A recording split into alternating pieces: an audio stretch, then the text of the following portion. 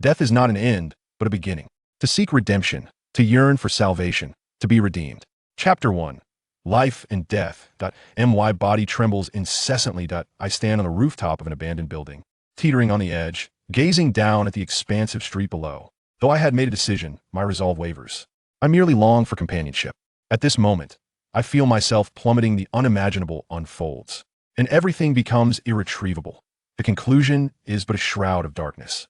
During my elementary school years, I obeyed my parents' wishes, refraining from playing outside with friends, instead confining myself to tutoring classes and practice sessions. That I cannot recall a time when I played after school. On the rare occasions of hiking or school trips, I was always the reluctant participant among my discontented peers. Even in private school, I struggled to forge friendships. My attempts at extracurricular activities faltered due to discomfort, and I abandoned them within a year. Upon returning home from school, I either attended tutoring sessions or remained indoors, engrossed in books, comics, computer games, or television, squandering my youth that I could bear it no longer. Though I transferred to a different high school, hoping for a fresh start, I remained clueless about how to connect with others and failed to make friends. Despite my efforts to integrate into social circles, I found myself ensnared in a relationship of tormentor and victim. Naturally, I was the one to suffer. That I was bullied at school, reprimanded for minor mistakes in tutoring classes, and criticized at home for grades that were merely above average. That I began to question my very existence. I yearned for friendship from anyone. That day, I found myself alongside a boy who engaged in acts of violence. He was often beaten and ridiculed, yet he was the closest to me. Surrounded, I became a punching bag for the boys seeking relief from their daily pressures, my entire body aching. Upon returning home, I faced my parents' scolding. This was the first time I had slacked off after leaving my tutoring classes. My parents said nothing about my injuries. Under normal circumstances, it would not have bothered me. Perhaps I would have felt a twinge of loneliness. However, the excruciating pain rendered my spirit fragile. I inhaled deeply. Closing my eyes, I stepped away from the railing. Such an act proved more challenging than anticipated. That my hands clung to the railing like magnets, refusing to let go. What a failure. In the end, I wanted it to be swift and clean. I managed a bitter smile. Minutes passed in uncertainty. A sharp metallic sound startled me. My hand slipped from the railing, and I lost my balance. My last sight was of that boy. Why had I come to this place? Incredibly, I felt time slow. The boy who tormented me sprinted towards me, shouting something I could not comprehend amidst my confusion. Yet, I wished to convey one thing. Thank you. You pushed me as I fell. My consciousness began to fade, surrendering my body to him. That I still detested pain, and thus, it would be better to perish on the spot. I wished to die as I lost consciousness. I was reborn. I became aware of this at the age of 4. Prior to that moment, I had believed I was merely dreaming. Initially, before my eyes had opened, everything was engulfed in darkness, accompanied by myriad wondrous sounds. Gradually, I began to perceive light as colors emerged. I pursued them. I thought I was indeed dreaming. My body was immobile. The scenery became clearer, gradually instilling a sense of reality, albeit faintly. My body remained unresponsive, occasionally enveloped by the embrace of an astonishingly large figure. Despite my stature, a woman effortlessly lifted me.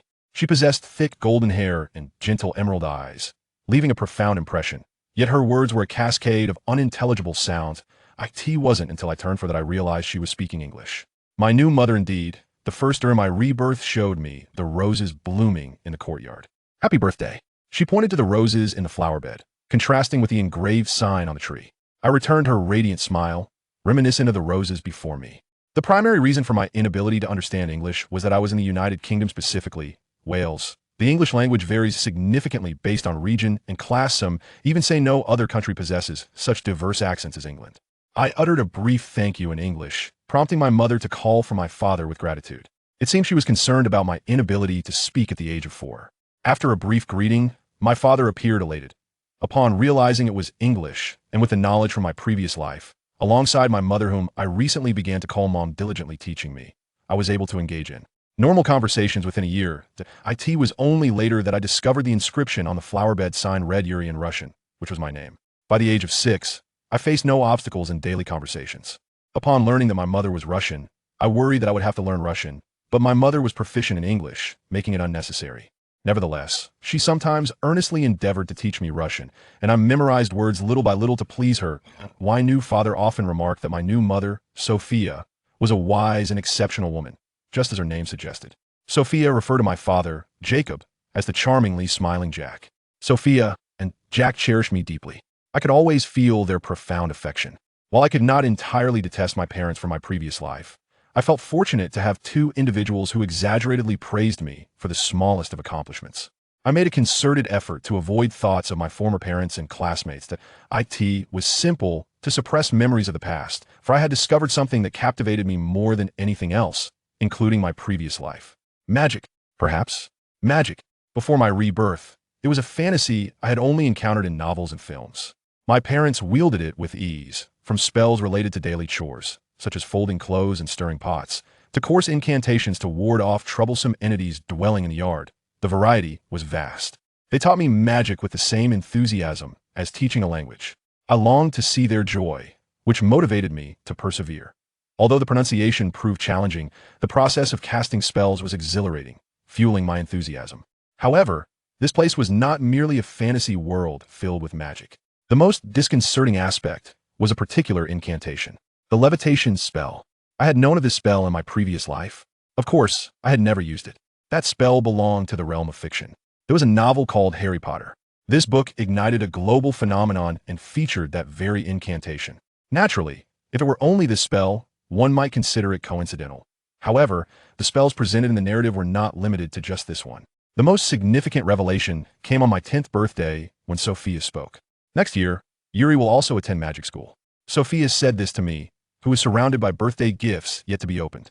Magic school? I tilted my head, and Jack waved his wand, bringing several sheets of parchment to the table. Children in the magical realm attend magic school when they turn 11. By the way, my parents are from Hogwarts School of Witchcraft and Wizardry. This statement was a decisive blow. The name Hogwarts also appeared in the Harry Potter series, the very school where the protagonist, Harry, was about to enroll. I was thrilled. Reading Harry Potter had been one of the few joys of my previous life, and I was intrigued by the treats and magical streets depicted in the story. Yet, I also felt a sense of dread. Harry Potter was not merely a tale of dreams and hopes. Among its most notable figures was the dark wizard known as Voldemort. The two of them had discussed the matter countless times. He had taken the lives of many and inflicted torment upon countless others. His very existence posed a peril to the lives of ordinary individuals. Moreover, he had numerous followers, known as Death Eaters, who would bring about threats akin to those posed by Voldemort himself. Voldemort was vanquished by Harry Potter in 1998, which implies that he might still be somewhere, furrowing his brow. Alternatively, it is plausible that by next year, Voldemort would be possessing the body of Quirinus Quirrell, the defense against the dark arts instructor. In the narrative, no one sacrifices their life during the first year. However, one cannot claim that it is entirely safe. Even if they manage to survive the first year, the basilisk roams the school in the second year. In the third year, they're surrounded by dementors. By the fourth year, the Death Eaters have infiltrated the teaching staff, and Voldemort is resurrected. From that point onward, a war that engulfs the entire magical world is set to commence. That said, if one were to inquire whether attending another magical school would be preferable, she would hesitate to agree readily. For instance, while there are Durmstrang Institute and Beauxbatons Academy of Magic, once the war within the magical realm begins, the danger they present is akin to that of Hogwarts. In fact, the headmaster of Durmstrang might be more perilous than the Death Eaters. And although there are male students in the Beauxbatons novels, the film depicts it as an all-girls institution, thus making it improbable for a boy like me to gain admission. Yet, this may merely be an excuse. Truthfully, the dangers of these two schools are significantly lower than those at Hogwarts. Nevertheless, the knowledge that Hogwarts is fraught with peril only intensifies my desire to enroll. I yearn to meet the characters from a story. I long to explore Hogwarts. Such sentiments overshadow reason. Once you enter Hogwarts, the first step is sorting into houses. While I was lost in thought, Jack eagerly recounted details about Hogwarts. I hurriedly listened as Jack pointed to the 4 house crests illustrated on the parchment. Hogwarts has 4 houses. I reside in Hufflepuff. Sophia is in Ravenclaw. And then there are Gryffindor and Slytherin. And my father belongs to the house where gentle souls gather. And he is the top student there, Sophia proudly declared, as Jack blushed, his demeanor softening. They always appeared so warm and affectionate together. My mother's house selects those of wisdom. I hope Yuri can join that house, ha ha ha. I overheard Jack mutter, referring to the so-called lost house. In response, Sophia gently embraced Jack's head. Is it really lost? That is merely a rumor propagated by those who fail to recognize true worth. The students I know are honest, kind-hearted, empathetic, and possess both courage and wisdom. However, I have never won a Quidditch championship. Jack replied, his voice tinged with self-doubt, prompting a playful laugh from Sophia. Oh dear, how could the one I chose be lost? It is a house of wise individuals after all. I just haven't encountered you. Jack retorted. Sophia giggled, and Jack, in mock surrender, shrugged and kissed her cheek. I had never witnessed such an affectionate couple in my former life. I believe that regardless of which house my mother resides in, as long as it is with Yuri, she will fit in perfectly. That is the wisdom of the wise, it cannot be mistaken, Jack replied with a smile, eliciting laughter from both Sophia and me. At that moment, the doorbell rang. Who is it? Sophia approached the door, and after a brief moment, she called for me. Uncertain of what was happening, I arrived at the entrance, my face lighting up with joy. Look, at the threshold stood Al, holding a large bag. Hey Yuri, happy birthday, he exclaimed with a smile. It was Alphonse Warlock, my next-door neighbor and my only friend from my previous life. Our families shared a close bond, both being magical families, and we had grown up together. In our childhood, I was often sniffling, and it was commonplace for me to wipe his nose. Although he no longer had that issue, he retained a somewhat unreliable demeanor, akin to having a younger brother. Thank you, Al. I joyfully embraced him. Be careful not to ruin the gift, he warned playfully. Reluctantly, I let him go. Alphonse, you should come up and celebrate. There's plenty of cake left. That's all right. I just wanted to deliver the gift today. Despite his serious tone, I locked the door behind us. Why are you locking the door? Let's eat cake together, I insisted, nudging Al's back. He made a pitiful protest, but I chose to ignore it. After all, he had come all this way, and I wanted to share cake with him. Yuri has decided to attend Hogwarts. Al, half dragged into the room, glanced at the parchment spread out on the table. Is that so? Of course. My parents are also Hogwarts alumni. Matilda and Edward were both in Gryffindor, Jack chimed in, to which Al enthusiastically responded, Awesome. I want to join Gryffindor and become a valiant warrior. Haha, Al, you seem more like a monk than a hero. Not at all. He puffed out his cheeks indignantly, and I couldn't help but chuckle. Consequently, Al pouted in playful annoyance. I'm sorry. I went too far. I quickly apologized, but Al turned away, leaving me worried that he might begin to dislike me. Yuri, I truly am sorry. Please forgive me. My voice trembled with emotion, prompting Al to turn back in surprise. Don't cry, Yuri. Today is your birthday. I should be the one apologizing. I'm the one who should apologize. As I wiped my tears, Al sighed in relief and placed the bag he had brought on the table. Why don't you open it and see? Wow, it's quite large. It's impressive. Al declared confidently as I eagerly opened the bag, revealing a rather large stuffed toy doll. I queried, recognizing it as a rabbit plush from a certain room. Look closely, Al said, gently placing his hand on the doll's head, and to my astonishment, the doll shook its head. It moved. I exclaimed, my eyes wide with wonder, as Al beamed with pride. I cast a spell. You can ask your parents about it. I had actually planned to give it to you last year. Recalling my slight disappointment from last year's birthday, I couldn't help but feel elated. That's amazing, Al. It truly is remarkable, I affirmed, hugging the doll as Jack chimed in from behind. How long will it last? Jack inquired, and Al sheepishly scratched his head. About a month. Al's eyes widened at Jack's astonished tone. That's incredible, Al.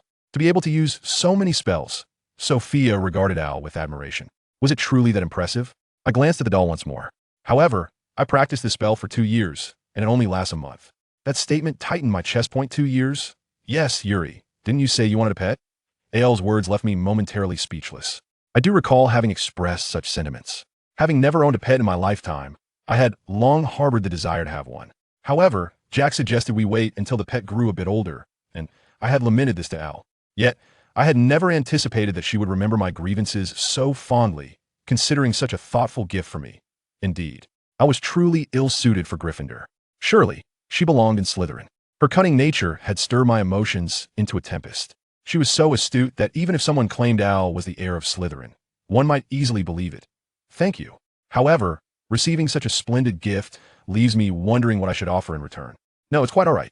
This is something I wish to do. Your happiness is my only reward. I am genuinely grateful to you that I had gained the finest of friends. A wish that had eluded me in life had finally come to fruition. Thus, I resolved to venture to Hogwarts. The desire to meet the characters from the stories extinguished any lingering restlessness within me. I merely wished to be with Al. Furthermore, amidst the various crises that unfolded at Hogwarts, I felt an unwavering duty to protect her.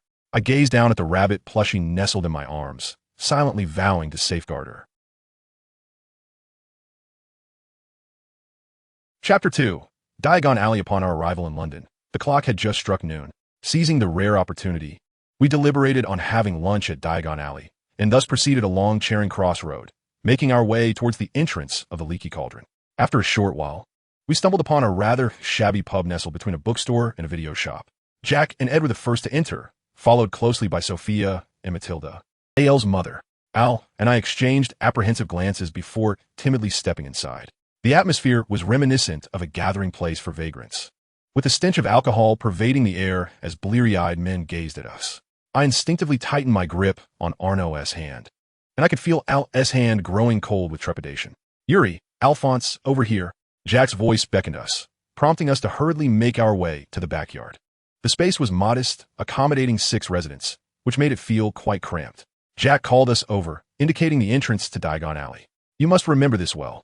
Tap your cane here. He prodded a brick above a trash can with his cane, and to our astonishment, the brick began to shift. We couldn't help but cheer as the archway gradually completed itself, revealing the long-anticipated visage of the magical realm on the other side. Welcome, you too. Ed greeted us with a slight smile, dramatically taking our hands in his. Diagon Alley was nothing short of enchanting. To suppress our impulses, Al and I summoned all our rationality. The first sight of Diagon Alley was simply captivating, with shops dedicated to brooms and wholesale potions, while owls in the pet store flirted with passers-by. Let's have lunch first. Shall we head to Ollivander's? Matilda suggested, and no one objected. It was a restaurant owned by a former classmate of our father, so the quality of the food was assured. Jack's words filled me with excitement. He was a discerning connoisseur, rarely praising anyone's culinary skills aside from those of Sophia. I vividly recalled the first time I assisted Sophia in the kitchen, her words lingering in my mind. You still have much to learn. I vowed to one day impress Jack, and to this day, I continued to learn cooking from Sophia.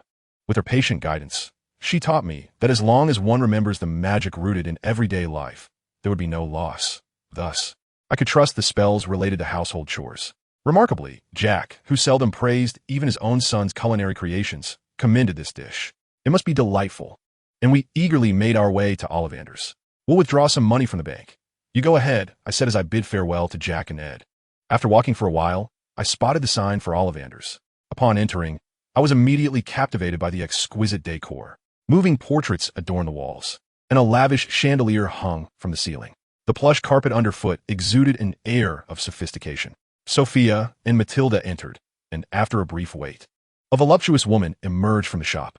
She gathered her thick chestnut hair into a bun, revealing a charming smile that caused Sophia and Matilda to beam.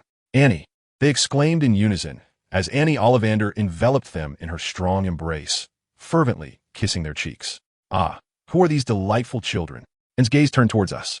These are my son Yuri and Matilda's son Alphonse. Anne, how charming they are, so different from my son, and said as she gently ruffled our heads.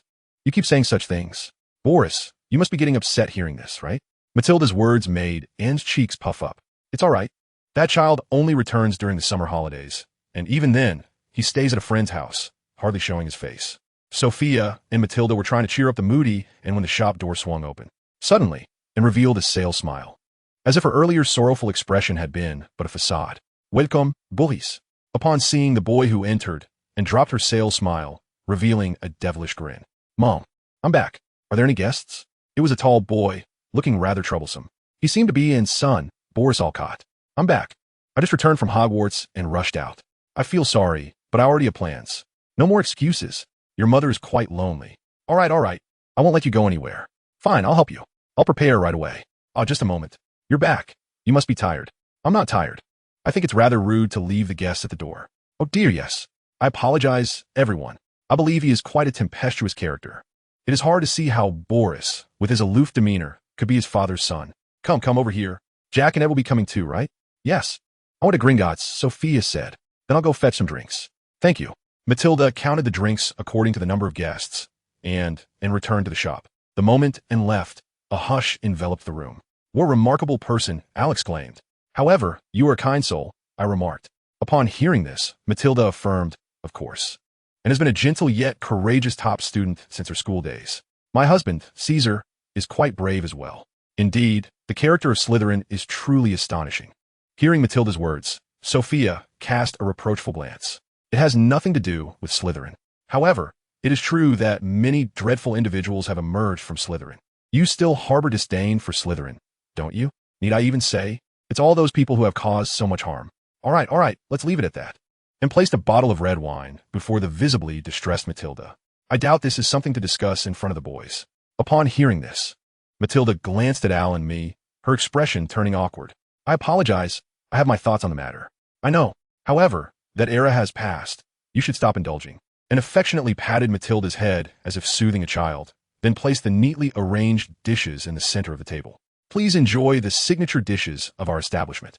Seeing and smile, Al and I breathed a sigh of relief.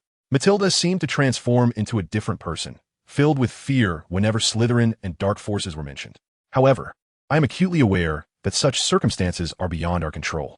It seems that many lives have been lost, several close friends and family members have passed away. And even now, I find myself dreaming of those who have departed. Whenever the topic of ghouls and Voldemort arises, Sophia's expression transforms into one of chilling indifference. Well then, let us muster our spirits. Jack and Ed have yet to arrive, so let us raise our glasses. At Sophia's command, we lifted our drinks in unison. Jack and Ed arrived only after we had savored 3 courses. Just as our stomachs were satisfactorily filled, Al and I were engaged in conversation with Boris. I am a third-year student of Ravenclaw. Is your mother also of Ravenclaw lineage? If so, she might be your junior. Although Boris is not as loquacious as his mother, it soon became apparent that his demeanor is quite gentle. Despite his bashful expression, he answered our questions with clarity. There was only one matter he refrained from discussing: the ceremony of grouping. That is an experience filled with genuine enjoyment, one that etches profound memories. It is not a matter of pain or discomfort. As he spoke, he revealed a smile for the first time, a smile that perfectly matched his mischievous visage. We assured Boris that we would reunite at Hogwarts before departing the dining hall. We headed to Madame Alkin's robe shop to procure our initial uniforms. Which dormitory shall we reside in? The same place would be ideal. Well, if possible, I would prefer Gryffindor. If not, then Ravenclaw. Ravenclaw has Boris. I too wish to reside in Ravenclaw Tower, where I would be surrounded by more acquaintances. It is quite unsettling. Can I manage entering Slytherin alone? It will be fine. Though I attempted to bolster his spirits, my own feelings mirrored Al's. Although Jack and Sophia suggested that Slytherin could be tolerable, they too harbored reservations and disliked the thought of living in a dormitory devoid of familiar faces. Surely, it would result in a repetition of past experiences. I understand that both of you are anxious, but once we arrive, we shall step inside. Edward's words jolted him into the realization that he had unknowingly arrived at Madame Alkin's robe shop. The shop's window displayed Quidditch uniforms and colorful robes. Upon entering, we found a boy being scolded by an elderly woman. Neville Longbottom, you cannot take proper measurements. Wearing oversized robes to Hogwarts, is that acceptable? I was genuinely taken aback by the tearful boy before me. I recognized this boy named Neville. Neville Longbottom is one of the central figures in the Harry Potter saga. Oh dear, I must apologize for showing you such an unseemly sight, Neville. I've already spoken to the apothecary. I will procure the items and return promptly, the elderly woman remarked, nodding at us before departing. Left behind, the boy fidgeted with a measuring tape, his face contorted in unease. Neville, can you hear my voice? Neville looked at me in astonishment. What? That it's a pleasure to meet you. My name is Yuri Clearwater.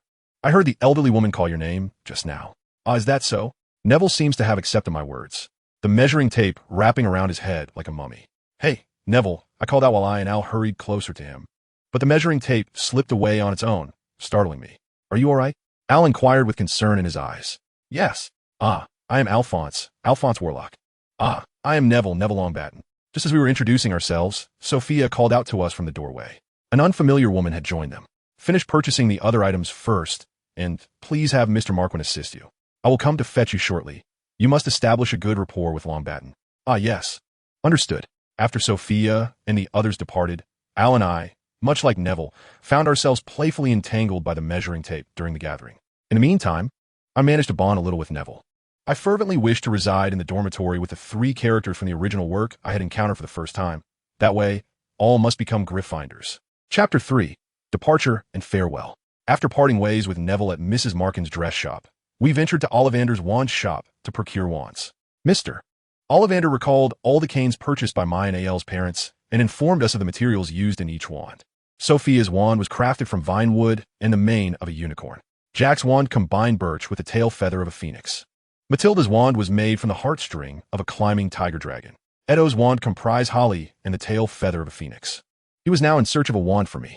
After a while, Mr. Ollivander returned with 2 wooden boxes. You go first. Give this one a shake. I gently waved the wand handed to me by Mr. Ollivander, and sparks erupted, the wand leaping up vigorously. It appears this is not the one. Now, please try this one. He presented me with another wand. I cautiously waved it, and this time a soft glow emanated from the tip. It seems to have been decided. Mr. Ollivander displayed a satisfied smile as he took the wand from my hand.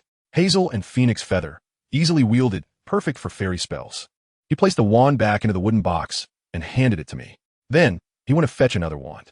After a brief interval, Mr. Ollivander returned with 3 wooden boxes. Let's try this one first. Al grasped the wand he handed over and waved it, causing the room to be engulfed in a wind as if it had exploded. It seems this is not the right one. Mr. Ollivander surveyed the disordered shop, picked up another wand, and handed it to him. This time, the nearby lamp shattered. This one is also incorrect. Now let us try this. Yes, indeed. A look of unease surfaced on some faces, concerned about whether their wands would still be there. Yes, keep trying, I encouraged, and Al ambiguously smiled as he waved the wand again. The wind howled once more, and my hair became a tangled mess. Sophia's inherited chestnut curls also turned into a disheveled disaster. As Sophia employed her incantations to arrange her hair, Mr. Ollivander re-entered the shop. A.L.'s face was ashen as he fixed his gaze upon the interior. Surely, there must be no issue. I grasped A.L.'s hand, which was as cold as ice. My anxiety palpable. I held his hands tightly, assuring him that everything would be all right. Upon hearing my words, I relaxed slightly, a smile breaking through. At that moment, Mr. Ollivander returned, apologizing for the wait, and presented Al with the wand. Trembling, Al waved the cane brought by Mr. Ollivander. Unlike before, a gentle breeze emanated from A.L.'s wand, a warm zephyr that calmed the spirit. Oh, how splendid! The core of that wand was a dragon heartstring from an oak branch, a wand of extraordinary power. If wielded with skill, its master would surely become a great wizard. Thank you, Al murmured, lowering his gaze, while a pleasant smile graced Mr. Ollivander's face as he waved his cane to tidy the shop. I hope you cherish that wand as your sole companion for a lifetime. Mr. Ollivander's parting words lingered in the air, prompting curiosity. What could that mean? Sophia procured most of our purchases, and we made our way to the pet shop. At Hogwarts, one could acquire an owl. Many, however, have not found lifelong companionship. Matilda responded to A.L.'s words, remarking that many wizards had lost their wands in battles against dark sorcerers. Losing a wand is akin to losing a part of oneself for a wizard, accompanied by an immense sense of loss. Therefore, please treasure the wand you have purchased today. Indeed, we replied, our eyes fixated on the small box containing the newly acquired wand. Upon arriving at Ilop's Owl Emporium, the resident owls all seemed to vie for our attention, as if proclaiming, "Take me home." Stepping inside, one could observe a myriad of owls, some slumbering while others, like the ones outside, sought affection. Indecision washed over me as I diverted my gaze, noticing Al fixated on a particular owl. Is that the one he has chosen? I think this one is lovely, Al declared, selecting an owl with an orange face and large, brown round eyes. The owl, with its unwavering gaze, seemed to study Al intently. Our eyes met briefly. Neither of us moved away, as if the owl had already taken a liking to him. Watching A.L.'s focused expression, I felt a wave of tranquility wash over me. How delightful! Just as I reveled in this comforting thought, another owl captured my attention. This one was astonishingly fluffy and adorable, charming me with its endearing antics. How cunning! I found myself drawn to this creature as well. It was either a rabbit owl or a species native to Central and South America. Ed peered over my shoulder, his demeanor appearing somewhat neurotic, necessitating careful attention. Jack, too, had appeared behind me, calling for a nearby shop assistant. Al and I each placed our chosen owls into their respective cages and exited the store. What shall we name it? Al inquired, gazing at the old bird with its head tilted. I have already decided, I replied. What shall it be? 9 Rinkai. Upon uttering this, Al tilted his head in curiosity. Why 9 Rinkai? It is derived from a name of the protagonist in a rabbit-themed picture book. Indeed. Yet I am surprised you conceived of this name so swiftly. Ah, well, I found myself momentarily at a loss for words, feeling somewhat embarrassed to disclose my reasoning. However, my moment of resistance was swiftly dismantled by Sophia, who had been eavesdropping. Isn't that the name you chose for a puppet? She teased. Ugh. I felt my face flush with embarrassment as I lowered my gaze. I named that one. No, well, how should I put it? It is more of an attachment, I admitted, still keeping it beside my pillow. To evade Sophia's persistent inquiries, I quickened my pace. As I strode forward, I expressed my joy, my cheeks growing warmer. This man truly seemed more fitting for Shindelin than Grimfin. Within the cage, I held close to my chest. 9 Rinkai let out a soft call. We still have the textbook and the pot. Let us bring this child along as well. Al had also packed the rabbit plush he gifted me a year prior into the suitcase. This was previously used by Jack, capable of accommodating an astonishing amount of items, ensuring ample space, even for a large plush. It was best to keep the cane as carry-on luggage, lest I forget to bring it. It seemed I would need to change into my uniform on the train, so it was prudent to have it readily accessible. With most preparations complete, I eagerly awaited the day of departure to Hogwarts. The separation from my family was profoundly painful. On the eve of our journey, I wept while embracing Sophia and Jack, eventually falling asleep nestled between them, clutching their hands tightly, even in slumber, to retain their warmth. Departure day arrived, and we boarded the train. Ed, born of Muggles, appeared quite respectable in the eyes of Muggles, thanks to his upbringing in a pure-blood family alongside Jack. Ed had remarked that a wizard's fashion sense remained stuck in the medieval era. Upon arriving at King's Cross Station, Ed and Jack helped transport my luggage, Al-S suitcase, and 9 Rinkai. As a side note, Al-S Old Bird was named Arthur, inspired by the national hero, King Arthur of Britain. It was said that his name was crudely inscribed on a beloved handcrafted wooden Sword of the Brave. The entrances to platforms 9 and 34 were located here. Guided by Jack and Ed, we ventured into the station, where an air of trepidation enveloped us. Hand in hand with Al, I hurried along to prevent our parents from parting.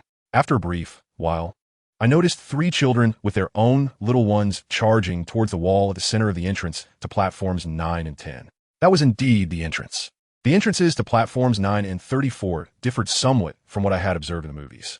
In the films, columns marked the entrance. Yet before us stood merely a wall. A collision would certainly be painful, and I glanced at Al, who mirrored my confusion. It is natural to feel anxious at first. Let us go with Dad and the others, Jack assured. We shall go first. With that, he took my hand, and we approached the wall. As it loomed closer, I instinctively shut my eyes. Collision. In that fleeting moment of contemplation, I felt something pass by. Upon opening my eyes, I beheld a crimson locomotive station before me. The throngs of people surged around, and under Jack's urging, I navigated through the crowd. Shortly thereafter, Ed and Al approached from behind, soon followed by Sophia and Matilda. Yet, my gaze remained fixed upon the locomotive ahead. It was a striking red, emblazoned with the golden inscription Hogwarts Express. Enthralled, I stared, oblivious to whom I might have bumped into. "Ah, my apologies," I uttered, as the other party merely shrugged. "It's quite crowded. Do watch your step," remarked a boy, likely my age, departing with an air of pretentiousness. The resplendence of his platinum blonde hair and eloquent English left a lasting impression. "Are you all right?" I inquired, running over with concern. "Yes, I was simply gazing outside. I intended to arrive earlier, but the crowd has already gathered. You two should go ahead and secure an apartment," Ed suggested. "All right." Heeding Ed's advice, Al and I stepped aboard the Hogwarts Express. The interior was carpeted, with walls adorned with exquisite craftsmanship. Beauty, unlike anything I had encountered in my homeland, surrounded us. After exploring several apartments, we finally found an available room. I set down my luggage and opened the window, waving to Jack and the others in the distance. With an hour remaining before departure, we cherished every moment with our families until the very last second. As the train prepared to embark, I reluctantly kissed Sophia and Jack on the cheek. Though such an act was unimaginable in my previous life, it had become routine in my 11 years of living in the clear waters of home, and I had grown accustomed to it. Al bestowed kisses upon Ed and Matilda as he bid them farewell. Finally, as I received their embraces through the car window, the train began to move. The moment of departure had finally arrived, and with it, the moment of separation. "I will write," I exclaimed, desperately leaning out of the window. "I will try my best." I'll call back, his brow furrowed. Unable to see the faces of my family or the bustling King's Cross station, I felt an overwhelming loneliness as I sat beside Al. "Stay strong," he encouraged. Yes, the only comfort was the presence of my dearest friend. Chapter 4. Hogwarts School of Magic. We promptly donned our uniforms and boarded the Hogwarts Express, swaying gently as we sat for some time, eventually drifting into slumber. The sound of the apartment door opening roused me from my sleep. "Ah, my apologies for waking you." A familiar face appeared at the entrance. "Ah, you are Neville." "Yes, indeed, from Madame Malkin's tailor shop. This is Alphonse Warlock." "Oh, I apologize. My memory is quite poor," Neville said, his face flushed with embarrassment. "I don't mind," Al replied, now awake. "Wait, when did I fall asleep?" "Good morning, Neville." "Good morning, Yuri." "Ah, you must be Neville, whom I met at Madame Malkin's, right?" "Yes. What's the matter? Can't find an available apartment?" "Oh, no, it's not that. It's actually my pet, a toad that seems to have escaped." At this, I recalled that Neville's pet was notorious for its escapades. I offered a smile to Neville, who was on the verge of tears. "It's all right. We shall search together. Cheer up." Upon hearing my words, Neville's eyes widened in surprise. Is that possible? Of course, I replied with a smile, prompting Neville to beam with joy. Naturally, I shall lend a hand. Al hurriedly lifted his head from my shoulder and stood up. However, perhaps due to the dazzling light, he stumbled slightly as he rose. Are you all right? Yes, I'm fine. But the apartment cannot remain empty. We must keep something. Yet, finding a frog does not require so many people. Reluctantly, Al nodded at my statement. Perhaps because of his inherent kindness, he wished to contribute in some manner. I shall return shortly. Neville, what does your frog look like? Well, Neville will suffice. With a hint of apology, Neville described the characteristics of his frog, which seemed to be of a similar size to those seen in films. The search might not prove too challenging. I decided we should split up. Although the likelihood of overlooking something was minimal, I resolved to re-examine the direction Neville had indicated. Indeed, Homian had aided Neville in the books and films, yet it was only upon disembarking from the train that he discovered it, suggesting it might have sought refuge in the cargo hold, albeit with caution. However, a dilemma arose. While I felt comfortable with Al, I became tongue-tied in the presence of someone I had just met. If it were someone timid like Neville, it would pose no issue, but encountering a boy like the one we had just met was entirely different. After a moment of hesitation, I returned to the apartment. Have you found it? No. Not yet. I appeared somewhat at a loss for words, and Al seemed to grasp my sentiment, standing up with a smile. I shall continue searching. It's all right. A brief pause won't cause any trouble. Upon my remark, Al silently suggested we proceed. Reliable indeed. He was just as shy as I was. Thankfully, we had something nearby to continue our exploration, though we had not located the retrieval device. I wished to verify if it had been handed to Neville along with the suitcase, so I retraced my steps. At that moment, a girl with chestnut hair emerged from the apartment. Ido, have you seen a toad? Neville's frog has escaped. No, in fact, we are searching as well. But it is not here. I wanted to confirm with Neville whether it was mixed in with the luggage in the cargo hold. Upon hearing this, the girl said, "Let me check with Neville." Just then, Neville appeared from one of the nearby apartments. Neville. As soon as the girl spoke, Neville hurried over. Have you found my frog? Facing Neville's eager expression, the girl shook her head apologetically. No, actually, she said ambiguously, looking at us. I'm Aphin's Walrock, and this is Yuri Clearwatt. I am Homian. It is a pleasure to meet you. Likewise. Pleasure to meet you. Homian nodded gently, and then turned her gaze back to Neville. Alfonso and Yuri seemed to have glanced over, but they were not present. Neville lowered his head in disappointment. So, Yuri wondered if he might have been placed with the luggage on the truck. No, we were indeed together before arriving at the apartment. We held on to him. It cannot be mistaken, right? Then, he must be somewhere without a doubt. Suddenly, a spark of inspiration struck Al, who retrieved his wand and incanted Accio Neville's frog. At that moment, a frog soared through the air from distance. Neville caught the flying frog with his face, exclaiming with joy, "Can I use the Maledictus?" I asked in astonishment. The Maledictus is a spell learned by older students, presumably quite complex. My father claimed it was quite convenient and worth remembering. Even if one forgets something, utilizing this spell would suffice. Wow, that's wonderful. I want to remember that spell too. Should Neville join us at our apartment? We still have some time before we reach Hogwarts, I informed him. Is that all right? I'll pack my things right away, Neville said, flying away with excitement. His demeanor was so comical that I couldn't help but burst into laughter. You are truly amazing. I've read all the textbooks, yet was unaware of such a spell. Hermione remarked with a hint of frustration. The Maledictus is a spell for older students, I noted, causing Hermione's eyes to widen. Can I learn it too? She inquired. Al enthusiastically responded, of course. As Hermione went to fetch her belongings, I nudged Al under the arm. What are you doing? Isn't Hermione just adorable? No, that's not it. My relaxed smile lacked conviction. It all felt rather dull. Let us head back to the apartment. As we were reluctantly pushed toward the apartment, a commotion arose ahead. What is happening? Approaching, I observed a chubby boy with a sorrowful expression, clutching his hand. Are you all right?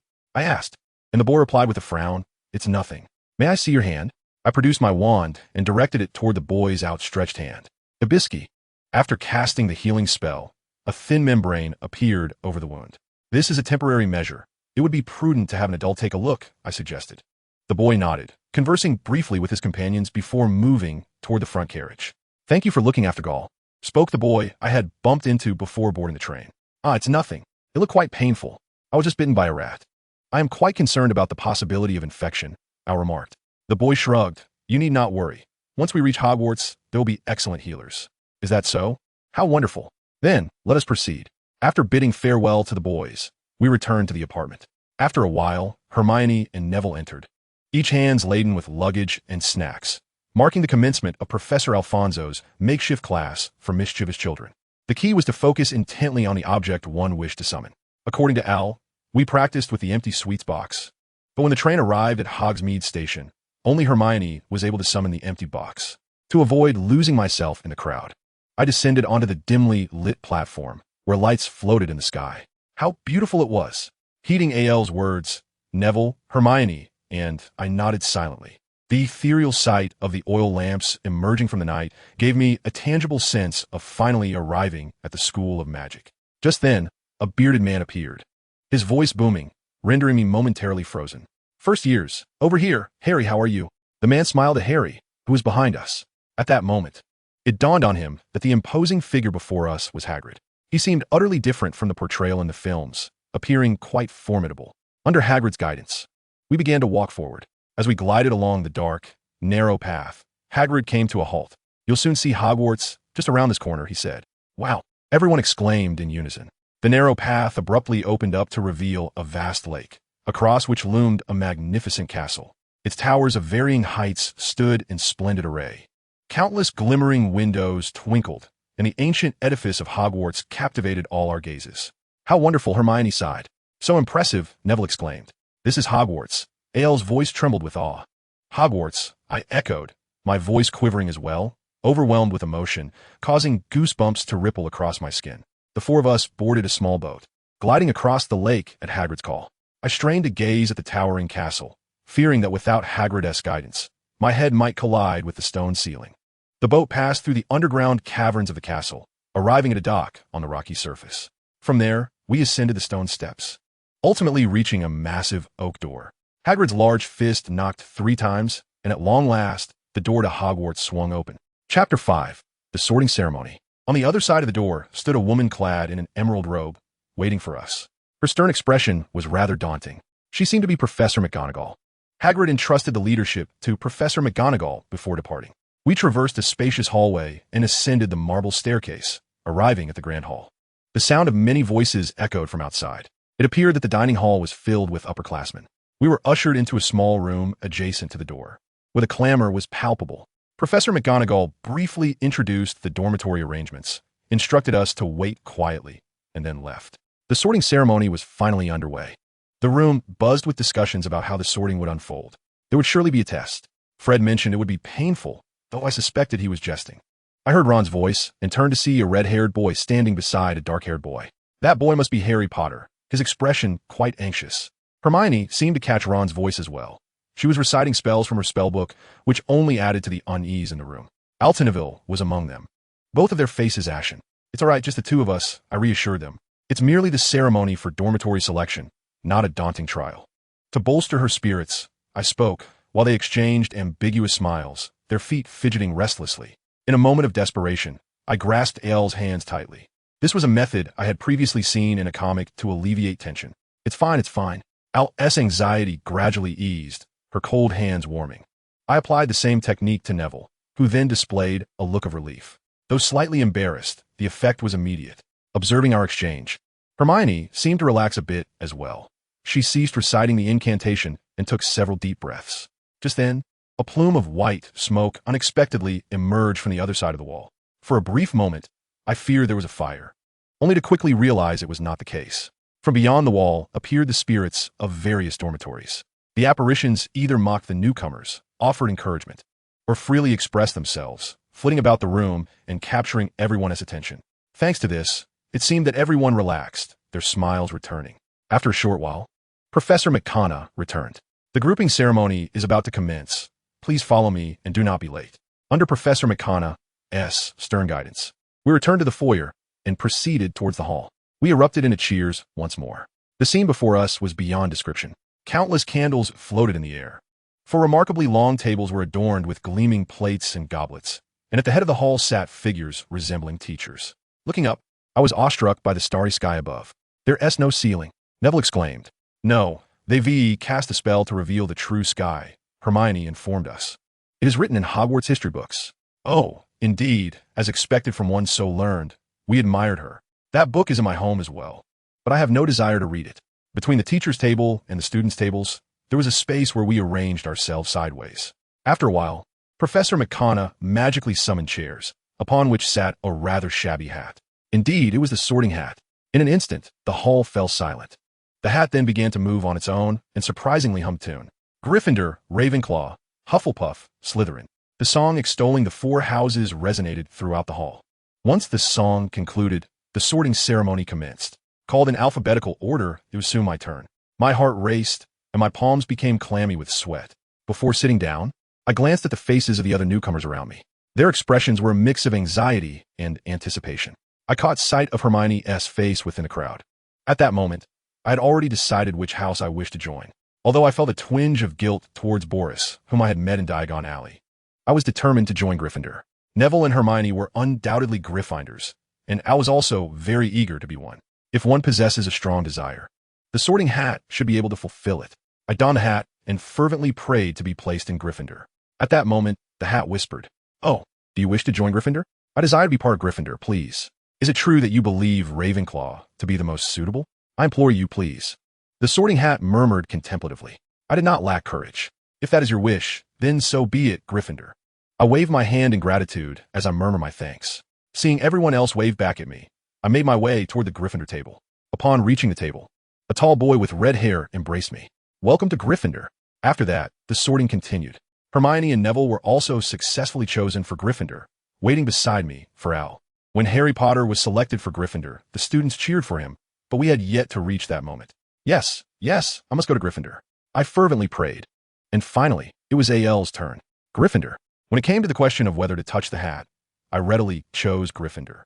She felt utterly drained, and Hermione was quite worried for her. I let out a sigh of relief and sat beside me. How splendid that we all resided in the same dormitory. I nodded earnestly at Neville's words. "Everyone, let's look out for each other over the next 7 years." Upon hearing this, the three smiled and nodded. Then, Headmaster Dumbledore spoke a few words, and a golden platter filled with an abundance of sumptuous dishes appeared, likely conjured by the house elves. Cakes, pies, and roast beef adorned the table, filled with my favorite delicacies. Everyone reached for the plates like ravenous beasts, yet the dishes were consumed one after another, never seeming to diminish. Once our bellies were satisfied, Neville began to share his story. I felt a twinge of concern upon hearing that he had been thrown from the second floor by his uncle at the age of 8. Typically, children in the wizarding world awaken their magical abilities by the age of 7, but Neville had not awakened his powers until he was 8, which caused considerable anxiety among those around him. Listening to everyone's tales, the mealtime came to a close. My eyelids grew heavier, and it became quite the challenge to pay attention to Dumbledore's reminders. Finally, we each expressed our thoughts as we sang the school song. I mimicked the tune of my favorite animated song. A pair of red-haired twins, reminiscent of Fred and George, sang leisurely as they strolled in front of the dormitory for quite some time. The first to embrace me seemed to be Percy Weasley. We rubbed our sleepy eyes as we ascended the staircase. When we finally entered the dormitory, everyone was utterly exhausted and hastily made their way to the dorm rooms without even glancing at the luxurious common room. Neville and I entered one of the new students' dormitories together. At that moment, 2 boys entered from behind, before I had the chance to identify who they were. I changed into my pajamas and was instantly engulfed in the realm of dreams. The next day, when I awoke, both Al and I were astonished. Our 2 roommates were none other than Harry Potter and Ron Weasley. In the original text, their roommates should have been Neville, Dean Thomas, and Seamus Finnegan, but upon reflection, it was Neville who first decided to reside in this room. Before Dean and Seamus entered, it seemed we had already taken our places. "My name is Yuri Shimizu. I am Ifang Swolok. Pleased to make your acquaintance." After exchanging introductions, the 5 of us descended to the common room, where several students had already gathered. Everyone, Hermione is ready. I intend to have breakfast now. Would you care to join me?" Behind Hermione stood 2 girls, their gazes fixed intently on Harry. On our way to the dining hall, we introduced ourselves. These 2 were Hermione's roommates, Lavender Brown and Parvati Patil. The other 2 seemed to have left early. We had transformed into a family of 8, and after some hesitation, we finally made our way to the dining hall. The restaurant was crowded, and we could not find a place for all 8 of us, so we had to sit separately. Al and I sat together, savoring our tea and French toast. As an Asian, I had hoped to try something different, so I quietly ordered a dish, but alas, it was not available. What was served was merely rice, which I gratefully accepted. After finishing my meal and waiting for the others, only Neville, Harry, and Ron arrived. The women had exchanged a few words as well. Ron shrugged and said, "Then let us head out." Heeding AL's words, we nodded and walked towards our first class. Not every lesson proved to be captivating.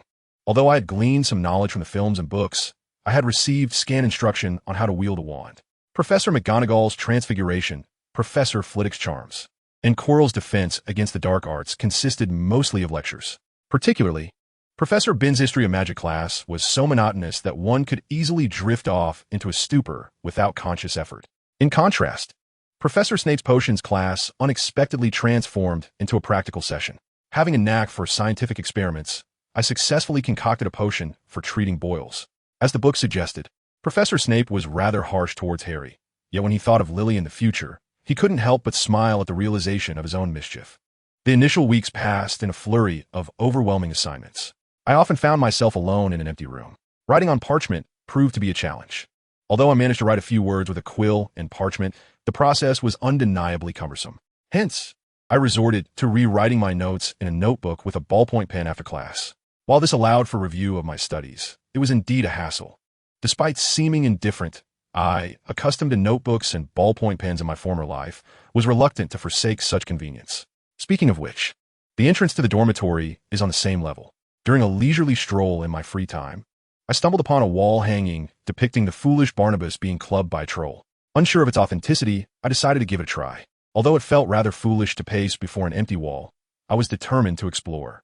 Contemplating the study room I needed, I inadvertently discovered a rather impressive chamber. In the center of the room stood a grand table, and upon opening the drawers, I found them stocked with ample parchment, quills, and ink. The walls are adorned with a myriad of books, and with a mere thought, they soar from their shelves to the table, as if enchanted by a spell. I have not disclosed this remarkable room to anyone. Ari Innoviel is a man of integrity. If he were to learn of this chamber, he would undoubtedly share it with everyone, leading to considerable complications. Years later, this essential room would hold great significance in the battle between the Phoenix Knights and the Death Eaters. Thus it is best kept a secret. Some say that even aside from these matters, the convenience of this place urges one to keep it to themselves. This space transcends a mere study. Anything one requires can be summoned. Indeed, what I desire most is the bathroom. Having concluded my studies, I stepped out of the necessary room. To avoid detection, I felt compelled to take a secret passage, with the exit nestled in the shadows a short distance from the entrance wall. Upon returning to the doorway and ensuring no one was around, I summoned the bathroom.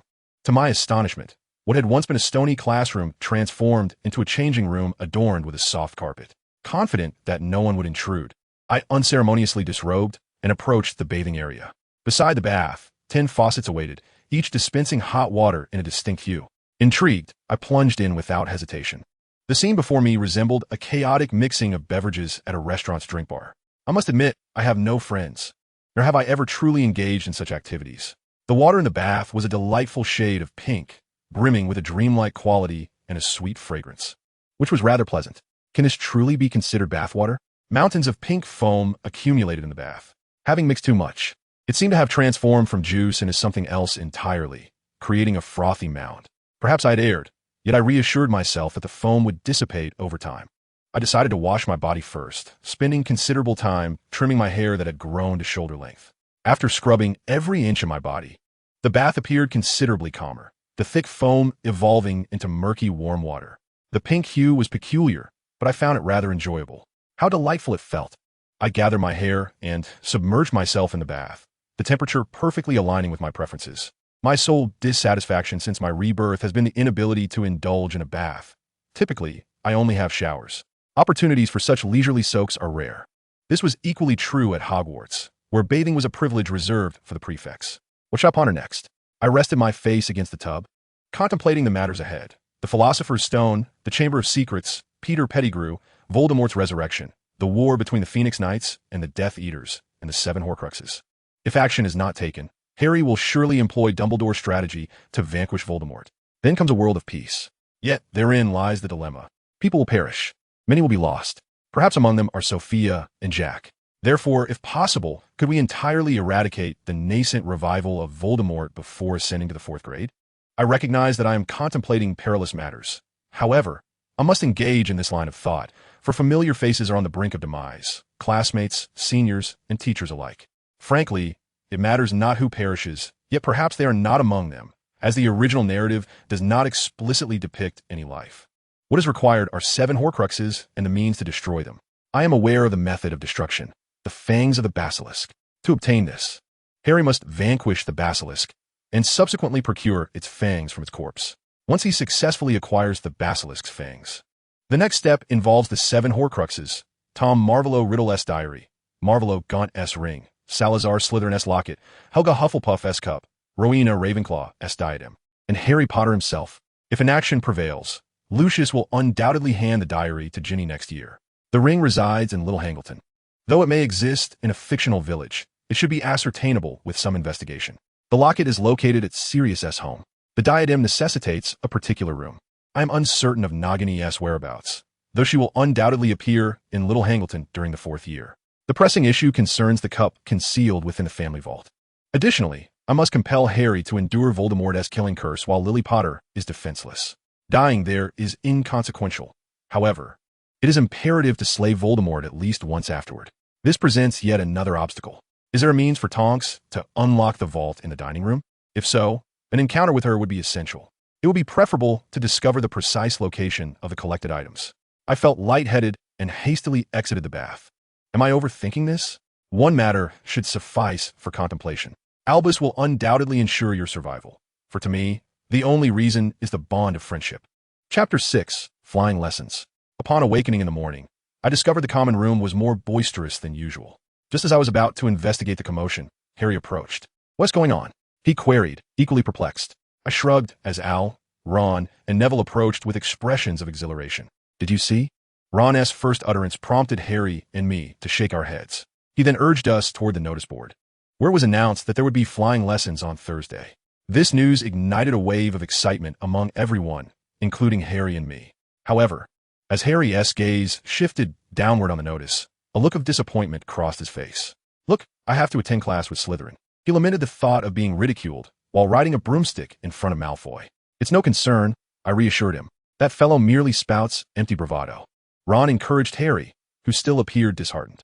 "Harry can't possibly be incapable of riding a broomstick," I added to Ron's remarks. "How can you say that?" Harry gazed at me uneasily. "In any case, I will ask Professor McGonagall later. It would be fine to tell him now."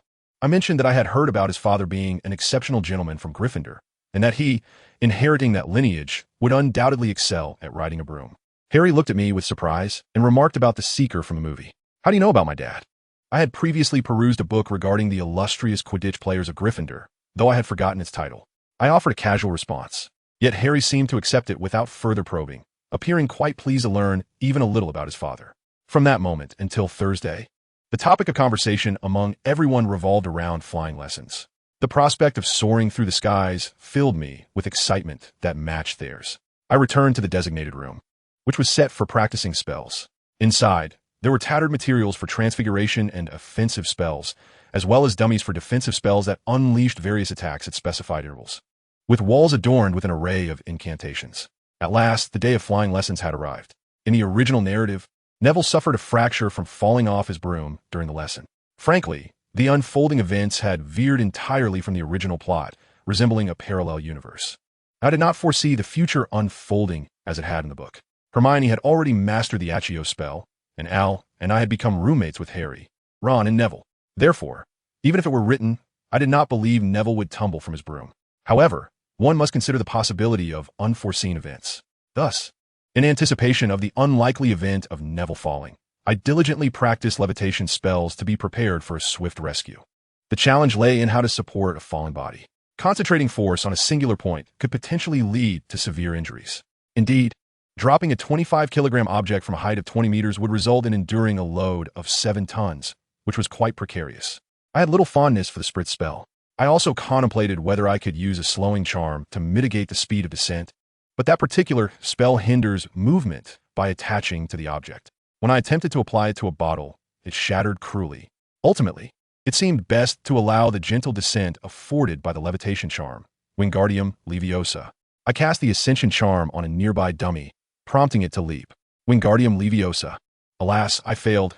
The spell only affected from the chest to the abdomen, risking injury to the neck and hip joints. I tried again. The practice continued to prove challenging. Distributing the spell's efficacy evenly across a human form was more difficult than anticipated. If it were the size of a quill, it might have been manageable, but appeared rather substantial. Beyond that, my confidence in executing the spell effectively was lacking. All I could do was practice. No, the incantation was lengthy, and I was uncertain if I could manage it in time. The issues piled up. It was not until deep into the night that I finally achieved an even distribution of power. The remaining concerns were whether I could utter the spell in time, and whether it would be cast upon Neville as intended. To be honest, the incantation was long. If I mispronounced it, it would be futile. Thus, it would take at least 2 seconds to chant it correctly. Moreover, it seems that Neville must have been tossed about by the broom for quite some time before finally falling off. The timing must have been exceedingly challenging. That said, if he were to fall while riding, it could pose a significant danger. Conversely, what if, during a moment of levitation, the broom were to suddenly lose control and strike Neville?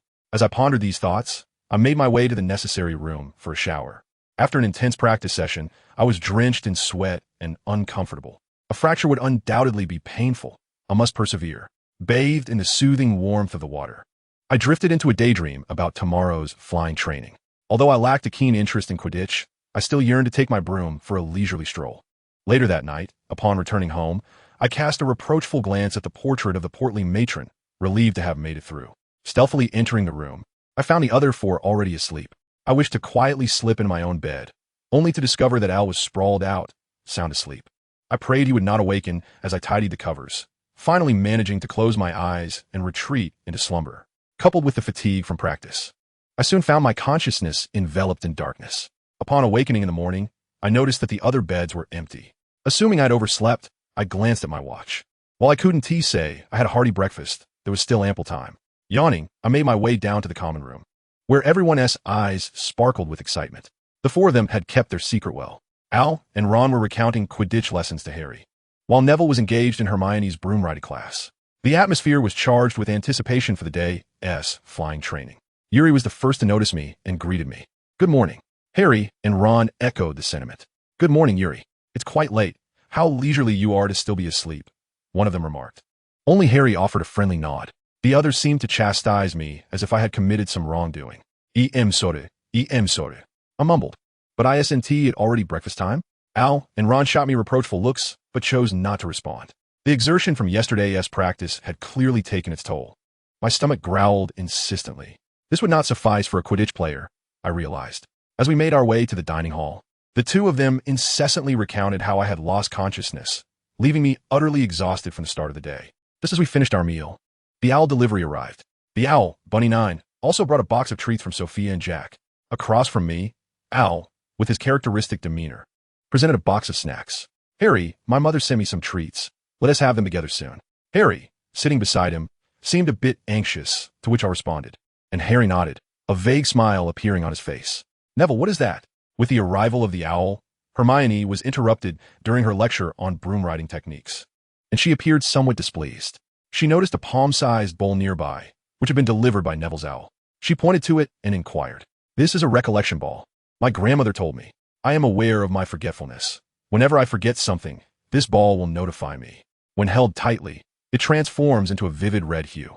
Neville halted mid-sentence, and I curiously glanced over to see the bowl awash in crimson. It seemed as though he had forgotten something, as if he had forgotten to forget. Just as Neville desperately attempted to recall, a hand suddenly emerged from behind, completely erasing his memories. Harry and Ron sprang to their feet. I was puzzled until I realized it was the boy I had encountered on the train. A long time no see, I called out, intending to say something to Harry, but the boy stared at me with wide eyes. Ah, so last time, you must be from Gryffindor. Yes, I've heard it called a memory ball. I know this much. The little boy scoffed, nearly provoking a laugh from me. I suppose this is what they call a wretched face. Indeed, you must be Malfoy. Do you have one too? I don't require such an object.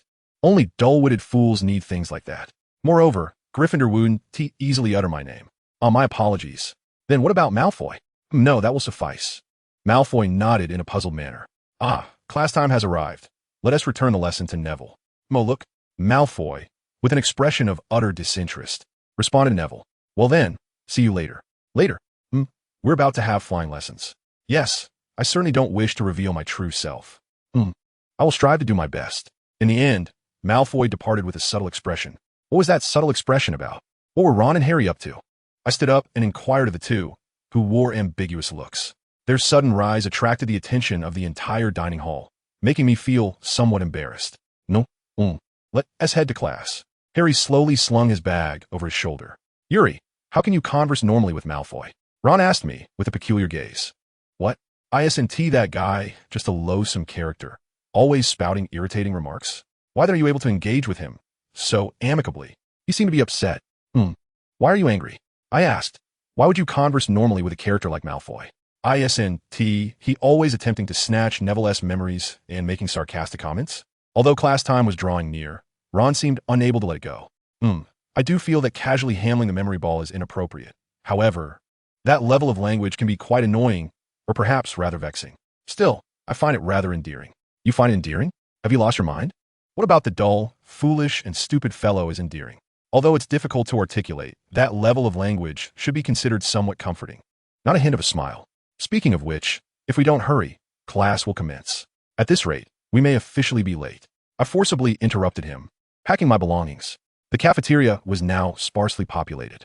The conversation was not yet complete. Let us continue as we walk, for we truly shall be late. Harry. And Neville glanced in our direction, but showed no inclination to assist. You heartless individual. Listen closely. That fellow Yuri belongs to Slytherin, along with such people. Being in the same year, we must learn to coexist harmoniously. There are indeed Slytherins in our year. We have only just managed to be in the same class. You are far too naive. Before we returned to the classroom, Professor Ron incessantly lectured about the malevolence of Slytherin. During this time, I cast resentful glances at those who offered no assistance. Merely uttering apologies will not suffice for forgiveness. At 3:30, we proceeded towards the campus through the main entrance. At that moment, the bell signaling the end of Ron's Slytherin class rang, and everyone's focus shifted to flying practice. I eagerly anticipated the flying lessons.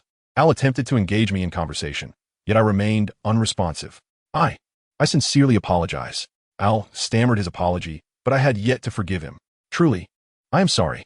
I watched Al's troubled expression as I moved forward step by step. Suddenly, Al's voice grew sharp. What is it? I have already apologized. Your quarrel with Ron is not my fault. Is it? What?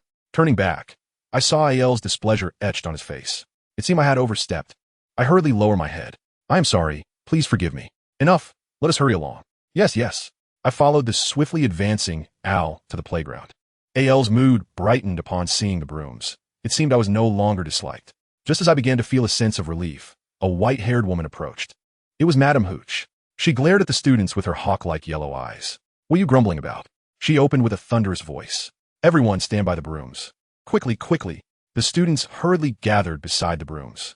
Observing the brooms beneath our feet, I noted their somewhat rough condition, with even unsightly stains present, as if they had not been well cared for. Extending my right hand toward the broom, I called out up. In unison, everyone shouted up, Harry, and Malfoy promptly grasped their brooms. Ron's enthusiasm seemed a bit excessive, causing him to strike his own face. Hermione and Neville's brooms rolled haphazardly on the ground. I took a deep breath. Indeed, if I were to harbor fear or lack confidence, the broom would not respond to me. It was akin to a horse. I had never ridden one. Up, I calmly stated, slowly placing the broom before my eyes while still holding it. It appeared that a tranquil demeanor was essential for all endeavors. Neville, take a deep breath, I advised the panicking Neville. He nodded and took a deep breath, speaking slowly. Consequently, the broom gradually lifted into Neville's hands. Neville succeeded, and Hermione, along with the others, also triumphed. Perhaps they felt reassured with Neville's success, allowing their own tension to ease. Once it was confirmed that everyone was holding their brooms, Madame Hooch demonstrated the method to prevent the brooms from shifting. Each individual was instructed on the proper grip technique. Once everyone had mastered the correct method of stepping forward, Professor Fuji sounded his whistle. At last, the moment to ascend into the sky had arrived. To be on the safe side, I discreetly reached into my pocket, ready to grasp my wand at a moment's notice. All right, when I blow the whistle like this, you must kick the ground with all your might. Don't forget to maintain your grip. Hold on tightly and ensure you don't fall. As we began to rise 2 meters into the air, I leaned forward to blow the whistle. 1, 2. At that instant, Neville's broom shot upward like a cork. It was entirely different from what I had seen in the movies. The broom soared straight up, accompanied by Neville's terrified screams. He brandished his wand, pointing it at Neville, who seemed unable to hold onto the broom as his body detached from it. This was a singular opportunity. Although I had practiced, it was my first time attempting it on a human subject. The height was nearly 20 meters.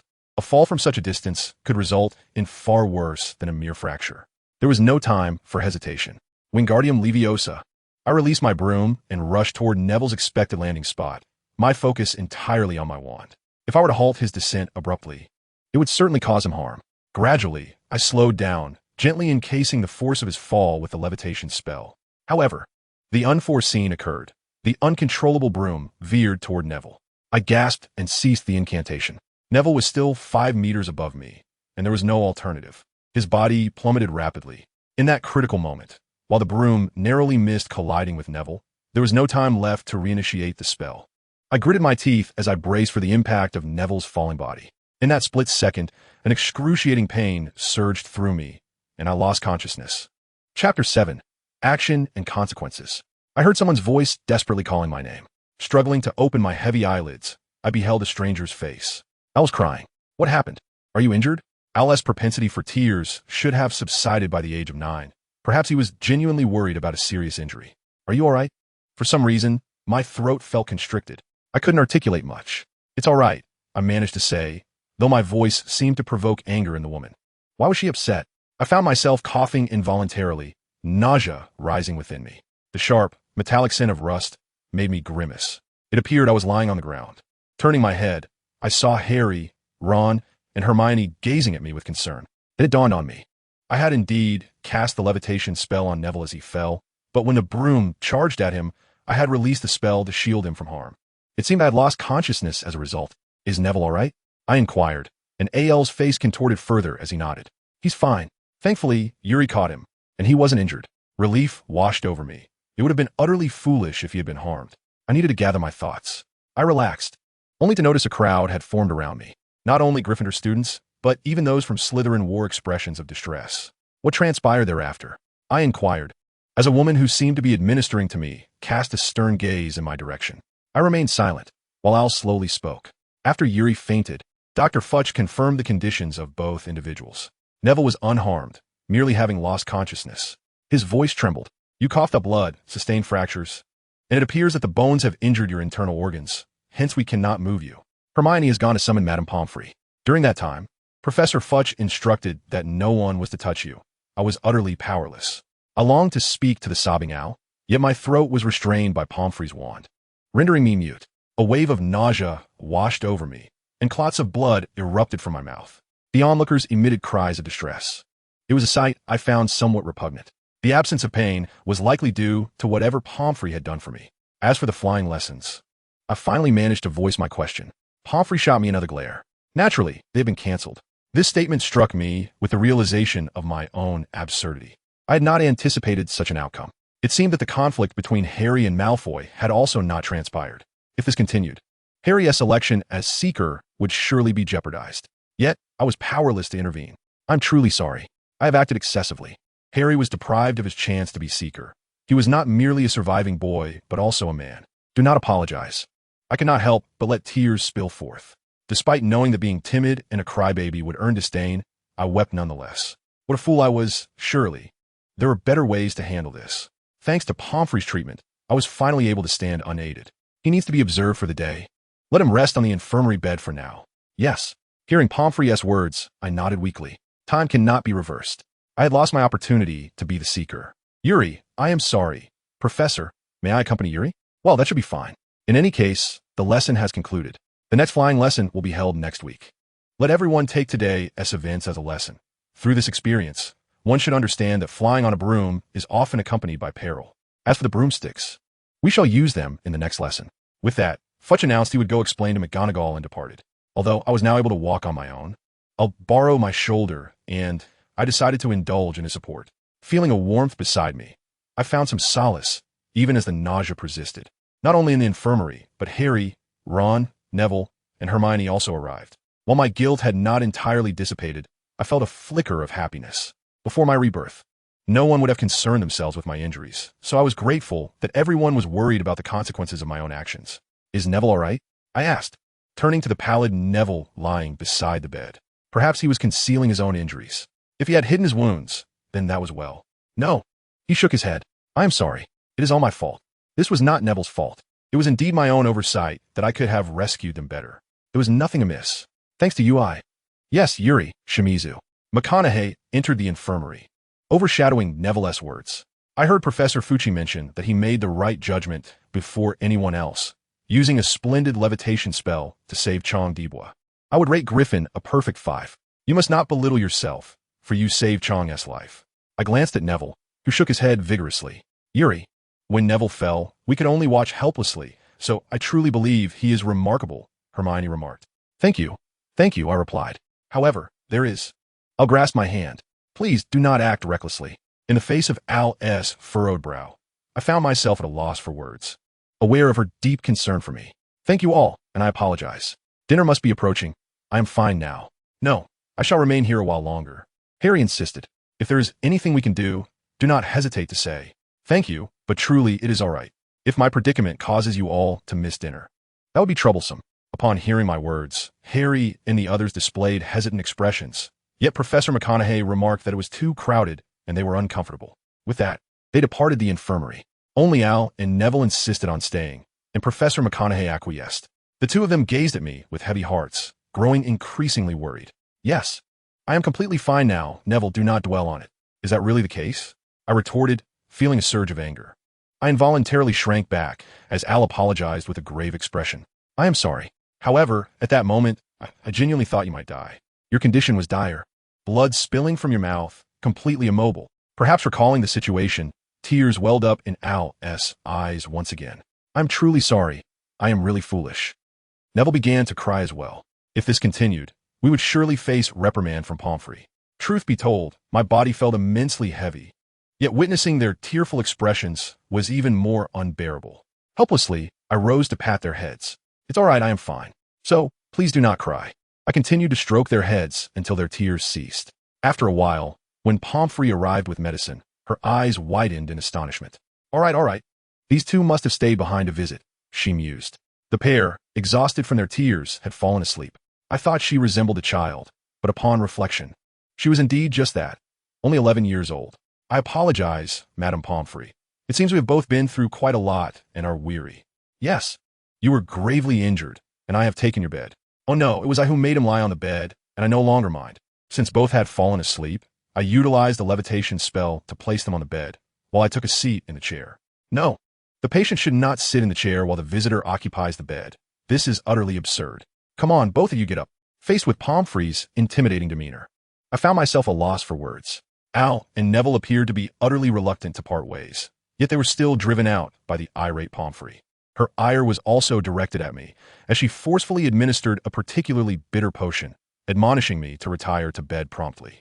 The following morning, I finally obtained Pomfrey's consent to leave the hospital wing. On my way to the Gryffindor common room, I heard Al's voice. Everyone's here. As I spoke, Harry, Ron, along with Malfoy and his two companions, turned towards me. Yuri, are you all right? Harry inquired immediately. Yes, I'm fine now. I apologize for worrying you yesterday. By the way, what did you discuss? Oh, nothing. Some of them responded vaguely to my question. Well, that's wonderful, I remarked. What? Ron asked. You and Malfoy seem to have mended fences. What? Everyone displayed expressions of confusion. The atmosphere felt surprisingly harmonious, despite the tension depicted in films. It was a fortunate occurrence that Malfoy and Harry had become friends, especially given that Harry could no longer serve as a seeker. No, we haven't. I replied ambiguously. Then, how about we go out for a meal together? Everyone hasn't arrived yet. We're fine. Oh, we've already eaten. Sorry for speaking out of turn. No, that's not it. Malfoy appeared weary. Are you all right? You don't look well. Have you eaten properly? Forget it. In any case, we must be on our way. Potter, don't run off. Are we all going out together? Although the dynamics were somewhat strained, they seemed better than anticipated. For reasons unknown, Malfoy departed with a rather nuanced expression. Shall we go for a meal? What was that expression? Upon glancing back, I noticed others wore similarly ambiguous faces. Well, let's go. What is it? How should I put it? What is it? Enough. Her tone suggested she felt utterly dismissed. Well then, why no? Well, for some reason, I sensed a judgment upon me. Really, what's going on? Let's go eat, Harry wearily suggested. What is this treatment all about? That evening, I found myself back in the requisite room. Whether fortunate or unfortunate, I had missed flying practice yesterday, so I had not been absent. It was arduous to catch up on a day's worth of study, but I only needed to revise for one day, which felt rather manageable. After completing my assignments and reviewing my lessons, I headed for a shower. Having missed the opportunity the previous day, my spirits were notably high. I lost track of time in the shower, and in my haste to return to the dormitory, I stumbled upon a round object lying on the floor. Neville? Upon closer inspection, it turned out to be Neville himself. I shook him awake, and he groggily surveyed his surroundings. Where is this? This is the corridor. Why are you sleeping here? Oh, right, I forgot the password, so I couldn't get in. Is that so? Then, let us return together. Well, how is your health? I'm perfectly fine, Trudy. So, don't worry about it. Neville's expression darkened, and I tentatively patted his head. It would be nice to have some snacks.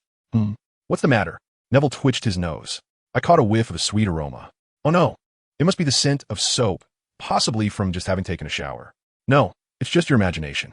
More importantly, you should head back quickly. Before I could finish my sentence, a portrait of a plump lady appeared before us. It was rather clumsy for anyone to see me wandering outside at this hour. He hurriedly grasped Neville's arm, and we concealed ourselves as Al, Ron, Harry, and Hermione emerged from within. Where could the four of them be heading? Just as I hesitated whether to greet them, they'd already passed. Where are they off to? I tilted my head, and Neville wore a look of disbelief. That scent was emanating from Yuri. No, don't dwell on it. We should return swiftly, although some were concerned. It would be inappropriate to let Neville stay in the dormitory first. With this thought, I approached the portrait of the plump lady, only to find an empty frame. It appeared that she had gone for a stroll in the evening. How perplexing. Upon hearing my words, Neville seemed at a loss as well. It seemed the unpleasant matter had slipped his mind. Let's wait a moment. Mr. Filch might come to patrol. Perhaps he will inform me and allow us to enter. Yes, we might face punishment. We would cross that bridge when we came to it. In any case, we settled in front of the frame, whether by fortune or misfortune. The caretaker, Filch, and his pet, Norris, did not appear. After a while, the plump lady returned. Oh dear, it's you again. Out so late. It's quite unimpressive. My apologies. As I listened to the plump lady's lecture, I heard footsteps approaching. Turning around, I saw a group rushing toward us, breathless. Welcome back, everyone. Well, it's quite late for you all. No need for that, pig snout. Yes. The leader, Harry, was visibly irate, loudly exclaiming, while the plump lady gestured for them to pass. Al, Harry, Ron, and Hermione's faces were pale to an astonishing degree. Upon entering the common room, everyone settled onto the sofa to catch their breath. His demeanor was unusually unsettling, so I brewed some red tea for everyone. Neville anxiously gazed at them. Neville, everything is fine here. You should get some sleep. It's quite late. But leave this to me, all right? Yes. After Neville returned to his room, he handed the red tea to Ron, who gulped it down in one go and let out a heavy sigh. What on earth are they thinking? Locking up such a monster? Did you visit the three-headed dog-ass chamber? The four discussed the state of the room. However, whether by fate's design or Dumbledore's directive, Harry and the others indeed found Fluffy. The fact that they had not been devoured brought them a sense of relief from the bottom of their hearts. Everyone had ventured into the forbidden corridor. Upon my utterance, the discussions ceased abruptly, and faces turned towards me. How do you know? Alinguayir. No, the three-headed beast you speak of can only dwell here. The four of them seemed to grasp my words, and they collectively exhaled in resignation. I'm off to sleep. So are we. We bid good night to Hermione, who appeared utterly exhausted, and returned to our chambers. Chapter 8. The Troll.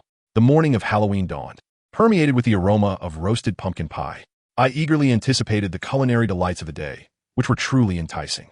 The festivities planned for today filled us with excitement as we made our way to Professor Flitwick's Charms classroom.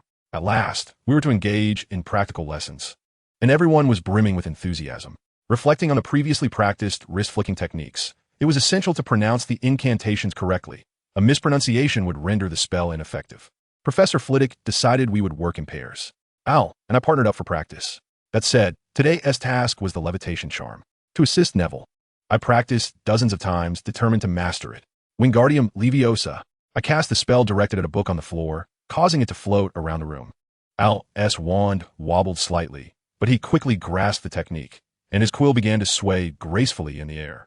Hermione, seated a short distance away, was guiding Ron with his quill. He glanced at Harry and noticed Seamus inexplicably setting a quill ablaze, busy extinguishing it with his hat. Oh, Gringotts, pure water wizard. You are magnificent. Professor Flitwick awarded points to the three of us who successfully performed the levitation charm, marking the end of the lesson. I waited outside the classroom for everyone, while Hermione and Ron were embroiled in an argument. What is the matter? I asked, as Ron appeared rather irate. I merely pointed out Ron's pronunciation. Hermione retorted, casting Ron a disdainful look, muttering under her breath. Hey, the Halloween feast awaits you, Ron. The atmosphere grew somewhat tense, prompting me to gently nudge Ron towards the hall. Upon our arrival in the Great Hall, we were met with a breathtaking sight. Countless bats fluttered about the ceiling, lanterns softly illuminating the hall in place of the usual candles. The tables were adorned with golden platters, laden with delectable dishes. Even Ron, who had previously been discontented, could not help but chuckle. As the seats filled up rapidly, I hastily claimed a spot for 6. Suddenly, the doors of the hall swung open with a crash. Quirrell appeared from the opposite side. After hearing the alarming news of a troll invasion from the terrified professor, panic swiftly enveloped the hall. Many rose hastily, discussing the unfolding situation. In this chaos, my gaze was drawn to Quirrell's turban. What would happen if I were to use the levitation charm to remove it here? Beneath that turban, Voldemort's face must lie concealed. If exposed in this moment, it felt as though the resolution of this matter could be achieved without waiting for the final chapter of the first volume. However, the scarf worn to conceal Voldemort's presence must have been enchanted. My clever ruse might be discovered, and I could attract Voldemort's attention. In that case, those around me might also be in peril. I resolved not to act impulsively. Just as he hesitated, Dumbledore silenced the chaotic students with a burst of purple fireworks, instructing the prefects to escort them back to their dormitories. Yuri, we must hurry. I'll grasp my hand, and I followed the leading Percy through the throng. When I glanced back, Quirrell had vanished. He must have retreated to the forbidden corridor. Regret washed over me. Was this truly wise? If I missed this opportunity, the next chance to confront Quirrell would only arise during the incident with the unicorn in the Forbidden Forest or the duel between Harry and Quirrell at the Philosopher's Stone's vault. Yet, I could not predict if or when such an opportunity would present itself. What if Harry and the others did not venture into the Forbidden Forest then? What if they failed to solve all the riddles on the day Quirrell attempted to seize the Philosopher's Stone? If the Philosopher's Stone incident could be resolved most safely, perhaps now was the time. My decision leaned towards self-preservation. I had neglected my duties. Indeed, I had done nothing at all. This sense of regret made my legs tremble. Yuri, a wave of dizziness overwhelmed me, and my legs felt as though they were entwined. At that moment, I suddenly released A.L.'s hand. Yuri, I was swept away by the crowd. The area was filled with students from other dormitories, and the path to Gryffindor House grew increasingly distant. I finally managed to escape the throng and caught sight of the grotesque copper statue of a medieval wizard. This seemed to be the 3rd floor. Was it still possible? Just moments ago, I had been afraid. Yet, I could not simply allow Quirrell to proceed unchecked. If Quirrell were to obtain the Philosopher's Stone, Voldemort would rise again. In that case, the present Harry would be unable to defeat Voldemort. Such a scenario must not come to pass. I had to act, and it had to be now. I took a deep breath and headed toward the forbidden corridor on the 4th floor. There were many students here. The hallways appeared exceedingly crowded, and I had to descend to the 2nd floor to take a longer route. As I ran down the corridor on the 2nd floor, I suddenly heard a low rumble. A foul stench filled the air, and I wondered what it could be, glancing toward the end of the corridor to behold an astonishingly large monster. Its gray skin was as uneven as a tombstone, crowned with a small head resembling a coconut tree. Its arms and legs were as thick as tree trunks. I hastily furrowed my brow. It was a troll. The troll lumbered forward, panting heavily. Occasionally, children would flail their sticks in a fit of rage, smashing the furniture in the corridor. I had intended to be near the girls' restroom, yet here I was, confronted by a troll. This was beyond mere bad luck. I had to escape. Just as I contemplated retreating, a voice called out to me from behind. Turning, I saw Neville standing there. What? Why? Why was Neville here? My mind was a whirlpool of confusion, and for a fleeting moment, I forgot the approaching troll looming behind me. Neville's anguished cries jolted me back to reality. The troll loomed before me, its beady eyes fixed upon my form. Terror coursed through my veins, rendering me paralyzed, unable even to utter a sound. Only a whisper escaped my lips. I attempted to convey to Neville the urgency of escape, yet my message failed to reach him. I could scarcely articulate a scream. Time seemed to slow as I beheld the club, raised by the troll. My body, seized by terror, refused to obey my commands. In that fleeting moment of despair, the incantation Levi Corpus resonated through the air, Neville's voice breaking the silence. Just before the club struck, it was wrenched from the troll's grasp and suspended in midair. Run! Neville's voice liberated me from my paralysis. Though my legs trembled, I managed to stumble toward the staircase. Neville, flee! For an instant, I questioned whether this courageous boy truly was Neville. He seized my hand, urging me to flee, yet the troll pursued us relentlessly. I struggled to keep pace, fearing that even Neville might succumb to the beast. Neville, leave me. If this continues, it will claim you too. Don't. Before I could finish, Neville shouted defiantly. I can fight too. He released my hand and charged at the troll. Neville, I gasped, horror flooding my heart as I feared for his life. It was my fault. Desperately, I directed my wand at the troll, uncertain of the effectiveness of any spell against such a creature. Yet, within the realm of offensive spells, one remained, Sectum Sempra, as revealed in the half-blood prints. Though it was my first attempt at this incantation, I succeeded, astonishing even myself. The spell severed the troll's arm, which had been raised to strike Neville. A look of surprise crossed Neville's face, but he did not waste the opportunity. The troll writhed in agony, having lost its arm. I rushed to Neville's side, fervently reciting the incantation, Sectum Sempra, Sectum Sempra, Sectum Sempra. The second spell sent the troll's foot flying, while the third inflicted a grievous wound upon its chest, and the fourth sheared away a portion of its shoulder. With a feral roar, the troll fell, but in its final moments, it swung its remaining arm toward me, causing a shockwave that shattered the surrounding walls. Sectum Sempra, I continued to chant until the troll lay motionless. At last, I approached Neville, who, though groaning, appeared to be safe. Ah, Neville, why must you be so reckless? I might have perished, I lamented, my head spinning with the weight of the ordeal. Perhaps Neville had faced death in that very moment. You are often a weeper. Why must you behave so recklessly? I cannot contain my tears. I did not wish to speak in a tone of reproach, yet reason has failed to exert its due influence. However, Neville painfully squinted and uttered, Yuri was the one who saved me first. Though I am timid, I yearn to rescue you. With that, Neville succumbed to unconsciousness. Just as I was addressing the unconscious Neville, the sound of hurried footsteps echoed from the corridor's end. It seemed that the commotion had attracted attention. McGonagall, Snape, and Quirrell rushed over. Upon sighting the grotesque remains of the troll, their expressions transformed into astonishment, and they swiftly turned their faces towards Neville and me. What on earth happened? McGonagall, pale of face, bellowed, her tone laced with fury. Yet, I could scarcely afford to ponder such inquiries. Professor, Neville, we must get him to Pomfrey at once. Snape appeared to grasp my intent and approached. First, let us transport him to the infirmary. We can interrogate later. Indeed, I require a pair of trousers, I remarked. Understood, Snape replied, lifting Neville and swiftly departing. I hastened to follow, but my legs seized up, rendering me immobile.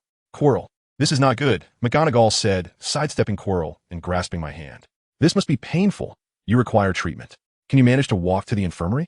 Yes. Upon arrival at the infirmary, Neville was already deep in slumber. I too received Madame Pomfrey's care. Although I bore no visible injuries, my body felt exceedingly weak, likely due to the strain of wielding dark magic. Once the treatment concluded, Snape regarded me with a piercing gaze. He discerned the spell I had employed. You mentioned dark magic, clear water. Can you elucidate? Yes, I replied, glancing at Neville and nodding. I became separated from the Gryffindor group. In such chaos, McGonagall lamented. I sought to return, wishing to ascend a different staircase, for the original one was too crowded. It is not entirely false. The fact remains that I could not return to the original staircase, where I encountered that troll. Was it the same for the trousers? No, Neville did not accompany me. I believe he must have realized I was lost and pursued me. I see. So, before the troll, I was paralyzed by fear at that moment. Neville used the levitation charm to save me. What transpired? In response to McGonagall's inquiry, I recounted Neville's astonishing bravery. Indeed, McGonagall said, astonished as she gazed at Neville. Then we fled together. I was so frightened that my legs trembled, urging him to leave me behind. Yet Neville charged towards the troll. So, the one who cast that spell was you? Snape inquired. I nodded, and his gaze sharpened further. I recall having seen that in a book before. It is a doodle. A doodle? Ah, yes. Where did you see it? That, I have forgotten. Snape gazed at me in silence. It is indeed true that I have read it in books, and, as graffiti, it holds its truth. Of course, that was the original work. While this is but a mere epithet, Snape scrutinized him for a moment, refraining from further inquiries. The incantation inscribed above was meant for combat. Thus, I recited it fervently. In any case, I chanted with all my might. I see now. My survival against the troll was merely a stroke of luck. Please do not forget this. McGonagall stood up as she spoke. However, those long trousers are truly foolish, yet remarkably brave. I would rate Gryffindor a 5, and your fortune a 5 as well. Rest well today. Indeed, after McGonagall departed, Snape turned to me and said, that incantation belongs to the dark arts. Do not use it carelessly. Yes, I shall bear that in mind, Professor Snape. Once Snape left, I felt an overwhelming fatigue and collapsed onto the infirmary bed, drifting into slumber. Just before my consciousness faded entirely, a profound sense of regret washed over me. I had failed. Chapter 9. Hagrid upon awakening. The first sight that greeted me was A.L.'s face. It seemed as though a similar occurrence had transpired recently. He was in tears again, I felt that I had caused him concern once more. I am sorry, Atert. Do not apologize. You are being a nuisance again, you fool. Al grasped my hand and sighed deeply. Perhaps due to the daily practice with the handmade sword at home, Al's hands were large and calloused. He used to be taller than me, but now he was increasingly resembling a young man. I have always been a feeble individual, incapable of accomplishing even the simplest tasks. How enviable it is. Yuri. Turning my head, I discovered Neville standing there, with Harry, Ron, and Hermione seated beside him. Neville. I sat up, observing his form. Are you all right now? Yes, I'm quite capable. Is that so, Neville? About yesterday. Wait a moment. What? I was about to express my apologies when Neville extended his hands, bidding me to pause. I'm sorry. What? I was utterly perplexed. Neville bowed his head, leaving me bewildered. It was I who ought to apologize. Why was Neville lowering his head in contrition? I wanted to assist Yuri, but I was utterly useless and fainted. What are you saying? If Neville had not saved me. Just recalling that moment sent tremors through my body for when the Trolls Club was about to descend. I could not move a single finger according to my will.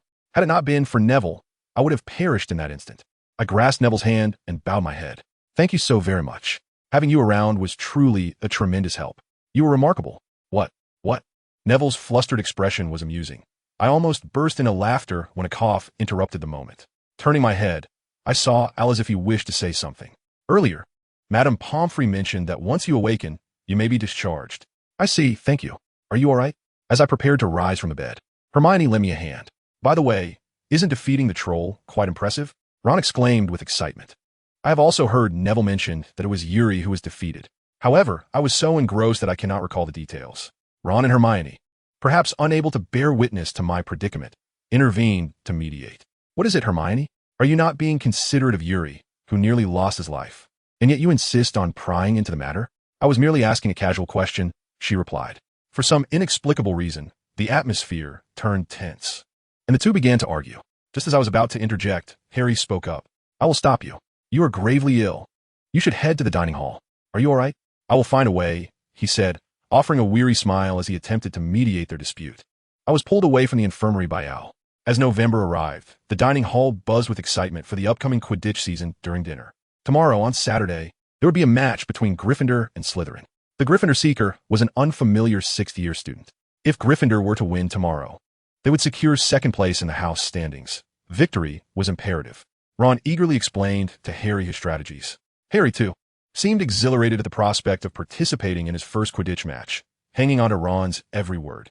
I listened alongside Neville as Al passionately elaborated on the sport. Quidditch had seen as many as 700 fouls during the World Championship of 1473. 700 fouls. How remarkable. I remarked. By the way, did you know that the golden snitch originated from the snidget hunting craze of the 1100s? What is a snidget? Neville tilted his head, puzzled. Neville, what is a snidget? Ah, this, he exclaimed, proudly explaining. It seemed that being relied upon brought him immense joy. Listening to Neville's explanation, I pondered that he might be well suited to become a teacher. According to Neville, the formal name of the snidget should be the golden snidget. It is said to be an exceptionally agile bird, round in shape, with a remarkably sharp beak and eyes like rubies. The feathers and eyes of the snidget are highly prized, leading to rampant overhunting and its near extinction. Yes, and then, Al interjected, somewhat impatiently. The act of hunting snidgets was directly incorporated into Quidditch. At that time, the rules dictated that the team that killed the snidget would score points. How barbaric! However, the snidget population dwindled so severely that Elfrida Clegg, the then chair of the Magical Council, legislated the prohibition of snidget hunting and established protective laws.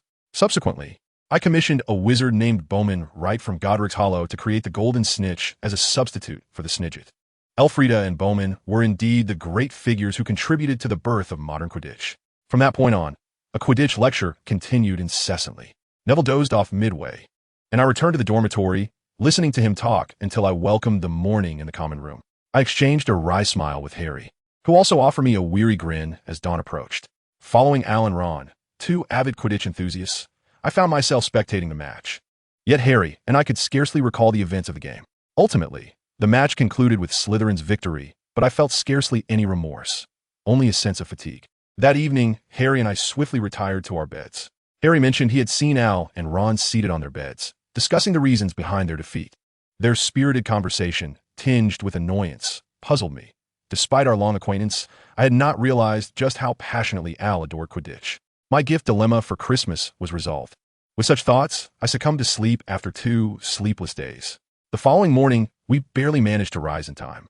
After our morning classes, at Harry's suggestion, we made our way to Hagrid's hut. It seemed he had previously intended to invite me, but our meeting was postponed when I had just returned from the hospital wing.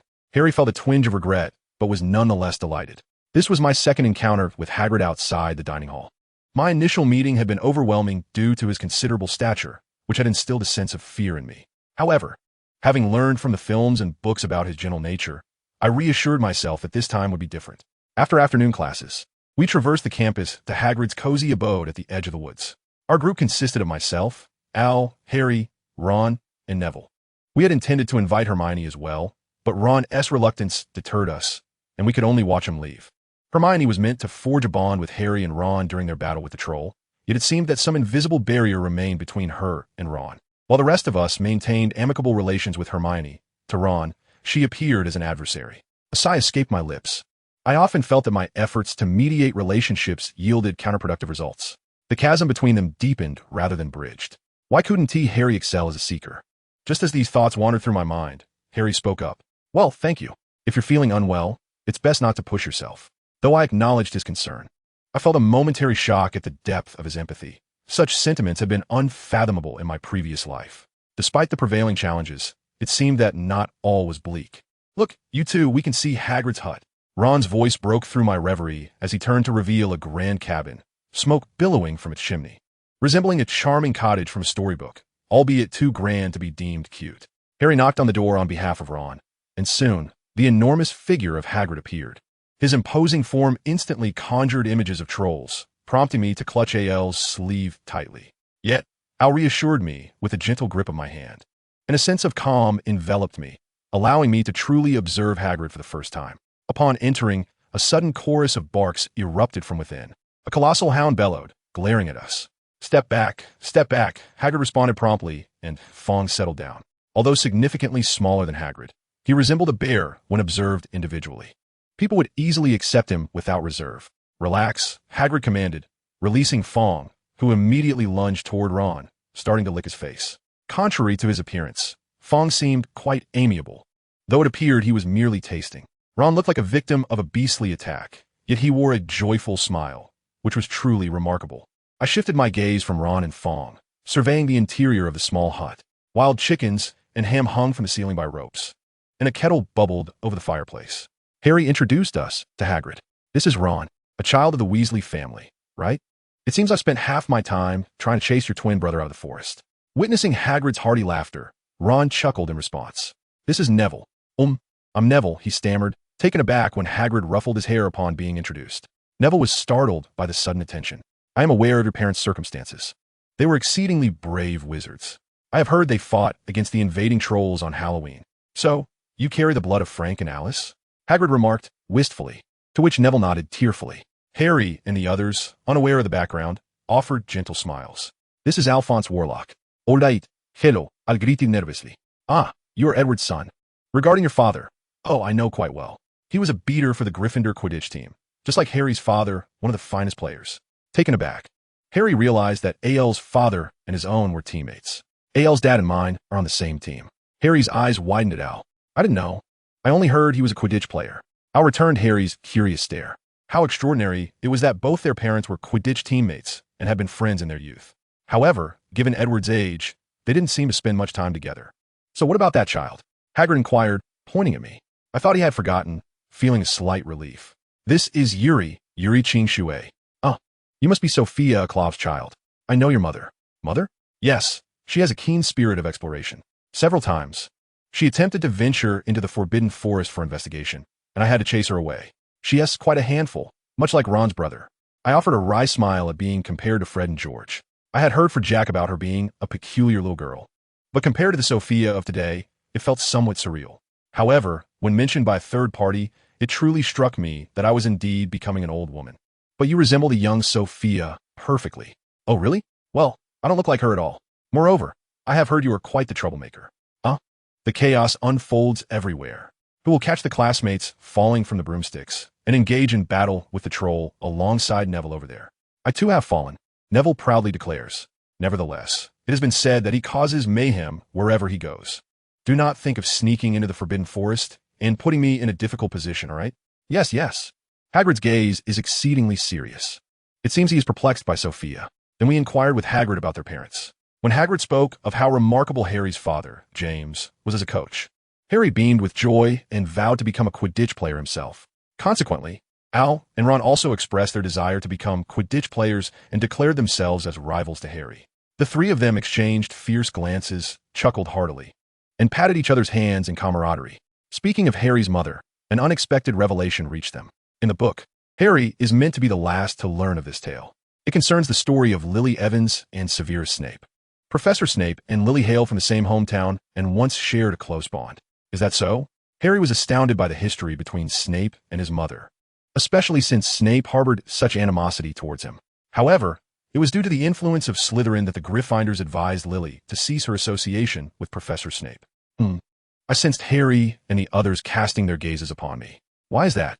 The relationship between Professor Snape and Lily ultimately deteriorated, likely because both parties had irreconcilable differences. Nonetheless, whether Slytherin or Gryffindor, it is a curious reflection that individuals who once shared a bond could become adversaries. Seeing your mother only amplifies such thoughts. Mother. Sophia. How should I put it? She is rather peculiar, completely indifferent to the differences among the dormitories. Does Yuri truly resemble Aunt Sophia? Al remarked with a sense of nostalgia. His interactions with students from other houses were so effortless that even those from Slytherin found him bothersome yet endearing. A peculiar character whose mind they did not disdain. Do not speak ill of others' mothers. Sophia's critique of me felt excessively harsh, prompting an involuntary exclamation from my lips. Yet, some individuals looked at me, nodding as if they understood. I opuludisa. However, even amidst the rivalry between Gryffindor and Slytherin, the mere presence of Sophia rendered everyone inexplicably disinclined to quarrel, leaving them with weary expressions as they departed. Hey, are you praising me or deriding me? I inquired somewhat indignantly, yet upon seeing my expression, everyone returned a knowing look. What is going on? Naturally, it is praise. In the end, the teachers even referred to Sophia as the ultimate weapon for mediating disputes. Not particularly charming. However, just as we were about to argue with Malfoy, Yuri's arrival seemed to render the matter trivial. Harry sighed wearily. Indeed, arguments require energy. Alpandev. Is this a compliment or a slight? Thus, we left Hagrid's cottage in a state of bemusement that day. In my pocket lies the remarkable hard cake gifted to me by Hagrid. Chapter 10, Christmas. Upon awakening, I beheld a world draped in silver outside my window. Perhaps due to the biting cold, I arose earlier than usual, while some still lingered in the realm of dreams. Rarely did I indulge in such luxury, but I decided to take a bath in the necessary room. Today, I filled the tub with milky, opaque water. Immersed in the thick, steaming warmth akin to a hot spring, I pondered the festivities of Christmas. The holiday would grant me a chance to return home, and I eagerly anticipated reuniting with the long-missed Sophia and Jack. Each year, our family tradition involves singing carols alongside AL's family while savoring the Christmas cake baked by Sophia.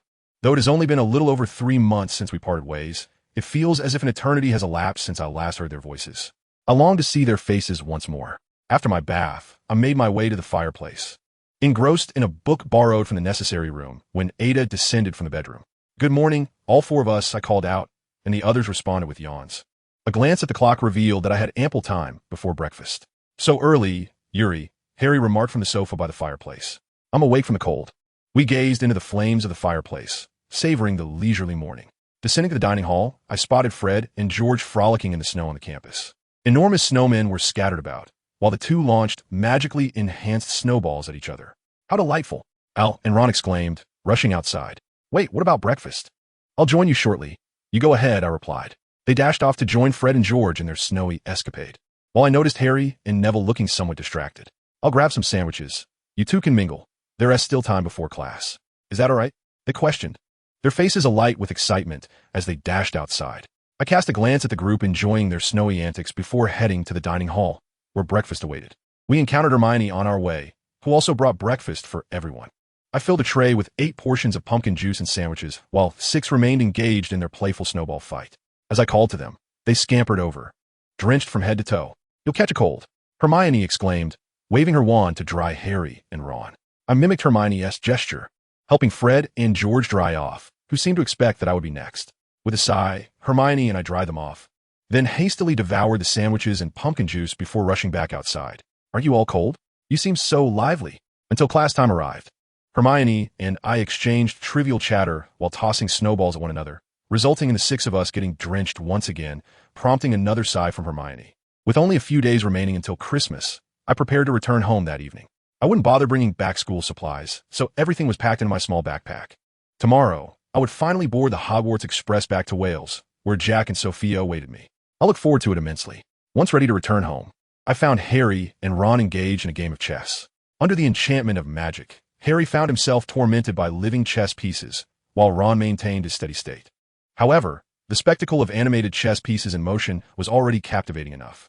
After observing their match for a while, I announced my intention to visit the library and exited the dormitory. There remained ample time before curfew. It was nearly time to take decisive action. The necessary room was akin to the one used when practicing the levitation charm, Wingardium Leviosa. There were 2 more chances to defeat Quirrell. Yet the certainty of these opportunities remained elusive. Particularly concerning was the incident involving the slain unicorn in the Forbidden Forest. Without considerable fortune, such encounters seemed improbable. The second opportunity was more easily dated, with a high likelihood of occurrence, coinciding with the day in June that Dumbledore departed from Hogwarts.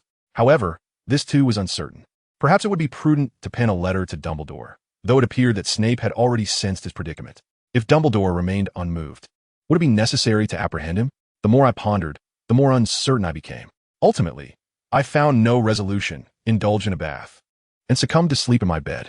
The following day, after bidding farewell to Harry and Ron, who remained in the castle, I boarded the Hogwarts Express at Hogsmeade Station.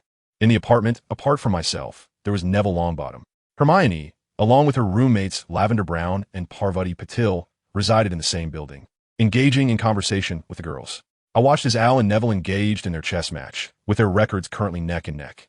Time passed slowly until the Hogwarts Express arrived at King's Cross Station in London. Upon arrival, I spotted Jack, Sophia, Ed, and Matilda waiting. "Mom, Dad," I exclaimed as I rushed towards them, and Jack embraced me. "Welcome back, Miss Euriclear. Have you grown?" "Indeed," I replied, as Jack set me down and Al and Neville approached from behind. "I'm back, Mom. You've returned, I see. And where's that child?" Matilda kissed Al on the cheek and turned her gaze towards Neville. "This is Neville, a friend we made at Hogwarts," I introduced. "Oh, is that so? Please take care of him, Neville." "Yes, indeed," he stammered as a slightly anxious old lady approached him. Neville. Upon seeing the old lady's skeptical expression, Neville let out a terrified yelp. "Grandma, really, how long must I wait?" The old lady, visibly agitated, made Neville shrink in fear. I apologiza." I interjected to the old lady. "Excuse me, who are you?" "I am Euriclear, Neville's friend. I wanted to introduce him to his family. So please do not be upset with Neville. I kindly ask you." Al also lowered his head beside me. The old lady stared at me and Al with a look of surprise. "Oh dear." Gradually, her expression shifted from astonishment to delight. "Neville, you have made friends. Is that so? Are you enjoying school?" "Yes, indeed. Yuri has rescued me numerous times." "Shaoshan, it was Neville who caused you trouble." "No, it was Neville who saved me." "Is that so? However, you must understand that this child is timid and slow, which is why I worry." "That is not true." I couldn't help but raise my voice. The old lady looked at me in astonishment. "I apologize. Nevertheless, Neville is neither cowardly nor dull. He is remarkably brave," I asserted firmly, and the old lady gazed at me in confusion. "Brave, this child?" "Yes, indeed." After I answered with confidence, the old lady smiled joyfully again. "Is that so? This child is indeed brave. It seems he has found a good friend in Neville." "Yes," Neville answered promptly, feeling a bit shy. Afterwards, we parted ways with Neville and embarked on our journey home. In Ed's car on the way back, Al and I recounted various happenings at school to Sophia and the others. However, no matter how much we spoke, it felt insufficient, and we continued to chat even during mealtime. Though we had only been apart for a short while, there were so many things I wished to ask them. That day, I playfully indulged in a rare moment with the two of them, lying between them on their bed. The day before Christmas, I perused the Magical World's mail-order catalog in preparation for Christmas gifts. The gifts, of course, were for Al, Neville, Harry, Ron, and Hermione. Sophia and Jack, along with Ed and Matilda, had arranged for me to prepare dinner on that day. To my surprise, even a necessary kitchen for culinary studies had been prepared, allowing me to secretly practice. After returning from Hogwarts, I had helped him cook, showcasing my culinary skills, and he said I could take charge. After a moment of contemplation in bed, I finally decided on the gifts for the 5 of them. I promptly wrote an order form and had my owl Rinkai. Deliver it. Rinkai always completed her tasks impeccably. Initially, I was dazzled by her adorable appearance, which prompted me to make the purchase. But I never expected it to be the right choice. Not only is she charming, but she is also remarkably efficient, a truly perfect girl. I watched Rinkai's figure fade into the horizon and made my way to the yard. In the glistening silvery snow garden, various snow sculptures crafted by Sophia's magic were on display. My favorite was the rabbit snow sculpture, intricately made using the rabbit plush toy Al had given me as a model. Every year, when it snows, our yard transforms into an exhibition of snow sculptures, attracting the local magi who often come to admire the display. Nevertheless, they cannot actually enter the yard. In winter, I find great pleasure in leisurely observing these snow sculptures. After a while, Al came to play, and we both sat in silence together. Speaking of which, how is the training of the brave warrior going? With the sword? I inquired, and Al shook his finger. Being a warrior is not merely about wielding a sword. Then I shall not pursue it. No, I will train to become stronger. I still have a fondness for being a warrior. Rather than saying I like it, I would call it a goal. A goal? Yes. I aspire to be a powerful man, as formidable as the heroes in stories. Since when did I begin to admire warriors? On Christmas Day, upon awakening, I discovered an array of boxes at the foot of my bed. Eagerly, I unwrapped the gifts, which exceeded last year's offerings. The foremost box contained a biography of Chudley Cannons, penned by Ron. Chudley Cannons is a member of Ron's favorite Quidditch team, and it seemed he intended to use this opportunity to enlighten me. The second box was a delightful assortment of treats from Hermione, filled with an array of delectable snacks. The third box held Harry's compact chess set, easily portable. The fourth box was a scarf sent by Neville, reportedly crafted by his grandmother in gratitude for his care. The fifth box was a gift from Al, boldly inscribed on the bottom. If it begins to spin, flee immediately. Was this from Sophia and Jack? The final box was large and heavy. Unwrapping it proved to be a laborious task, and I was uncertain of its contents. Upon lifting the lid, I gasped in astonishment. Inside lay a broomstick. "Mom, Dad," I exclaimed as I seized the broom and dashed into the living room on the first floor. They were leisurely watching television, seemingly engrossed in a program about a muggle horse led by Ed, and upon seeing me rush in, they exchanged amused smiles. "Ah, the Nimbus 2000 from Nimbus Broom Company. The latest model," my father remarked. Yuri should be acquiring his own broom soon, which he and Jack discussed purchasing together. Although school rules permit broomsticks only from second year onward, practice at home is still possible. I had heard that Ed and Matilda also bought one for Al. "How about we take a stroll in the air?" I suggested eagerly. They explained the best locations and altitudes for flying, and I could hardly contain my excitement as I bolted outside. Grasping my broom, I raced across the yard towards Al's house, where Al emerged, broom in hand. We exchanged glances, admiring each other's Nimbus 2000s before racing into the hills behind the house. Though not particularly grand, this area was safeguarded by various enchantments cast by Jack's parents and Jack himself, ensuring that muggles could not intrude. Here, I had practiced magic before entering Hogwarts. Initially, my father praised the newly released Zig 90 from Flybarker, but my mother disagreed, asserting that brooms from long-established companies are far more reliable. As we ascended the hill, we chatted, and after about an hour-ish trek, we arrived at a secluded valley. This was the broom practice area that Jack had mentioned. Since we needed to return before noon to gather ingredients for dinner, I mused, so Yuri must have been the one to set this up? Indeed, I practiced in secret. He admitted, "You can't train at Hogwarts yet, can you? So this remains our little secret. Look forward to tonight." With a look of surprise, Al mounted his broom as I nudged him forward. The Nimbus 2000 was a far cry from the battered shooting stars at school. Unlike those clumsy models that hindered movement, the Nimbus 2000 perfectly mirrored my intentions. Al, too, wore an expression of sheer exhilaration, as if he had completely forgotten the earlier conversation. Two individuals revel in the delightful experience of strolling through the air, blissfully oblivious to the passage of time. When they finally regained their senses, it is already past 1 o'clock, and I hurriedly descend the mountain to procure ingredients. Upon reaching the nearby market, Al graciously assists me by carrying half of my belongings, proving to be a tremendous help given the abundance of items I purchased. By the time I return home, it is already past 3 o'clock, and I frantically commence preparations for dinner. Due to the school's stringent prohibition against minors using crutches off campus, I am compelled to rely solely on manual methods. By the time I finish, it is well past 7. After tasting the stew, I find it to be quite acceptable, knowing AL's preference for bold flavors. I have added a touch more seasoning. The salad is also beautifully arranged. Unable to manage a roasted turkey, I resort to chicken and roasted beef as substitutes. With the table set, The sumptuous dinner is ready. Just as he prepares to call the others who are outside, decorating with fairy lights. The timer for the bread goes off. Upon opening the oven, I discover an unexpected result. The bread has risen in an unexpected manner, and, upon removing it from a mold, it appears to have burned, perhaps due to insufficient baking time. Could it be a lack of yeast? Yet, I had followed the recipe meticulously. Perhaps the water used to activate the yeast was too cool. Regrettably, there is no time to start anew. At that moment, the timer for the French bread in the other oven chimes. Our household boasts 3 high-performance ovens, a special purchase by Sophia, who delights in culinary endeavors. I hastily retrieve the bread, which has emerged with a lovely golden hue, although it was slightly misshapen during the transfer to the baking sheet. Unlike the previous batch, it has been successfully baked. Just as I place the freshly baked bread on the table, Al enters the room. Upon seeing the spread before him, Al exclaims in delight. Sophia and the others also commend my efforts, and I cannot help but feel a wave of relief wash over me. With some time remaining before the cake is ready, we decide to commence the festivities without waiting for it to finish baking. Gazing out the window, I behold a breathtaking scene where the twinkling lights and snow sculptures create a dreamlike atmosphere. Though the bread did not turn out as planned, it is surprising that I could even bake it, and the flavor is not as bad as I feared.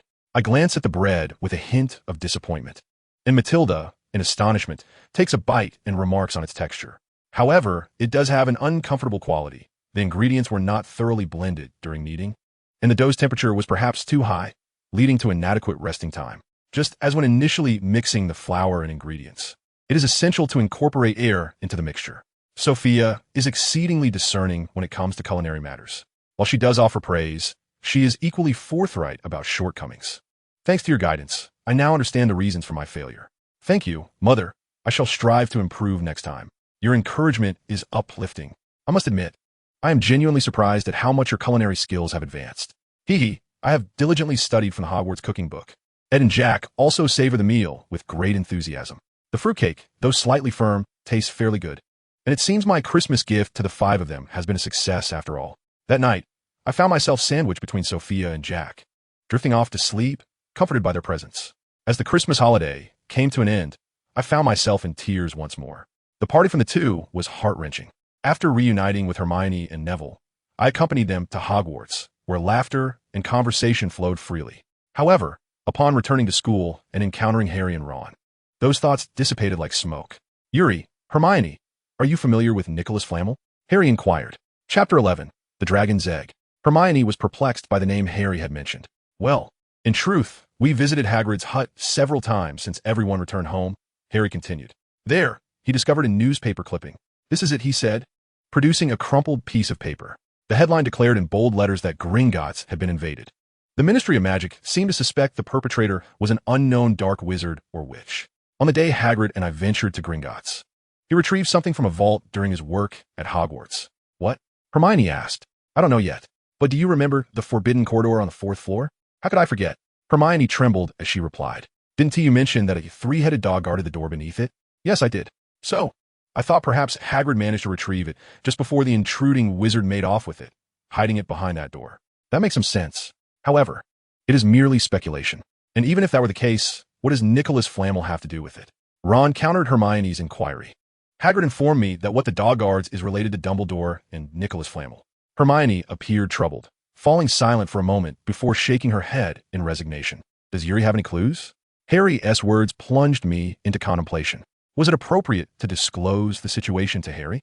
Certainly, informing him would facilitate a confrontation with Quirrell. The individual most likely to defeat Quirrell was none other than Harry, so bringing him closer to Quirrell was not necessarily a bad idea. Yet, this simultaneously placed Harry, and indeed everyone, in peril. There was a chance that someone could perish in the battle against Voldemort. Did Yuri remain unaware of this? I gently shook my head. Nicholas Flamel is the creator of the Philosopher's Stone. Upon hearing my words, Harry and the others displayed expressions of surprise. After much hesitation, the conclusion reached was this. Ultimately, the correct answer remained elusive. The situation had deviated from the narrative in the books, leaving us to face the outcomes as they originally unfolded. I possess a degree of self-awareness. My nature is timid, and my perspective limited. After experiencing 11 years of rebirth, I have gradually come to understand that enduring abuse is often taken for granted. I have always held a sense of suspicion towards those around me. How does one avoid being disliked? I have pondered such servile thoughts, continually masking my true self. Yet, those around me easily perceive the facade I desperately try to maintain. Consequently, I am met with disdain. Concealing one's true self while donning a faint smile and harboring perpetual doubts about others. Who could truly cherish such a person? This is the answer. Even parents embody this trait. It is only natural for them to feel anxious upon realizing that such a person is their own child. Therefore, it is best to refrain from overthinking. Instead, strive diligently to ensure that this gentle, laughter-filled world endures eternally. Danger is inevitable. Thus, one must engage in battle, for there are means to fight and to prepare. The Philosopher's Stone. Al pondered, glancing around. Except for Hermione, everyone else's eyes were wide with astonishment. I took a gentle, deep breath. The Philosopher's Stone is a substance deemed the ultimate goal by alchemists, though it is known by various names, such as powder projection, lapis lazuli, or the universal fifth element. It is said to possess the power to transmute all metals into pure gold, heal the sick, and prolong life. Yuri, you are quite impressive. Your knowledge is remarkable, Neville remarked, his approving gaze bringing me a measure of joy. Hermione appeared somewhat discontent, as her character could not tolerate being outdone by others in knowledge. Several individuals widened their eyes. So, is that dog guarding the Philosopher's Stone? Ron inquired. I was uncertain, but the Philosopher's Stone was indeed a collaborative study between Nicholas Flamel and Dumbledore, indicating a high probability of its significance. Upon hearing Hermione's words, everyone nodded in agreement. But who exactly has their sights set on such an object? No one answered Harry's question. With a day remaining until class, we finished our meal in the hall and discussed the lessons for the following day in the corridor with Hermione. I sensed something amiss and hastened over, only to be met with an unbelievable sight. Neville and Malfoy, along with Malfoy's companions, were there. Malfoy was grinning, pointing his wand at Neville while chanting a spell. As I witnessed Neville desperately evading the curse like a tap dancer, Malfoy and his cohorts erupted in laughter, a scene that sent shivers down my spine. Though 11 years had passed, the memories of my past remained etched in my mind, indelible and haunting. More than once, I had been used as a target by classmates wielding air guns, pleading tearfully for them to cease, yet they persisted, leaving me bruised. My heart felt as though it were tightly gripped, and I felt nauseous. What are you doing? Hermione was the first to act. However, as she attempted to seize Malfoy's wand, Goyle and Crabbe obstructed her. You ask what I'm doing? I have a spell I wish to try. Please assist me. Longbottom, Malfoy said cheerfully. Hermione, intent on throwing a punch, found herself restrained by Crabbe and Goyle. I want to test a curse I just learned. Longbottom, do you feel honored? Malfoy's malicious words instinctively caused me to grip my wand tighter. As Malfoy cast his spell, I directed my wand towards Neville. Protego, an invisible, membranous barrier enveloped Neville, causing Malfoy's curse to rebound directly upon him. At that moment, Maff let out a piercing scream and collapsed to the ground. While Clep and Gull rushed forward, their faces flushed. My head buzzed with confusion, but I realized that in this chaotic turn of events, the target had shifted to me. That was fine. At least I could hope that Neville would no longer pose a threat to me. Hermione, let us return, I suggested. Strangely, my mind began to settle. As I observed Gall's raised fist, I could almost articulate my thoughts. Yuri, Hermione shrieked. I was struck. Gall's punch sent me sprawling to the ground. A nostalgic sensation washed over me, although it was a familiar feeling from my past life. It was the first time since my rebirth that I had been physically assaulted in such a manner. No, that couldn't be right. It seemed that a similar incident had occurred only once since my resurrection. When had that been? Stop! Stop! I listened to Hermione's cries as I silently endured the blows. Though painful, I hoped that neither Neville nor Hermione would suffer as a result. Yet, I felt a twinge of pity for myself. In my previous life, there was a girl I cherished. However, before her, I was rendered powerless, much like I was now, simply taking the hits in silence. I still remember the look she gave me. So pedestrian. How pitiful. A man reduced to this state. The coldness behind those words pierced through me. The pain intensified. My consciousness seemed to drift away. Just then, the chain reaction of agony abruptly ceased. What was happening? My eyelids were swollen, obscuring my vision. My entire body ached, and there was a peculiar sensation in my ears. I sensed someone desperately calling my name. The voice was muffled, as if submerged in water. Yet I felt I could recognize its owner. Ah, yes. Suddenly, a sensation of weightlessness enveloped me. Was I being held by someone? Was there a distinct aroma? Despite my lighter-than-average weight, I was astonished by how effortlessly I seemed to float. Why had I become so strong? I was enveloped by an extraordinary sense of reassurance as I surrendered my consciousness. When I awoke, I found myself in the familiar infirmary. over these brief 3 months. I had no idea how many times I had troubled Madame Pomfrey. "Ah, you are awake," she said, confirming my consciousness. After assessing my condition, Madame Pomfrey declared, "It seems you're all right now. Honestly, it is rare for a child to visit the infirmary so soon after enrollment." With that, she instructed me to return to my dormitory. As I had not sustained any fractures or been affected by dark magic, as long as I felt no pain, there was no cause for concern. Outside, darkness had fully descended. It appeared that there was still about an hour before curfew. The moving staircase had taken longer than usual to navigate. Upon entering the dormitory, I was greeted by familiar faces gathered around the fireplace. They were still awake. I called out, and everyone turned in unison. "Yuri, are you all right?" Hermione exclaimed, dropping the book she had been holding and rushing over. Harry and Ron also abandoned their chess game, hastening to my side. Alton Neville wore a serious expression, his face clouded with concern. "Yes, I'm completely fine now. I apologize for worrying you all. This is truly absurd." Ron let out a sigh as Al strode up to me, interrupting my words. I looked up at Al in astonishment. His face was suffused with anger. I had never witnessed such an expression on him before. Did I not say to cease this nonsense? His remark ignited a flicker of irritation within me. However, as events unfolded, Neville was subjected to mistreatment. At this thought, I instinctively fell silent, as it seemed to shift the burden onto Neville. Yet, this time, even Neville, with a countenance of fury, spoke up. "Leave me alone. Wait a moment." Neville, Hermione attempted to intervene, but Harry interjected, "If you engage in such absurdity, I can no longer be your friend." Why would you say something like that?" I asked, my voice choked with emotion. "I don't know. I haven't done anything wrong. I merely sought to assist the friends I had finally made." Despite this, I could not comprehend why he would choose to depart. "Oh, have I committed some offense?" In any case, he insisted, "Just ignore my matters for now." With that, Neville turned his back and retreated to his room. I wished to follow him, yet my feet felt heavy. The weight of being resented by a hard-won friend was unbearable. "I'll go speak with him," Harry declared, following Neville into the bedroom. Perhaps Neville is a bit angry too," Ron remarked, seemingly attempting to lighten the mood. Yes, let us discuss it again tomorrow. It will surely be fine." "Really?" I inquired, to which Ron and Hermione nodded vigorously.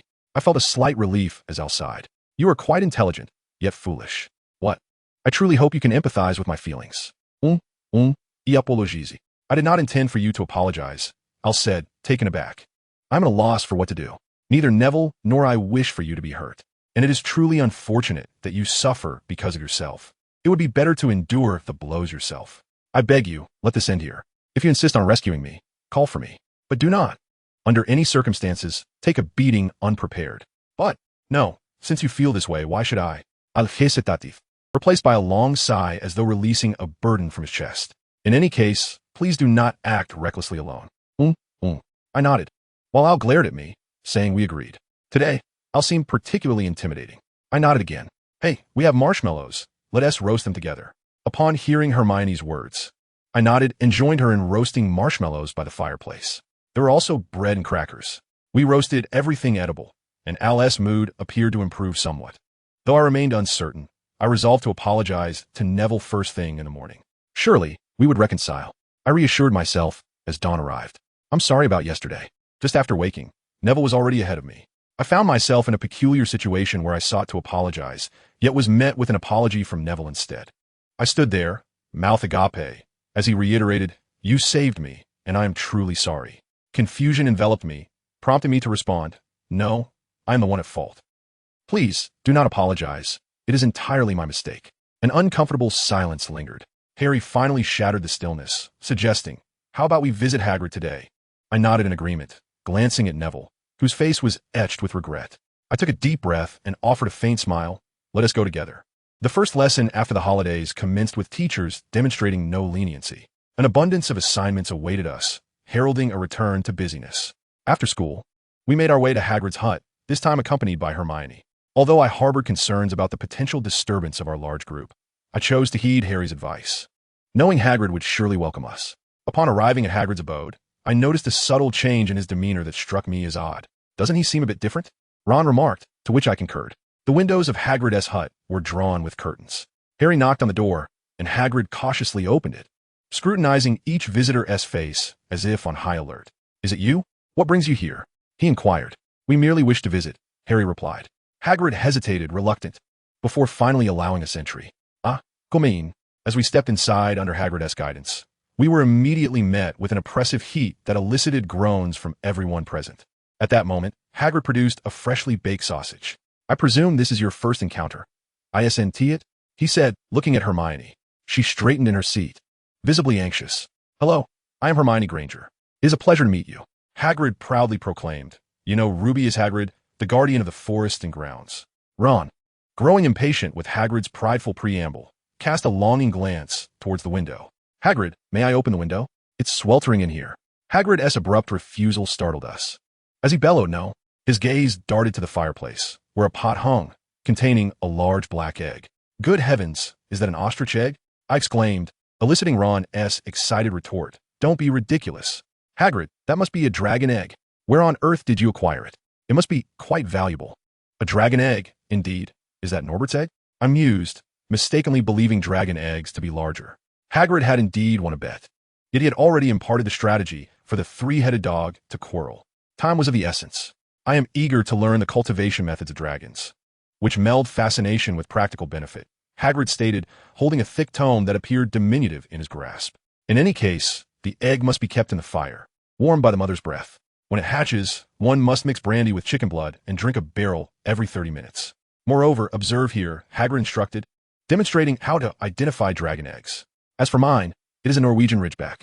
Hagrid, with a beaming expression, remarked, "I don't want to dampen your spirits, but it is better to speak up sooner rather than later." "Hagrid, what exactly is a Norwegian Ridgeback?"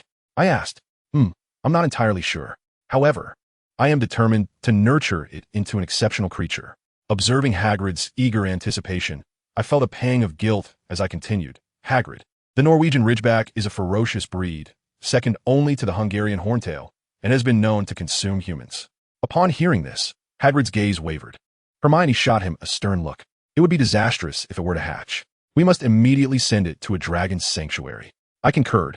Although it may be disappointing, the Norwegian Ridgeback is a dragon of the north and cannot survive here. My words left Hagrid speechless, but I went through so much to acquire it, and Hermione interjected, raising her voice, "It's utter nonsense to keep a man-eating dragon in here. They grow rapidly and will breathe fire within a month. We must devise a plan while it's still in the egg. Yes, it will hatch any moment now. If we throw it out now, it might perish within the shell.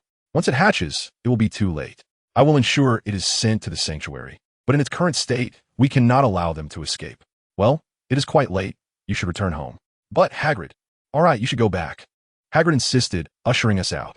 "This is bad. Raising a dragon without permission is a crime. We cannot simply disregard it." Ron's words made us glance back at Hagrid's cottage. Chapter 12.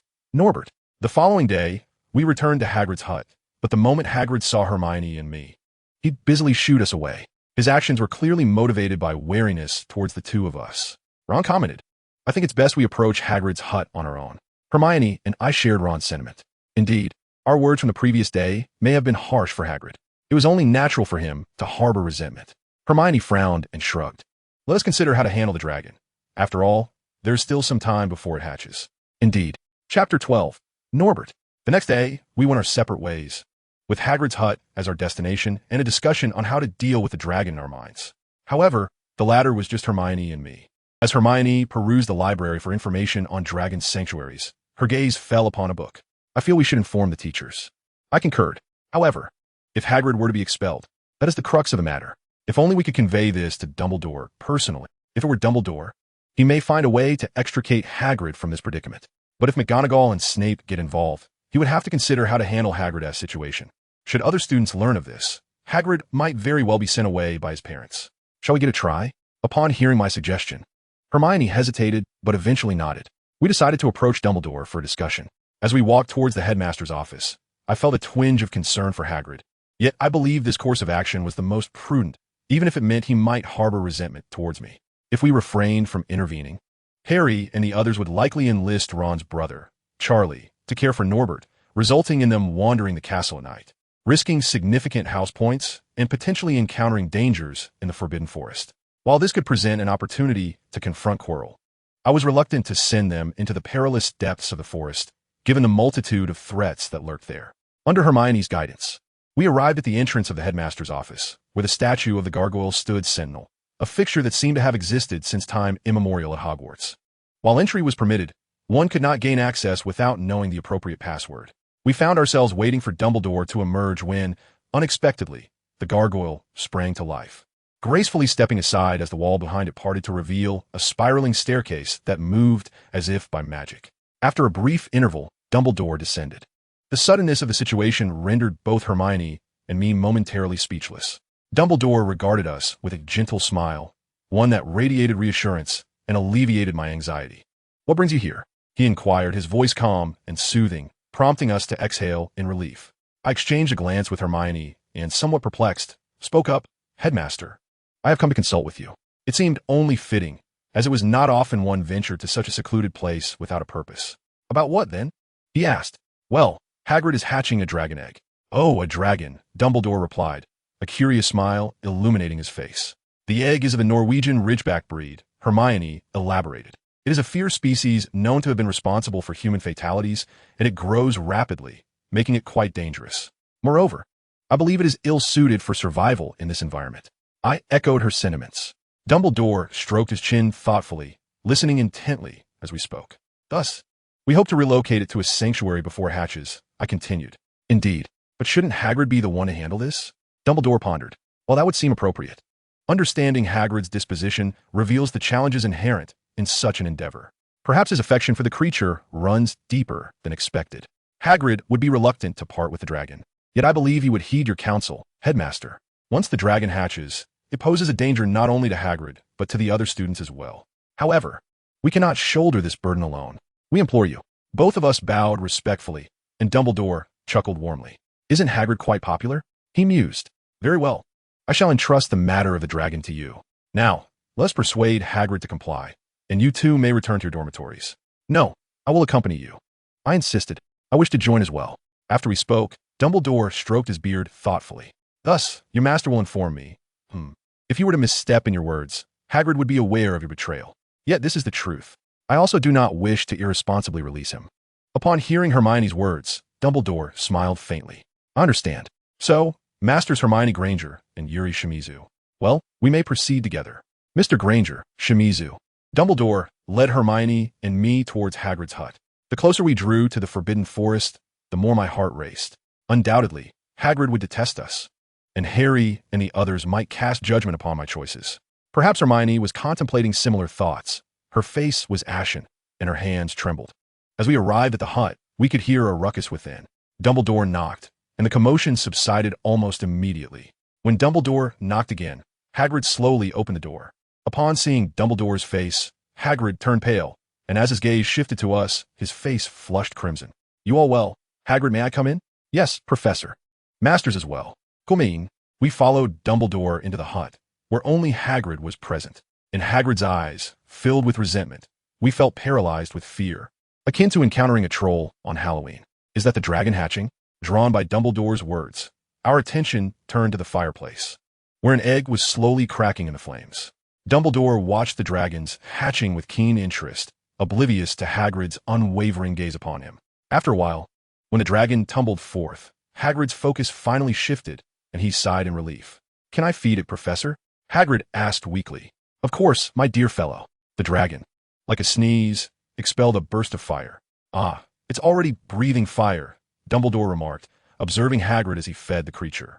"Hagrid, I do not wish to punish you. Professor, of course. That dragon cannot remain at the school. Do you understand the reason? Oh, those children had quite the telling off, ha. They're all clever ones. And remarkably gentle. These children act for their master. Do you not comprehend this? Oh, moreover, it is not solely for the master. It is also for that dragon, which cannot survive here." "Oh." Hagrid nodded with a trembling voice. I could scarcely bear to witness Hagrid's sorrowful demeanor. However, I cannot speak immediately. Hagrid looked bewildered upon hearing Dumbledore's words. To have the dragon's sanctuary accept a wild dragon that was discovered by chance requires some time for applications. Until then, I would like to entrust you with the care of the unfortunate dragon that has wandered in. The first to react to Dumbledore's words was Hermione. Hermione approached Dumbledore with an air of urgency, yet Dumbledore merely regarded her with a serene smile. "Of course, we shall take every precaution," he assured. "Can Hagrid and the dragon manage?" With that, Dumbledore led us out of Hagrid's humble abode. Hagrid had painstakingly brought the dragon outside. "Here it is," he exclaimed. Dumbledore waved his wand, directing it a short distance from the cabin. In an instant, the ground began to tremble. The earth transformed from mere soil into bricks, then into tiles. Before our eyes, the previously barren expanse blossomed into a grand edifice. Ignoring our wide-eyed astonishment, Dumbledore continued to wield his wand. We had implemented thorough protective measures. Only designated individuals were permitted entry, and specified creatures were isolated from the outside world. If raised in this environment, the dragon should pose no threat to the students. Hagrid, I have a request, Dumbledore stated. What is it? Hagrid replied, intrigued. I would like you to name the dragon. Right there. Following Dumbledore's wand's direction, we spotted a blank, monochromatic sign. You need to inscribe a name there. What do you think? Oh, I've already decided on a name. Norbert. Is that so? It is indeed a splendid name. You shall do me utmost. For now, I entrust this to you. Hagrid gazed joyfully at Norbert, who, like a hiccup, exhaled flames that singed Hagrid's bushy beard. You all. Hagrid stammered, awkwardly glancing at us. I tensed, anticipating his admonishment. Although I was mentally prepared for a reprimand, fear still gripped me. Hermione mirrored my unease. I'm sorry, Hagrid muttered, lowering his gaze. Hermione and I exchanged glances. You're all correct. Thanks to you, I may have the chance to be with Norbert for a while, and I have received Mr. Dumbledore's endorsement. I'm truly grateful. Hagrid shyly extended a gigantic hand, each finger as thick as my arm. We are the ones who acted without proper discussion, and I sincerely apologize. We will assist in caring for Norbert. I have read extensively about Norwegian ridgebacks. I believe I can be of help. Thank you. Then I shall rely on you. Hermione and I clasped Hagrid's enormous hand, while Dumbledore nodded in satisfaction. All matters are resolved. For the time being, Norbert's care is entrusted to you. Oh, then, I hastily interrupted Dumbledore's departure. Is there something else? He inquired, turning back. I gently nodded and addressed Hagrid. I believe this moment is pivotal. In Dumbledore's presence, this fleeting instant is our greatest opportunity. I inhaled deeply and declared, Hagrid, repeat to me the name of the person who provided Norbert's egg. Chapter 13, The Secret Trap. Is it regarding the one who provided the egg? Hagrid looked bewildered. I felt this was self-evident. The dragon egg wager contradicted Dumbledore's assertion of a wild dragon's accidental intrusion. For Hagrid, this is a topic he would rather not revisit. Nevertheless, it is imperative to mention the individual who sold the dragon egg before Dumbledore, along with the words he exchanged. It is of no consequence now. All the keys to extracting information have been assembled. Hagrid, I've heard you've long desired a dragon egg. Is that correct? Indeed, ever since my childhood. Just then, the person holding the dragon egg appeared before you, by chance upon hearing my words. Hermione displayed a look of astonishment. It seemed rather peculiar. Moreover, the dragon egg, as Ron mentioned, is an exceedingly valuable item and undoubtedly not something one could easily part with. Isn't it rather strange to treat it as a wager in a game with Hagrid, whom one encounters serendipitously in a pub? I chose my words with great care. Hagrid wore a perplexed expression, perhaps failing to grasp my intent. Conversely, Hermione's face reflected an anxious demeanor, as if the information gathered over the past few days had coalesced perfectly. Hagrid, I wish to pose but one question to you. What is it you wish to inquire? I asked. Did you inadvertently divulge anything you ought not to have said to that person? Are you referring to matters best left unspoken, such as how to repel the three-headed dog guarding the Philosopher's Stone? Upon hearing this, Hagrid's eyes widened. I sensed I might be pressing too hard. It was vital for him to be forthright before Dumbledore. He swallowed hard, awaiting Hagrid's response. After a moment, Hagrid reluctantly glanced at Dumbledore. No, well, when I was drinking at the Hog's Head, someone approached me for a chat. Their face was obscured by a hat, so I couldn't see who they were. They asked what I did for a living, and I replied that I was a forest keeper. Then they began inquiring about the animals I cared for and kept insisting on buying me drinks. Eventually, I mentioned that the greatest trouble at Hogwarts right now is Fluffy. The individual expressed keen interest in the three-headed dog you referred to. Indeed, three-headed dogs are exceedingly rare creatures, with only a handful existing worldwide, and few, including myself, know how to soothe them. He mentioned that the method of calming them is rather simple. Just play some music, and they will fall asleep immediately there. I've told you. Hermione could hardly believe it, rendered speechless. Dumbledore, too, lost the gentle smile he had previously worn, his expression turning grave. The assailants who last attacked Gringotts targeted the Philosopher's Stone, did they not? If this person discovers Fluffy, the guardian of the Philosopher's Stone at Hogwarts, how might he retreat? Upon hearing Hermione's words, Dumbledore nodded thoughtfully. Hagrid, do you comprehend the recklessness of your actions? Hagrid lowered his head, unable to meet Dumbledore's gaze. Surely not having reflected on this, the most crucial aspect is to avoid repeating the same error. Do not forget this. Oh, well, Dumbledore suddenly gazed into the empty space. There is a reason for this. Let us proceed together, my friends. As if responding to Dumbledore's words, the previously empty space suddenly transformed, and Harry, Ron, Neville, and Al emerged within it. We blinked in astonishment as Harry informed us of the existence of the invisibility cloak. Although we were aware of its presence, the sight of figures stepping forth from within it was undeniably peculiar. Dumbledore instructed us to focus on him one by one. All right, I must have a few words with you. Hagrid, let us return to the hut. Under Hagrid's guidance, we made our way back to his modest abode. Upon our return, Dumbledore waved his wand, conjuring a number of chairs suitable for our gathering. He beckoned us to sit down while he took a seat himself, with Hagrid occupying a massive chair by the window. First and foremost, you must allow the masters to comprehend your current predicament. Harry and Hermione seem to be already informed, but I hope you can grant me a moment to share this information with them. Is that agreeable? In response to Dumbledore's inquiry, Hermione and I nodded without hesitation. Firstly, regarding the Philosopher's Stone, can we consider that information shared? Indeed, Harry replied on our behalf. And what of the information regarding the Forbidden Corridor? Yes, came the response. The revelation that students were privy to information they ought not to know was decidedly distressing, and pallor swept across our faces. Dumbledore glanced at us and waved his wand again. At that moment, a cup wafting the sweet aroma of chocolate appeared before us. You shall need a moment to compose yourselves. Start by drinking the chocolate, and then we shall proceed. He added, and regarding this matter, I do not wish to punish the masters, rest assured. Hearing Dumbledore's words, we finally began to calm down. After savoring the chocolate, warmth enveloped us. Once he confirmed that everyone had finished their drinks, Dumbledore waved his wand once more, causing the cups to vanish. Now, let us resume our discussion. The masters are likely already aware that deep within the Forbidden Corridor on the 4th floor, a dark wizard covets the Philosopher's Stone. And behind him lurks an individual of formidable power. At Dumbledore's words, Harry's expression morphed into one of shock. Voldemort.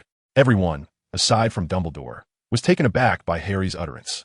The name was synonymous with a dark wizard responsible for countless deaths, a word etched deeply in the hearts of many with terror.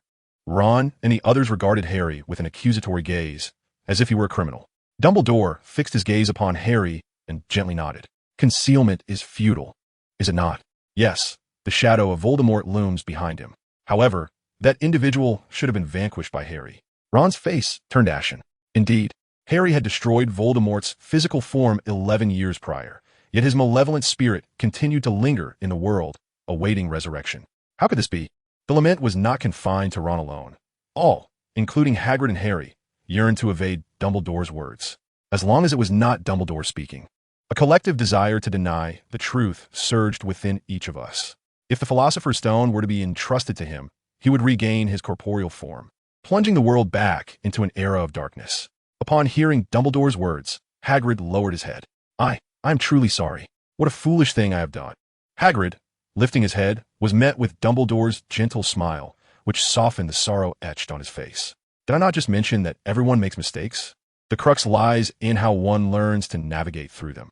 Professor, Hagrid continued, the pivotal moment lies ahead, perhaps in a few days or months. The perpetrator may seek to remove me from this place, and that would present an opportune moment to interrogate him. Dumbledore turned his gaze towards us. Before that day arrives, I hope that the masters will keep this matter confidential. While secrets exist, some are meant to be known, and others should remain concealed. The wise among us surely understand what this secret entails. We all nodded in unison. Professor, is there anything we can do? Upon hearing Harry's question, Dumbledore narrowed his blue eyes, a gentle glimmer of hope within them. Indeed, there is. We must maintain our normal lives to avoid arousing the suspicions of the murderer. This is a challenging and crucial task. Time swiftly passed. With my words, the seeds of unease in my heart were dispelled, and I exhaled in relief. Dumbledore's efforts were not solely to protect the Philosopher's Stone from the criminal's grasp, but also to ensnare the culprit. Perhaps the stone had already been compromised, and the Forbidden Corridor on the 4th floor had transformed into a trap for capturing the wrongdoer.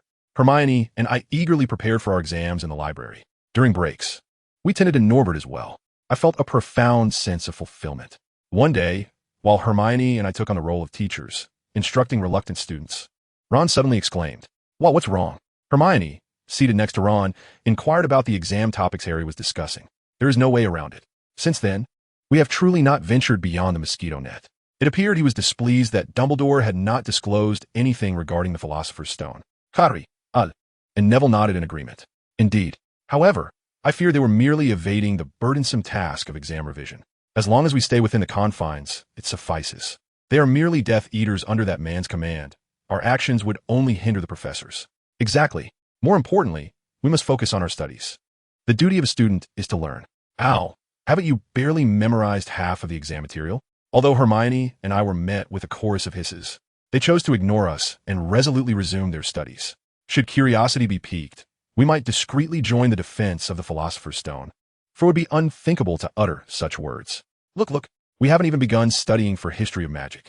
In any case, Hermione and I exerted great effort to prevent this adventurous group of children from turning their attention towards the Philosopher's Stone. To that end, I ultimately resolved to designate that room as a communal space for everyone. Frankly, while it was a pity, it was far better than aimlessly wandering about. Is this the place? Al inquired as he stood before the empty wall.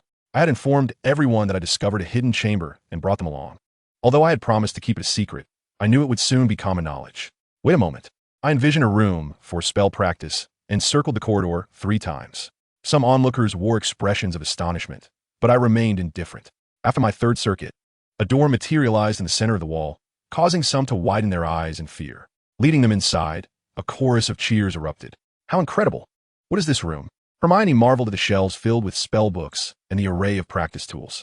What exactly is this place? I responded to Harry's question. This is the room of requirement. By imagining the type of room needed while circling 3 times at that wall, one can conjure a space that fulfills that desire. This time, it manifested as a spell practice room. I had no idea such a place existed, Neville said, timidly reaching for a floating doll. Do you learn cooking here? I gently nodded in affirmation. I'm sorry I didn't tell you. It's quite all right. No, it's not really, he replied. Suddenly, Al seized my cheek, causing me considerable pain. What are you doing? I hastily pushed him away, earning an annoyed glare. I called your name anxiously, Al sulked. It's infuriating that even I must keep secrets. I apologize. It's understandable, considering I've monopolized such a convenient room. While I may have it, it seems meaningless to everyone else. I felt a surge of excitement as my worries dissipated, creating an illusion that everything was proceeding smoothly. It was evident that this would be the outcome. I didn't intend for you to apologize, Al said. However, I hope you won't harbor too many secrets from me. He squinted at me, expressing his concern. Lately, I often feel uncertain about your thoughts. Well, in any case, I rely on you. From that day forth, whenever we had a moment, we would immerse ourselves in the room of requirement. Ron initially wished to announce our discovery, but suggested keeping a secret, thus preserving our little sanctuary. It seemed we were intent on transforming this space into our clandestine headquarters. As days passed, amidst preparations for exams, I devoted my time to practicing spells not covered in class, aside from tending to Norbert. Only Hermione appreciated my bathing methods. Honestly, bathing together was a joyful experience, so I felt disappointed by those who did not share this sentiment. Time flowed on, and when we finally emerged from the trials of final exams, we were summoned by Dumbledore. It felt as though everything had come to a close. Harry, Ron, Al, and Neville were disheartened by the incomplete combustion of their spells. Who could the culprit be? Is it the same as before? Hermione inquired, to which Dumbledore candidly responded. Upon hearing that the perpetrator was Quirrell, everyone was taken aback. The term man-eater suggested they believed it to be an external invader. Although Snape was considered a candidate for the internal culprit, he received little attention, as he had neither tampered with Harry's broom nor witnessed any clandestine meetings between Harry and Quirrell. The decision to destroy the Philosopher's Stone had been made long ago in consultation with Nicholas Flamel. It was said to no longer exist in this world. On the day Quirrell was suspected of invasion, Norbert, who had grown significantly in recent months, lay in wait deep within the underground vault that served as the Stone-S sanctuary. No one anticipated that, having just vanquished the 3-headed dog, a ferocious dragon awaited them. Quirrell was gravely injured and seemed to be confined in isolation, receiving treatment. However, from Dumbledore's narrative, we gleaned little about Voldemort's soul. Whether it was a matter of secrecy or an escape remained unclear. Nevertheless, despite the unexpected troll attack in our first year, we managed to pass it in relative peace. Chapter 14, Epilogue. Norbert had completely matured, appearing capable of devouring a person at any moment. The Dragon House, originally constructed by Dumbledore, had been vastly expanded, now located in front of the Forbidden Forest. Feeding Norbert was a perilous task, requiring one to throw food from beyond the isolation line laid down by Dumbledore. It was said that the application for a sanctuary had been approved, and according to Dumbledore, a specialist wizard would facilitate the transfer during the summer. To be honest, apart from Hagrid, no one felt particularly attached. Frankly, it was terrifying. Those eyes emitted a predatory gaze without restraint, and the sharp fangs seemed capable of effortlessly shattering bones, while the thick scales appeared to defy the very curse of death. The thunderous roars echoed through every corner of the school, instilling in me a profound regret for having ever sought to care for such a creature. Hagrid wept as he reluctantly prepared to part with Norbert, yet it seemed that Norbert regarded Hagrid merely as sustenance, breathing fire incessantly in an attempt to roast him. In Hagrid's eyes, it was a heart-wrenching fire of farewell. "Hagrid, you'll get yourself killed. Step back a bit." "Norbert, oh. We six desperately tried to restrain him, but Hagrid unleashed his strength without reservation. In desperation, Hermione attempted to cast a spell on Hagrid, but to no avail. It seemed to alleviate the situation slightly, allowing for some distance, yet it was hardly beneficial for the heart, although Harry did his utmost to comfort him. Hagrid lived each day in sorrow, even facing the peril of his life. However, Dumbledore had anticipated this, casting a spell that kept Hagrid out of Norbert's fiery range, thus alleviating some of his worries. Yet, Hagrid was truly overwhelming. Ron was in a designated study room, reviewing for the year, when he stretched languidly. "Yes, let us not digress," Hermione skillfully admonished Ron. Thus, for the 10th time, Ron attempted to escape from the study room he referred to as the interrogation chamber. Not only Ron, but also Harry, Al, and Neville displayed expressions of annoyance. Consequently, it wasn't long before discontent spread among them, causing Hermione's comprehensive review plan to fall apart. Thus, they resolved to practice spells together. Everyone was intrigued and proceeded to meticulously test the spells from the library's collection. I too began to earnestly study a few incantations, driven by a singular motive, the strategy against the basilisk for the forthcoming year, to eliminate the threat posed by the basilisk. The most effective approach would be to invoke Tom Riddle's diary through Ginny. That should pose no issues, right? The challenge lies in whether the diary can be utilized. As the heir of Slytherin, I intend to leverage Tom Riddle's diary to acquire a fong from the basilisk. Securing the fong itself would prove far more reliable than the convoluted method of poisoning Gryffindor's sword. However, the dilemma resides in how to appropriately handle the Horcrux. Sealed with a fragment of Voldemort's soul, and even if somewhat neutralized, the basilisk would not be unguarded as it transforms into a lifeless corpse. In a sense, the diary could be deemed Voldemort himself. Thus, as a master of legilimency, his power resides within its pages. What is needed is occlumency. First, I must attain that, and then acquire the means to vanquish the basilisk. This constitutes my proposed strategy against the basilisk. Fortunately, I have prepared tomes regarding occlumency. According to these texts, occlumency refers to the mastery over one's mind. There are no incantations. The crux lies in how to separate oneself from one's own heart to gain control. In the original narrative, Harry learned to thwart Voldemort's legilimency as a means of mourning Sirius and Dobby. The profound longing for loved ones manifested as an impenetrable wall, repelling intruders, the demise of a beloved. For me, those I cherish are Sophia, Jack, and certain experiences, while Harry and his friends certainly hold significance. They cannot be compared to these three. However, for me, preserving the presence of these three individuals remains the paramount objective. Therefore, acquiring occlumency through the mourning of loved ones is futile. Diverse methods are required. The emotions that govern the heart include calmness, anxiety, tension, gratitude, astonishment, excitement, curiosity, composure, restlessness, happiness, respect, affection, longing, fear, courage, exhilaration, regret, satisfaction, discontent, disgust, shame, contempt, jealousy, guilt, murderous intent, anticipation, superiority, inferiority, resentment, suffering, sorrow, loathing, anger, optimism, despair, love, lust, and emptiness. There exists a vast array of emotions. Among them, the feelings capable of mastering one's inner self are those that encompass thoughts of others alongside self-reflection. This includes the sorrow experienced upon the death of another, which simultaneously embodies grief for the departed and sorrow for oneself. Similar emotions encompass jealousy, contempt, guilt, and love. Jealousy comprises two opposing sentiments. One admires the other's excellence, while simultaneously feeling inferior. Contempt is the converse. Guilt entails feelings of remorse towards others, alongside one's own unease, fear, and anger. Lust embodies the simultaneous desire for the happiness of another and oneself. Among these, the emotion most akin to mourning is indeed love. In the narrative, Harry contemplates that Dumbledore would equate the sorrow of mourning with love. In a certain sense, this assertion strikes the mark. Love manifests in various forms. One can simultaneously possess a self-love and an altruistic love for others. There exists a form of egotism that loves solely oneself, contrasted with a self-sacrificial love that extends only to those beyond oneself. Additionally, there's a deficiency type that embodies neither self-love nor love for others. Among these, the emotions associated with mourning can indeed be described as two distinct types of love. Mourning embodies sorrow, while passion signifies a yearning for joy. By nurturing identical sentiments for both others and oneself, one can perceive the inner workings of their own heart reflected in that of another. This is what one might refer to as mastering the emotions of the heart. Some may argue that the art of emotional closure is far removed from love. Yet I believe I grasp the essence of this emotional closure. So, what then is my emotional closure? It is the mutual feelings shared between oneself and others. Does such a phenomenon truly exist? I find myself devoid of self-love and have never harbored an overwhelming sorrow or resentment towards others. I feel that only by discovering this can one achieve emotional closure. Time continued to pass. A year came to an end, culminating in an end-of-year celebration. Another year had elapsed.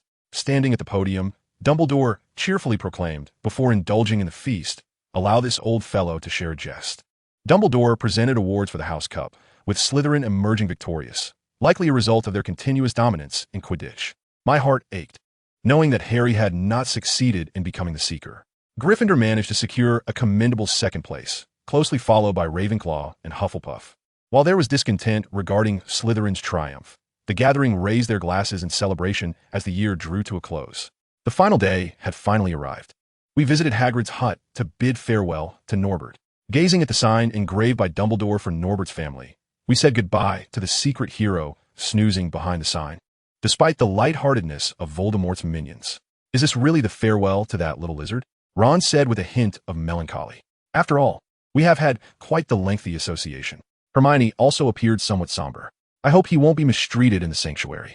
He can't possibly be mistreated. He is so strong. Harry replied. He might end up ruling over the place. Neville's remark elicited a chuckle from us. All the wizards in the world may converge upon him, transforming him into a figure of terrifying malevolence. Yet his deeds might suffice to ensure his return, perhaps not merely a jest. Everyone should come to my house this summer, Neville suggested, aligning with Ron's proposal. Next year we'll be at Ron's house, then at ours. After that, we plan to gather at Neville for the summer. Subsequently, we boarded the bright red train, departing from Hogwarts School of Witchcraft and Wizardry. The first year had concluded, and soon, the second year commenced. Chapter 1. The House Elf. Well, this should suffice, I muttered, glancing back and forth between the map and the sign for number 4, Privet Drive. It seems that they have arrived at their destination safely.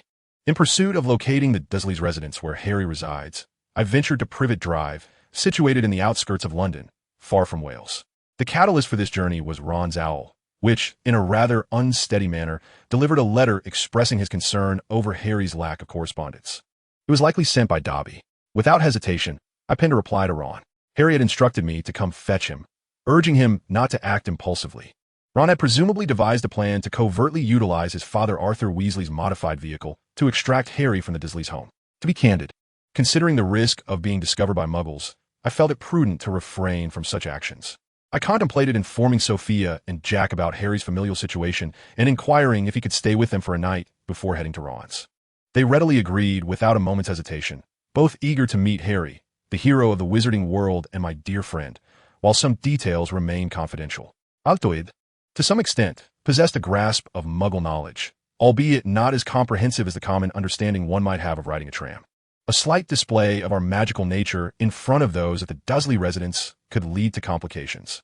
The Dursleys' home stood as a sturdy brick structure, embodying the quintessentially mundane style they cherished. Taking a deep breath, I rang the doorbell beside the entrance.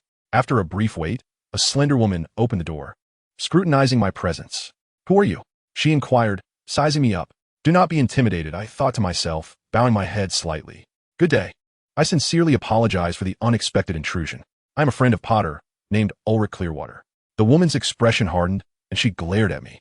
"There is no such child here. You must have the wrong address." As anticipated, the defenses were formidable. Yet, surrendering was not an option. For Harry's sake, and for the sake of this household. Just as I hesitated on how to proceed, Fortune smiled upon me as a familiar face descended the staircase. The moment Harry spotted my visage, he leaped down the steps. "Ulrich!" he exclaimed, annoyance evident in his tone.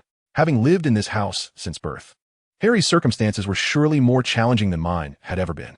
Yet, he had blossomed into an honest and kind-hearted individual, a stark contrast to my own choices of evasion and despair. A pang of envy struck me, quickly followed by a wave of shame. What a foolish and despicable thought to entertain. I shook my head, dispelling my doubts, and offered Harry a smile. "Hello, Harry." "Hello," he replied, unexpectedly delighted as he grasped my hand. "It is a pleasure to see you." His words astonished me, resonating in my heart. It was the first time I had ever heard such a sentiment. "No," he thought to himself, yet his face softened. "I'm also very glad to see you, Harry." As we reveled in our reunion, the woman huffed in annoyance. "All right," I hurriedly opened the backpack slung over my shoulder. Inside were exquisite delicacies from Wales. "Mr. Dustley, please come this way." "Oh, thank you." Upon seeing the assortment of treats, a hint of her previous trepidation dissipated. It seemed excessive to converse in the entrance, yet I felt powerless to intervene. With that, she led me inside. Upon entering, a portly boy peered out from within. "Ah, my apologies for intruding." I lowered my gaze, sensing his bewilderment. Being scrutinized made me feel quite unsettled. Harry, seemingly aware of this, grasped my hand and guided me into the room. "I apologize for our family's rudeness," he lamented. "No, it's my sudden arrival that warrants understanding. By the way, it has been quite a while, Harry." "Indeed it has. I was quite taken aback by your unexpected visit. What is the matter?" Upon hearing my inquiry, Harry expressed mild displeasure. "Why haven't you responded to my letters?"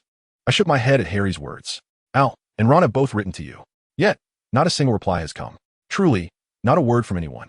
I was aware that Dobby had prevented me from revealing the truth, which left me in a state of agitation. "Is he here now? By the way, Harry, would you like to stay in my house?" "Yeah, at Yuri's?" "Yes, it's on the way to Ron's." "What do you think? Is it all right?" "Of course. My parents would be delighted to have you." Harry nodded at my proposal, elated at the prospect of escaping his home.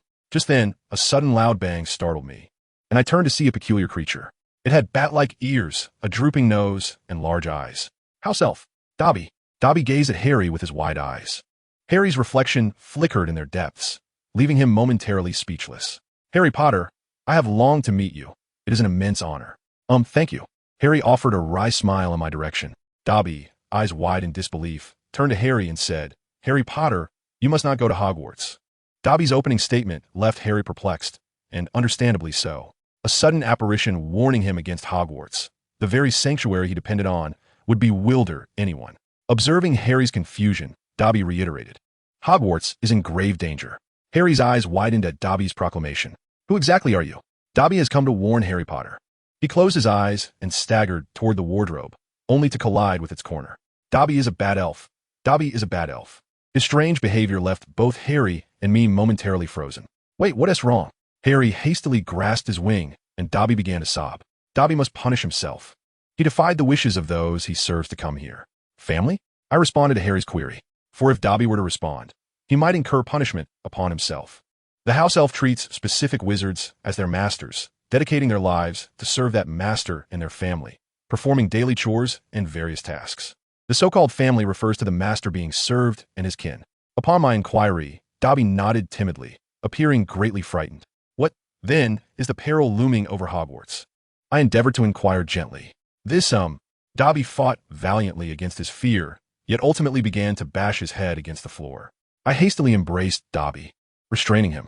"Forgive me, but if I raise my voice, it may trouble the household." Once held tightly, and having ceased all movement, Dobby shut his eyes, trembling. "Dobby, I hope you do not feel disheartened." You say I should not feel disheartened?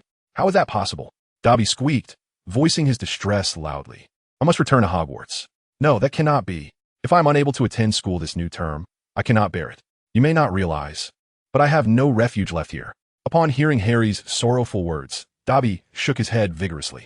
No. Harry Potter must be in a place of safety. You are a great person, the most precious life in this world. Harry Potter returning to Hogwarts would be fraught with peril." This declaration was akin to a dagger to Dobby's heart. An instinct to punish oneself thrummed in my mind, urging me to strike something. If that were true, it should not be articulated in the guise of a household servant or elf. Yet I pressed my fingertip against Harry's mouth, which was on the verge of exclaiming. Ignoring the bewildered Harry, I held Dobby and asked, "Does Hogwarts truly face danger?" "Yes. Dobby exhibited a look of surprise, once again struggling to inflict punishment upon himself. It seemed as though he were having a fit. However, I cannot divulge who may bring danger to Hogwarts. Yes. Dobby's eyes brimmed with tears. Then, with a sudden pop, he vanished from my embrace, only to materialize once more before me. Harry Potter, please ensure I do not go to Hogwarts. No, I cannot. How can I not go to Hogwarts? Without letters and gifts from friends, I would feel utterly alone, and my longing for Hogwarts would fade. Harry's reaction to Dobby's murmurs was profound. What do you mean? Are you preventing me from receiving letters? In response to Harry's inquiry, Dobby wore a sorrowful expression. It is unavoidable. Dobby must protect Harry Potter. So wait. Harry nearly reached for Dobby, but I gently restrained him. But wait, Harry, there is also Dobby. Dobby gazed at me, with eyes filled with anxiety and restlessness. To Dobby, I might appear as a demon thwarting his plans. Dobby, I shall convey your words to Professor Dumbledore. What? Dobby's eyes widened in astonishment. You must be aware that Professor Dumbledore is a remarkable wizard, one whom even the most formidable would hesitate to confront.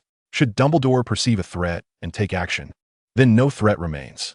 Thanks to Dobby's warning, Harry was afforded a measure of safety upon his arrival at Hogwarts. Yet, regardless of your sentiments, I must reiterate, Dobby, that Professor Dumbledore is an extraordinary sorcerer, someone whom even the most powerful would dare not challenge. However, what disquiet could such a despicable servant, an elf, possibly convey that would warrant the attention of the esteemed Albus Dumbledore? Dobby gazed at me with a mixture of unease and trepidation. Fear not, for Professor Dumbledore is known to consider the opinions of all beings and races with great care. Everything you do for Harry will surely be heard by him. Upon hearing my words, Dobby closed his eyes tightly. Will you promise me? He implored, tears streaming down his face. You must tell Albus Dumbledore everything I've said. I assure you, I replied, enveloping Dobby's frail hands within my own. I will convey your words to Professor Dumbledore. Ah, such a wretched servant. Making promises to a wizard. Dobby suddenly scrambled onto Harry's desk, seizing a pair of scissors and brandishing them towards his own wrist. No, no. Harry immediately grasped Dobby's hand. Please, Dobby, let go. Dobby was being a naughty elf. Harry embraced Dobby, binding him to prevent any self-harm. Dobby squirmed joyfully in Harry's arms. I will definitely inform Professor Dumbledore, I assured him. Dobby turned towards Harry and me, and then, amidst tears and trembling, uttered, The Chamber of Secrets has been opened. With that, he vanished with a loud pop. The Chamber of Secrets. Harry was left bewildered by Dobby's words. Shortly after Dobby dissipated like smoke, there came a knock at the door. It seemed rather loud, prompting someone to come upstairs. After a moment, the door swung open to reveal Petunia Dursley. She surveyed the room, her gaze lingering on the chair that Dobby had overturned in his frenzy of self-punishment. I had no idea what she was doing. If I could not bear to watch, I hastily lowered my head, striving to avoid leaving a poor impression. The Dursleys were staunchly conventional individuals. Vernon Dursley was the managing director of a company, and Petunia was the director's wife. They possessed a greater understanding of societal norms and etiquette than the average muggle.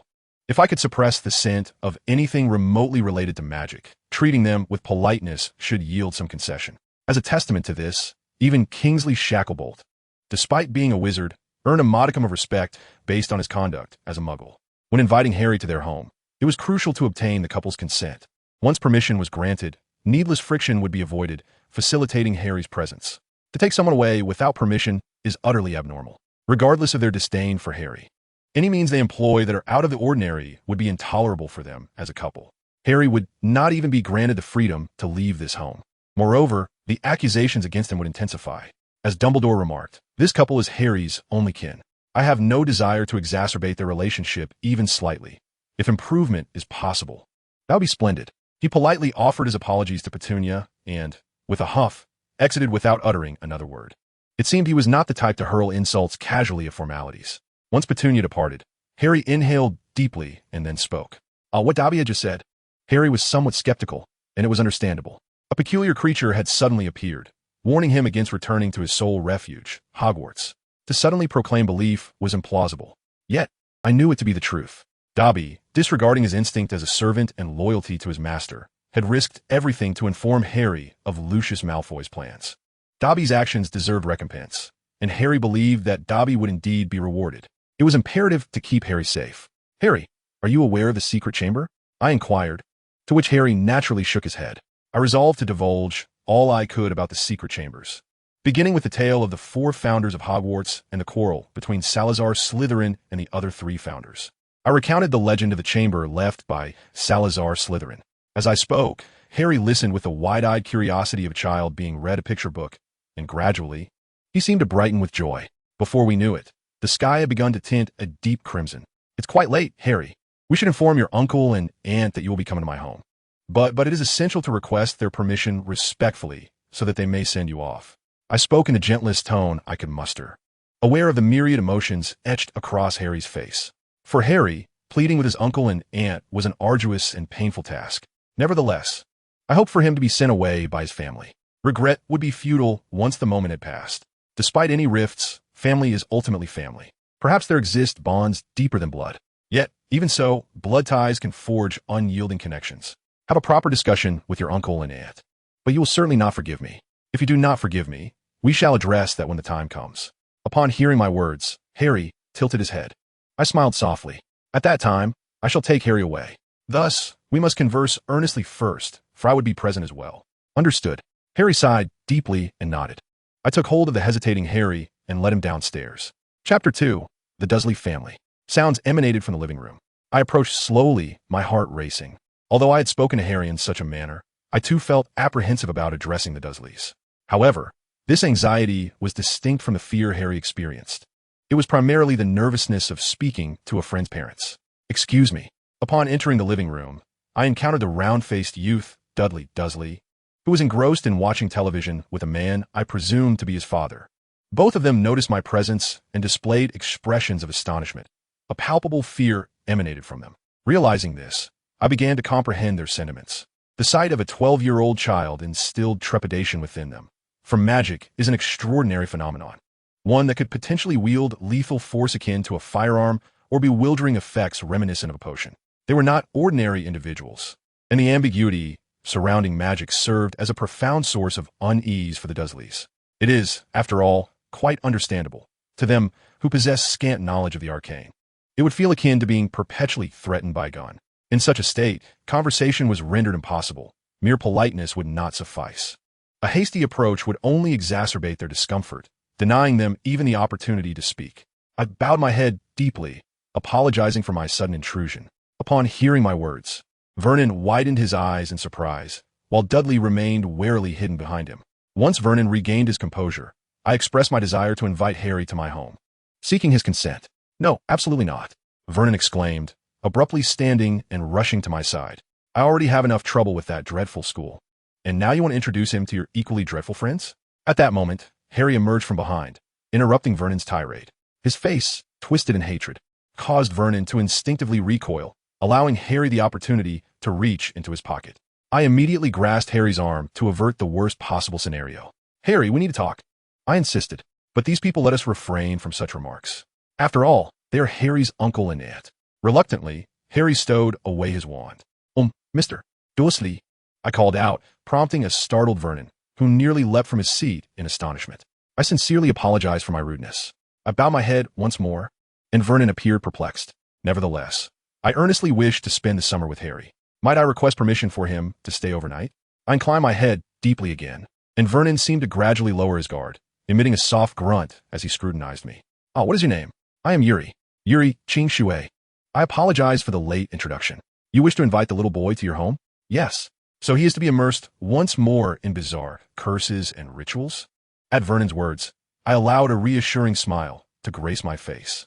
His demeanor had evidently softened. Henceforth, I would speak as candidly as possible. Should Harry come to my home, I intended to prepare a meal myself. "Homemade?" I nodded at the perplexed expression on Vernon's face. I delight in crafting culinary creations and often yearn to hear the opinions of those beyond my family. I must ask Harry. Our home is situated near a private mountain where we plan to camp. Due to the presence of crystal-clear rivers, one is able to catch delectable fish. The private mountains and the notion of camping are indeed appealing. However, isn't cooking and fishing merely a matter of wielding a stick? Cooking does not require a cane, but rather the deft use of a knife and pot. Furthermore, fishing necessitates a rod, does it not? You must possess considerable confidence in your culinary skills. While I have explored diverse cuisines from various nations, I find myself particularly confident in Chinese gastronomy of late.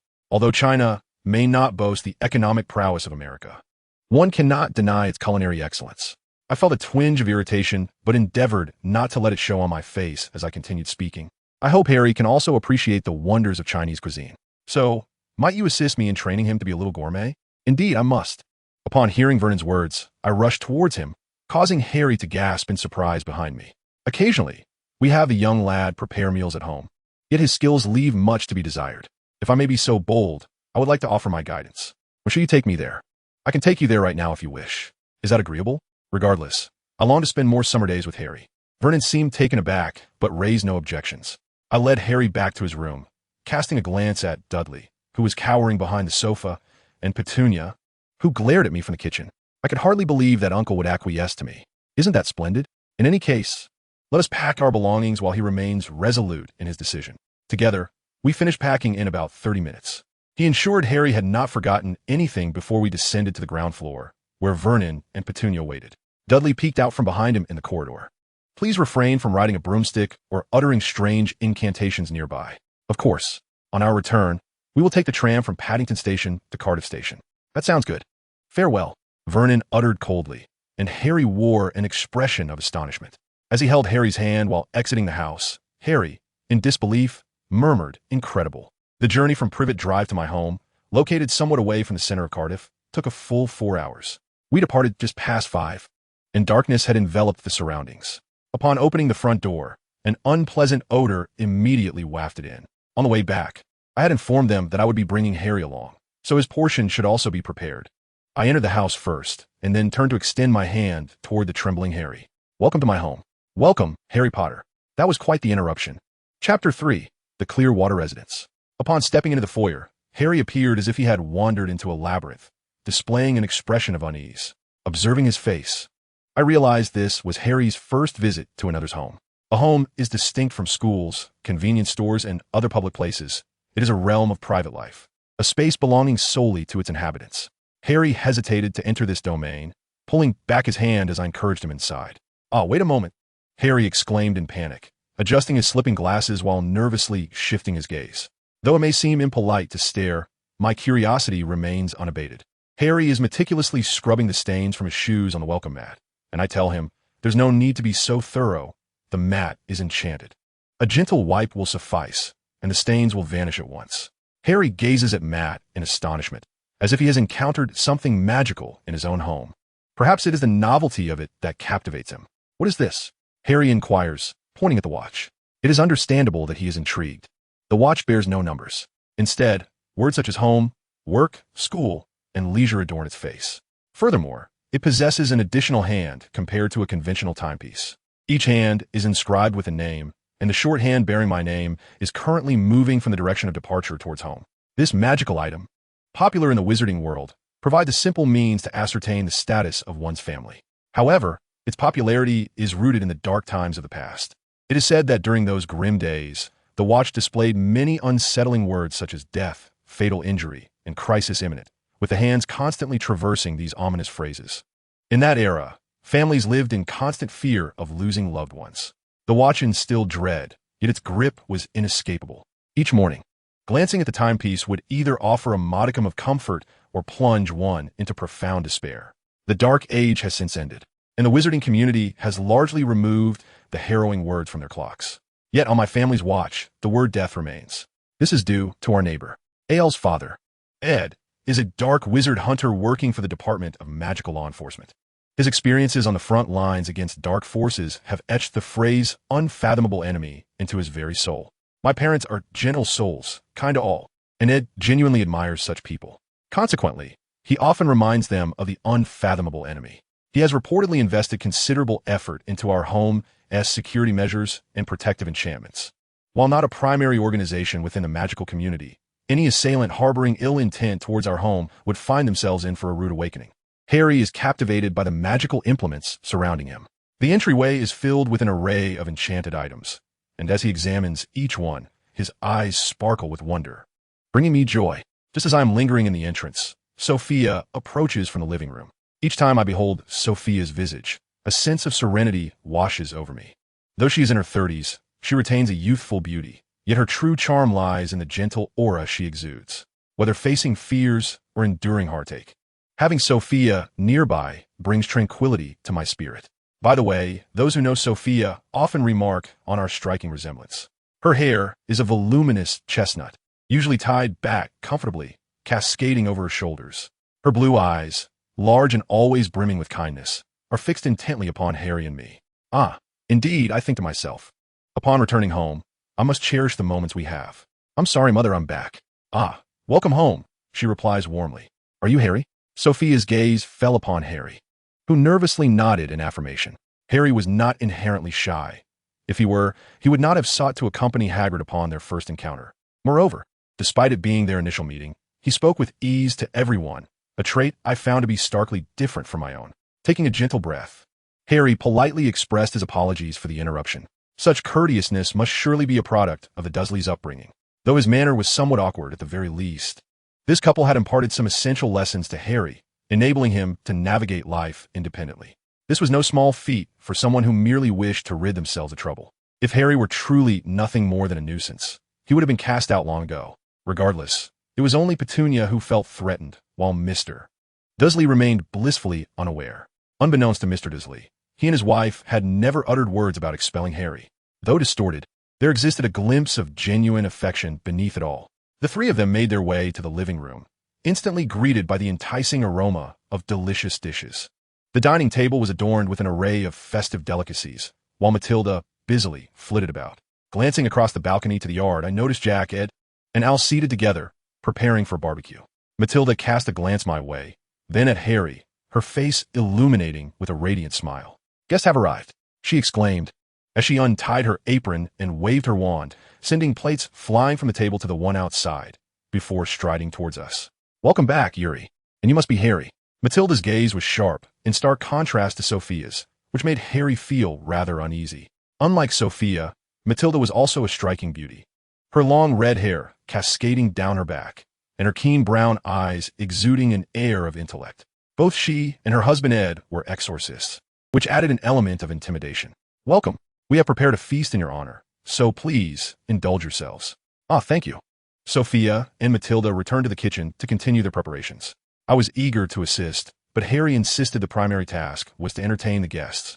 Thus we were both ushered outside. He skillfully avoided the plates that flew towards him from behind, moving beneath them as the others greeted him, only to turn away with displeasure. It seemed I had once again irked him. You've acted without my knowledge again. Yes, Al mentioned it. Faced with Al's piercing gaze, reminiscent of the scrutiny one might expect when discussing the need for privacy, I found it difficult to muster a response. I could neither dismiss it casually nor offer a half-hearted excuse. Fully aware that such behavior would only exacerbate his ire, I silently awaited the passage of time. It was I who chose to engage in the most despicable and irritating conduct, fully cognizant of its implications. What does it matter to consult with me? There are things that must be said, yet cannot be articulated. Using knowledge that was uniquely mine, actions that could not be explained by anyone else. I sought to justify my behavior with flimsy excuses, feeling utterly repugnant in the process. Al was acutely aware of his agitation. I must utter something, despite this awareness. Words eluded him, so be it. Consequently, he sought assistance from others. Silently, he awaited the passage of time, gauging solutions through the concessions of others or by enlisting a mediator. Once again, he resorted to the least effective means. Edward, seemingly unable to bear the sight, placed his hand on Al's head and laughed heartily as he joined the mediation. What are you doing, Dad? Al protested, struggling to shake off Edward's grasp. However, as a seasoned shadow hunter, Edward's robust physique was as unyielding as steel, remaining steadfast against Al's antics. Upon closer observation, Al bore a striking resemblance to Edward. Both styled their cropped golden hair back, and their beautiful green eyes possessed an allure that seemed to draw one in. If Al continued on this path of growth, he too would become a strikingly handsome man, one who could make even movie stars envious. Haha, Alphonse can't possibly compare to Edward, Jack teased. A careful glance revealed that Jack possessed quite a handsome visage himself, reminiscent of Orlando Bloom. Initially striking, yet his character often conveyed an air of inconsistency. Well, I quite like this version of Jack. Don't be too hard on Yuri, or you'll find yourself disliked. I truly haven't bullied you, Jack insisted. Come on, Yuri. Harry is over here. Let me show you my mom, Esmea, and Paul. Edward's words caused Al's face to flush with indignation. The focus of his anger shifted, and he exhaled, casting a glance at Edward that even a man like me could not help but blink at. I believe few are as well suited to ink as he. I aspire to be like Edward one day. Despite my grievances with Jack, it is Edward who embodies the ideal man for me. You've worked hard on the task. It's simply marvelous to have Harry Potter as our guest. Matilda and I are his super fans. P.S. about to leave me behind. Come on, come on. Edward gently urged, giving me a nudge. He expressed his gratitude to Al and Harry before pursuing them. Before long, the two were frolicking in a corner of the yard with a rolling ball of fluff. This ball of fluff was none other than the most popular pet in the magical realm, the Puffleskine. They were remarkably easy to care for. Left to their own devices, they would scavenge for mice, insects, and other pests, making them excellent housekeepers. With their round forms covered in soft fur, they were utterly adorable and fiercely loyal to humans, even drawing near during games of dodgeball. The larger of the two was a male named Paul, Matilda's pet, while the smaller one was Mia, the pet of Sophia. Mia was the offspring of the Puffleskine that Sophia had previously kept at home, and at Grandma's house, Mia's parents still rolled around the yard. Paul was captivated by Mia at first sight and began caring for her. In hopes of having offspring, he specifically acquired a male, and, unsurprisingly, Mia and Paul became a passionate couple. Watching the two steadfast friends always nestled together was truly enviable. Aren't they adorable? Harry beamed as he watched the Puffleskine. Indeed, they are quite charming. In the presence of the idolized Puffleskine of the entire magical realm, Harry appeared completely smitten. He cradled the soft fur of the boar. His cheeks relaxed. However, I could not throw the powder puff. My mother and the others would be displeased. The powder puff was a game where these creatures were tossed in turns, reminiscent of a catch-and-throw activity. Reflecting on this, I recalled how I had once sent the boar flying with a wooden sword, leaving Aunt Matilda quite terrifying. As the three of us conversed, preparations for the party came together. Everyone indulged in the food laid out in the yard, celebrating Harry's arrival. Mia and the boar appeared particularly fond of Harry, nuzzling against his feet. When he attempted to offer them meat as sustenance, the beasts extended their elongated jaws, intertwining their flesh, which seemed to amuse Harry as he began to feed them with fervor. Ed and Matilda appeared to be ardent admirers of Harry, the vanquisher of the Dark Lord. Whenever Harry's plate emptied slightly, they immediately filled it again. Though he bore a look of discomfort, his expression remained light-hearted, suggesting no ill feelings. After the party concluded, Harry settled into our guest room, a space once occupied by my grandparents, which Sophia diligently kept tidy, ensuring a comfortable stay. Days swiftly passed. During this time, the three of us either completed homework or frolicked in the mountains. Harry was immensely joyful, particularly relishing the practice of flying on a broomstick. Unlike the brooms prescribed by the school, I became enraptured by the exhilarating sensation of riding, repeatedly contemplating the budget for a safe and the broom's price in my mind. The rapid descent, swift ascent, and quick turns showcased Harry's adeptness on the broom, leaving both Al and me in awe. When attempting to practice Quidditch, we discovered that he could seize a ball thrown in any direction with astonishing swiftness. Observing him stirred a pang of guilt within me. Harry was a prodigy. In the realm of broom riding, he possessed unparalleled talent. It would not be an exaggeration to say that Quidditch was Harry's path to existence. In the books, Harry embarked on a journey of light due to his numerous battles against dark forces. But would it not be better for him to become a professional Quidditch player? Indeed, it was hard to suppress such thoughts. Only by actually riding the broom could one fully appreciate the sensation of plummeting close to the ground and instantly achieving peak speed. This was not something one could grasp in the brief moments leading up to a class. The end of July marked Neville and Harry's birthdays. Incidentally, my birthday follows Harry's by 2 days. To prepare gifts for everyone, the three of us spent an entire day poring over a mail-order catalog. Yet Al and I decided in an instant what to present to Harry. Harry's birthday arrived. A colossal cake, crafted collaboratively by Sophia and Matilda, adorned the table alongside a lavish spread of dinner, brimming with gifts for Harry. Among them, the most conspicuous large box caught both AL's and my attention. It was evident that we were not the only ones who recognized Harry's flying prowess. Sophia and the others had prepared the finest gifts for Harry, who, without parents, was unwrapping packages, trembling as he gazed upon his smooth wooden surface. Nimbus 2000. That was a broom, just like mine. Harry gazed incredulously at Sophia, Jack, Matilda, and Ed. Your talent for riding a broom is indeed rare. I wish for you to refine your skills, Ed remarked. Harry, you will undoubtedly soar higher and faster than anyone else in the world. At your age, I have never seen someone so adept at maneuvering a broom. Your flying is simply magnificent. I dare say, if your parents were to witness that moment, they would surely have gifted you this. So, please accept it. How about competing in Quidditch at Hogwarts? You are destined to become a top player. Upon hearing Ed and Jack's commendations, Harry nodded, lifting the broom. I'm overjoyed. Tears welled in Harry's eyes. The surviving boy realized, acknowledging that it was more than just this. The gifted Nimbus 2000 served as testament. I will not be outdone. I, too, aspire to be a Quidditch player, hence we are rivals. Hearing AL's words, Harry quickly wiped his tears with his sleeve and nodded. Yes, I shall become you. I will not be defeated, Harry said with a smile, and Al returned the grin. My birthday party and the days of practicing Quidditch on the hill swiftly passed, and it was time to visit Ron's house. Neville and Hermione had already informed Ron via owl post that they were staying at his home. They decided to mix in some flu powder into the fireplace at Ron's place, and I explained the method to Harry, particularly emphasizing the trick to avoid coughing. He tossed a handful of flu powder into the fireplace, confirming the flames turned green before he departed. He kissed Ed and Matilda, and Al was the first to take flight. Following him was Harry. As the flames turned green, Harry glanced back at our family and bowed deeply. Matilda embraced Harry tightly, and though his face flushed red, he calmly stated the destination. Finally, it was my turn. This was not a farewell. On the day we set off to school, one must come to King's Cross Station. However, for the moment, we parted ways. Once again, I was enveloped in tight embraces from Sophia and Jack, inhaling their scents deeply. They kissed my cheeks, and I reciprocated until our departure to the hidden cave, never closing my eyes, fixated on the four of them. Before long, my vision spun around, and I found myself at the fireplace of Ron's house. Emerging from the fireplace, the cramped room was filled with people, all laughing together. Welcome. I too wore a defiant smile. Chapter 4. The Hidden Hole. A scream erupted. Those fleeing before immense power, those attempting to resist, ultimately emitted cries of despair and lamentation. Their adversary's strength was overwhelming. The disparity in power was as vast as that between an ant and an elephant. And I was their enemy. A slight exertion would crush their fragile heads, spinning their bodies with ease. It felt as though their heads were about to snap off. Their heads and bodies on the verge of separation. I released my grip.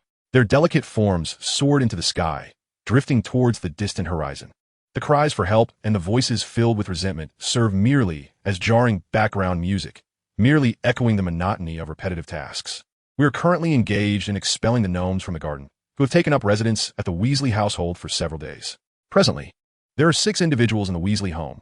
Ron's mother, Molly, along with Percy, Fred, George, Ron, and Ron's sister, Ginny.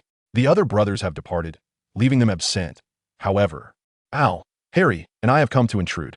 Additionally, Hermione, Neville, and Lee Jordan, Fred and George's friend, complete our total to 12. Even within the Weasley clan, such a gathering feels excessive. The number of rooms is woefully insufficient, forcing Lee to share a room with Fred and George, while Neville sleeps alongside Ron. Before our arrival, it appears they had already allocated the rooms, and Al, Harry, and I were assigned to Ron's brother's room. Incidentally, Hermione, being a girl, claimed another brother's room. Navigating through the bustling and increasingly chaotic concealed burrow, preparing meals proved to be quite a challenge. With resources stretched thin, Hermione and I offered our assistance. Although we were still somewhat unaccustomed to cooking with magic, under Molly's guidance, we managed quite well. Other household chores were divided among the 3 of us, fostering a friendship that transcended various obstacles during our time together. It was indeed a laborious endeavor. While Harry and Al were willing to help, their methods of laundry were rather crude, and their cleaning efforts only resulted in greater disorder, rendering them ineffective. Furthermore, they became a burden and were ultimately dismissed from the Weasley household's domestic team by Molly. At last, after the household chores were concluded, we all gathered to expel the gnomes from the garden, only to promptly return to our household duties afterward. Such was the nature of our days. We are off to practice Quidditch, Al exclaimed with enthusiasm, prompting me to consider tossing him the pumpkin intended for dinner. Initially, I harbored some reservations about our preoccupation with household tasks, but those concerns have since dissipated. It seems they find joy in their stay here, as Hermione impatiently remarked. I'll leave you a bottle of Tabasco, he said, half in jest yet with a serious glint in his eyes. Since their arrival, despite their lack of cleaning, they have managed to turn the home into a chaotic mess after each cleaning session, venting their dissatisfaction upon the lovingly prepared meals and wreaking havoc upon the laundry. Particularly, Fred, George, and Lee always attempt to bring surprises, thus augmenting our workload. The unhelpful individuals shower praise upon the 3 troublemakers, inciting further frustration within Hermione and me. We struggled to contain our ire, partly due to the presence of others in similar circumstances and also because of Molly's unwavering calmness. Although Molly often raised her voice daily, She would never shirk her responsibilities in household tasks. I am well aware of the love she pours into her cooking, and regardless of how arduous or infuriating the situation becomes, we remain steadfast in our desire to assist with the chores. I inquired of her how she managed to maintain her composure under such circumstances, to which Molly responded with some difficulty. That is because I am a mother. His words left me speechless. However, I understand deeply the significance of the phrase, a mother is truly great. In any case, let us refrain from regarding those fools as our peers. I nodded at Horman's suggestion. If one intends to care for kindergarten children, it would merely be a drop in the bucket. Ironically, it was the three fools who detonated a garbage bomb in the kitchen, entangling it with the freshly washed clothes. After much effort, the monkey prepared a meal, but upon discovering ingredients he detested, he feigned nausea. Consequently, beginning the next day, I resolved to prepare only the foods he disliked. Although the mischievous little rascals, who had muddied their clothes by shoving brooms into their backpacks, were incessantly pulling weeds in the yard, life remained surprisingly tranquil. The Wesley household buzzed with activity daily, and before we knew it, the new semester was upon us. The news of the new term arrived via owl, and for some inexplicable reason, those of us who were humble before Horman were to venture to Diagon Alley tomorrow. Thus, we might as well continue pulling weeds in the yard. After dinner, as I cleared the table, Allrose stood up resolutely. We'll go to Diagon Alley tomorrow. Let us take our time today. Indeed, I replied. Horman, without turning around, cast a binding spell on the fleeing three fools. Ultimately, with a glare from Maury, they quietly made their way to the yard. After tidying up the tableware and arranging the beds in every room, I took a bath and, alongside Horman, showcased my cherished collection to Molly. Gilderoy Lockhart, now a beloved icon in the magical realm, is quite charming. He has authored many works, which I peruse whenever I have a moment. Although his appearance differs slightly from that in the films, there is no denying that he is a handsome man. Reading his works while understanding his true nature, I felt a twinge of excitement, yet the content of the books resonates profoundly with adolescence. I became entirely enthralled, a devoted fan in the process. I did not harbor any disdain for Lockhart as depicted in the films and books. His narcissistic and clever persona is endlessly captivating. While I find certain aspects of him somewhat off-putting as a friend, I hold no objections to him as an idol and actor. Furthermore, I am delighted to engage in endless discussions with friends about a topic that never seems to tire. In my lifetime, I had never spent an entire night discussing a shared interest with anyone. In fact, tomorrow, Diagon Alley will host a signing event for Lockhart. I'm only aware of the information in the book, yet I do not know the date, as I diligently checked the daily prophet delivered to the Wesley household. Horman pondered whether to have his signature on colored paper, in a sketchbook, or on his representative work. Perhaps it would be best to have it in the book. Horman nodded earnestly. This is the right path. Upon reflection, he came to Hogwarts in the capacity of a teacher, thus signatures could be obtained at any time. A memory I recall from when I saw him at Flourish and Blots in Diagon Alley. On the following morning, after a smooth flight aboard the chimney to Diagon Alley, we found ourselves scattered about, eventually convening at Flourish and Blots bookstore. I, along with Al, Harry, Ron, Neville, and Hermione, decided to take a leisurely stroll through Diagon Alley. The six of us walked in a line, and at the Gamble and Japes joke shop, Fred, George, and Lee were busy hoarding long fireworks that could ignite without a flame. Their eager eyes were set on entering, but I firmly insisted that they must not use them at home. Hermione shot a fierce glare at them, prompting the trio to flee in haste. Percy was engrossed in a small book at a nearby shop. Hermione intervened just as Ron was about to crack a joke, leading him to decide it wise to leave without disturbing Percy. Ron seemed to harbor an evident disdain for Percy, often remarking on his unlikable nature, but Hermione defended him, stating that Percy had indeed been trying hard. In summary, Al remarked that Percy would not meddle in household affairs like others might. I chuckled in response, recalling Molly's words, even the closest of friends must draw boundaries. If one continuously forgives the other in all matters, neither party will grow, and eventually, the relationship may falter. It is often said that a quarrel can be mended. Reflecting upon this, I realized that Al and I had never truly argued. I'd always shied away from confrontations. In life, if one merely avoids collisions out of fear, no one will collide with you, and that would be the end of it. Thus, I resolved to tease him a little, or perhaps nudge him playfully. To be honest, disturbances in domestic affairs do irk me. Afterward, we gathered the necessary supplies from the apothecary, the hot pot restaurant, and Madame Malkin's robe shop, and purchased Al feed at Elop's.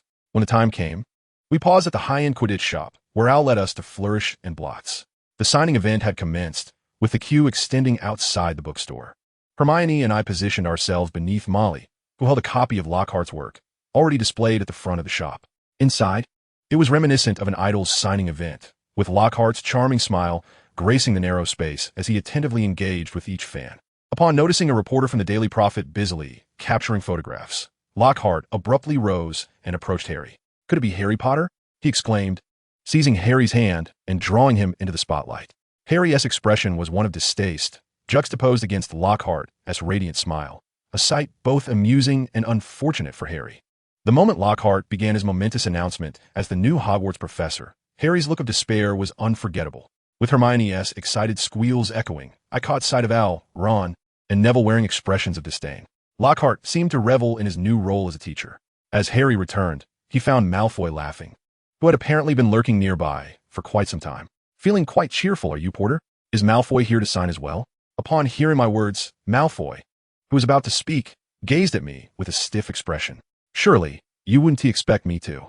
I must insist that you pen your latest work." "Ah, Yuri should include it in his autobiography. However, isn't the autobiography due for an updated edition? Then anyone can write it." As I deliberated with Hermione about whom to have sign, Malfoy redirected his gaze back to Harry. It is utterly irrational to queue for such signatures. After Malfoy expressed his astonishment, all the patrons in the bookstore turned their attention towards him. Hey, Jake, it shouldn't be noisy in the bookstore." A middle-aged man, resembling Malfoy, placed a hand on his shoulder. "I apologize, my son is causing a ruckus." Mr. Malfoy gracefully bowed his head, and everyone shrugged, returning their focus. Just as it was my turn, I shifted my gaze away from Malfoy and the others. Even if I wished to obtain the diary, I must first deliver it to Ginny. What I ought to do now is, Yuri, I beg of you, please sign and extend your hand. I shall refrain from washing my hands for the moment. I pondered over the situation. As I complained to Hermione, Mr. Weasley, and Mr. Malfoy began to quarrel. Fortunately, I had checked the date for Lockhart's signing event. Had I come on a different day, Mr. Malfoy wouldn't have handed the diary to Ginny. I am grateful to Lockhart. Just as tensions were rising, Hagrid intervened, bringing the dispute to an end. "Goodbye, school," he said to Malfoy, who was leaving with his father, only to be reprimanded by Al. "Have you forgotten what that fellow did to you last year?" In an effort to win back Al's forgiveness, I suggested that we should have for dinner what Al enjoys, and his mood instantly brightened. "I think you are even younger than I imagined. This must remain a secret." On the way back, feeling the weight of the moment, I took the pot from Ginny. I insisted on carrying it, but she declined, and I quickly achieved my aim. Inside the pot lay a thin, small diary with a black cover, the authenticity of which remains uncertain. Thus, the first condition was fulfilled.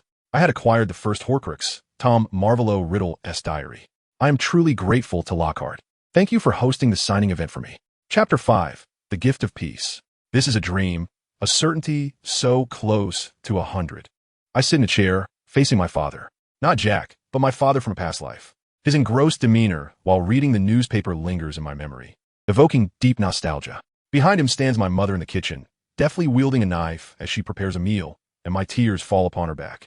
I wish to speak to her, yet I find myself voiceless, unable to utter a word. It is not like before.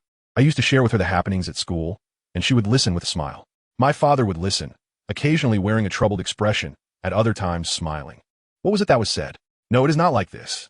Awakened by the dim white light streaming through the window, I opened my eyes to behold Al's sleeping face. William's room, designated for the eldest son, was fittingly the second most significant in the Weasley household, just after that of his parents. Nevertheless, it was somewhat cramped for 3 individuals to share. One slept in the bed, while the other 2 sprawled upon the blankets spread across the floor, engaging in daily games of rock, paper, scissors to determine who would claim the bed for the night. In an effort not to disturb Harry, I quietly extricated myself from the blankets and stepped into the yard. The sky was overcast, yet the sun was just beginning to rise, with no sign of anyone else stirring. Today marked the end of summer vacation, and I was to embark on my journey to Hogwarts. There were 2 matters to attend to. First, to harness the power of the diary to vanquish the basilisk. Second, to destroy the diary using the basilisk's fong. The diary had already been set aside in my suitcase. The training in occlumency, which I had committed to since last year, was beginning to take shape.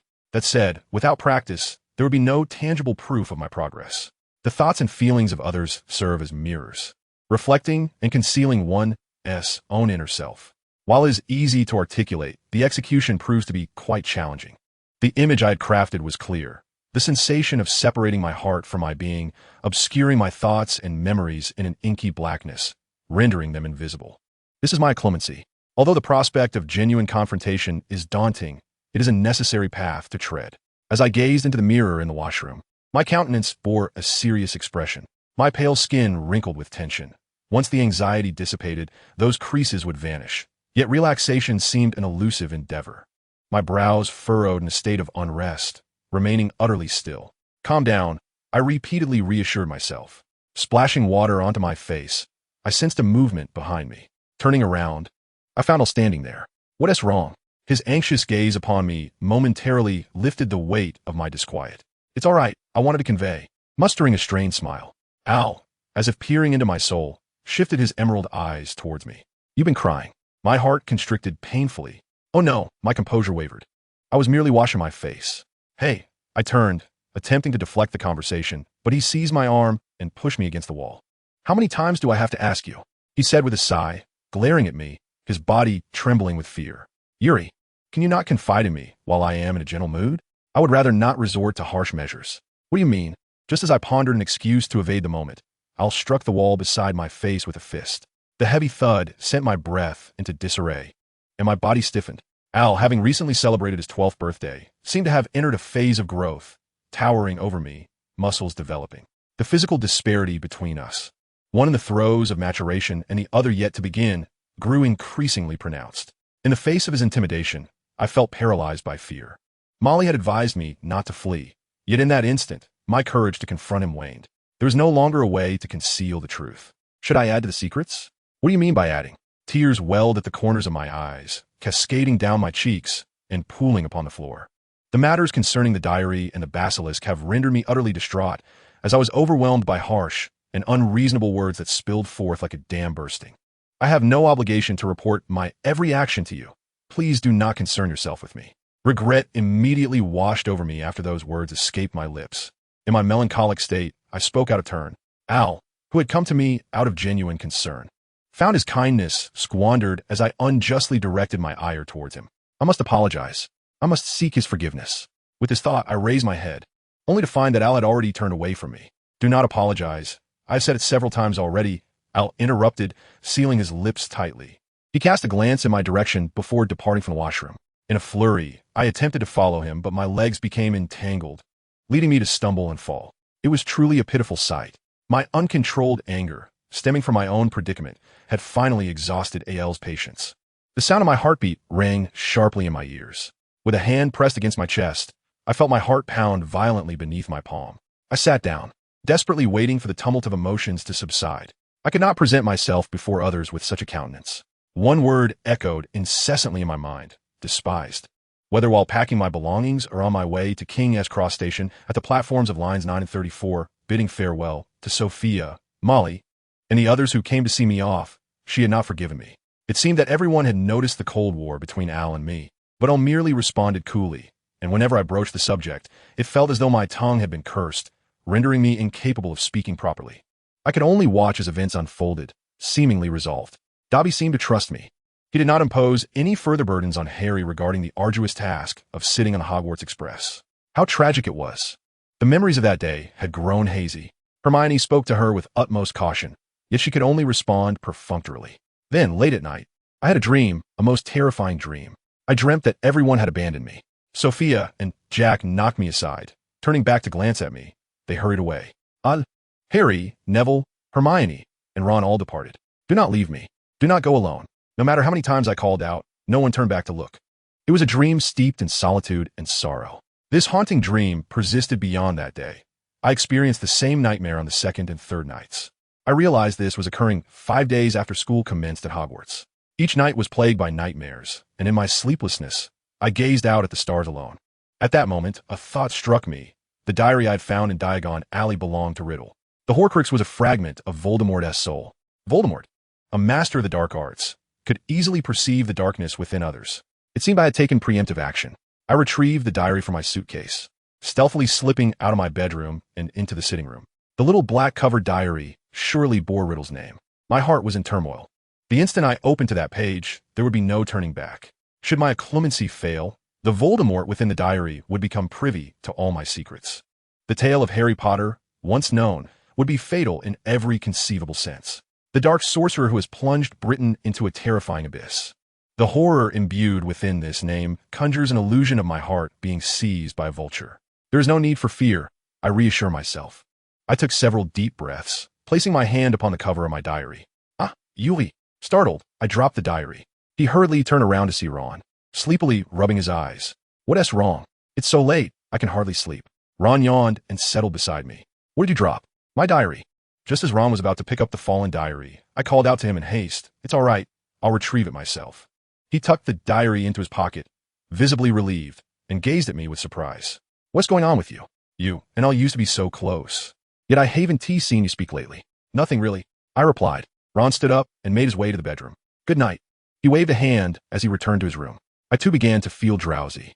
I would write in my diary tomorrow. Back in my room, I quietly closed my eyes so as not to disturb anyone. Then, I dreamt once more. This dream was unlike the others, a memory from before birth. A recollection from my previous life. No one loved you. Mother would become angry at the slightest academic slip. Yet, even when I excelled, her praise was scarce. She never attended sports day or cultural festivals, nor did she come to listen in class. Father showed no interest in me. I never experienced playful games like those depicted in television dramas. I had no friends. Those around me treated me as a mere punching bag for their daily frustrations. My life was devoid of meaning. Each day filled with beatings, scoldings, and the constant scrutiny of others. No one looked at me. No one loved me.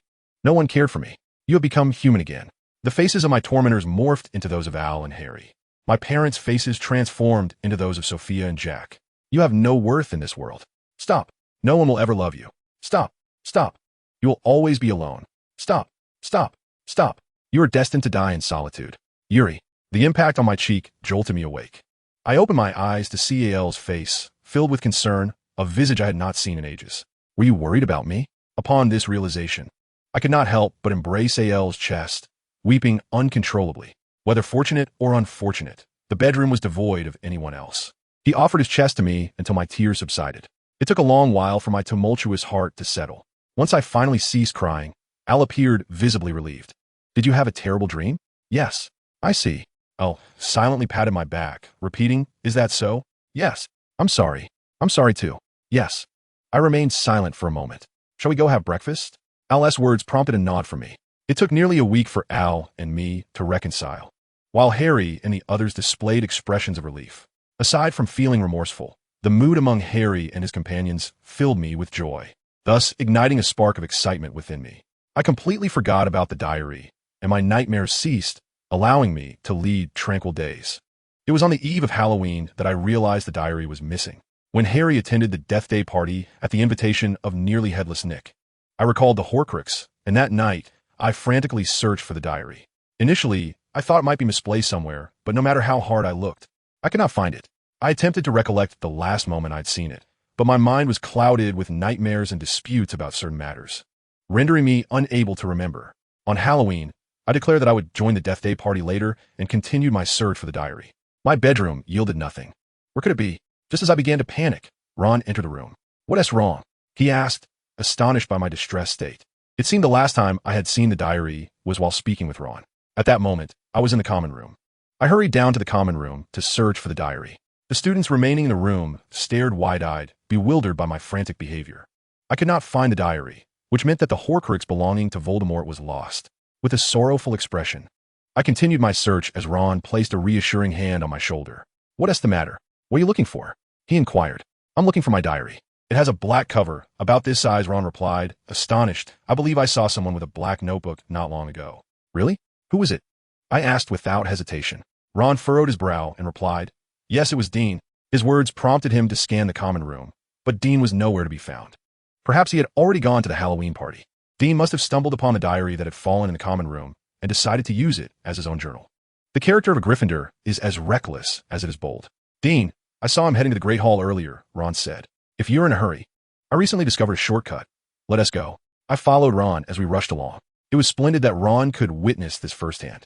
If the diary remained missing, the diary's consequence could be our inability to defeat Voldemort. Suddenly, Ron halted in the middle of the corridor and reached into the wall behind a statue. Look, here, that's the shortcut. You go ahead. Okay, I replied, startled. It was reminiscent of the entrance to platforms 9 and 3-4.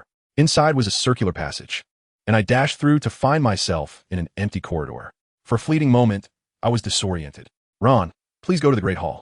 In that instant, my body was propelled into the air by a violent force. I was thrown to the ground, my breath halted.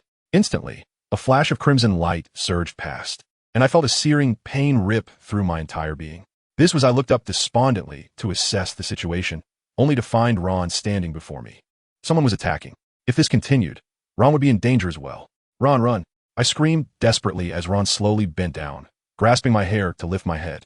What foolishness, Yuri Shimizu. How naive of you to attempt to employ my crude mind control against me. I was taken aback. It was not Ron. Though he appeared to be Ron, he was, in fact, another person. You have known all along, haven't you? If you insist on asking, allow me to introduce myself. My name is Voldemort, foolish Shimizu. Breathing became labored. I had been discovered. My plans were known to those who should not have been privy to them. I thought of doing something, yet my body remained completely still. Everyone else was attending the Halloween party. No one would come to my aid. Do you comprehend what is happening? Voldemort, cloaked in Ron's guise, said with a smirk. No one will come to rescue you. To be honest, I cannot decipher your thoughts, due to the mind-locking curse. With that, he pressed Ron's wand against my arm. I shall extract the answers directly from your lips.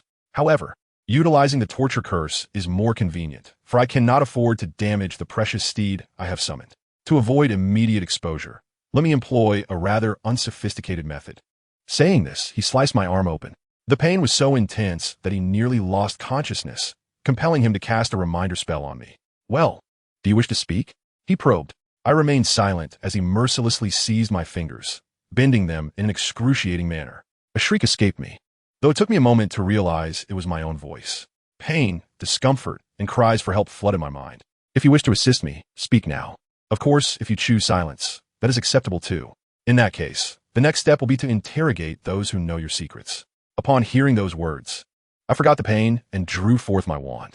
Gazing at the flickering figure of Ron before me, I began to chant the petrifying spell. Honestly, what have you learned from friends? Such incompetence, Shimizu, Voldemort mocked as I struggled to cast the spell. However, my trembling body failed to focus on the target. Instead, I was diminished, burned, and pierced. Truly, you are obstinate. Yet, forgive me, Voldemort admires your bravery. I invited guests for your sake. In that instant, I understood the implication behind his words. He intended to summon the basilisk. Death. Realizing this, my mind fell into an eerie silence. There was but one course of action remaining. With my last ounce of strength, I pointed my wand at my own body. The final image that flickered before my eyes was the reflection of yellow pupils in the glass window. TSK, I truly wished to kill him. That was the last sound my ears captured. I had failed. Chapter 6, Alphonse Walrock. The anniversary party for Nick was about to commence. What was he doing? She mentioned going to retrieve something forgotten, yet showed no intention of returning. Though the gathering of spirits held little allure, I did not believe Yuri would abandon the arrangement. I decided to investigate. As I conversed with Harry and the others, a faint, harrowing scream echoed from the upper floors while we made our way back to the dormitory. A chill coursed through my body as if doused in icy water. In an instant, I recognized the voice's owner. I pushed past the crowd, hastening towards the source of the scream, only to find someone sprawled on the ground. Initially, I assumed they had merely fallen.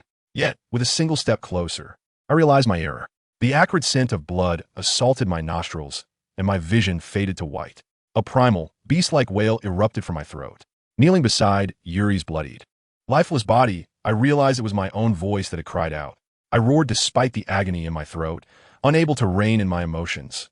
Anger, sorrow, despair, and loneliness surged within me. I could scarcely comprehend the tumult of feelings coursing through me. All I could do was scream, continuing to wail. Others heard my cries and rushed over, their own screams mingling with mine. In an instant, Yuri and I were encircled by a throng of students and teachers. Some attempted to touch Yuri. My emotions coalesced into a fierce anger as I raised my fist. Do not touch Yuri, ignoring the shouts around me. I clung tightly to Yuri's corpse. I struck out with all my might, but the hand that sought to seize him from me was relentless. Even the slightest contact would ignite my fury. In that moment, I vowed to kill you. I raised my fist once more with renewed determination, but this time, I was prevented from doing so. Stop. Do you know who your fist is aimed at? I had forgotten whose voice it was. Yet if chaos ensued, I would not hesitate to eliminate this individual too. I would pursue you relentlessly, inflicting torment until your very essence was extinguished. It was Severus who restrained me. In that moment, everyone appeared as enemies, an unavoidable reality. If striking him could bring me to calm, I would willingly endure the blows. A hand rested upon my head, and it was only then that I realized it belonged to Dumbledore. I had forgotten about raising my fist, my forehead pressed against the ground. "Save me, Professor. Save Yuri." I cried out. "Ah, I understand," he replied firmly. "I promise you, I shall save him." "Really?" I lifted my head, uttering a foolish sound, and Dumbledore enveloped me in a gentle embrace. That warmth gradually restored my composure. "I deeply empathize with your feelings. However, we must transport clean water to the infirmary. Will you accompany me? Is Yuri saved?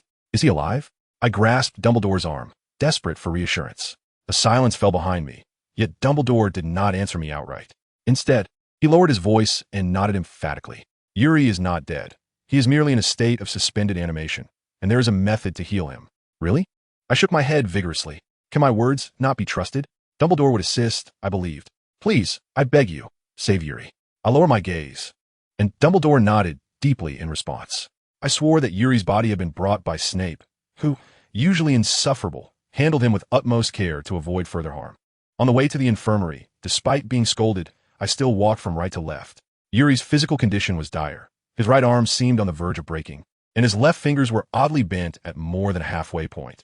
His body was marred with countless burns, frostbites, and wounds, making the situation all too clear. Upon arriving at the infirmary, Pomfrey's face contorted in horror at the sight of Yuri's condition. Even McGonagall and Snape furrowed their brows in disgust upon closer inspection. The brutal treatment of such a frail child was appalling. Pomfrey was rendered speechless in her fury. "Teacher, please save me. Such wounds, you won't be able to heal them. Will you?" Upon hearing my words, Pomfrey closed her eyes, attempting to quell her anger. "Well, of course, no trace of a wound shall remain. Yes, the wounds can heal, but the heart, alas, cannot." Pomfrey's thunderous exclamations left me at a loss for words. McGonagall and Snape's eyes widened slightly in disbelief.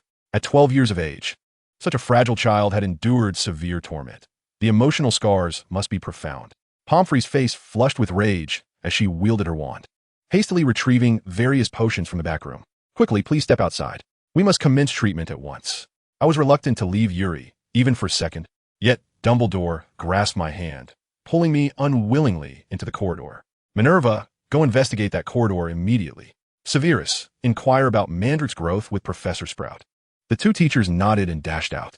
Left behind, I looked up at Dumbledore, who had just noticed the smile had vanished from his face, replaced by a grave expression. "As Professor Pomfrey has stated," Dumbledore began, "she cannot heal the wounds of the spirit. If healing occurs, it can only come through love and friendship. Once we obtain the Mandrake, the potion will revive him. After that, it will be up to the others. Do you understand?" Yes, I nodded, and Dumbledore offered a slight smile. "First, healing him is Professor Pomfrey's responsibility. It would be prudent for you to return to the dormitory today. I wish to remain here." "I cannot ascertain how long the treatment will take," he replied. "Nonetheless, I shall not hinder your desire to stay. I permit you to venture out late at night, but do take care of your health." "Yes. Also, what? I apologize for hitting you earlier." I lowered my head, and Dumbledore smiled gently. "That was a punch made with concern for a friend. The master has the right to wield it, and I have the duty to accept it. As headmaster, I cannot allow such matters to transpire within the school. Professor, now, I must first send an owl to your parents." With that, Dumbledore waved his wand. Suddenly, a large, fluffy sofa and blanket appeared in front of the infirmary. With another wave, a table emerged beside the sofa, adorned with 5 steaming cups of hot chocolate. I immediately understood why there were 5 cups. Harry, Ron, Neville, and Hermione were rushing down the corridor, their faces reflecting profound concern. "Yuri!" Harry exclaimed, his face ashen, just as the door to the infirmary swung open. "Is it too noisy?" Pomfrey coldly surveyed us and addressed Dumbledore. "Headmaster, could you come over here, please?" "I can't," I stammered, eager to follow, but was rebuked loudly by Pomfrey. Harry and the others flinched at her furious shout, and I turned to Dumbledore. "You can't." Pomfrey bellowed again. "Madam Pomfrey, these children are quite concerned for her. Could you allow them to pass?" Upon hearing Dumbledore's request, Pomfrey shook her head. "Why?" I implored anxiously, to which Pomfrey bitterly replied, "Such things are not for children to witness." "What sort of things?" I grasped Pomfrey's arm.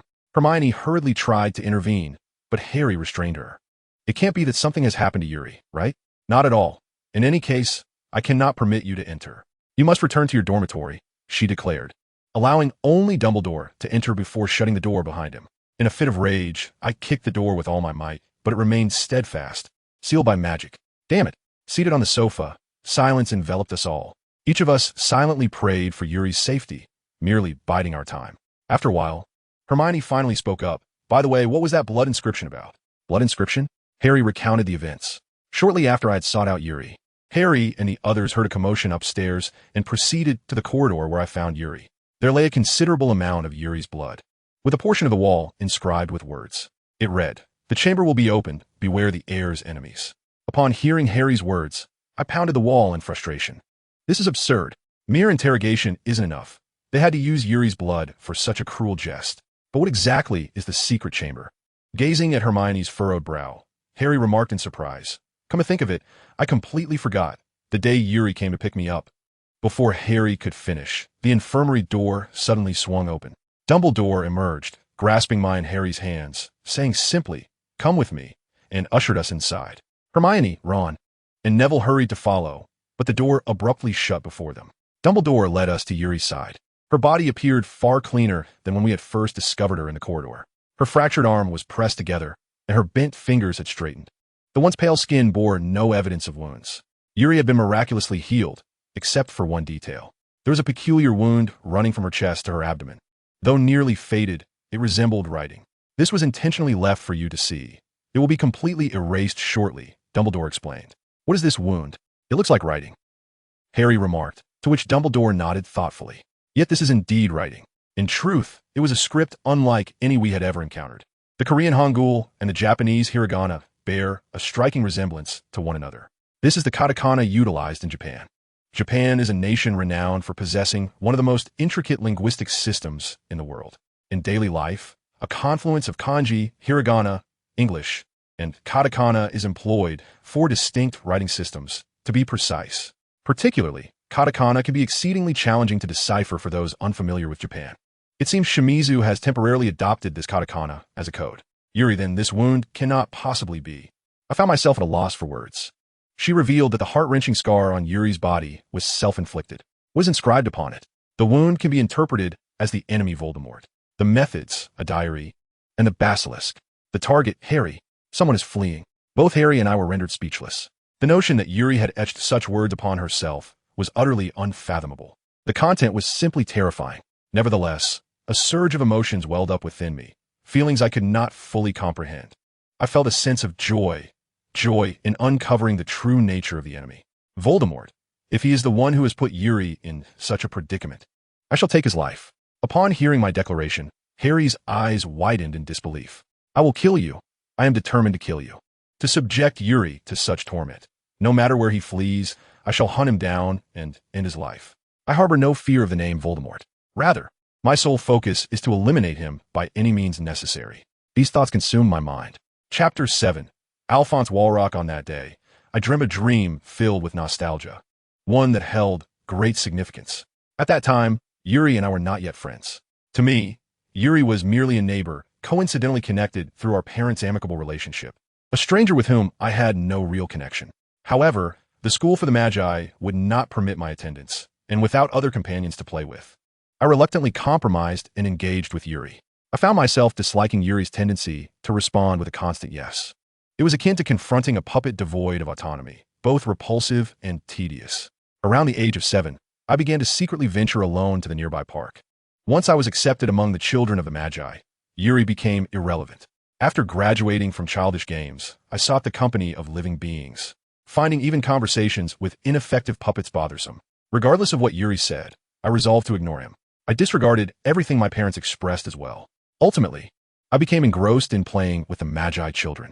Occasionally, we practiced basketball and American football, and at times, we would bully others.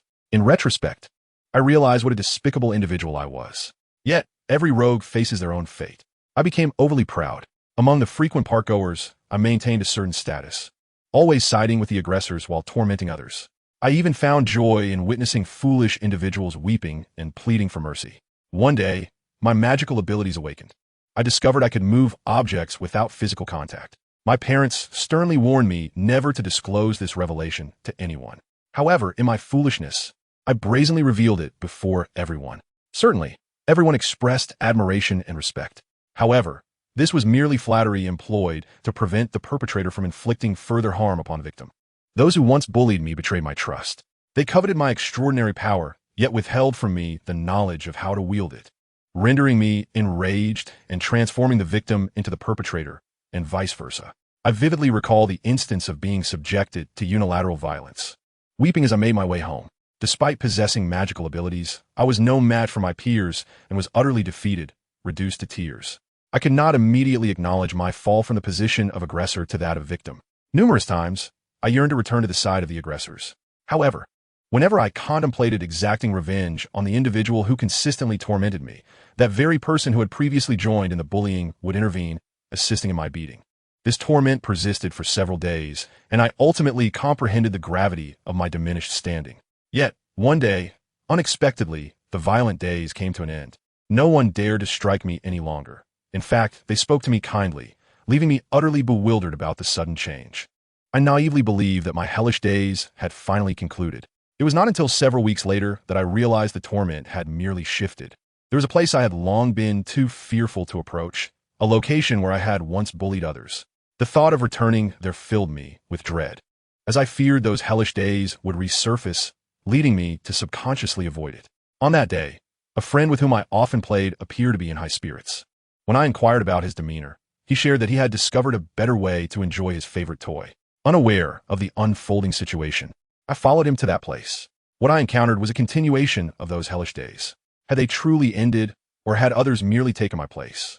There, I witnessed a doll, a figurine crouched on the ground, relentlessly kicked by a slightly older child. The individual who dragged me back into this inferno proclaimed, "That child's mind is deranged. He believes he can do anything to me, treating me as a friend." Why was this the first thought that crossed my mind? How had things devolved to this point? I had not solicited this fate. The cruelty I endured was a consequence of that individual's own foolish actions, a case of reaping what one sows. I yearned to flee, yet that person would not release my grip. But wait. This individual remained silent, whether striking or urinating. Initially, it was somewhat amusing, but soon I found myself longing for some originality. However, the fear of parental discovery proved agonizing. I could not afford to mar my visage or risk revealing my nails. A chill enveloped me. Why did this child, who was ostensibly my peer, appear monstrous before me? He calmly disseminated malicious words, his expression twisted in delight. In that moment, I recalled that face, just as I'd seen during my own acts of cruelty. Ecstasy radiated from him, a desire to inflict further harm, to elicit even greater tears. This insatiable yearning surged forth, intensifying. Thus, I understood what he wished to convey. I involuntarily stepped back a few paces, as that fellow predictably spoke to me. You should strike him, send him flying. The one who saved him would surely react to being attacked. That face, adorned with innocent curiosity and naive anticipation, resembled a doll yearning to witness despair akin to that of a human. I found myself encircled by a group of robust individuals, blocking my escape. If I refrained from kicking, I too would succumb to this fate. The unspoken understanding was palpable. Terrified, I could not bear to gaze upon the doll's face. My body felt paralyzed. I longed to flee. Tears nearly brimmed in my eyes, yet I was thrust before the puppet. Should I kick? I would also transform into a monster. Yet if I did not, I would become a doll. It was either monstrosity or dollhood, as I spiraled into panic. It was the words of the doll that salvaged me. Very well. The voice, perhaps worn from too much torment, was raspy. Yet, I immediately recognized it as the voice of the doll I had known since childhood. Trembling, I turned to see the doll smiling. I cannot comprehend this. Why smile? I wish to betray you. You ought to repay your debt of salvation. My confusion was overshadowed by the doll's words. It's all right, we are friends. This statement rendered me speechless. What do you mean by friends? The beings before you are all monsters, delighting in the suffering of others. I am not the kind of fool who wishes to assist, only to be effortlessly trampled upon. Kick him. Otherwise, I will suffer. The moment I heard those words, I found the puppet before me repulsive. Despite being grievously injured, the doll's eyes were filled with concern for me. If the monsters nearby were malevolent, then this creature was a benevolent monster. I even entertained this notion.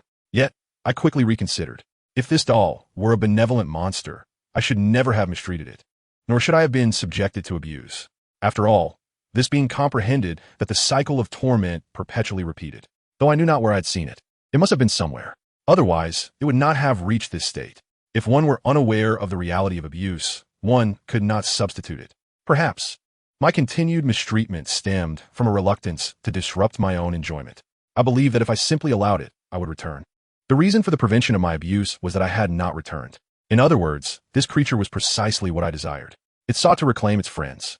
For this, it endured blows and humiliation, yet remained here. I was uncertain whether the risks and rewards balanced out. That was a matter known solely to the doll. Contemplating this, I gazed into the doll's eyes, which shimmered with anticipation. I beheld an ugly, nauseating, and distorted emotional spectrum. Indeed, I perceived the colors of emotion. This being had lost its mind. Its intellect was compromised. This was a verity, yet it was not merely a doll. Upon grasping this truth, something within me shattered. It was merely a martial artist's reckless tyranny. I unhesitatingly invoked the hidden magic I had concealed, exerting all my strength to seize Yuri's hand and flee. In any case, I ran. At the moment I stepped to the threshold of home and sighed in relief, Yuri's body collapsed with a thud. Just as I contemplated what had transpired, I noticed a severe swelling on one corner of Yuri's pants. I anxiously examined his body, only to find him in tatters, bruises marring his skin, and his hair and clothing emitting an unpleasant odor. He had mentioned something about having urinated. "Are you all right?" I foolishly inquired, astonished by my own shameless words. Regardless of the circumstances, it was my fault that Yuri had become so battered. Yet, what words could I utter in such a situation? "It's fine," he replied. Contrary to my inner turmoil, Yuri smiled brightly. When I asked him what brought him such joy, he simply stated that he was happy to have me worry about him. I thought to myself, this fellow must truly be mad. Nevertheless, I did not wish to leave Yuri behind. It dawned on me why his parents were unaware of his injuries.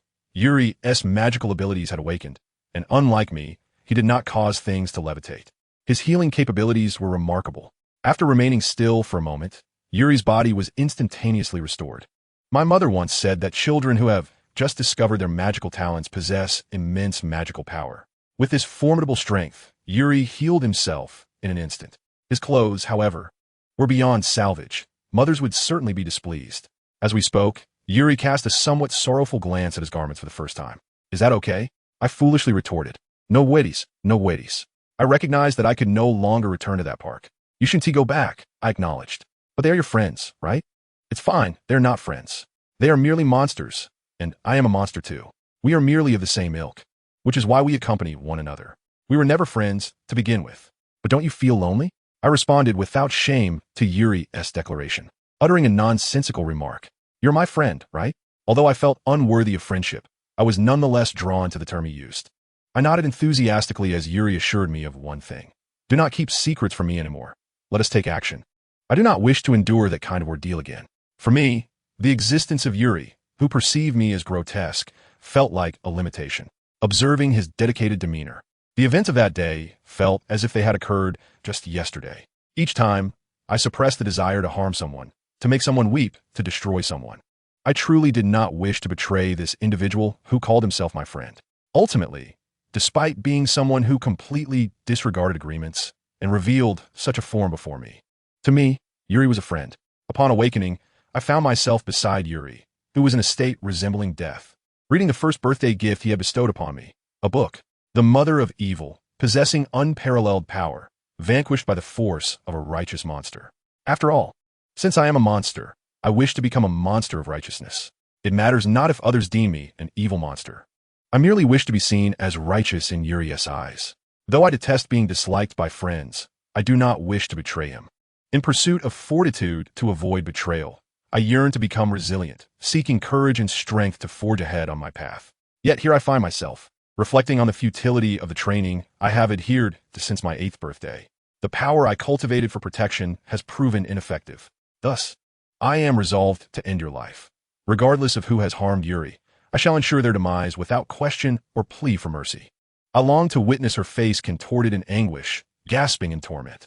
As Yuri sleeps, oblivious to my presence, I embrace the persona of a malevolent beast, redirecting the strength I honed for safeguarding into violence, and unleashing the desires I once suppressed. On another note, this individual has neglected to bring the Christmas gift I presented to him.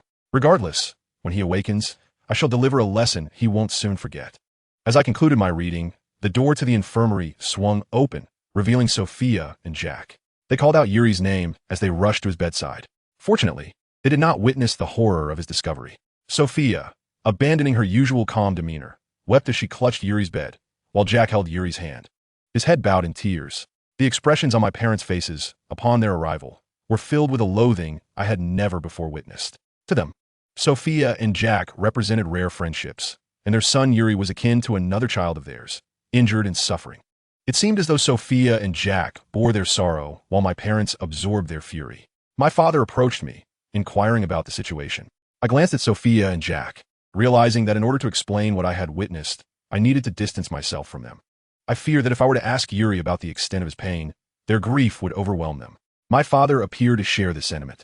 Turning to my mother, who stood behind him, as well as Professors Dumbledore and McGonagall across the room. "Is there a suitable place to converse?" I suggested. "Shall I take you to my room?" "Ah, I would like that as well," Jack responded, lifting his head, but was halted by Ed's hand. "Jack, you must remain by Yuri's side. But I will unearth the identity of the one who inflicted cruelty upon Yuri. I promise you, trust in me," Ed replied, his expression softening slightly. Jack nodded gently, gripping his father's hand tightly. "I implore you, leave it to me. I am an expert," my father jested, trailing behind Dumbledore into the corridor. I followed closely, making my way toward the principal's office. Upon my first entrance into the principal's office, portraits of past headmasters lined the walls, whispering amongst themselves. "Now, please enlighten me about what transpired." Despite addressing Dumbledore, my father's demeanor was grave, suggesting he was reluctant to speak falsely. Dumbledore's account aligned closely with my own understanding, as he inquired about the tortures Yuri endured and the blood-written inscriptions. My father's expression remained unchanged, silently absorbing the information. However, when Yuri's markings were mentioned, a flicker of emotion crossed her face. Voldemort, the diary of Voldemort. The Chamber of Secrets, the enemy of the heir. As soon as my father uttered those 5 words, his expression transformed. "Close the school," he said. "Father, closing the school. Doesn't that merely serve to evade the murderer?" I instinctively grasped my father's arm. If the school were to be locked down, even the murderer might flee. Such was the situation. I too harbored a deep hatred for the one who harmed Yuri. However, if it were Voldemort, the circumstances would differ immensely. Even if it were not Voldemort himself, should it be the basilisk, the students would be in peril. We cannot allow a second or a third victim to arise. Yet, it was McGonagall who spoke up. "That is, Voldemort, Minerva. Ah, do you truly believe in Voldemort and the basilisk?" McGonagall trembled at the mere mention of Voldemort's name, directing her question to my father and Dumbledore. Her emotions were understandable. Voldemort and the basilisk had assumed legendary status. Such claims are not easily accepted. Yuri was an astute child. I had no doubt that he inscribed those words after enduring severe torture. Upon hearing my father's words, Dumbledore nodded. "So, Minerva, you surely have not forgotten last year's events." I instantly comprehended that Dumbledore referred to the incident involving the Philosopher's Stone from the previous year. Let us not forget that Voldemort's minion had infiltrated Hogwarts at that time, even posing as a teacher. Reluctantly, McGonagall nodded at Dumbledore's assertion. I was unwilling to believe it. However, I had ground for my skepticism. My father approached Dumbledore. "We must close the school and search for the basilisk. The basilisk obeys only the Parseltongue, and Salazar Slytherin was renowned as a Parselmouth. Thus, it is highly probable that the creature unleashed by Slytherin's heir is indeed the basilisk."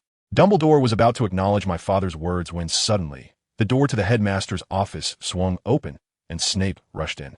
"Headmaster, I apologize for the intrusion." All eyes converged on Snape, whose demeanor displayed an unprecedented anxiety. "The heir has reemerged. Has someone been killed?" Snape shook his head in response to my father's inquiry. Fortunately, like Clean Sweep, he was found in a state of apparent death. Alan Spencer from Ravenclaw. Nearby, there were bloodied words. What did they say? "Do not close the school. If the students are sent home, indiscriminate slaughter will ensue. What is your objective? If the school shuts down, fleeing should be effortless. Why would one willingly walk into a dead end? What is the purpose?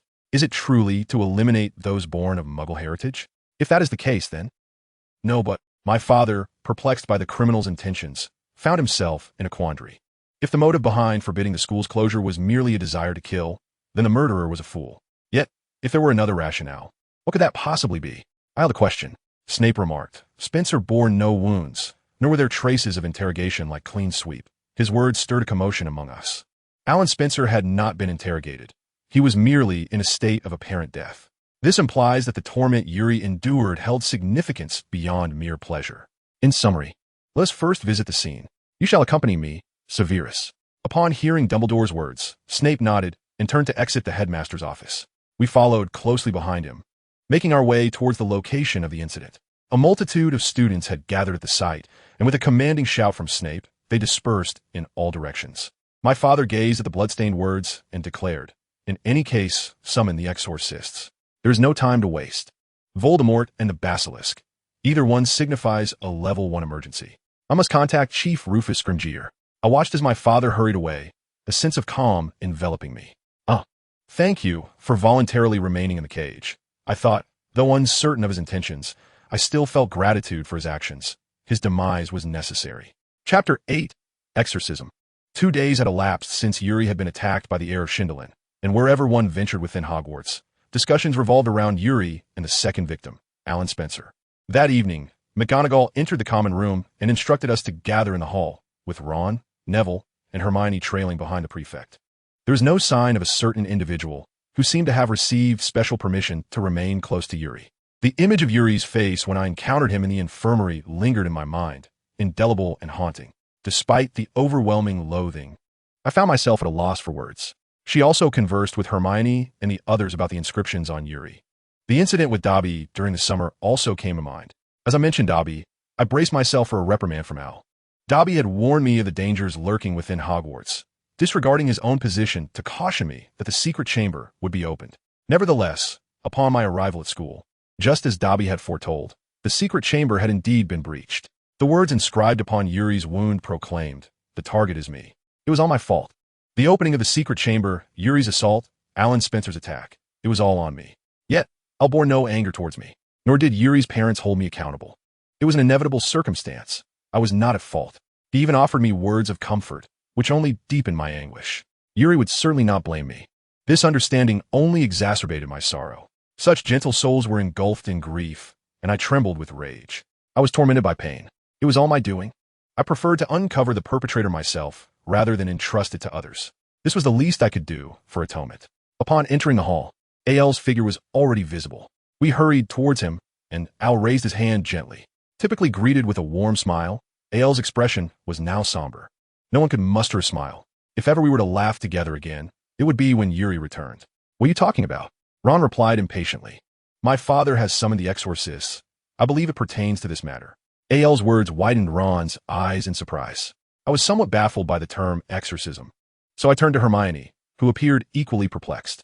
Sensing my inquiry, Hermione elucidated, "Exorcism refers to the counterterrorism special forces of that nation, as described by the Muggles, tasked with the protection of significant figures and the apprehension of dark wizards. It is said that Al's father is also engaged in the work of combating darkness. In times past, during the era of shadows, it was the dark hunters who confronted the dark sorcerers head-on."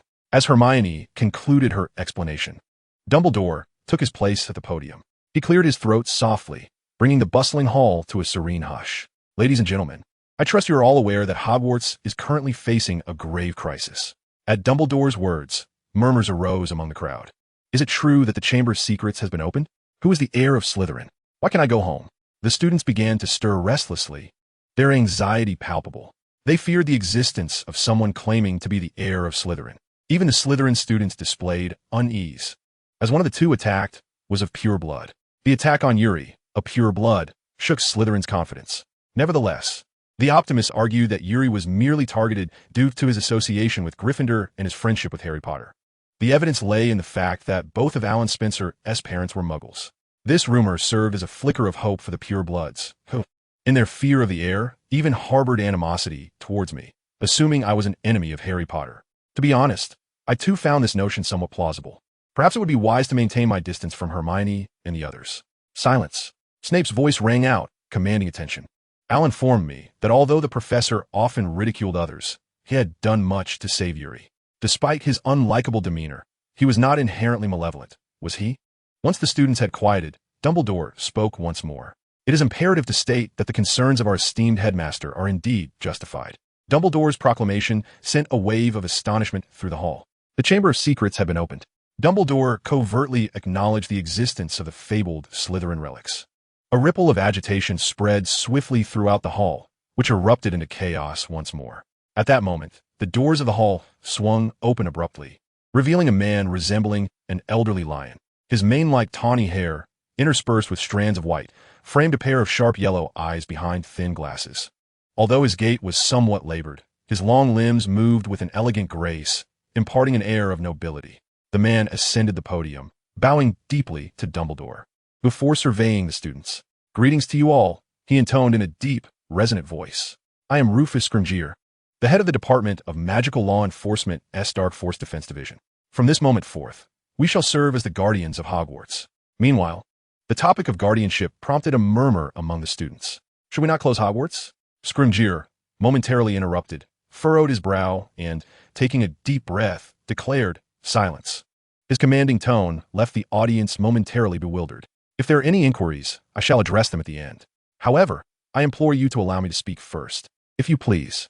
Scanning the room to ensure silence, Scrimgeour continued, "In continuation of my previous remarks, the headmaster has granted us several powers to serve as guardians at Hogwarts, primarily concerning the detention and interrogation of individuals deemed suspicious." "What did you say?" I believe my thoughts had escaped my lips. Silence fell as Professor Scrimgeour's voice resonated once more, leaving everyone with mouths agape, as if frozen in place. "I comprehend your concerns. Yet I implore you to understand that the current situation is exceedingly urgent. The reality is," a student near the podium inquired, "as you are aware, the secret chamber has been breached. The intelligence left by the first victim, Ulrich Clearwater, at the cost of his life, indicates that the perpetrator has already gained control over the basilisk. This conclusion was reached after confirming the conditions of the first and second victims." "The basilisk? That is a deception. The law forbids the creation of basilisks." The students began to stir once more, prompting Scrimgeour to bellow impatiently for silence. It is believed that the basilisk was left behind by Salazar Slytherin, one of the founders of Hogwarts, whose magical prowess included the ability to converse with snakes. A tale well known. The basilisk obeys only the Parseltongue. Do you not find it fitting for such a creature to be deemed a worthy heir of Slytherin? No one dared to respond to Scrimgeour's words, not out of fear of his outburst, but rather due to the overwhelming dread instilled by the very presence of the basilisk lurking within the school. "Let's begin with this," Scrimgeour stated as he retrieved a pair of glasses from his robe. "The basilisk possesses a potent venom capable of corroding the very soul of a being with minimal exposure, and its gaze is said to compel those who behold it to their doom. Due to the extreme danger posed by this creature, research has made little progress. However, the conditions of the first and second victims at least indicate a potential strategy for counteracting the effects of the basilisk's gaze." "A potential strategy?" someone inquired. "In any case, death induced by the gaze manifests only when one directly looks into the basilisk's eyes. Therefore, whether by fortune or misfortune, both Shimizu and Spencer are still alive." The examination results revealed that Shimizu was facing the window, and Spencer frequently wears glasses, suggesting a strong likelihood that they avoided direct eye contact, resulting in a state of apparent death. If it is indeed a state of apparent death, we can utilize the mandrakes currently cultivated in the greenhouse to concoct a restorative potion. Henceforth, except when sleeping, it is imperative that everyone consistently wears the glasses being distributed. Those who fail to comply will be detained as suspects. In an instant, a row of simply designed glasses was placed upon the table before them. "What should we do if we've already donned glasses?" someone asked. "I am uncertain of the course of action. Those who have their own glasses may utilize them." "Excellent.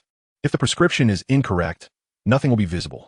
After confirming that everyone was wearing the glasses, Scrimgeour continued, "Surely you are all perplexed as to why students are not permitted to leave a school haunted by such a vicious creature as the basilisk. Opting instead for this rather unconventional strategy, no dissenting voices emerged. It is likely that you have heard the grim warning inscribed in blood at the site where the second victim, Alan Spencer, was attacked. Do not close the school. The message ominously suggests that if students are sent home, indiscriminate slaughter will ensue, an alarming caution from the perpetrator that we cannot disregard. In this context, the basilisk emerges, capable of being vanquished without inflicting harm, a profoundly tragic circumstance that I cannot definitively assert." The words of Scrimgeour once again stirred unrest, akin to being trapped in a lion's den. If one were to exit, the lion would bare its fangs, even if it remains inside. It will inevitably reveal its teeth erratically one day. "However, we did not come here to flee," Scrimgeour roared. "We are here to apprehend the culprit, so take heart. What is there to be reassured about?" The sound of the hall doors opening and the voice of a man entering interrupted Scrimgeour's address. A man stood at the entrance, leaning on a long cane, draped in a black travel cloak. Every head in the hall, turned towards him. He tossed his dark gray mane of hair and approached the podium. One of his legs was a prosthetic, and one of his eyes was artificial. His body bore numerous scars, leading me to believe that a demon had manifested. "Who speaks of reassurance, young man?" he said, glaring at Scrimgeour with palpable anger as he ascended the podium. "Alastair Moody, you ought to command him and the others to stand by, correct? If one were to heed the youth's orders seriously, even several lives would not suffice," he continued. "I came out of retirement solely at Dumbledore's behest." Scrimgeour showed no concealment of his impatience towards Moody. "And what is your grievance?" "Grievance? Your eyelids, fool. There are far too many omissions in the Hogwarts map that you and your subordinates have been investigating. I have uncovered several passages to the outside world that are not documented here. To describe it as safe is simply absurd." "What do you mean?" Scrimgeour's expression shifted suddenly. "You claim there are shortcuts, yet according to the data provided by Hogwarts. Fool, how could the staff possibly investigate every shortcut within the school? The students know more details. I have annotated all the vulnerabilities I discovered on the map, yet there may be others. I intend to conduct an investigation, if you please." "Ah, then I entrust this to you, Mad-Eye." Moody turned and clumped out of the hall. Though it was a tempestuous moment, Scrimgeour swiftly altered his mindset. He elaborated on protocols for dealing with emergencies and designated safe havens, after which a meeting was convened with the dark wizard stationed at the school. The first to step forward was a tall man of African descent. "I am Kingsley Shacklebolt. For your safety, I ask that you temporarily endure this discomfort. Please forgive us." Next, an elderly man with graying hair approached. "I am John Dawlish. We assure you of your safety." Following him was a disheveled man with black hair. "Roger Williamson. It is a pleasure to meet you." The next face was one we were familiar with. "Edward Warlock. I assure you, I shall apprehend the culprit." Edward's demeanor starkly contrasts with that of the summer vacation, exuding an air of calm clarity. Following Edward, a total of 30 members from the Dark Arts Defense League, including Broadhut, Savage, Riley, and Lewis, have also registered. In such an expansive school building, how could such a limited number of individuals possibly cover every corner? Though some questions linger, the presence of experts in combating darkness serving as guards instills a shared sense of reassurance among the students. Now, esteemed colleagues, I have taken enough of your time, thus I cannot elaborate further. Let us return to our dormitories. Each dormitory is to be guarded by 2 members of the Dark Arts Defense League. Should any issues arise, please convey them to them. The guards assigned to Gryffindor are Kingsley and Roger Williamson, who initially introduced themselves. Under their leadership, I ponder whether the heir will take action in the face of such audacity from the robust Dark Defenders, or if they will simply hide away. 3 days later, this uncertainty was dispelled. The 3rd and 4th victims, Seamus Finnegan and Dean Thomas, were discovered in a state of apparent death. Chapter 9. Secret Endeavors. Due to the attacks on Dean and Seamus, classes were temporarily suspended, and all returned to their dormitories. Under the protection of elite Dark Defenders, the crimes committed, almost as if mocking them, elicited sinister expressions from Kingsley and Roger, the Gryffindor guards. "Dark arts are not reliable," Ron murmured as he roasted marshmallows by the fireplace. His sentiments echoed the feelings of many students. Numerous individuals harbored resentment towards the Dark Defenders who prohibited Quidditch and enforced the wearing of bothersome glasses. As winter break approached, should the heir remain unfound, returning home would be impossible. They were left to languish within this prison-like school, awaiting the day of Basilisk's attack. Perhaps everyone merely sought to vent their frustrations on others. Perhaps they could not endure a life rife with fear and dissatisfaction, wishing to shift the burden onto someone else to maintain their inner peace. Honestly, every passage and loophole we painstakingly uncovered has been sealed off, Fred grumbled, glaring at Kingsley.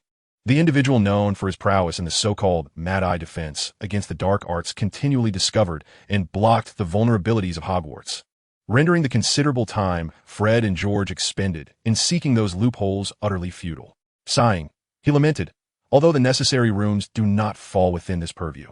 The watchful eyes of the Dark Defenders prevent us from accessing them. The more dire the situation, the more imperative it becomes to take action within those required chambers. The sense of helplessness in being unable to act only serves to exacerbate fear and unease.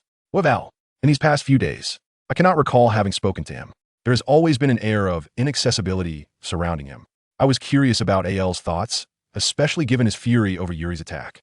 And thus, I mustered the courage to approach him. I have a question for you, Al. I ventured. He cast a sidelong glance at me, brow furrowed. Just as I prepared to retreat, thinking he was displeased, I began to speak slowly. Harry, there is something I wish to ask you, if I may. Ah, yes. Of course. Al rose, taking my hand as he led me away. He approached Hermione, who was seated on the sofa engrossed in a book. Hermione, I have something to ask you, may I? Upon hearing Al's words, Hermione widened her eyes in surprise and immediately closed her book. Of course. It's wonderful to see you looking a bit more spirited. Hermione smiled, and Al nodded in acknowledgement. I can't remain in this state of unease indefinitely. I've pondered deeply about the chamber and the air. What do you know? No. I merely wish to organize my thoughts and would like to borrow the wisdom you both possess. Is that not permissible? Of course it is, she replied. I've contemplated much as well. Me too. However, it's too crowded here to discuss such matters. Then let us retreat to the dormitory. Everyone seems to have congregated in the common room, so the dormitory should be relatively empty. But, Hermione, girls aren't supposed to visit the boys' dormitory. Would you prefer to join us in the girls' dormitory instead? Hermione sometimes exhibited a startling boldness, even suggesting we venture into the bedroom. The thought of a girl like Hermione being in a bedroom stirred a peculiar excitement within me, albeit not in that context. Let us start by addressing one matter at a time. Unlike me, Al seemed entirely unfazed. He retrieved a piece of parchment and began inscribing with a quill. First, the warning from Dobby, the house elf of the Potter family. Dobby advised me against going to Hogwarts, for the Chamber of Secrets would be opened. Ignoring that warning led to grave consequences. Dobby's warning raises a question. What transpired? Hermione responded to my inquiry. Dobby's warning is genuine, implying he is aware of the Chamber's secret, standing in a position he should not disclose. I surmised that Dobby's actions and his connection to the heir hinted at the existence of the chamber. Thus, my question remained, what was Dobby's predicament? Hermione nodded. Perhaps Dobby is the house elf of the heir. If his warning to Harry were discovered, the worst-case scenario could be fatal for him. Her words left me astounded. At that moment, I had even found Dobby's warnings irksome, perceiving him as a demon warning me not to return to Hogwarts. He risked his life to caution me, and I should have heeded his advice. I felt compelled to inquire further, but if he were still alive, he might reach out again, risking everything to warn Harry despite the fear he endured. I doubt he merely witnessed the chamber being opened and Harry facing danger. Upon hearing Al's remarks, Hermione nodded again. Should we not have devised means to protect them then? Ah, indeed. Moreover, we must ensure Dobby reveals my husband's name, come what may. A fierce light flickered in Al's eyes. Yes, let's not be too harsh on Dobby. My words bore a smile. Ah, certainly. We must pay homage to the courageous little elf. Indeed. Now, let us set aside Dobby's matters and turn our attention to Yuri's situation. In that instant, a chill ran down my spine. Al's gaze had evidently shifted. At first glance, it appeared somewhat despondent, yet those eyes gleamed like a wild beast's, exuding a sense of danger. Yuri had undergone an interrogation, but the second victim, Alan, remained unscathed, which surely must have a reason. This was because Yuri was my friend. I remarked, but Hermione shook her head. How so? While it was entirely implausible, such a notion seemed overly simplistic. Why then? What I found most astonishing was the inscription Yuri had etched for himself. What did it all mean by that? Yuri possessed knowledge beyond measure. The enemy was Voldemort, and the target was Harry. Up to this point, we could merely speculate. However, Yuri's methods involved the diary and the basilisk. But how did Yuri come to know that the enemy employed a basilisk? This was perplexing. It was indeed strange. Yuri was the first victim, which meant that the secret chamber would not have been opened prior. The victim had not appeared, making it impossible to foresee that the enemy would utilize a basilisk. Furthermore, what the diary? Yuri spoke of the diary and the basilisk as his means. However, what significance did the diary hold, standing alongside the basilisk? I had never witnessed Yuri keeping a diary. It must possess some significance. Perhaps it was an artifact passed down through generations of Slytherins, akin to a key that could unlock the secret chamber. Yet, how did Yuri come by this knowledge? Cursing under his breath, Al pounded his fists on the ground. I sensed that Yuri was concealing something. I had seen him weep, yet I remained undeterred. What was this about crying? Hermione's expression turned somber. This occurred before I departed from Ron's home for King's Cross Station. His face was pale, as if he had been crying, and I recall that he seemed to be clutching something. What do you mean? You imply that before arriving at Hogwarts, Yuri was already aware of the secret chamber and the heir? I nearly cried out in disbelief. It was unfathomable.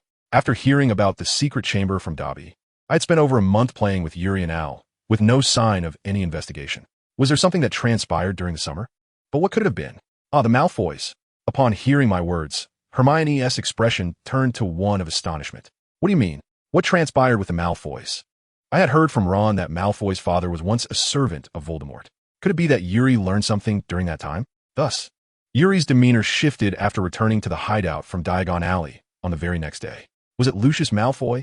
I indeed heard him mention that he had acted with impunity as Voldemort's confidant.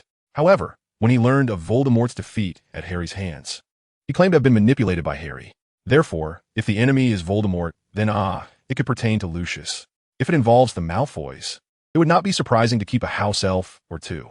If Dobby were indeed a house elf in the service of the Malfoy family, it would establish a connection, illuminating the shadows with a glimmer of hope. Not long ago, he was merely a fearful specter of the air. Now, he stands alongside the pursuit of the culprits. If this were the case, it is highly probable that the heir is Draco Malfoy. The swiftest method to ascertain the truth would be to interrogate him, compelling him to divulge the information. However, that would be unwise. Without concrete evidence, such an approach is untenable. Hermione nodded in agreement. Naturally, I understand. There's a risk I might be mistaken for the heir myself. Thus, we must take measures to ensure the truth is uncovered. Hermione, do you possess any strategies? Hermione replied calmly, as Al inquired. After a moment of contemplation, she nodded. There is a possibility, but it is fraught with danger and complexity. That is of no concern. Please share any potential methods you have. Hermione pondered for a while before whispering, a potion of transformation. A potion of transformation? I queried, while Al tilted his head in curiosity. The polyjuice potion is a magical elixir that, upon consumption, grants the drinker the exact appearance of the individual they wish to resemble for 1 hour. With this, we could locate a student of Slytherin and extract vital information. I believe this is our only option. However, not only would it require the violation of numerous school regulations, but the ingredients are also exceedingly difficult to procure, especially in an era rife with dark forces. What about the necessary room? Hermione shook her head. I doubt that even a room of universality would contain the ingredients for such a potion. Yet, Yuri mentioned he had practiced cooking there. At the very least, he would have the ingredients for culinary purposes. Therefore, the possibility of him having the potion's ingredients is not entirely negligible. It is worth investigating. But how do you intend to access the required room? As I mentioned earlier, dark activities are rampant. We could use an invisibility cloak, I suggested. In that case, we should remain undetected while allowing him to enter the necessary room. Very well, let us act tonight. We exchanged nods, resolving to await the nightfall, choosing not to disclose our plan to Neville and Ron. Given the perilous nature of this gamble, it was imperative to keep others uninvolved. In the dead of night, Al and I stealthily slipped out of the dormitory.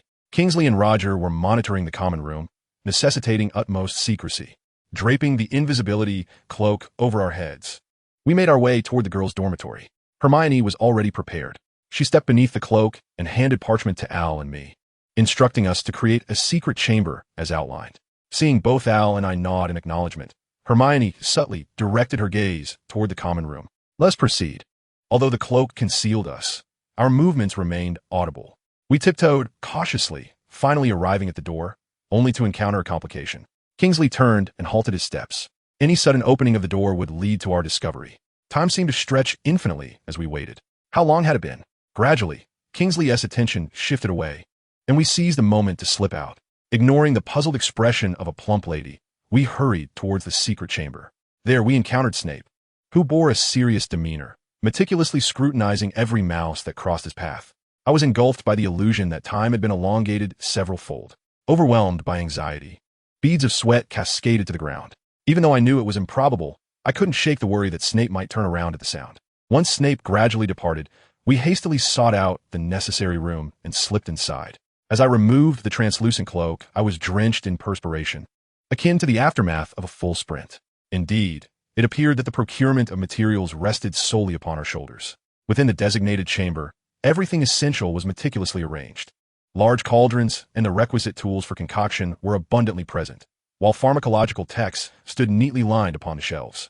However, there were no materials to be found. It seemed we would have to devise alternative means for gathering them. Hermione, Al addressed her with a hint of discontent. Why must we proceed this way? Hermione incredulously turned to him. I thought Hermione would inform the professors. She ought to entrust the matter to them. I shared a similar sentiment. Hermione's reckless disregard for the rules and her perilous actions were uncharacteristic of her typically rational demeanor. I believed we should disclose everything we knew to the professors. Then why? Hermione questioned. At this juncture, I can unequivocally express my own frustration, she stated, leaving Al somewhat bewildered. I likely mirrored his expression. I can never forgive you for interrogating Yuri, nor can I condone your assault on Harry. I know not whether you are the heir or whatnot. but I must ensure you catch your breath. Her words elicited a wry smile from both Al and myself. The heir had committed a grave error, inciting the ire of the top scholar in the entire year. Such a reliable affair. Having made our decision, we could not afford to squander any time, not even a moment, in seizing the power to combat. With that, Hermione advanced to the center of the room, delineating spaces for potion brewing and magical training during the construction of the necessary chamber. Though I doubted we could confront the basilisk, the likelihood of battling Death Eaters remained substantial. Therefore, we resolved to dedicate as much time as possible to our training. No objections, Al and I replied in unison. And thus Hermione's Spartan training commenced. Combat training would be held at night, while the daylight hours were reserved for sourcing materials for magical potions. As we concealed ourselves from the watchful eyes, I felt akin to the protagonist of a spy action film. Perhaps we had become somewhat intoxicated by our own audacity.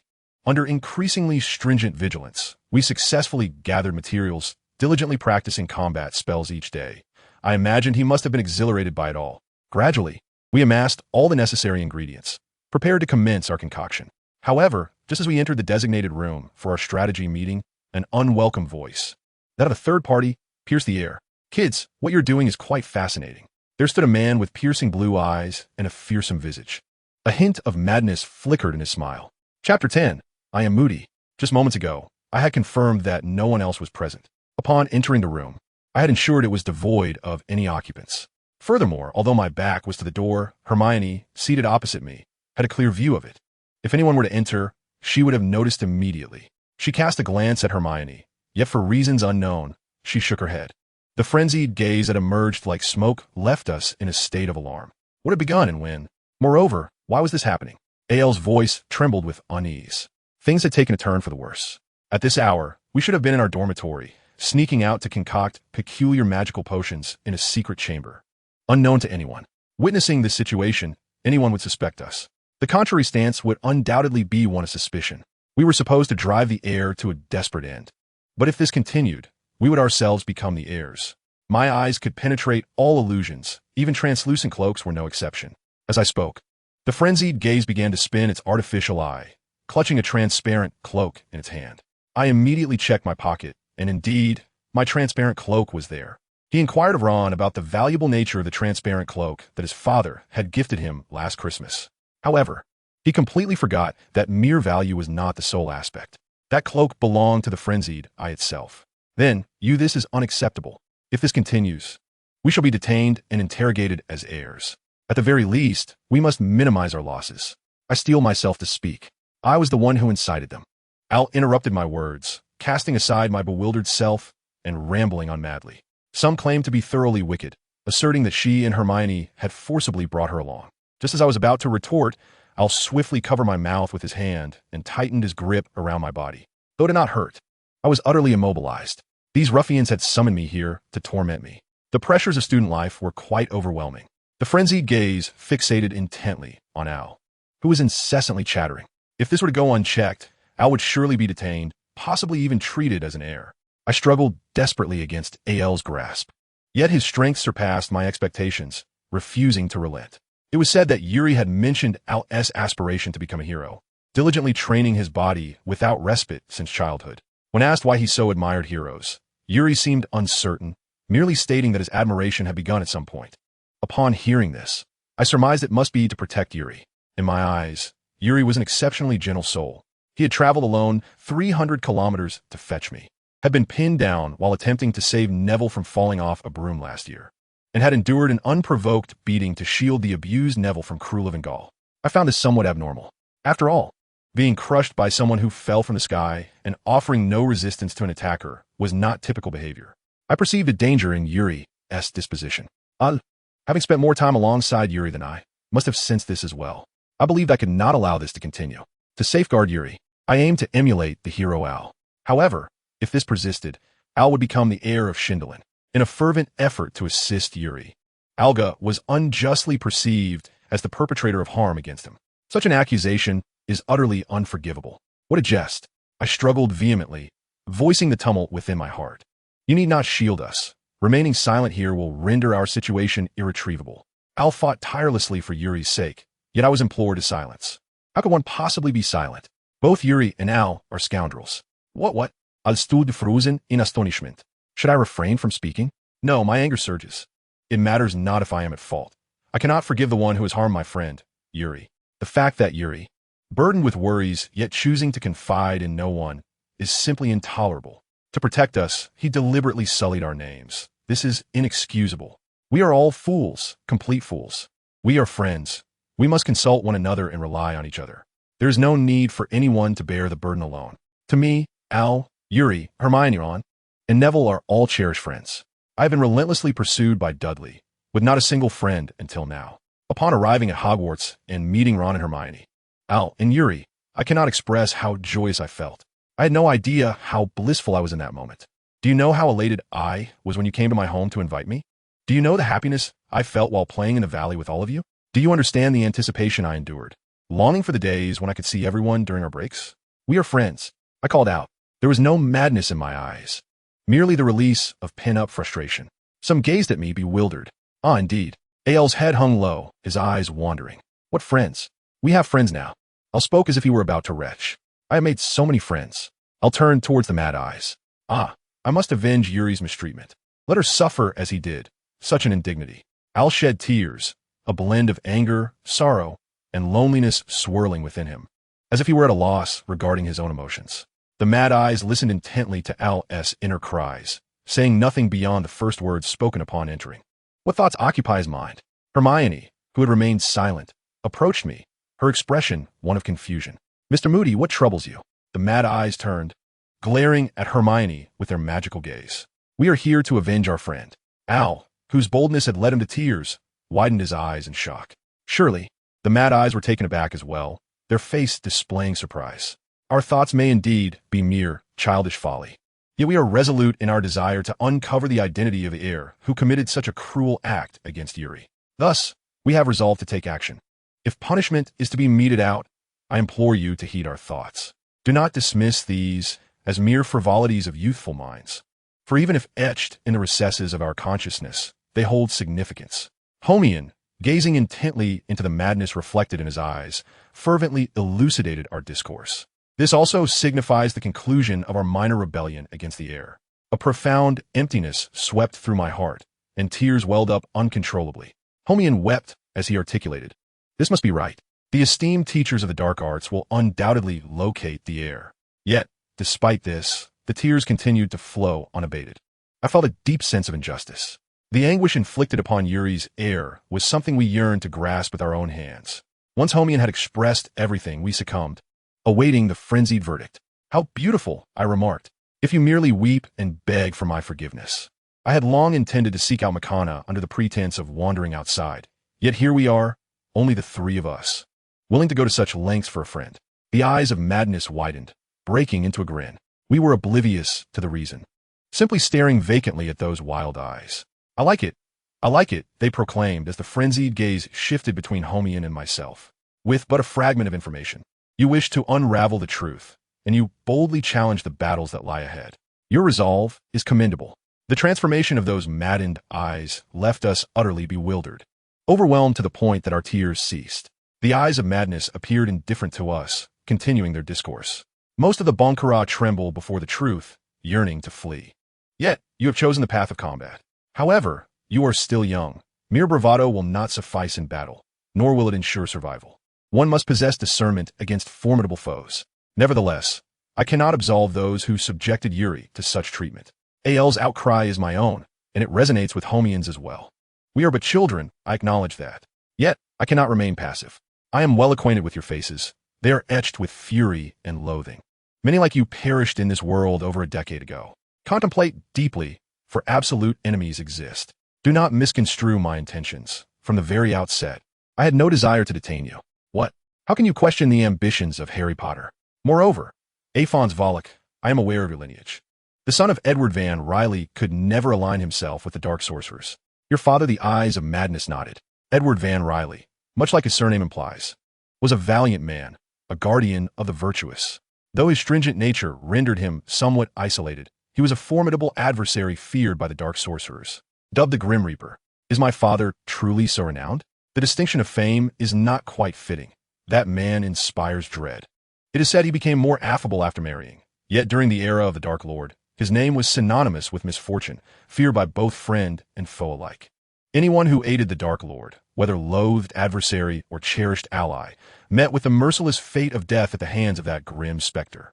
Both Scrimgeour and I are survivors of that era, and there exists no one more ruthless and stringent than him. The words that tumbled forth from the Mad Eye were so terrifying that I momentarily found it impossible to reconcile my dear Uncle Edward, who gifted me a broom during summer, with the Edward Van Riley spoken of by the Mad Eye. I shall not hinder you. Rather, I intend to assist you. In an instant, I was at a loss regarding his intentions. Assist? Who seeks whom? The torrent of questions left both AI and me bewildered. Only Hermione spoke with calmness. We have contravened several school regulations. It seems so. We wish to obstruct the efforts of the dark pursuers. It seems so. Our inferences lack any substantiation. It seems so. Hermione appeared oblivious to the true meaning behind the Mad Eye's words. Why assist us? Because I believe you are closest to the truth. The truth is, however, the youth of Scrimgeour have been notoriously obstinate throughout history. While they are indeed exceptional, they lack flexibility. In such circumstances, flexible thinking is paramount. Yet, the young people he has brought along are all equally stubborn, Edward included. If you wish to approach the truth, I shall be your aid, imparting the knowledge of this old fool to you. Should you desire power, I shall bestow it upon you. The power to overturn the foolish who have been ensnared by darkness. Did you not mention it is too perilous? Should we cease? In response to Hermione's inquiry, the Mad Eye chuckled. I doubt those who would halt would propose such a notion. Yet you're different. I have encountered many individuals, and thus I understand that regardless of the circumstances, you shall not cease. They possess an insatiable greed, striving for the truth even if it necessitates eliminating those who obstruct them. Even if you were to be captured here, one day they would inevitably break their chains and pursue the truth. If that is the case, it is better to propel you forward to hone your skills. For that is how I shall protect you. Of course, if it comes to battling Bollisk and the heirs, then that may not apply. Should you declare your intent to fight with your own hands, I shall do my utmost to prevent you. That is my conviction. I shall not halt, regardless of what transpires. Al declared resolutely. This statement rang true. For instance, should that moment arrive, even if the Mad Eye obstructed the path, he would strive to overcome it at all costs. The more this notion took root, the more intense the strong will hidden in AL's eyes became. I stepped forward, turning my head towards the Mad Eye. I shall not stop either. I shall fight. In truth, I felt a strong urge to prevent him when the time came. Hermione sighed gently, a slight smile gracing her lips. I too wish to support you, to advance together. The Mad Eye regarded the jesting Hermione, rotating its false eye and shrugging. Do not underestimate me. How could a youth such as you impede me? Yet, your spirit is commendable. From now on, I shall train you well. Be prepared. Thus, our daily lives underwent a notable transformation. As the number of victims rose to 4, the classroom was moved under the guidance of the exorcist, attending lessons during the day, as usual. In an effort to inform Yuri upon his awakening, I'll diligently transcribe notes for him as well. Homian also shared numerous insights about his lessons during breaks with Al. I wished to contribute in any way I could, yet my own studies and assignments consumed all my time. By evening, we returned to the dormitory for roll call. Afterward, with excitement, I donned a translucent cloak and made my way to the designated room. The Mad Eye awaited us at the entrance, ready to prepare the necessary setting. Thus, the 3 of us entered to commence our training. While we trained with Mad Eye, Homian assisted us in potion adjustments. In the more manageable segments of the training, I aimed to reclaim my prowess.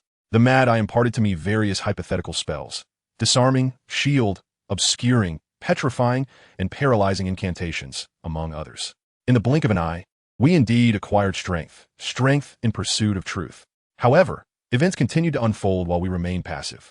It was at this juncture that the 5th victim emerged. Chapter 11. The Peril of Basilisk. 3 weeks had swiftly passed since we joined the resistance against the heir alongside the Mad Eye. During this time, the Mad Eye proved himself to be not only an exceptional exorcist, but also a remarkable teacher. Particularly, when Homian was concocting a mixed juice, Mad Eye provided her with invaluable advice that captivated her.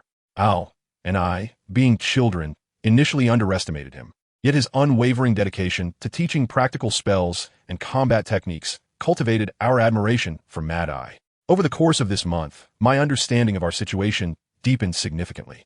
One day, Mad Eye suddenly declared, having discerned our strengths and weaknesses in spellcasting, just as Mag had described the distinction between the humanities and sciences. Magic, too, encompasses spells suited to each individual. I found that protective spells related to defense and evasion were fitting for me. I learned shield spells, hindrance spells, and disarming spells with greater speed and precision than my peers. Al excelled in offensive spells, mastering paralyzing, shattering, and explosive incantations with remarkable potency. Homian specialized in manipulative spells, adept at controlling creatures, and wielding spells that govern trees and water. She also excelled in spells requiring delicate magical control. This aptitude is attributable to both innate suitability and compatibility with 1's wand. Alas, the wand indeed reflects the caster's inherent appropriateness. Of course, spells one struggles with are not beyond repair. With diligent practice, they may be mastered. Nonetheless, it is far more efficient to cultivate our respective strengths. So let us now teach one another the spells that suit us best. Thank you. A week passed once more. As we practiced the spells each had taught, we awaited the completion of the potion, which at last came to fruition on that day. Joy is but a fleeting emotion. This time, due to the transformation induced by the juicy potion, it required the hair of the target. During dinner, he stealthily acquired a lock of hair from Malfoy's apron. Whether it was fortunate or unfortunate, Malfoy was not in the dining hall, making it quite effortless to obtain hair from the clumsy and insipid Crabbe and Goyle. Hermione and the nearby Slytherin girl, buoyed by excitement, proceeded to the dormitory under Kingsley's guidance. The three of us were elated, anticipating the execution of our month-long plan. However, that exhilaration swiftly dissipated the moment we reached the 8th floor corridor. How could such absurdity occur? Some stood there, gazing vacantly at the center of the corridor. Hermione, too, wore an expression of disbelief as she fixated on a point ahead. I shared the same sentiment. Our month of toil had been rendered meaningless. The juicy potion had lost its significance. The very individual we had long suspected lay sprawled in the corridor. Malfoy. I staggered towards his cold form beneath me. The heir, Draco Malfoy, had been discovered as the 5th victim. Why Malfoy? Not just me, but everyone found it inconceivable. Malfoy was a pureblood and a student of Slytherin. But why had he become a victim? Moreover, why was he here, in front of the Gryffindor dormitory? Questions lingered, and a tumult of chaos crashed over us in the form of anguished cries. Shouts echoed from a distance, prompting me to run. Alma followed closely, trailed by the exorcist Roger and several Gryffindor students led by Prefect Percy. Upon reaching the source of the commotion, we were once again rendered speechless. This time, it was different. It was not merely the truth shrouded in fog, nor the futile frustration of a month's labor. We had acted to prevent this very outcome. Neville. There was Neville, frozen in shock. How could this be? I felt as though my strength had drained away, and I sank to my knees. What had we accomplished over the past month? We had misidentified the wrong person as the culprit, violating school rules, embroiling ourselves in madness, and failing to protect our most cherished friends. What had we truly done? A profound emptiness and sorrow enveloped my heart. Anger was no longer an option. For us, the heir's actions added insult to injury. A third scream reverberated through Hogwarts. Someone pointed towards a shadow in the corridor. My heart raced, and goosebumps prickled my skin. Ron bore numerous burn marks from curse attacks, appearing pitiable. He, too, stood petrified, his vacant gaze fixed upon the sky. Ron, the deceitful brother. Percy's face paled as he rushed toward Ron. Though he had often been the target of Ron's mockery, witnessing Percy's panic was heart-wrenching. Ron, the typically composed and somewhat unlikable overachiever, was now cradling his brother, weeping. It wasn't just Neville. Even Ron had fallen victim to the heir's dark hand. It felt as though we were trapped in a nightmare. What was happening? Hermione shook my shoulder, tears glistening on her face. What was happening? Why were Neville and Ron attacked? And why was Malfoy assaulted? Is he not the heir? I am as bewildered as anyone else. Everything feels inexplicable. Who, in truth, is the heir? No one can provide answers to my inquiries. Each person harbors the same doubts as I do, trembling in fear. I sense an invisible malevolence enshrouding Hogwarts in a thick fog. The enigma remains unsolved as we are gathered in the Great Hall. Leading the assembly is Scrimgeour, accompanied by all the Aurors and professors. Each countenance reflects a grim demeanor. To date, 7 victims have fallen, with the last incident claiming 2 lives and this one 3. The audacity of the perpetrator, mocking the vigilant Aurors, has incited their fury to its zenith. The teachers, too, are engulfed in dread. Uncertain of who the next victim might be, their faces a tapestry of fear and anger. Even Dumbledore, typically composed, furrows his brow, his eyes alight with a calm yet fierce ire. Although no fatalities have occurred thus far, the situation threatens to escalate into a deadly crisis. Even the Slytherin students, previously at ease due to Malfoy's incident, are now thrown into disarray. Silence falls as Dumbledore ascends the podium. Yet, no one is inclined to heed his words. There is a palpable distrust towards Dumbledore, who seems unable to break this cycle of madness. Even Snape's authoritative shout goes unacknowledged. The circumstances continue to deteriorate. Everyone is acutely aware that the only support lies with the teachers and Aurors, yet faith in them has waned. If this continues, chaos will inevitably ensue. Dumbledore fervently articulates the current state of affairs and outlines forthcoming actions, declaring that all students shall remain in the Great Hall tonight, and classes will be suspended indefinitely, with dormitory access prohibited. It is clear to all that this is the most substantial measure that can be taken at present, yet the threshold of patience has been breached, and voices of dissent towards Dumbledore begin to emerge. It is not merely one or two individuals. The chorus of criticism swells among both teachers and Aurors, who silently absorb the sentiments expressed. If this serves as a release for their frustrations, so be it. Though a riot has not erupted, fear and distrust have permeated the hearts of the students, leading to speculations about the identity of the assailant. Both Al and I find ourselves under suspicion. Numerous altercations arise among the paranoid students, with the Aurors often serving as the targets of their ire. Are you not the heir of Slytherin? It was Barty who cast such aspersions upon me. What are you saying? I'll step forward to defend me, only to be met with Barty's glare. You are equally suspect. I have heard of your close ties with the first victim, Urquhart. By the way, that child was rather charming.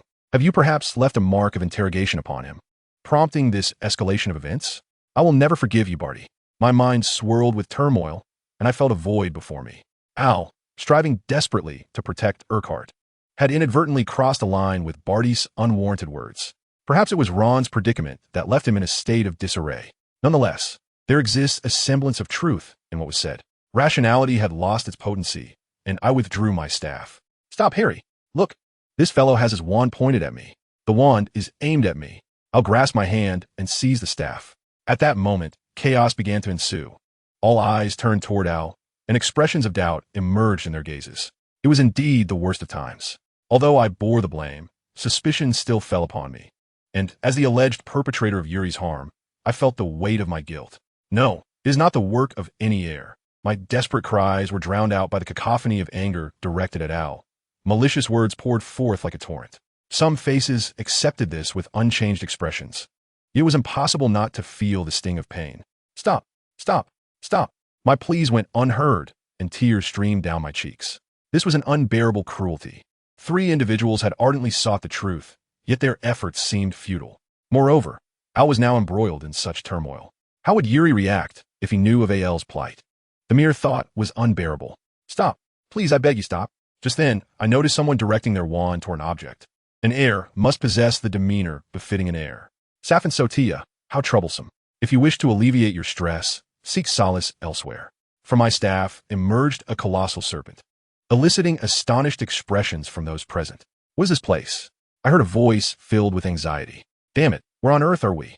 By the time Al realized the voice belonged to the serpent, he had already drawn his staff against it. What do you intend to do? You dare threaten me? I shall strike you down before you can do the same to me. At the unsettling proclamation, I could not help but exclaim, no. The serpent halted its advance at my shout, and not just the serpent. Others regarded me with incredulity. Did you speak to me? The serpent gazed at me, bewildered. That, being summoned to such a place so abruptly, I understand your surprise. Could you perhaps calm down a little? Upon hearing this, the serpent replied, as long as it keeps these fellows in line, I shall comply. Its demeanor was refreshingly candid. Thank you.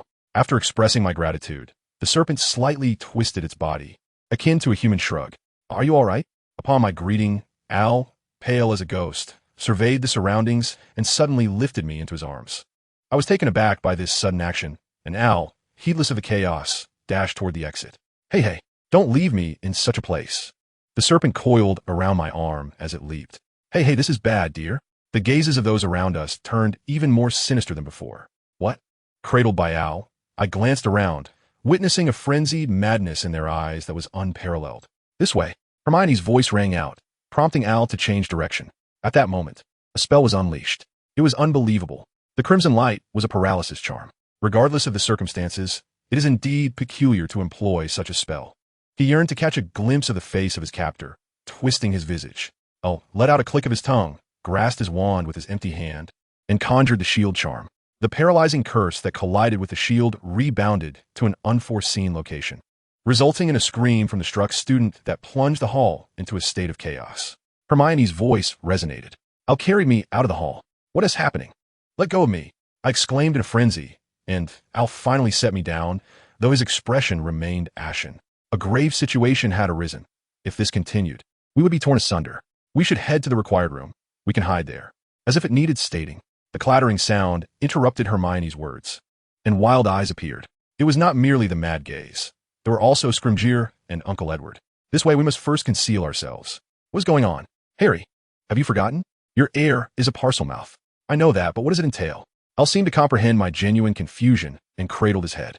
Do you not recall what Scrimgeour said? A parcel mouth is one who speaks the language of snakes. The tale of the serpent. Oh, how foolish I am. I was just conversing with a snake, and it felt so natural that I failed to realize it was Parseltongue. Why? Why am I speaking Parseltongue? I cannot say. However, those present will undoubtedly connect you, as his heir, to Harry, the speaker of snake language. Such simplicity. They wish for reassurance, which is why they become victims. Under Scrimgeour's guidance, we arrived at the classroom for defense against the dark arts. Upon entering, Edward had cast several layers of spells upon the door. Once he confirmed complete isolation from the outside world, Scrimgeour waved his wand, rearranging the classroom furniture, replacing it with a grand central table and plush chairs. Take a seat. Harry Potter, as well as Evensworth and Hermione Granger, Scrimgeour said, gazing slowly at our faces. Why do you even know our names? Do you truly believe that? What? In response to Al's incredulous expression, Scrimgeour sighed. Do you genuinely think we are oblivious to your schemes? Upon hearing this, we collectively stared at the wild eyes. The mad gaze scratched at his cheek, awkwardly returning our gaze. Did I not mention? You are indeed a cunning adversary. No, it is you who easily believed in my appearance. How could that be? I was left speechless. I believed wholeheartedly. I thought they were fervently cheering for us. Could it be that the mad eyes were mocking our efforts? This is outrageous. Hermione cried out. I no longer knew what to believe. The Malfoy we suspected was not the heir. The mad eyes we trusted were traitors. I am not unaware of your sentiments. But for us, this is also a gamble. We support your deductions, and if you acquire intelligence from that little brat of the Malfoy family, we are prepared to reward you as much as possible. However, the situation has changed. The words of Scrimgeour proved to be of no assistance. Rather, they merely compounded our misfortunes. Ultimately, we were but jesters, reduced to mere playthings in the hands of the adults. Do you not find it utterly astonishing? Regardless of whether one dons a translucent cloak, evading the ever-watchful eyes of the seasoned dark arts practitioners like Kingsley, and stealthily slipping out of the dormitory only to wander through the heavily fortified castle, it all feels so unnatural. Scrimgeour expressed his astonishment. We, I believe, are seen through the lens of madness. Upon hearing my words, the mad eye averted its gaze, shattering my lofty ideals of a courageous and noble seer. It turned away in a manner that seemed almost evasive. Well, there seems little point in prolonging the conversation. By the way, it is thanks to you that chaos reigns within the school. Scrimgeour glared at us. I yearn to transition into a counterattack. If you possess any spirit for battle, do you not wish to fight alongside us? Scrimgeour's words made me want to spit. What a jest. What counterattack? He merely regarded us as moss, while he himself accomplished nothing. How could one possibly ally with such a useless fellow? I displayed my indignation, to which Al responded, Counterattack? How many have you captured? At Al's query, the previously silent Uncle Edward spoke up. If you are resolute, I shall tell you. However, if you are weary, then there is naught to discuss. From this moment forth, it is adult time. Then please enlighten me. Who would harbor disdain? Al's words left me dumbfounded. Despite enduring such humiliation and mockery, some still yearned to fight. I, without hesitation, longed to join forces against those adults who had betrayed and toyed with us. Why? I inquired, my disbelief palpable. Did I not state that I would never forgive those who inflicted such harm upon Yuri? Moreover, Harry, I must unravel the doubts that shroud you. Al's words made me curse my own foolishness. Indeed, the childish notion that adults are filthy was now behind me. It was time to engage in earnest battle. The struggle against all that oppresses us, in pursuit of the truth, commences here. I too am listening. So am I. Hermione chimed in behind me. We bore the weight of humiliation, suppressing our fury, as we ascended the ladder of adulthood. Our rebellion shall also begin from this very point. Truly, I often felt ensnared in a most troublesome predicament. I disregarded his words as they clung to me. Chapter 12. The Reasoning of Adults. Once seated, Scrimgeour waved his wand and produced a cup filled with hot chocolate. I had no desire to drink and waited quietly for him to speak. Scrimgeour cleared his throat and commenced. First, I must extend my apologies. Regardless of the circumstances, I have caused you discomfort. Thank you very much, Hermione retorted bitterly. I found no inclination to respond. Even now, my heart seethed with turmoil. Instead of apologizing, it would have been better had he refrained from doing so altogether. There were indeed justifications for this. If the actions were utterly unfounded, then this time, it would indeed incite a flurry of indignation. Even the exemplary Hermione did not show the slightest respect towards the opposing party. The heir's target was evidently Harry Potter, and Alphonse Weasley, who shared a close bond with Ulrich Clearwater, was equally justified in being under scrutiny, necessitating the commission of Moody to protect them. To alleviate any discomfort he might feel in acting independently, I even requested a demonstration from him. It was not merely performance. His frenzied gaze was fixed upon Scrimgeour. At present, I found myself questioning whether it was indeed an act. He had provided you with essential security and self-defense training. However, regarding the latter, we had previously engaged in a dispute. What sort of disagreement? Al inquired, maintaining a composed demeanor in contrast to Hermione and me as we confronted Scrimgeour. Are they not to be despised? Initially, it was Edward and Kingsley who advocated for your training, yet many, including myself, opposed it. We feared that acquiring self-defense capabilities might engender arrogance and lead to recklessness in perilous situations. But, with neither party yielding, it was ultimately decided that Moody, adopting a neutral stance, would make the final call. Consequently, Moody resolved to train you. This was not the decision of another, but rather Moody's own intent. I implore you to trust in this. I could not discern its authenticity. I merely wished it were true. Perhaps I still held some fondness for Moody, but I felt a deep sorrow at the sense of betrayal. I remained indifferent. I was already grateful for your training.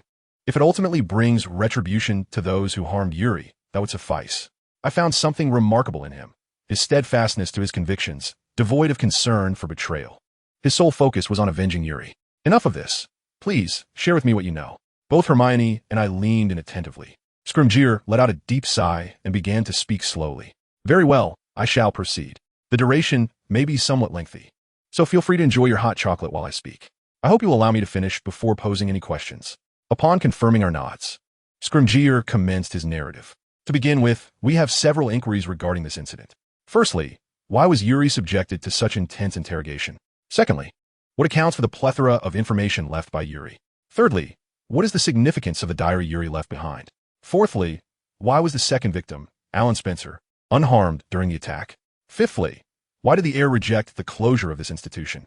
Sixthly, what is the rationale behind the simultaneous attacks on the third and fourth victims? Seventhly, why does the heir not target Muggleborns as per the legend? As more questions emerged, we pondered why Jacob Malfoy was assaulted, and why Neville Longbottom and Ronald Weasley were also attacked. Additionally, what caused Ronald Weasley to be covered in burns? We engaged in repeated discussions and investigations concerning these matters and gradually began to comprehend the heiress' intentions. Scrimgeour's words compel me to swallow hard. I sipped the chocolate, anticipating his continuation. Firstly, the most pressing matter to address lies within the phrase left by Yuri, particularly concerning the term Voldemort. Is there any ambiguity regarding this, as it is likely that Voldemort is the one who may strike at me? Upon hearing this, Scrimgeour shook his head with a grim expression. That is impossible, for Voldemort was buried 12 years ago. However, he left behind the name Voldemort, not merely a Death Eater. The incredulity of this statement resonated with me. Indeed, Voldemort perished 12 years ago. The entity that appeared at Hogwarts last year was not Voldemort, but an ordinary Death Eater. The Daily Prophet also reported that it was merely the erratic behavior of a Death Eater pitifully denying Voldemort's demise. Therefore, it is unlikely that Voldemort was the mastermind this time. Previously, in Diagon Alley, Hagrid expressed his fears that Voldemort might one day return. Generally, the dead do not rise again. Teachers have often stated in class that there exists no magic to resurrect the deceased. The only conceivable object, the Philosopher's Stone, no longer exists. Thus, the culprit must be a Death Eater. However, Yuri did not refer to them as Death Eaters, but rather as Voldemort. Upon this realization, the dissonance became overwhelmingly intense. Why write Voldemort? Look at this photograph, you three. Scrimgeour presented us with an image depicting a youth, an attractive boy filled with confidence in his eyes. His name was Tom Riddle, or more accurately, Tom Marvolo Riddle. As he spoke, Scrimgeour conjured parchment with his wand, inscribing with elegant strokes the name Tom Marvolo Riddle. This name is not widely known, yet it is quite famous in the realm of the dark arts. In doing so, Scrimgeour tapped the letters with his wand, causing the text to animate as if alive. soon forming the words, "I am Lord Voldemort." Is this a photograph of Voldemort in his youth? In response to AL's inquiry, Scrimgeour nodded. However, that individual changed his name, transforming into the ruler of the Dark World. Moreover, it is significant to note the year he attended school. At that time, a secret chamber was opened while he was at Hogwarts. The moment I heard this, a flash of insight struck me. Yuri's reference to Voldemort must be linked to the opening of the secret chamber during his school years. Why was he not apprehended then? Hermione's question mirrored my own. Had he been captured at that moment, perhaps Voldemort's subsequent atrocities could have been averted. Perhaps my parents would not have been slain. A wave of unreasonable anger surged within me. Scrimgeour, sensing my barely contained fury, remarked that at the time, someone else appeared far more suspicious. Everyone believed that only that individual sought to manipulate the monster within the chamber. The suspicious figure, as you all know, was Rubeus Hagrid. We were rendered speechless. I had not anticipated Hagrid's name would surface here. The very Hagrid who first introduced me to the magical world. Hagrid, who has always stood by my side, would unlock the secret chamber of Slytherin's heir. I couldn't help but chuckle at the thought. However, Scrimgeour uttered a fateful remark. Hagrid had been captivated by dangerous creatures both then and now. At that time, it was said that he was harboring a forbidden 8-eyed giant spider within the city. A creature classified as a Class A monster by the Department for the Regulation and Control of Magical Creatures. How could this be? I found it impossible to refute that statement. Hagrid's fascination with perilous beings had indeed occurred last year, particularly concerning Fluffy, the guardian of the Philosopher's Stone, and Norbert, the dragon. Thus, the Ministry of Magic had assumed that Hagrid merely acted out of curiosity when he opened the chamber. Subsequently, he was expelled from Hogwarts. However, due to this incident, a reinvestigation revealed that Voldemort's name was also mentioned during that same period. Then there were the words left by Eulalie Clearwater, suggesting that Voldemort was likely the one who opened the secret chamber. How Eulalie came to know this remains a mystery. Scrimgeour poured hot chocolate into the cups for Hermione and me. After we expressed our gratitude and took a sip, he continued. Wasn't the reason for his interrogation precisely this? Yes, we believe he may have been privy to information highly detrimental to the heir. What his reasoning was will become the focal point. Since the second question remains shrouded in mystery, it cannot serve as conclusive evidence, can it? Hermione repeated Scrimgeour's words several times before asking. While still a mystery, we believe the answer lies within the third question, the diary. I exclaimed, and AL's expression turned to one of astonishment. Could that diary have been penned by Voldemort? Upon hearing AL's words, Hermione and I simultaneously gasped. A thunderous realization struck me, swirling in my mind with fervor. If the diary belonged to Voldemort during his student years. Hermione nodded vigorously at my assertion. It might contain details about the secret chamber, which is why the current heir seeks to obliterate such information. Not so fast. Scrimgeour interjected, dousing our enthusiasm. There is no concrete evidence to prove that the diary belonged to Voldemort, as there is no tangible artifact. Nonetheless, if one were to consider it from that perspective, it begins to make sense. Scrimgeour stated this, yet I was convinced that it was indeed the truth. The reason for Eulalie's severe torture, the abundance of her information. Didn't all the mysteries unravel? Moving on, regarding the fourth question, if we assume the previous hypothesis holds true, one might conclude that she was merely attacked to serve as a warning, thus negating the necessity for interrogation and the infliction of harm. Moreover, we can also explore the fifth question. It feels utterly surreal. The path to truth, once shrouded in darkness, is illuminated once more by light. There are two possible answers. One is the pursuit of Harry Potter, and the other is that the heir never intended to resolve Eulalie Clearwater's fate through torture. What did you say? Al rose to his feet, his face contorted with a deeper hatred and fury than I had witnessed in the infirmary. What is happening? Hermes calmly inquired, perhaps attempting to steady himself in place of the impassioned Al. If this were solely directed at Harry Potter, there would be no need for such threats. Instead, they would take advantage of the students' return home to separate them, thereby weakening the protection around Harry, providing them ample opportunity to strike. If the perpetrator could create a third, fourth, fifth, sixth, or seventh victim, that would be ideal. However, that individual deliberately refrained from imposing a lockdown, ostensibly to serve as a warning. The rationale being that ever since then, someone within the school has been under stricter scrutiny than anyone else, Yuri. In his infirmary, he is frequently attended by his mother, Aunt Sophia, and his father, Uncle Jacob, who has taken leave, along with the ever-watchful presence of exorcists safeguarding them. As the number of victims increased to 4, it became evident that even if all students returned home, Yuri would still be under an extraordinary level of surveillance. Thus, the heir left behind a message of deterrence. I had never contemplated the possibility of Yuri, having already fallen victim once, being targeted again. I longed to see the serene expression of Yuri as he quietly slumbered in the infirmary. "May I continue?" Scrimgeour inquired, glancing between us, and upon confirming our nods, he proceeded. "Next, we face the pressing questions regarding the assailant. Let us disregard the sixth query and address the seventh. Why not target those of Muggle descent? Here, we have a hypothesis. The perpetrator, as the heir, specifically aimed at the second victim, Alan Spencer. What does this imply? Does it mean that the other crimes were not committed under the guise of the heir?" Scrimgeour seemed to detect my confusion and offered a faint smile. This was a crucial lead in our pursuit of the assailant. Recall the newly added victims: Seamus Finnegan, Dean Thomas, Neville Longbottom, Ronald Weasley, and Draco Malfoy. Do you discern what they all have in common? There is no need to ask. It struck me as slightly peculiar as well. All the victims were students of Gryffindor. Malfoy is an exception, yet he too fell near the Gryffindor dormitory. This revelation provided us with significant insight, as the fates of the victims narrated a compelling tale. "Atade?"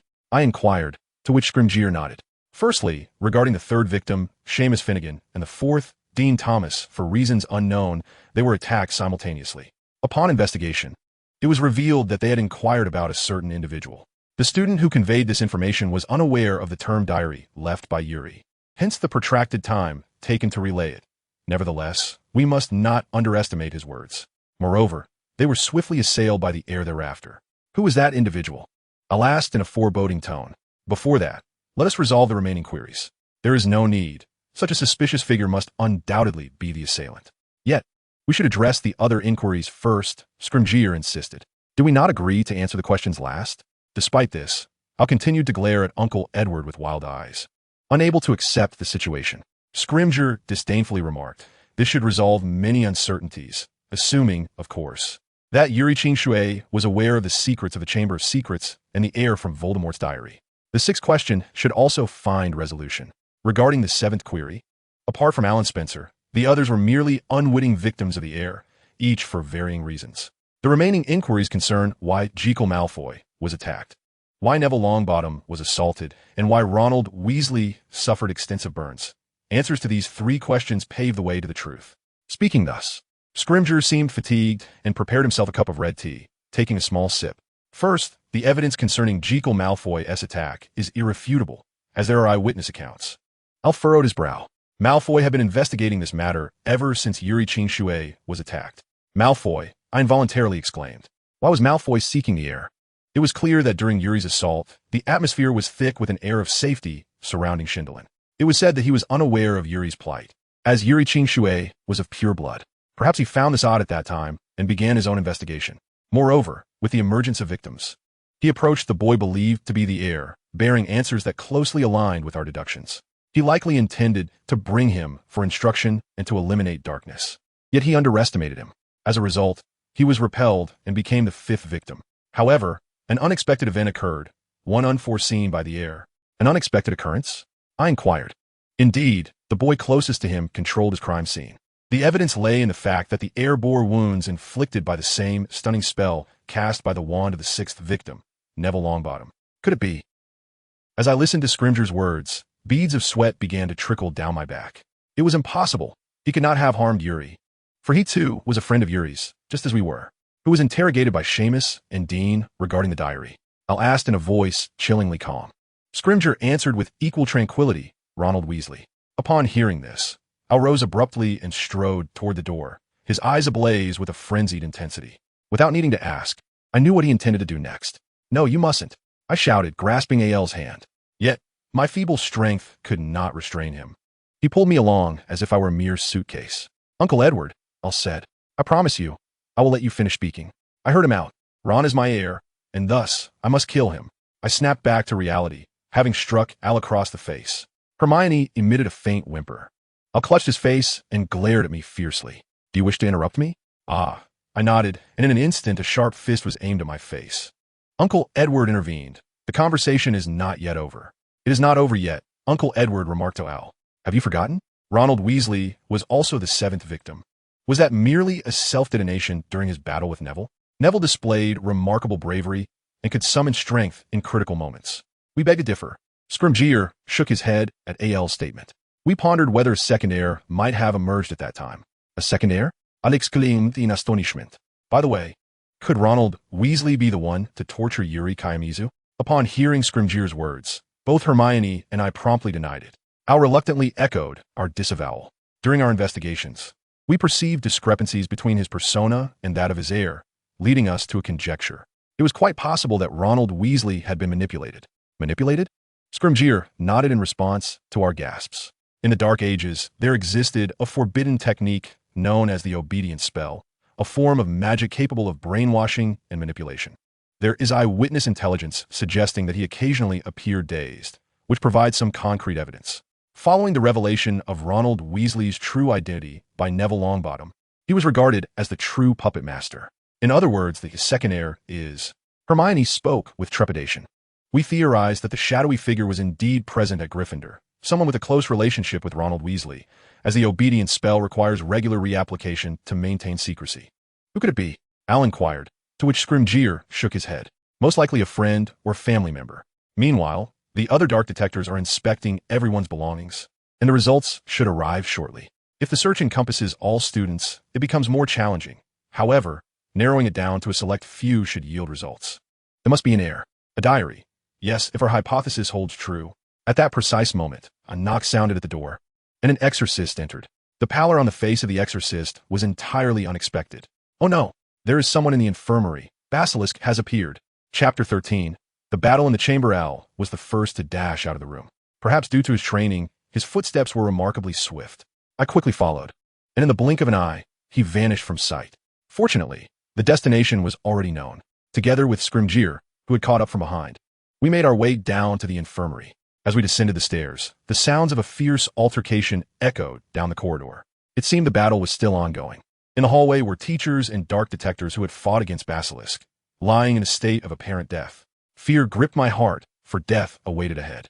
My only lifeline was the fragile pair of glasses, a mere few grams in weight, that aided my vision. A slight touch could sever this delicate thread of existence. Hermione soon caught up from behind, along with Scrimgeour and Mad-Eye. Uncle Edward charged into the infirmary without hesitation, and I followed closely behind. What awaited us was the furious Basilisk, engaged in a fierce struggle against Dumbledore. I was pinned against the wall by Ed, while Yuri's parents lay bloodied at his feet.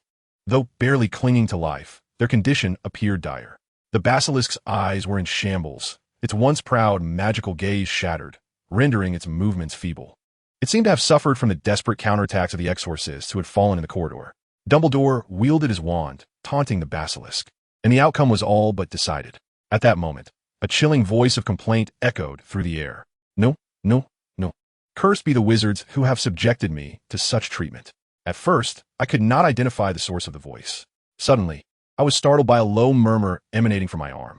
A snake, seemingly entangled with some unseen force in the hall, was hanging there. It appeared that time was of the essence. How strange it was that I had not noticed the weight of such a creature upon my arm.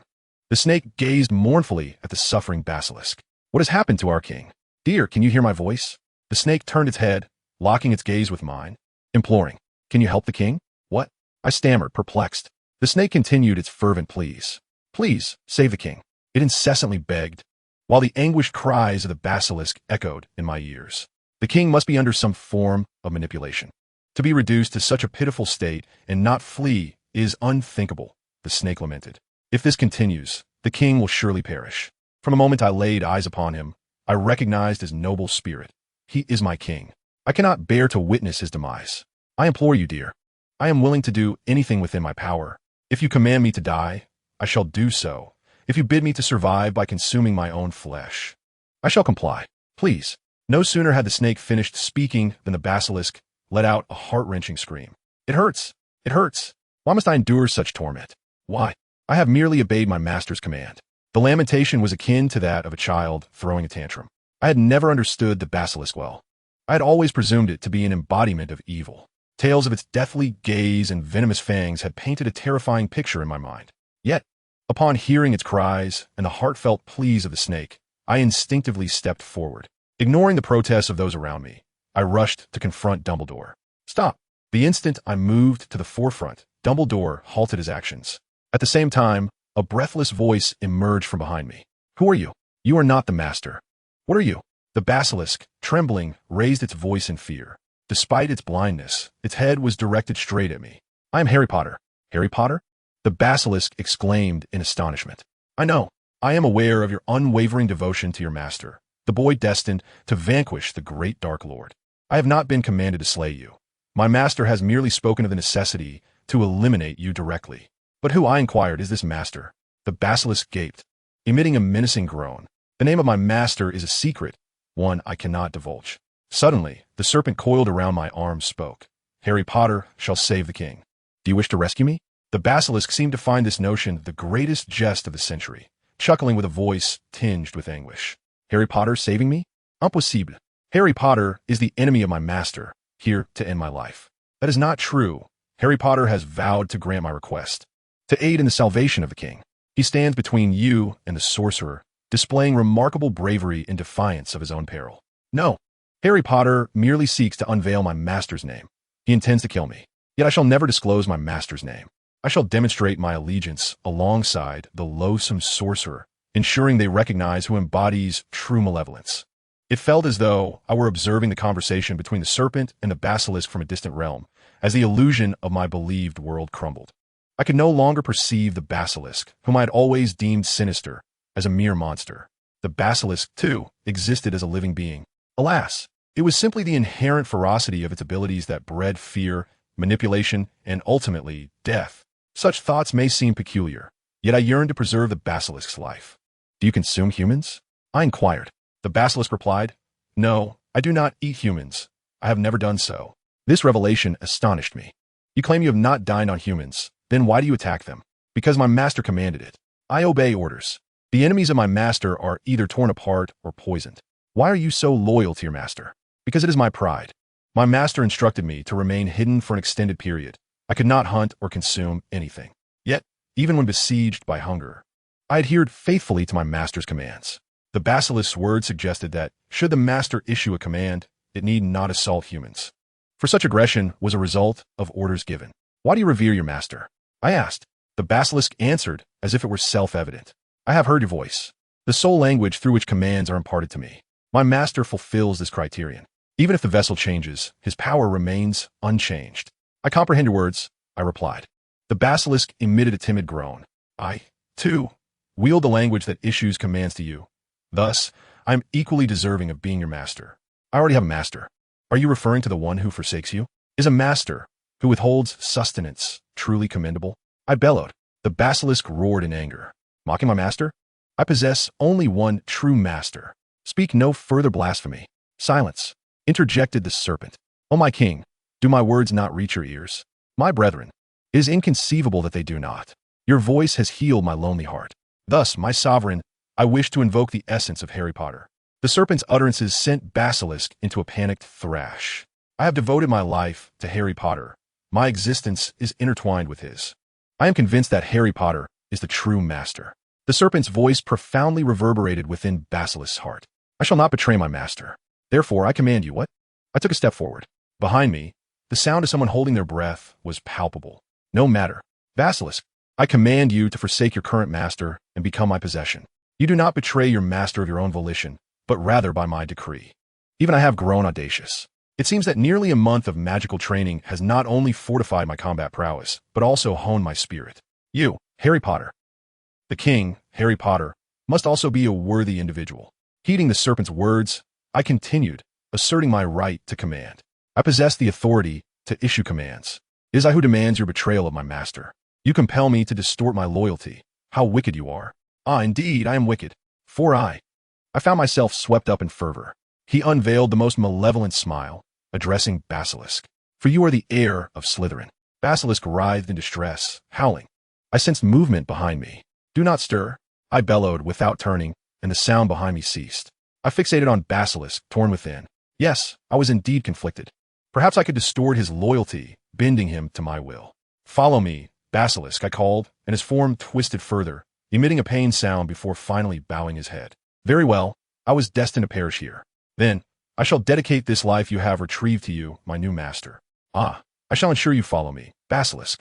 After confirming Basilisk's compliance, I turned to face Dumbledore, who was restraining Hermione with both hands.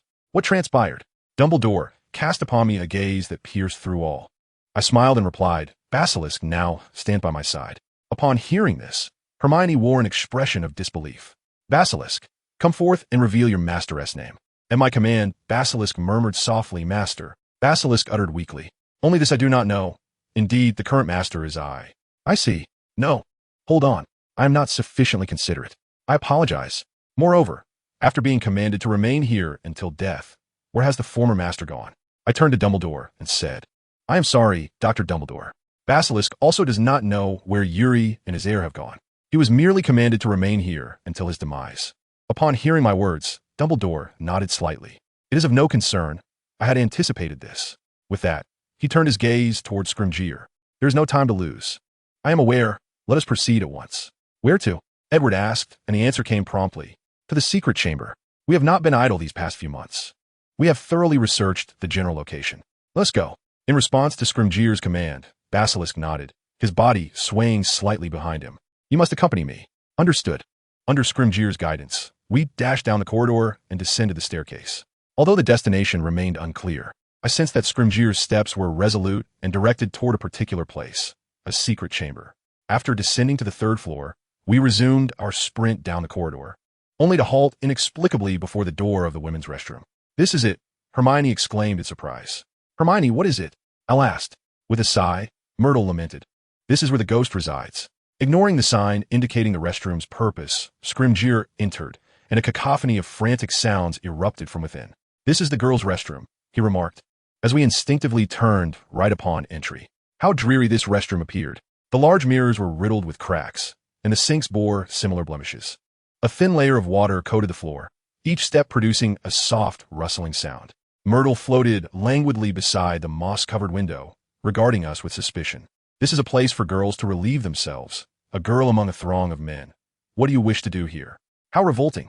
Though I could not comprehend her words, Scrimgeour let out a heavy sigh. Hermione's face flushed crimson.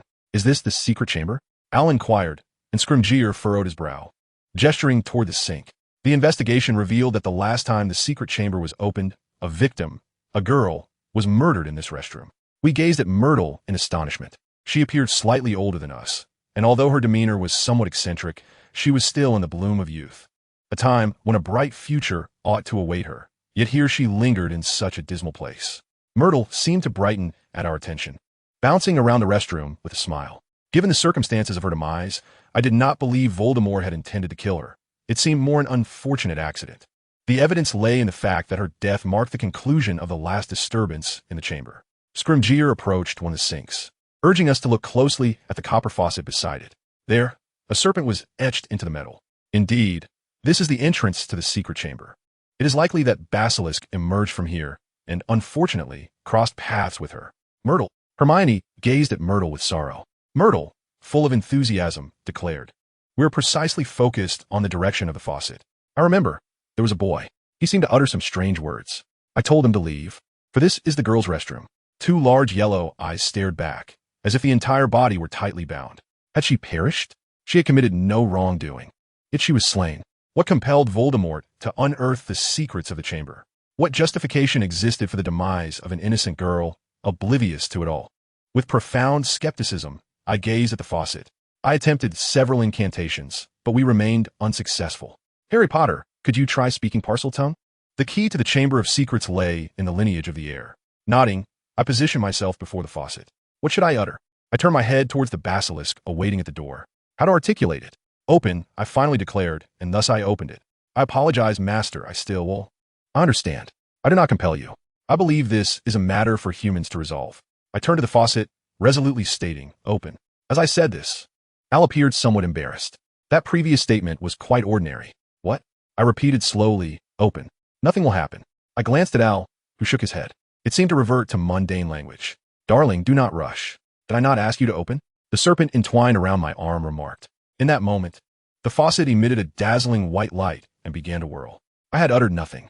The sink shifted, and I sank to the floor, replaced instead by a large pipe, ample enough for an adult to glide through effortlessly. "Never mind, do not take it to heart, sir. The serpent has been a source of concern. Harry Potter, can you inform that serpent that it is free to observe?" Scrimgeour inquired. But Scrimgeour admonished me sternly. as no one but you can speak parcel tongue. We shared our thoughts in the defense against the dark arts classroom, hoping you would accompany us. However, if we could utilize that serpent instead, there would be no need to expose you to danger. Yet, there is Yuri ahead. We must rescue Yuri, clean water, Scrimgeour insisted. But there is no room for discussion or time. I beg you, please convey to the serpent to assist us. How tiresome. Nodding in agreement, we returned beyond the mosquito net. My intentions were not merely to satisfy my curiosity. I wished to aid Yuri. I sought vengeance for all. Chapter 14, The Final Battle of the Chamber. Contrary to my thoughts, the serpent suddenly darted from my arm to Scrimgeour's. What do you intend to do? I inquired, as the serpent responded. I do not comprehend human language. Yet, I feel I understand what these beings are saying. As long as I assist them, my master shall remain unscathed. The serpent declared, I wish for the Harry Potter who saved my king to endure. I do not desire him to encounter peril. Thus, I shall lend my aid. Do you understand? No, I do not know. I said nothing to the serpent, merely harboring the desire to assist Scrimgeour. What is different? I said nothing. The serpent acted of its own accord. It appears that he is yearning for his master, Dumbledore remarked.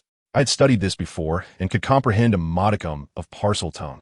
The serpent expressed a desire to assist us in rescuing Harry. Wait, I too wish for Yuri. Your mission has concluded. Indeed, Uncle Edward stated coldly. Remain here. However, just as I attempted to continue biting down, Hermione grasped my arm. I turned to see her shaking her head, tears streaming down her face. There is no time. How could there be time for caprice when Yuri's life hangs in the balance? I was taken aback. Indeed, what am I doing at this moment? Yuri is also in peril. I glanced down, blood dripping from my clenched fist. It is known. Now, voicing our whims is futile. Time is cruelly slipping away. I understood. Reluctantly, I bowed my head. Scrimgeour, with his wild eyes, along with Uncle Edward and Dumbledore, exchanged nods and charged into the pipe. Please, save Yuri, my friend. I clung to Scrimgeour's arm, shouting toward the serpent plummeting into the abyss. Soon, the bathroom fell into silence. Ultimately, we were all left outside the mosquito net. I could do nothing. I was not permitted to act. I could only pray for Yuri's safety, filled with bitterness and regret, tears streaming down my face. How long had it been? We waited in silence for the adults to return. Perhaps an hour had passed, or merely 10 minutes. I was uncertain. My sense of time was blurred. A sound emerged from the end of the pipe. We stood up in astonishment, anticipating the adults' return, our hearts racing. Yuri, you must be safe. Yes, I fervently prayed while waiting for the adults to emerge from the pipe. However, the figure that appeared exceeded our wildest imaginations. Nonsense. We were rendered speechless. Emerging from the pipe was none other than a young Voldemort, Tom Riddle. He appeared just as he did in the photograph shown to Scrimgeour, as if he had leapt from its confines. In his hand, he clutched a familiar wand, Yuri's wand. Where's your wand? Al glared at Tom's wand with bloodshot eyes. Don't guardi dal coldly. Is this my wand? No, that is Yuri's wand. Al drew his wand, pointing it menacingly at Tom. Tom's expression remained calm as he turned his gaze away from Al, directing it toward me. Expelli. How tiresome. Before Al could finish the spell, Tom, without even glancing at him, waved his wand, sending Al crashing against the wall. Metler screamed, and Tom aimed his wand at him as well. Sparks flew, and Metler shrieked as he fled through the window. Then, Tom pointed his wand directly at me. Harry Potter, I have long wished to converse with you. I have nothing to say. Oh, is that so? Why don't you inquire about the person descending here, your most important friend, Yuri? I glared at Tom. My teeth clenched in anger. I must convey that my presence here is solely to engage in conversation with you. To that end, I have traversed a considerable distance. Initially, such matters seemed inconsequential. What has transpired among everyone? What have they done to Yuri? I shouted, and Tom let out an irritated grunt. The individuals below still draw breath. Indeed, that is the case. I could not suppress my exclamation. Tom retrieved a snake from his pocket, motionless. Is it already deceased? I yearned to call its name, yet I had not bestowed one upon it. Even in this moment, the absence of a name to utter left me profoundly disheartened. Though the duration was fleeting, I harbored no animosity toward him. How could I resent the basilisk, who desperately pleaded for salvation upon our first encounter, who drew me into perilous circumstances? The dread and unease within me were eclipsed by fury. How dare you? Rest assured, I did not slay the individuals below, nor did I harm the serpent. They merely secured the door, and in a few hours, the snake will awaken. However, now that this serpent is gone, those beneath should not ascend again. Starvation awaits them. Moreover, unlike this serpent, I am uncertain of Yuri's fate. What is the matter? For Yuri has also granted me the precious gift of life. It was thanks to the foolish Weasley brothers and Yuri that I emerged from the diary, And not only that, I retain my powers as before. Bless me. Now, Voldemort has resurrected here. Are you implying that he has taken Yuri's life? Al rose unsteadily from the wall, glaring at Tom. Ah, indeed, he is not yet dead. However, it is merely a matter of time. The curse of the basilisk's magical gaze has merely delayed his demise. Once the curse is lifted, death lies in wait ahead. You. Al raised his wand, while Tom swiftly brandished his own. Al's body was again hurled against the wall, and Tom turned his wand towards Hermione. Hermione appeared to be searching for an opportunity. Without mercy, Tom cast Hermione aside. Ah, Hermione. Both were utterly exhausted. Voldemort. My mind swirled with rage. The man who murdered my parents stood before me, now poised to take the life of my cherished friend, a bond one had fought so hard to forge. This is unforgivable. I shall kill you. I shall kill you. I swung my wand with desperation. Yet before I could bring it down, my body was slammed against the bathroom wall. A child who cannot even perform a silent spell seeks to slay this Voldemort. Do not jest with me, Harry Potter. Look this way. Al had somehow regained his footing, directing his wand at Tom. Truly foolish to purposely instruct the enemy to attack. As he spoke, Tom waved his wand. I anticipated that Al's body would be flung against the wall once more. However, an unexpected turn of events unfolded. The spell Tom cast towards Al rebounded back at him. A thin, membranous shield enveloped Al's body. Let us flee together. Seizing the moment while Tom adjusted his stance, Al dashed out, grasping my hand and Hermione's, escaping the restroom. Outside, the basilisk writhed, oblivious to the unfolding events. If this continues, all four of us will be akin to Bodhisattvas. Taking a step back, adjusting our stance. Do you believe he would comply? Tom conjured countless ropes from his wand, which writhed as though alive, eager to ensnare us. Just before the ropes could reach, Hermione uttered a spell upon the shield, repelling the bindings. Master, please mount the basilisk, I implored. I cannot confront him, but if it is to aid in his escape. Thank you. Together, we climbed onto the basilisk. I shouted as I leapt onto its back, with Yuri and Hermione following closely behind. Do you wish to betray me, basilisk? Tom roared, leaping onto the creature's tail. However, even Voldemort found himself immobilized upon the slippery serpent's body. To a place where there are people, the basilisk glided down the corridor with astonishing speed, descending the stairs. We clung on desperately to avoid being thrown off by its wild movements. Soon, the basilisk reached the entrance floor. Professors McGonagall and Snape stared at us in astonishment, or rather, at the sight of the basilisk. Right here, I shouted, and the basilisk halted, allowing us to dismount. The basilisk is my ally. The enemy is him. The heir is Voldemort, Hermione declared. She noticed the professors drawing their wands to attack the basilisk, their expressions a mix of confusion and alarm. Seize the basilisk from that fellow. He is his heir, Voldemort, I cried, aiming my wand at Tom, who was dismounting the basilisk alongside us. Oh dear, there are many spectators, he remarked. Well, this is a splendid stage to announce Voldemort's resurrection. I intended to cast the disarming charm, but in an instant, Tom aimed his wand at me, hurling me against the wall. What manner of person are you? Professor McGonagall exclaimed.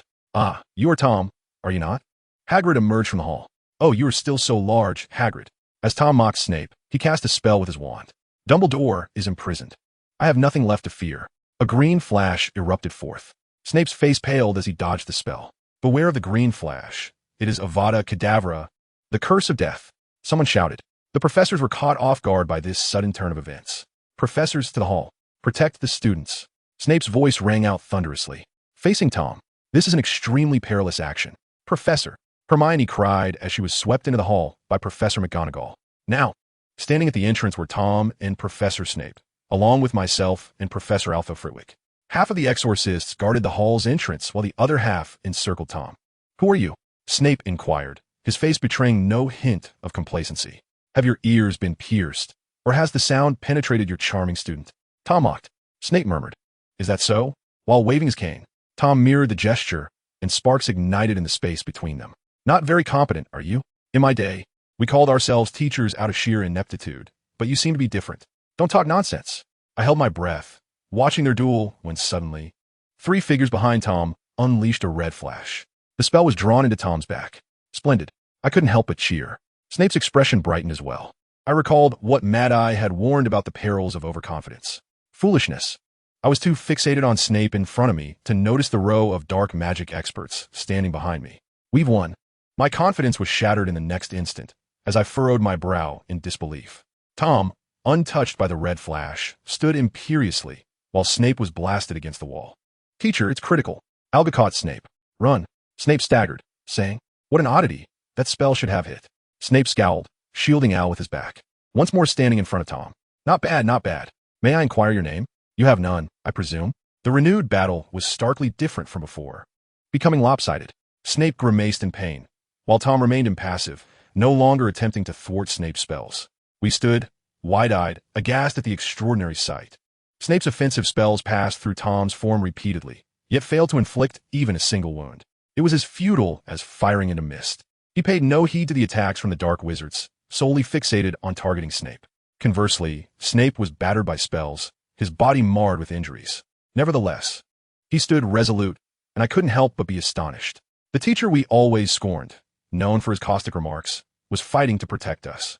The scene was utterly surreal, shattering our perception of reality. Just today, my entire understanding had been transformed. Professor Snape was no ordinary loathsome teacher. He was a truly valiant wizard. Despite knowing it was a futile endeavor, he persisted in his efforts, which was both heartbreaking and laughable. Tom's words pierced through me like a dagger. If this continued, Professor Snape would perish. The teacher we had always detested was risking his life for our sake. I could not bear it. "Professor, flee." Snape remained deaf to my cries, continuing to wield his cane despite the futility. "Harry, Al is here." If this continued, Professor Snape. I leaned against something at a loss for what to do. I should not have come here. I had misjudged where to escape. Wouldn't this only heighten the losses? "Stay calm. It's not over yet. Isn't it already finished?" "What are you saying? That fellow is immortal. There is no such thing as an immortal being." Al's words widened my eyes. He spoke with the gravity of a teacher. "Have you listened carefully? Consider his words. What did he say?" "He mentioned that Yuri granted him a lifeline. Thanks to the foolish Weasley brothers and Yuri, I emerged from the diary, and not only that, I possess the same power as in my previous life. Bless me, for Voldemort has been resurrected." That fellow claimed we must have misunderstood. "Misunderstood, Alpandev." He said he slipped out from the diary and took the lives of Yuri and the others. While we interpreted the term diary quite literally, it appears to be no ordinary diary. The source of that fellow's power must lie within that very diary, concealed in a secret chamber. I am aware that Al's words are merely wishful thinking, yet the reality compels us to take a gamble. "Harry, swiftly proceed to the secret chamber." "What do you intend to do with this?" Al smiled gently, producing a small vial from his pocket, emanating a pungent odor. "You brought it. Better safe than sorry." "Alas, I worked hard to concoct it, but lacked the opportunity to test it. I suppose I need a strand of hair. Without my consent, Al plucked a hair from my head and placed it into the vial. Basilisk, transform it into a curtain." I hesitated, but eventually nodded. We had no choice. Time was of the essence. "Basilisk, conceal Al and me." "Understood." The basilisk moved as if to protect us, while Al downed the potion in one swift motion. Al groaned in agony. The taste was overwhelming. In an instant, the transformation began. Al shrank in height, a lightning-shaped scar appearing on his forehead. "You are next." Al handed me another vial containing his hair. Startled by the foul odor, I gulped it down in one breath. The flavor was indeed dreadful, like having a mouthful of mud.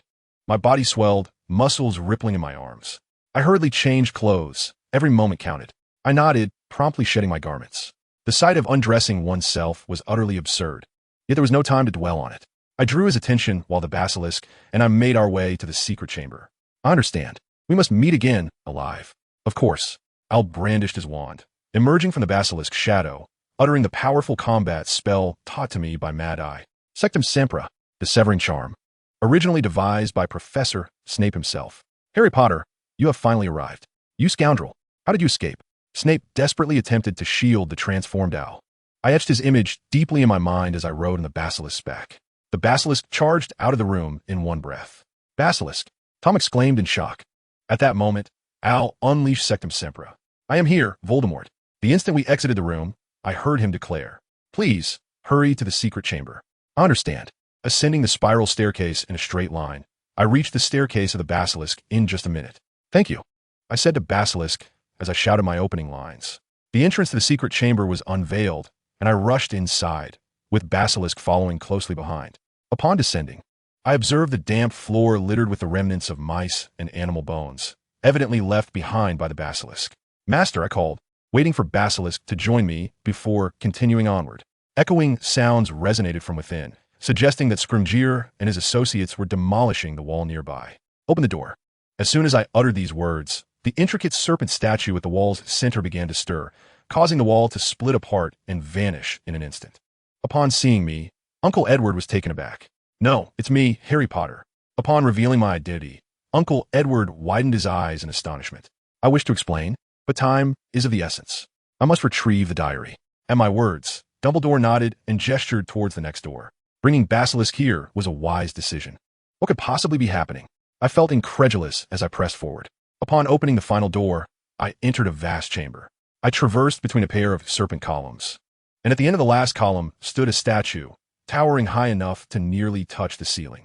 The visage of the statue resembled that of an aged monkey. "It must be Salazar Slytherin," Dumbledore remarked. "Look at that," the Mad Eyes exclaimed. Turning my gaze, I noticed 3 figures crouched at the statue's feet. Yuri, along with Percy and Ginny. My jaw dropped in disbelief. I had not anticipated their presence.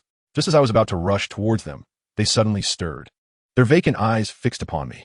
"Is that child holding the diary?" The Mad Eyes prompted me to glance at Ginny, who clutched a small black diary. "Everyone, don't move," a chilling voice resonated. Turning around, I beheld Tom's figure appearing before us. "Why?" I shouted, incredulous at his sudden emergence. Though momentarily bewildered, I felt reassured by the thought of having that with me. "You think you could deceive Voldemort, you immature fool?" "I'm sorry, Harry." Albus glared at Tom with disdain. Filled with disbelief, Dumbledore addressed him, his expression calm. "Oh, Professor Dumbledore, it's been a while." Tom greeted him with a light-hearted tone. "No more of this. Can the old man you imprisoned truly stop me?" Dumbledore nodded serenely. "My master is no match for you."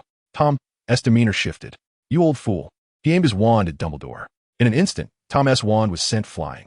Simultaneously, a melodious bird's song echoed from behind. Turning around, I saw the Phoenix Fox, snatching the diary from Ginny's grasp and delivering it to me. Pierce the diary with Basilisk's fong. At Dumbledore's command, I tossed the diary towards Basilisk. "Stop! Stop!" The Basilisk hesitated momentarily, but then pierced the diary with its razor-sharp fangs. A deafening scream reverberated through the Chamber of Secrets. Ink gushed forth from the diary that had slipped from the Basilisk's fangs, as if it were the very blood of Tom. Tom writhed and struggled, letting out a harrowing cry while glaring at the Basilisk. The traitor.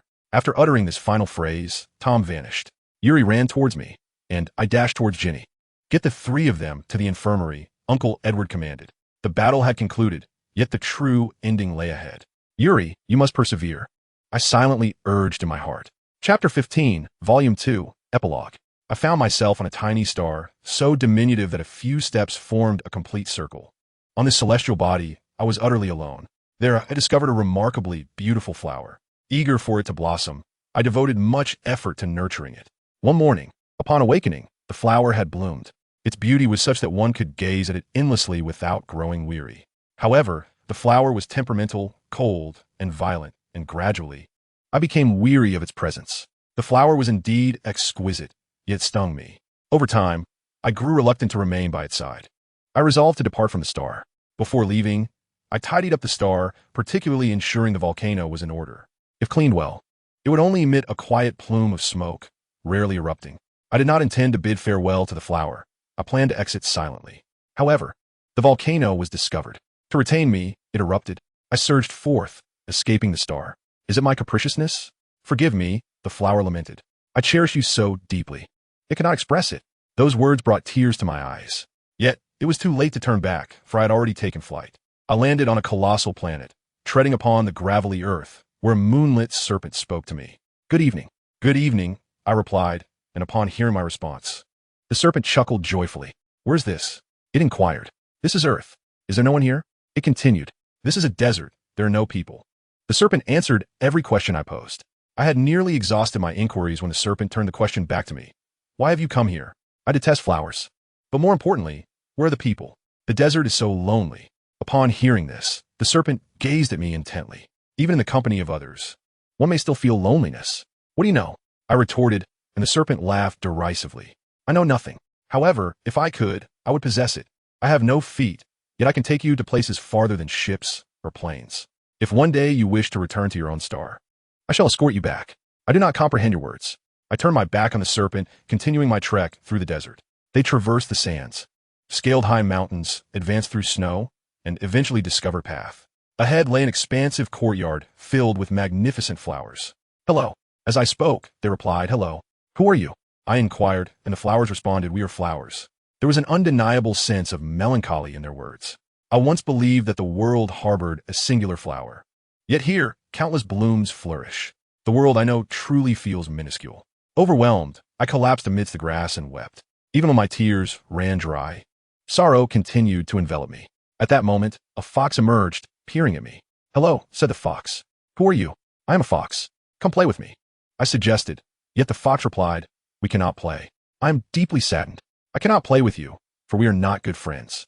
Is that so? I am sorry. I could not restrain my curiosity, and I asked the fox, what constitutes a good friend? A good friend is someone special, even among 100,000 foxes.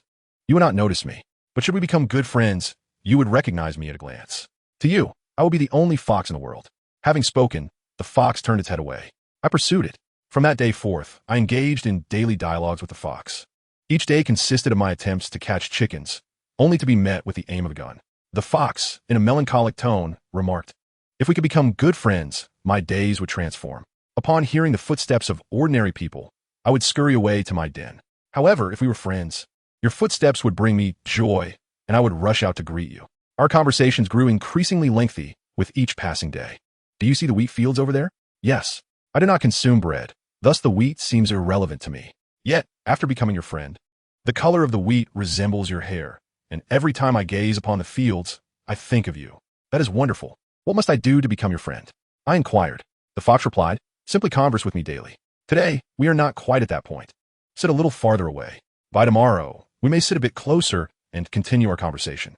From that moment onward, I approached the fox each day, engaging in dialogue. We decided upon a specific time to meet, and the very thought of seeing each other at that hour filled me with anticipation, even an hour in advance. Gradually, the fox and I became good friends, occasionally rescuing it from the grasp of those with guns. However, I knew I must return. That day was drawing near. I am aware, the fox said. When you leave, I will surely weep. Perhaps we should not have become good friends. Indeed, I replied. Yet, the joy of our friendship is undeniable. Yes, go and see the flowers. Flowers? Yes. When you return, I shall share something important with you. I ventured to the rose garden and was taken aback. I discovered that the flowers were entirely different from those on my own planet. It dawned upon me that, for me, the flowers of my planet were indeed special, and I had failed to appreciate them. I had thought I understood superficially and departed from my world. Returning to the fox, I declared I must go back. The fox smiled gently, a genuine smile. In accordance with our agreement, I have something important to share with you. The truly essential things are invisible. One must look with the heart. I grasped the fox's paw tightly. The bond between friends is invisible, yet I find myself perplexed by it. You must already be aware, for have we not become good friends?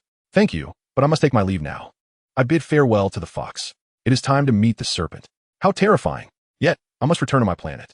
Then, I encounter the serpent, lying upon the rustling earth. There was no pain, no suffering, for I was destined to return to the world where I truly belong. A bewildering ache enveloped me, plunging me into confusion, unable to comprehend the unfolding events. My body rejected the pain, each moment of consciousness swallowed by darkness. Thus, the agony subsided slightly, while my sense of reality began to fade. Reality was painted in crimson, akin to the sting of being struck by a vehicle, battered by a bat, or splashed with acid. The surreal realm, on the other hand, was shrouded in blackness, devoid of pain, color, and sound.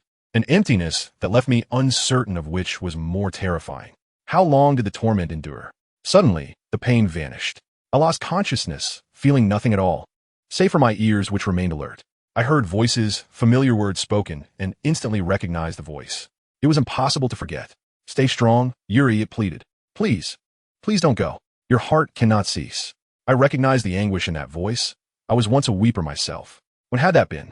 Perhaps around the age of 7. Back then, he often wept. Why are you crying? I would ask, and he would invariably respond, it's nothing. He would turn his head away. Worrying for him, I once donned a disguise as he left. He mingled with the children of the Magi, a sorrowful expression upon his face, while others gleefully pummeling a child. He appeared deeply saddened. I recognized that face. I had seen it before in another life. He recalled the visage of the youth closest to him in life, who would always draw me into the fray with his friends, striking and throwing me like a sandbag. He always wore a look of anguish, as if enduring a cruel interrogation, yet there was something endearing about it. However, the pain erased that sympathy, shattering the will to step into his heart. What had he said when he jumped from the school? I can no longer remember. Al's expression mirrored his completely, born of the fear of isolation, the dread of becoming a target. Al fought alongside everyone, yet I could not save him. I lacked the courage and did not know how. He stood by, unwittingly aligning himself with the assailants. Despite knowing that this day would inevitably arrive, I did nothing. Lacking courage, these cannot serve as excuses. Yet this time, I have discovered a way. Assisting the oppressed is simple, if only there were another substitute. This was a lesson learned before my rebirth. I spoke to the young leader. Initially, the youth regarded me with suspicion, doubting my intentions, believing me to be a spy for the adults.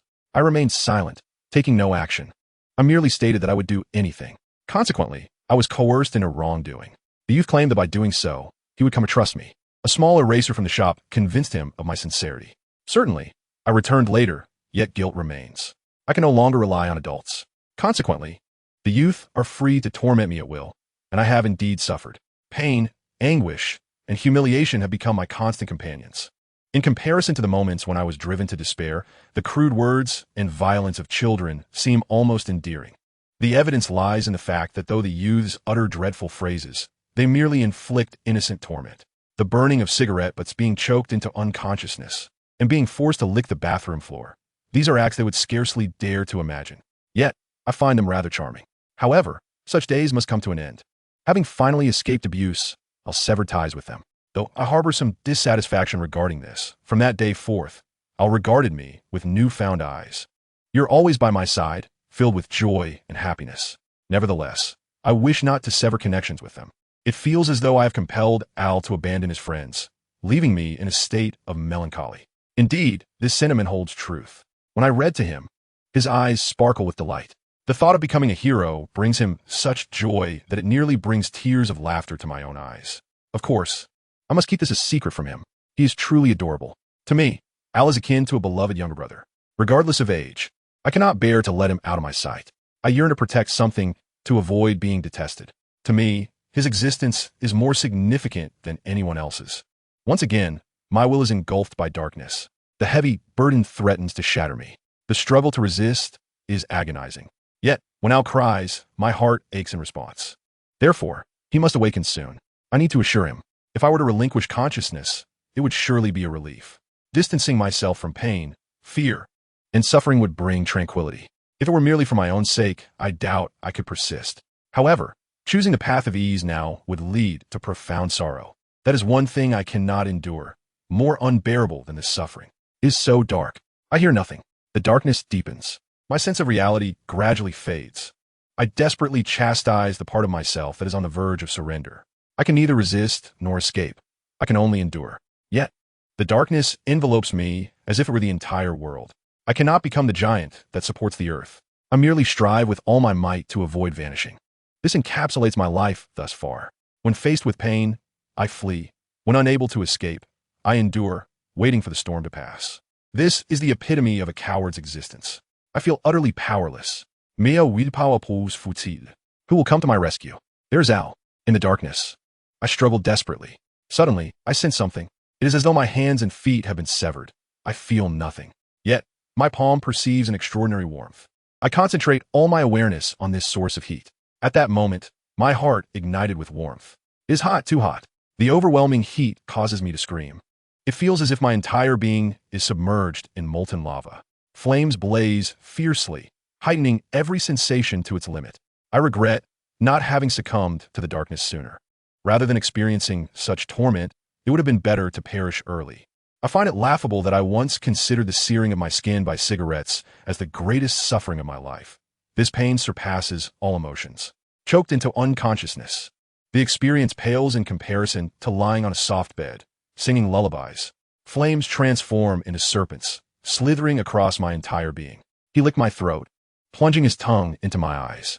If this agony were to persist for even a second longer, I would implore you to end his life. Indeed, are you not by my side? In my misery, I beseech you, grant me death. Allow me to perish. Let me fade away. I plead desperately, begging for someone to terminate my suffering. I cannot endure this torment any longer. I will heed your every command. Just deliver me from this anguish. In the enveloping darkness, I gasped in pain, surrounded by nothing but pleas for death and anguished cries. Time itself seemed to vanish. This torment appears everlasting. Perhaps I have long since departed from life. This could very well be hell. I must have been cast into the inferno by the grim reaper, condemned to suffer eternally in the unrelenting flames. The ordeal of ceaseless penance knows no end. It could have been mere seconds, hours, days, months, or even years. Gradually, time began to regain its flow. I felt the pain easing, akin to the subtle dilution of sulfuric acid with water, yet soon the sensations throughout my body returned. My thoughts stirred awake, with my hearing awakening first. My acute sense of hearing transformed the rhythm of my heartbeat into a drumbeat, measuring time with that fierce pulse. Before long, I could genuinely feel myself breathing, a sense of vitality swelling within me. Is Yuri still not awake? I caught AL's voice, which had once been close, but now seemed distant. Who were those around me? But their expressions appeared to brighten slightly. I discerned that the hand I touched belonged to Sophia. The mere thought of her presence nearby brought me solace, and the pain nearly vanished. All that remained was to open my eyes and rise.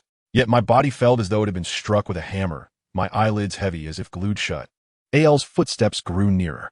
Yuri, please open your eyes. I'm here, holding your hand. I sensed my hand being lifted, but it felt incapable of exerting strength. Though I longed to respond, I lacked even the power to crush a marshmallow. Awaken. I am here waiting for you. There is so much I wish to convey. Despite this thought, my body resisted my will. Time merely slipped away. My ears, annoyingly acute, provided me with a rough sense of the passage of time. In the darkness, I could hear Al and Sophia's voices, occasionally interspersed with those of Harry, Ron, and Neville.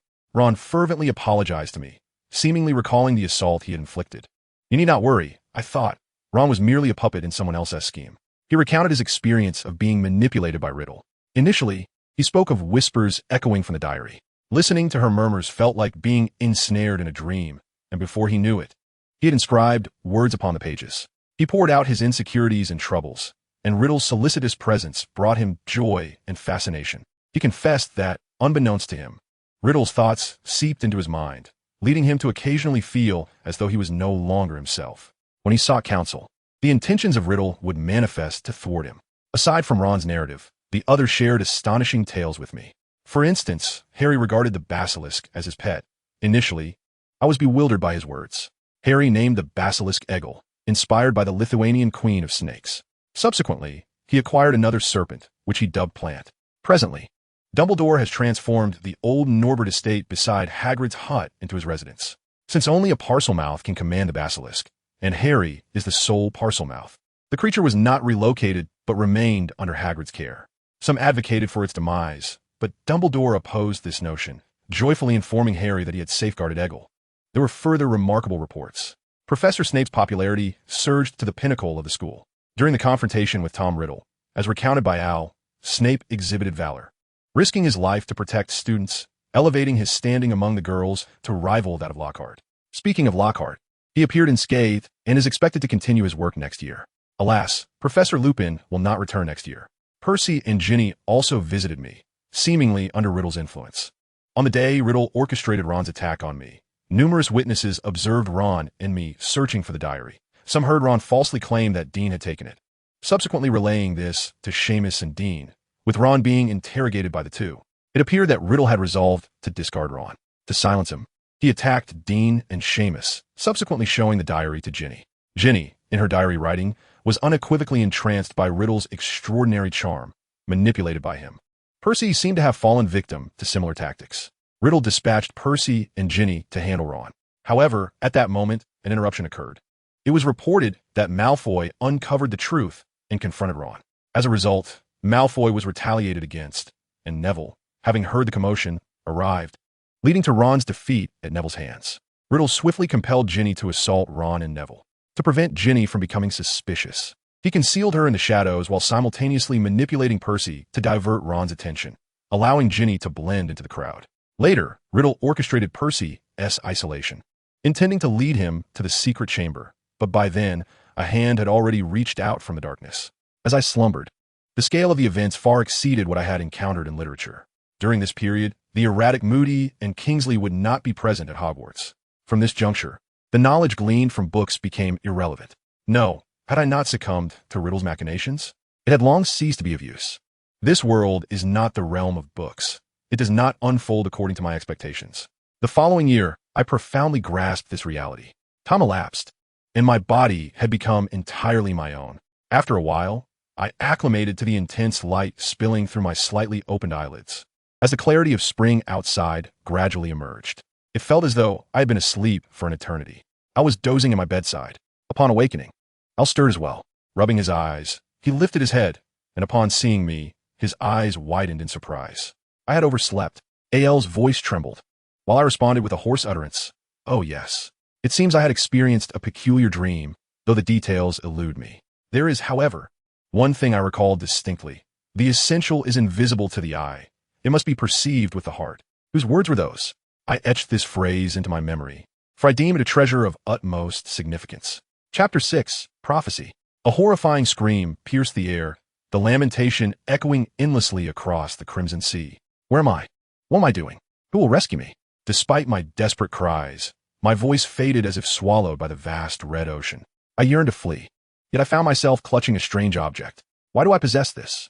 Fear gripped me, prompting me to cast away the soiled item. How terrifying. Mom, Dad, save me. I sprinted with all my might, running, never ceasing. I spotted a house, a small dwelling with a red roof. It was my childhood home. Relief washed over me. The terrifying ordeal had come to an end. I dashed into the house. My mother was in the kitchen, and she seemed to notice my presence. I longed to hear her voice, to see her face, to feel her kindness. Mom, my ears rang with a deafening sound. Suddenly, everything before me turned crimson, obscuring my vision. How frightening. Help me. Who will save me? Why does no one come to my aid? Always. Was this I hold in my hand?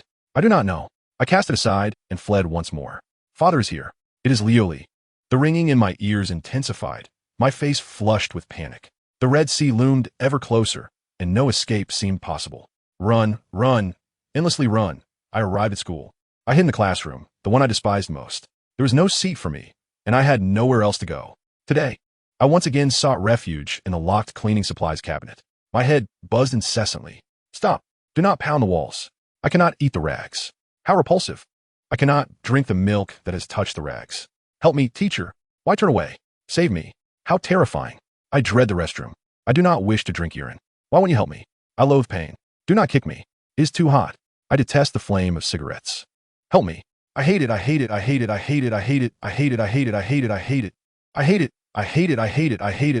hate it. There is no alternative. I'm not at fault. The blame lies with those wretches. I loathe my teacher, my mother, my father, Lioli, the mansion, the soldiers, Chongzai, Yuping. Everyone is detestable. Have I done it? My ears ring. A monster emerges from the crimson sea, a truly terrifying creature. I must escape. I must flee to a distant place. It hurts. Stop. It is not my fault. It is all of yours. I am innocent. There is no escaping now. It is time to fight. I must vanquish the monster. This time, I must eliminate the monster's tail entirely. It is imperative to vanquish it. I can achieve this. I can do it. Oh, I must do it. The ringing in my ears is overwhelming. I feel incredibly stifled. I yearn to strangle it. It must be done. Its only intention is to end my life. I must escape. Combat is not an option. There is no way I can fight. My teeth and claws have been shattered. It is utterly excessive. Tears cascade down my cheeks. I must flee swiftly to a place far removed. Ah, yes, there's a way to escape from here. I feel dizzy, ensnared by chains. Unable to extricate myself. I cannot break free. It feels as though I am at death's door. This is the final outcome. Suddenly, the chains fall away. Now I can escape. I shan't return again. Wait for me, wait. The monster reaches out its hand to me, but it cannot grasp me anymore. I have evaded its clutches. And then, I awaken. I sway before the corpse of my colleague. Death is a commonplace occurrence. I have witnessed dozens, hundreds. Yet, I am still shaken. It appears I have aged. Kingsley's body was discovered deep in the Welsh mountains, a dark mark hovering above. The circumstances surrounding his demise remain under investigation, but the outcome may take a long time to surface. What is known is that prior to his murder, Kingsley boarded the Hogwarts Express, where he targeted Yuri and Harry Potter. He was subsequently killed by someone believed to be a house elf. Why ally with the Eater of the Dead? Standing before Kingsley's body, I am unable to mourn. I seek the truth. I implore you, Director. We are at a critical juncture. The dark mark at the Crouch Manor and the disappearance of Mr. Crouch. These two incidents have left the Minister of Magic, Fudge, paralyzed with fear. Rumors abound that the Dark Lord has resurrected. I dread admitting that such rumors may hold truth, and in my desperate denial, I have approached the investigations concerning the Dark Lord with excessive caution. Our recent rigorous inquiries into dark wizards have finally commenced, and the director has been summoned. It will be a while before he returns. The investigation into Kingsley's body is largely complete, and we can discern the trajectory of his actions. I wish to inquire about the findings, Edward. I retrieved the documents and recited the established facts. It is confirmed that Kingsley's body exhibited extreme frailty. He presented a report from his subordinates to the director. The examination by the department's specialized doctors was exceedingly thorough, meticulously documenting Kingsley's condition at the time of death. According to the report, his frailty was induced by a potent and malevolent toxin, one that forced its victims to confront their most terrifying hallucinations, leaving them physically and mentally weakened. This substance is not available on the market, and its origins remain undetermined. However, it has been established when and how the poison was administered. Surprisingly, it occurred a week ago, seemingly ingested orally. A week ago, Kingsley's actions, as part of the investigation into the Horcruxes, led him to examine the orphanage that housed Voldemort during his formative years. It seems improbable. I fear that Scrimgeour shares my suspicions. Kingsley must have encountered Voldemort there, and likely fell victim to a curse. In his weakened state, he would have been unable to resist the Imperius curse. Upon hearing my thoughts, Scrimgeour fell into a profound silence. Edward, he finally spoke after a lengthy pause. What about that prophecy? My heart quickened. Scrimgeour's thoughts were unmistakable. Yuri is different. Yet, his words marked the beginning of events that have unfolded to this very moment. Without a doubt, Scrimgeour's assertion rings true. The investigation results from our subordinates and colleagues reveal the truth. Because Yuri introduced the notion of Horcruxes, we initiated our actions, which inadvertently invigorated the activities of dark forces, culminating in Kingsley's demise. However, this is merely the prologue. The subsequent events bear no relation to that child. It is precisely this disconnection that incites dread. Scrimgeour sighed deeply. Have you forgotten the contents of the prophecy? If it were indeed true, no, it cannot be. I spoke as if to convince myself. That child does possess aspects that align with the prophecy, yet I am certain it is not the case. Can you assert this with confidence? I have been close to that child. I know their parents and myself quite well. Incidentally, I built my house adjacent to the Clearwater estate precisely to ascertain this matter. To safeguard the child, Sophia, who fortuitously met the conditions of the prophecy.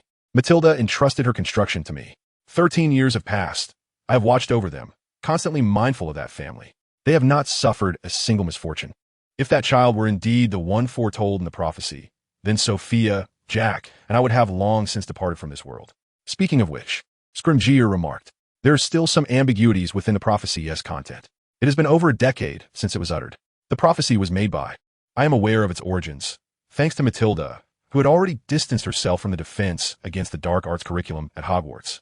Each year, the instructor responsible for teaching the defense against dark arts will be replaced for various reasons. That year was no exception, leaving the position vacant. In an era when people trembled under the threat of the Dark Lord, few courageous wizards dared to wield the teaching wand in a classroom focused on combating his dark influence. Yet, Matilda was different. With her courage and intellect, she resigned from her previous role to protect the next generation by becoming an educator. By either chance or fate, I came to hear of such a prophecy. It was a dreadful prediction spoken by a colleague of the divination teacher. Naturally, he did not believe it immediately, yet circumstances compelled belief. That divination instructor also left behind another prophecy, which eventually came to fruition when the Dark Lord met his downfall. Thus, following the birth of the prophesied child of hope, a child emerged who epitomized the conditions of the prophesied child of despair, and this occurred in the most dreadful circumstances for Matilda. The offspring of childhood friends Jack and Sophia aligned with the prophecy's stipulations. Upon the realization of the prophecy, a fearful Matilda sought counsel from Scrimgeour and myself, leading me to encounter Sophia and Jack, whereupon I began to safeguard them. Matilda also resigned from her teaching position, resolved to remain by their side, all the while ensuring that they remained oblivious to the unfolding events. It is worth noting that the prophecy might not necessarily hold true. Although the prophecy in Harry Potter coincidentally came to fruition, the professor typically engaged in casual divination with the students. However, if the prophecy were indeed valid, she should be confined. Otherwise, I found myself harboring thoughts that starkly contrasted with Scrimgeour's unwavering stance.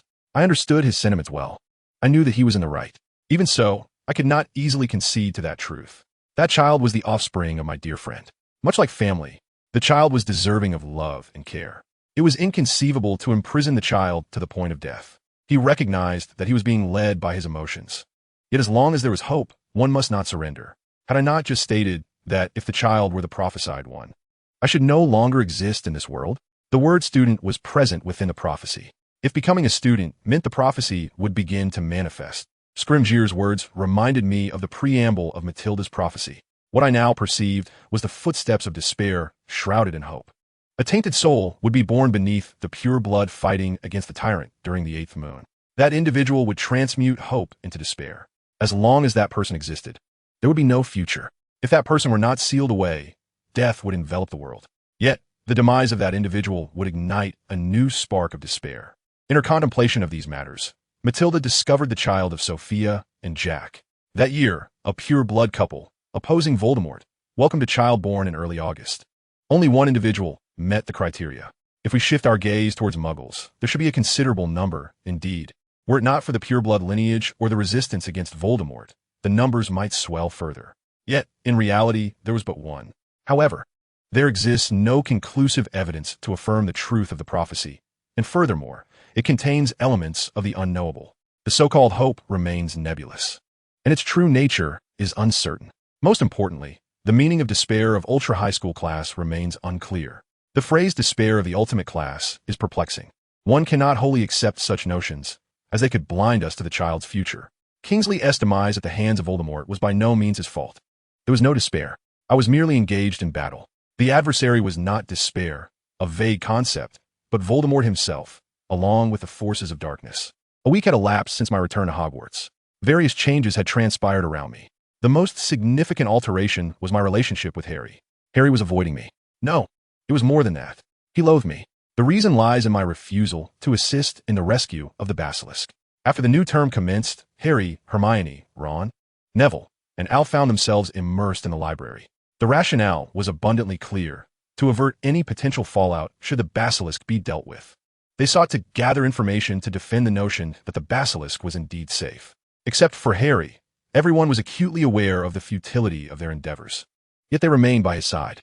Ron often lamented this predicament, expressing that it would be far more welcome if the Ministry of Magic chose to eradicate it. To him, the mere existence of the basilisk seemed a repugnant reminder of an unpleasant past. Ron appeared to still recall the torment I endured, and, at times, his countenance turned ashen upon sighting me, particularly after the ordeal surrounding the basilisk came to light.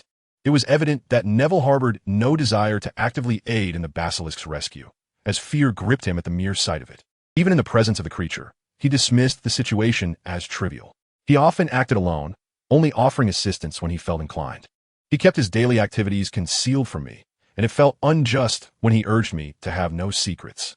When I voiced my thoughts, she countered, stating that if I revealed all my secrets, she would reciprocate. Where had the honest Elle gone? The sole genuine supporter of Harry was Hermione. Yet I sensed this was more to prevent Harry from harboring regrets. Even if a decision were made to dispose of the basilisk, she could assert that she had done everything within her power, thus absolving herself of blame. Such was Hermione's compassion, coupled with her calm judgment. The basilisk was beyond salvation. It was precisely due to the absence of a favorable conclusion that preparations for an alternative outcome were underway. He must have missed Harry more than anyone else while simultaneously underestimating him. I cannot discern whether this was tenderness, strength, or indifference. News of Voldemort's movements was utterly absent. Since the attack on the Hogwarts Express and the emergence of the Dark Mark, the Dark Forces had maintained an eerie silence. A month passed, and then circumstances shifted abruptly. The catalyst was a letter delivered by an owl from the Ministry of Magic. Its contents aligned with our expectations. Both the basilisk and Harry had been summoned. At this juncture, the Ministry had no justification for viewing Harry as an adversary. Fudge should have stood firmly on Harry's side. Nevertheless, he insisted that Harry present himself, perhaps believing that the basilisk's existence posed a significant threat. The matter concerning the basilisk was indeed harrowing. However, I fear that if this continued, Harry and I might never reconcile. What was I to do? Should I exert myself to assist him? Even if I wished to help, could I truly be of any aid? Yet, no matter how I pondered, clarity eluded me. I remained perplexed as to how to save the basilisk. And so, time slipped away, and I faced that fateful day with naught to show for my inaction. Chapter 6. The Strongman. The third year concluded. Ultimately, the Dark Forces exhibited no overt activity. Yet, this was merely a means of evading the watchful eyes of the Order of the Phoenix. In reality, they had undoubtedly commenced their machinations. Amidst this unstable atmosphere, The order dispatched a specialized guard to seek me out. He introduced himself as one of the Aurors during the order's meeting. Although I remain somewhat uncertain about the nature of his character, he appears to lack seriousness. He arrived 30 minutes late for breakfast. I was sent by my mother to awaken him. Yet upon entering, I felt compelled to turn right. In the guest room, a robust African-American man lay sleeping in nothing but his undergarments. He seemed to be murmuring something, which was, to be honest, rather unsettling. I knew I had to rouse him. Summoning my courage, I cautiously approached. "Darius, it's morning time, arise," I called, my voice gradually diminishing in volume. As expected, there were no signs of him stirring. I steeled myself and edged closer to the bedside. Darius Bloud, with his mature aura, exuded the essence of a grown man. His face, devoid of any signs of relaxation, was adorned with a thick beard, and his chest was astonishingly broad. His biceps were thicker than my thighs, and the bulge in his underwear was unmistakable, drawing my gaze involuntarily. "Mr. Darius, please awaken." Just as I was about to place my hand on his shoulder, Darius's eyes widened in surprise, and he jolted awake. In that instant, the entire world seemed to shift. I found myself inexplicably pinned to the bed. "Darius, istamarat," my voice trembling with fear as I shrank back. The next moment, I was confronted by the handgun in his hand. I was so taken aback that words failed me. Wasn't he supposed to be a magician? Shouldn't he wield a wand instead? I struggled to conjure any semblance of calm thoughts. This was the first time I had encountered a real handgun, though I had witnessed several in fictional realms. In stories, the use of a firearm often culminates in tragedy, where the unfortunate soul, if not the protagonist blessed by fortune, meets their demise. "Mr. Darius," I summoned the courage to greet him, and gradually, a glimmer of rationality returned to his eyes. Suddenly, Darius sprang away from me in a flash. "I apologize," he murmured, lowering his head. "What is happening?" Darius placed a hand on his forehead and picked up a remote control from beside him. I was astonished to see such a device, while some households possessed it. Mine did not. Our air conditioner, television, and radio were all devoid of such modernity. Listening to this in the morning had become an essential daily ritual. Unbeknownst to me, he had transformed the room, bringing in several items both unfamiliar and reminiscent of the past. He was operating a sound system, and, in that moment, he bore no resemblance to a magician. The sound system played a soulful pop song. I recognized the tune. It was a piece I had indeed heard before. Back in my previous life, Darius looked astonished. "Is this by the George Boys?" Indeed, he's quite the captivating figure. Isn't it intriguing to know him? The melody lingered in my ears, uplifting my spirits, prompting me to decide that this would be my morning soundtrack. How delightful. I too cherished this artist's work. To unexpectedly hear a song I adored in my past life filled me with astonishment and joy. Darius, while attentively listening to the music, seemed to be testing his muscles with a set of dumbbells he had presumably prepared. "I truly apologize for earlier," he said abruptly. "What has collapsed is truly terrifying. There is no need to conceal it from me. It is my fault. I have formed a habit that I cannot shake off. However, this is a habit prior to my initiation as a dark eliminator." As the music came to an end, Darius rose, retrieving a towel that lay folded in the corner of the room. "Could you lead me to the shower? I am drenched in sweat." Darius, clad only in his underwear, ventured into the corridor, feeling somewhat anxious. "At the very least, I hope you could put on some pants." He guided me to the shower room, handing me the towel. "Here, take this. You wish to hear what I have to say, don't you?" Yes." To claim indifference would be a deception. Unlike magic, it is not an illusion. It seems he had another life before becoming a dark eliminator. I am quite curious about his past. Darius hummed the melody of the song as he showered. "Did I not mention? I am American." He suddenly began to speak. "I grew up surrounded by magi. Are there magic schools in America? Of course there are. There is Hogwarts and the Durmstrang Institute in Germany, and the renowned Beauxbatons Academy in France, not to mention the ones in China and Japan.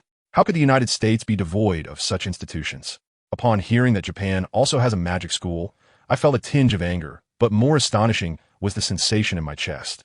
I had no idea Japan possessed a magic school. What kind of place would teach magical arts akin to Naruto's ninjutsu?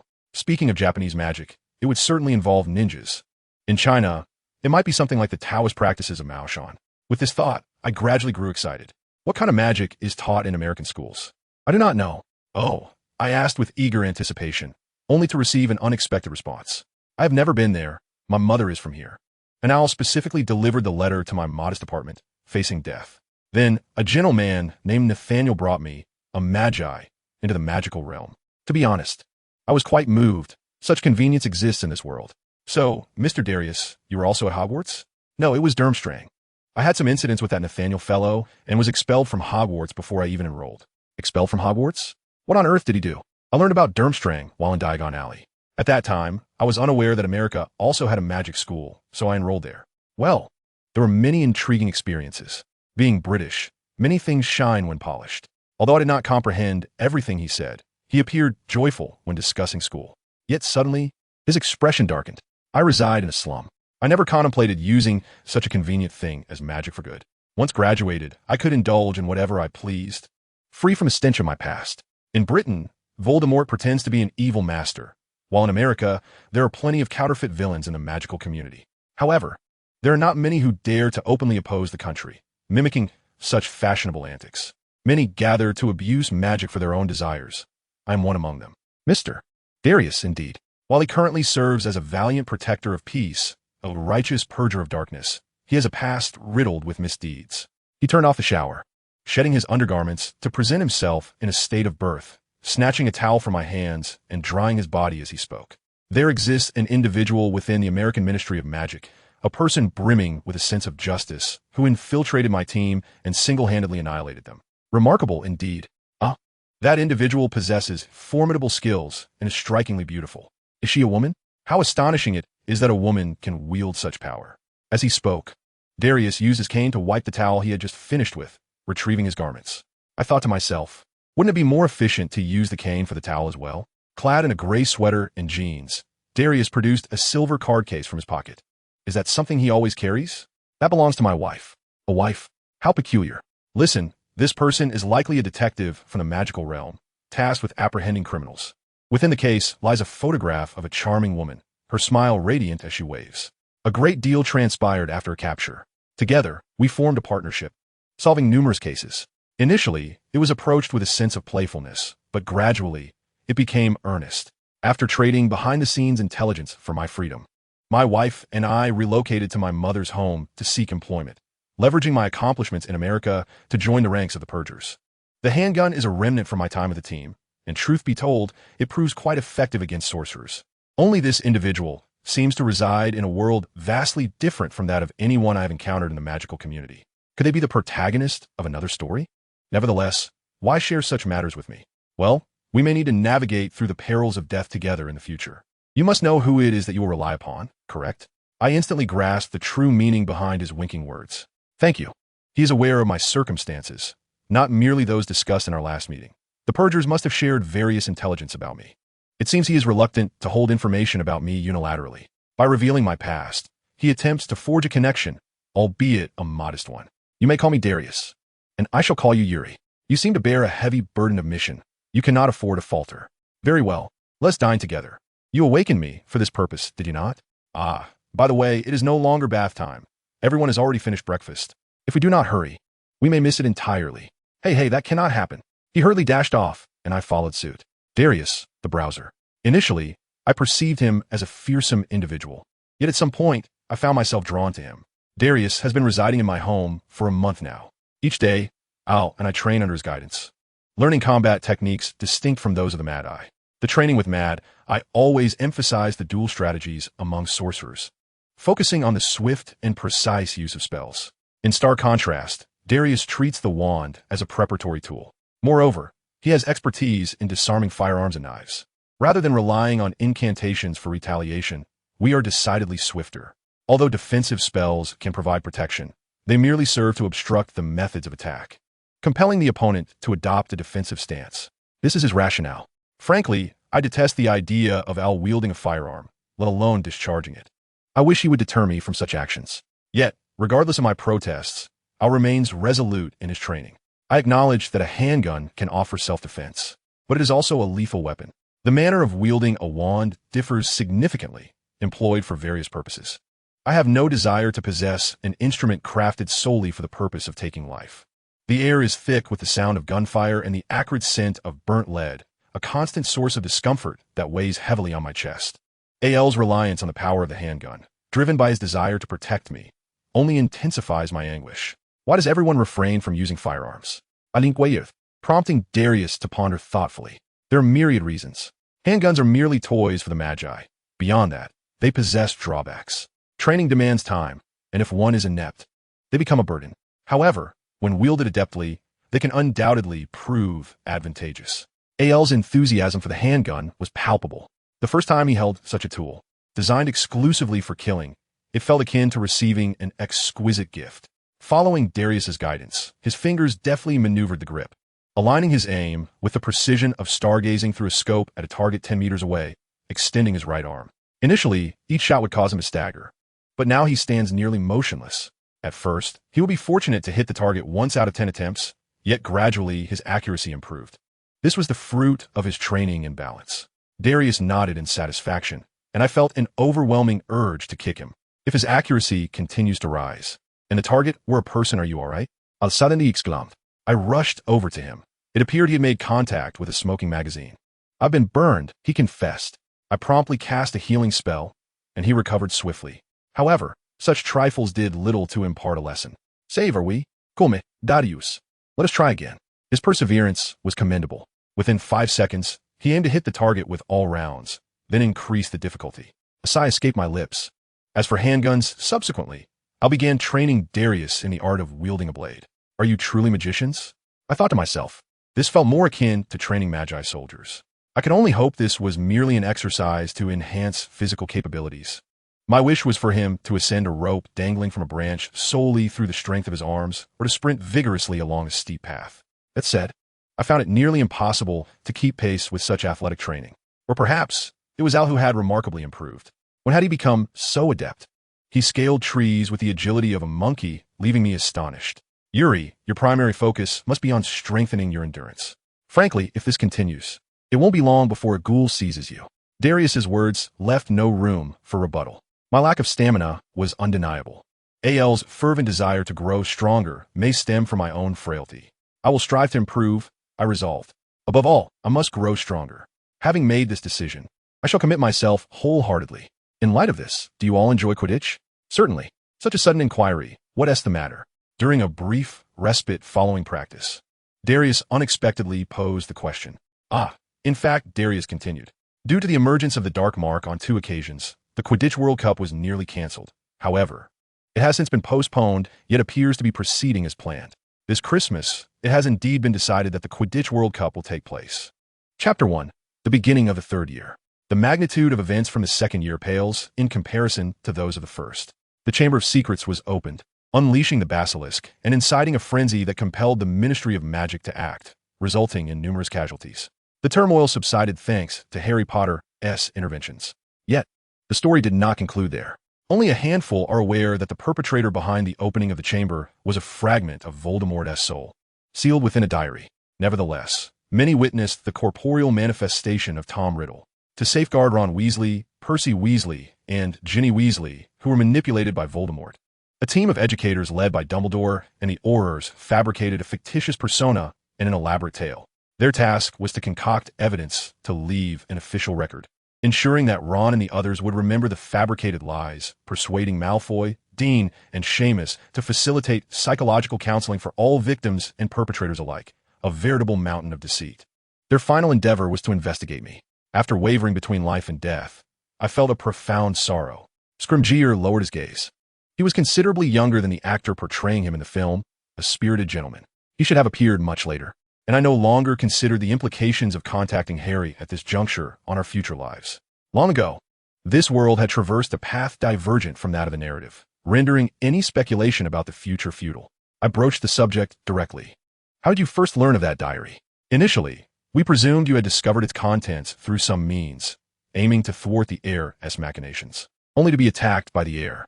But now, having grasped the truth of the diary, I must concede that assumption was erroneous. Would you be willing to share?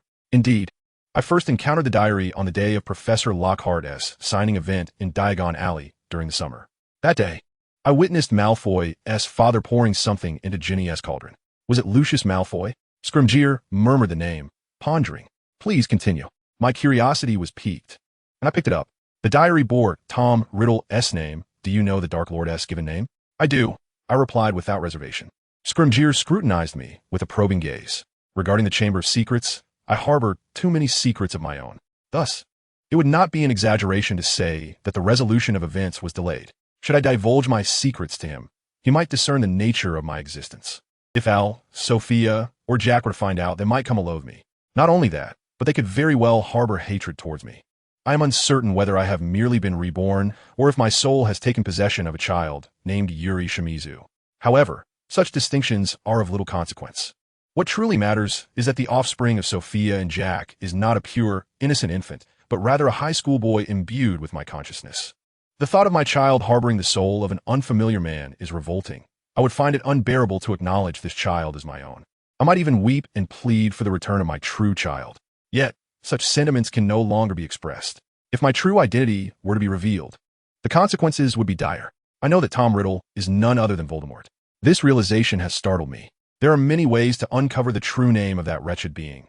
Yet who would venture to investigate the affairs of the Dark Lord? Are you aware of anything else? I hesitated to divulge the existence of the Horcruxes, for this information could significantly sway the battle between Voldemort and all virtuous wizards. Perhaps revealing it now could lead to a favorable outcome. If the Order of the Phoenix were to act decisively, it might be possible to destroy all of Voldemort's Horcruxes before his resurrection. In the original tale, Dumbledore concealed the matter of the Horcruxes from everyone except Harry, fearing that Voldemort would strengthen his protections in anticipation of his revival. He sought to train Harry to be a warrior willing to sacrifice his life. However, the situation has changed. Voldemort has not yet returned, and Harry has not perished in the narrative. Thus, it seems there is no longer any harm in discussing it. As long as Voldemort remains absent, peace may prevail in the world. The thought of my absence in a peaceful world brings me unparalleled joy. I am aware of Voldemort's impending return. Upon hearing my words, Scrimgeour's eyes widened in terror. His gaze, reminiscent of one who has witnessed murder, bore into me. The fool should take a moment to rest. Voldemort's resurrection looms near. At the sound of Scrimgeour's shout, Professor Snape emerged. My interrogation had taken place in a secluded basement, a chamber where no one else could eavesdrop. Indeed, it was Snape's own room. It appeared that Snape was pressing Scrimgeour for answers. Recently, the cold-masked, impassioned Professor Snape had garnered popularity among both genders. The flush of his face when addressed heightened his appeal among the female students. "What is the matter?" he inquired. "Nothing," Scrimgeour replied. "It seems this child is a bit unhinged." One could hardly blame him. After all, Voldemort had subjected him to severe torment, and he required more time to recover. With that, Scrimgeour rose and waved his wand. He presented me with a steaming cup of hot chocolate and bowed his head sincerely. "I apologize for my outburst. Considering what you have endured, it is understandable. However, the specter of Voldemort, resurrected from the diary, is no longer in this world. There is nothing to fear now. Please take a moment to rest after you finish your drink." I recognized that Scrimgeour's sympathy was genuine. He seemed to associate my words with Riddle's announcement of his revival from the pages of the diary. No. I attempted to protest, but Scrimgeour could no longer hear my cries. Faced with the comforting gaze of Scrimgeour, I found myself utterly speechless. In his eyes, I had transformed into a pitiable child, driven mad by fear. Perhaps he understood not a single word I uttered. Yet I spoke. "It is a Horcrux." Upon hearing this, Scrimgeour abruptly halted his movements. I continued, "The diary is a Horcrux. Furthermore, Voldemort created several Horcruxes. The diary is merely one of them. In addition, he possesses Marvolo Gaunt's ring, Salazar Slytherin's locket, Helga Hufflepuff's cup, Rowena Ravenclaw's diadem, and his pet snake. If all are not destroyed, Voldemort shall one day return." I was convinced that my cries had finally reached Scrimgeour's ears. He gazed at Snape, disbelief etched across his face. Snape, as if frozen, gaped, but when their eyes met, he subtly nodded. "If we consider a Horcrux, it indeed elucidates the matter of that diary. But did he not confide that to you himself?"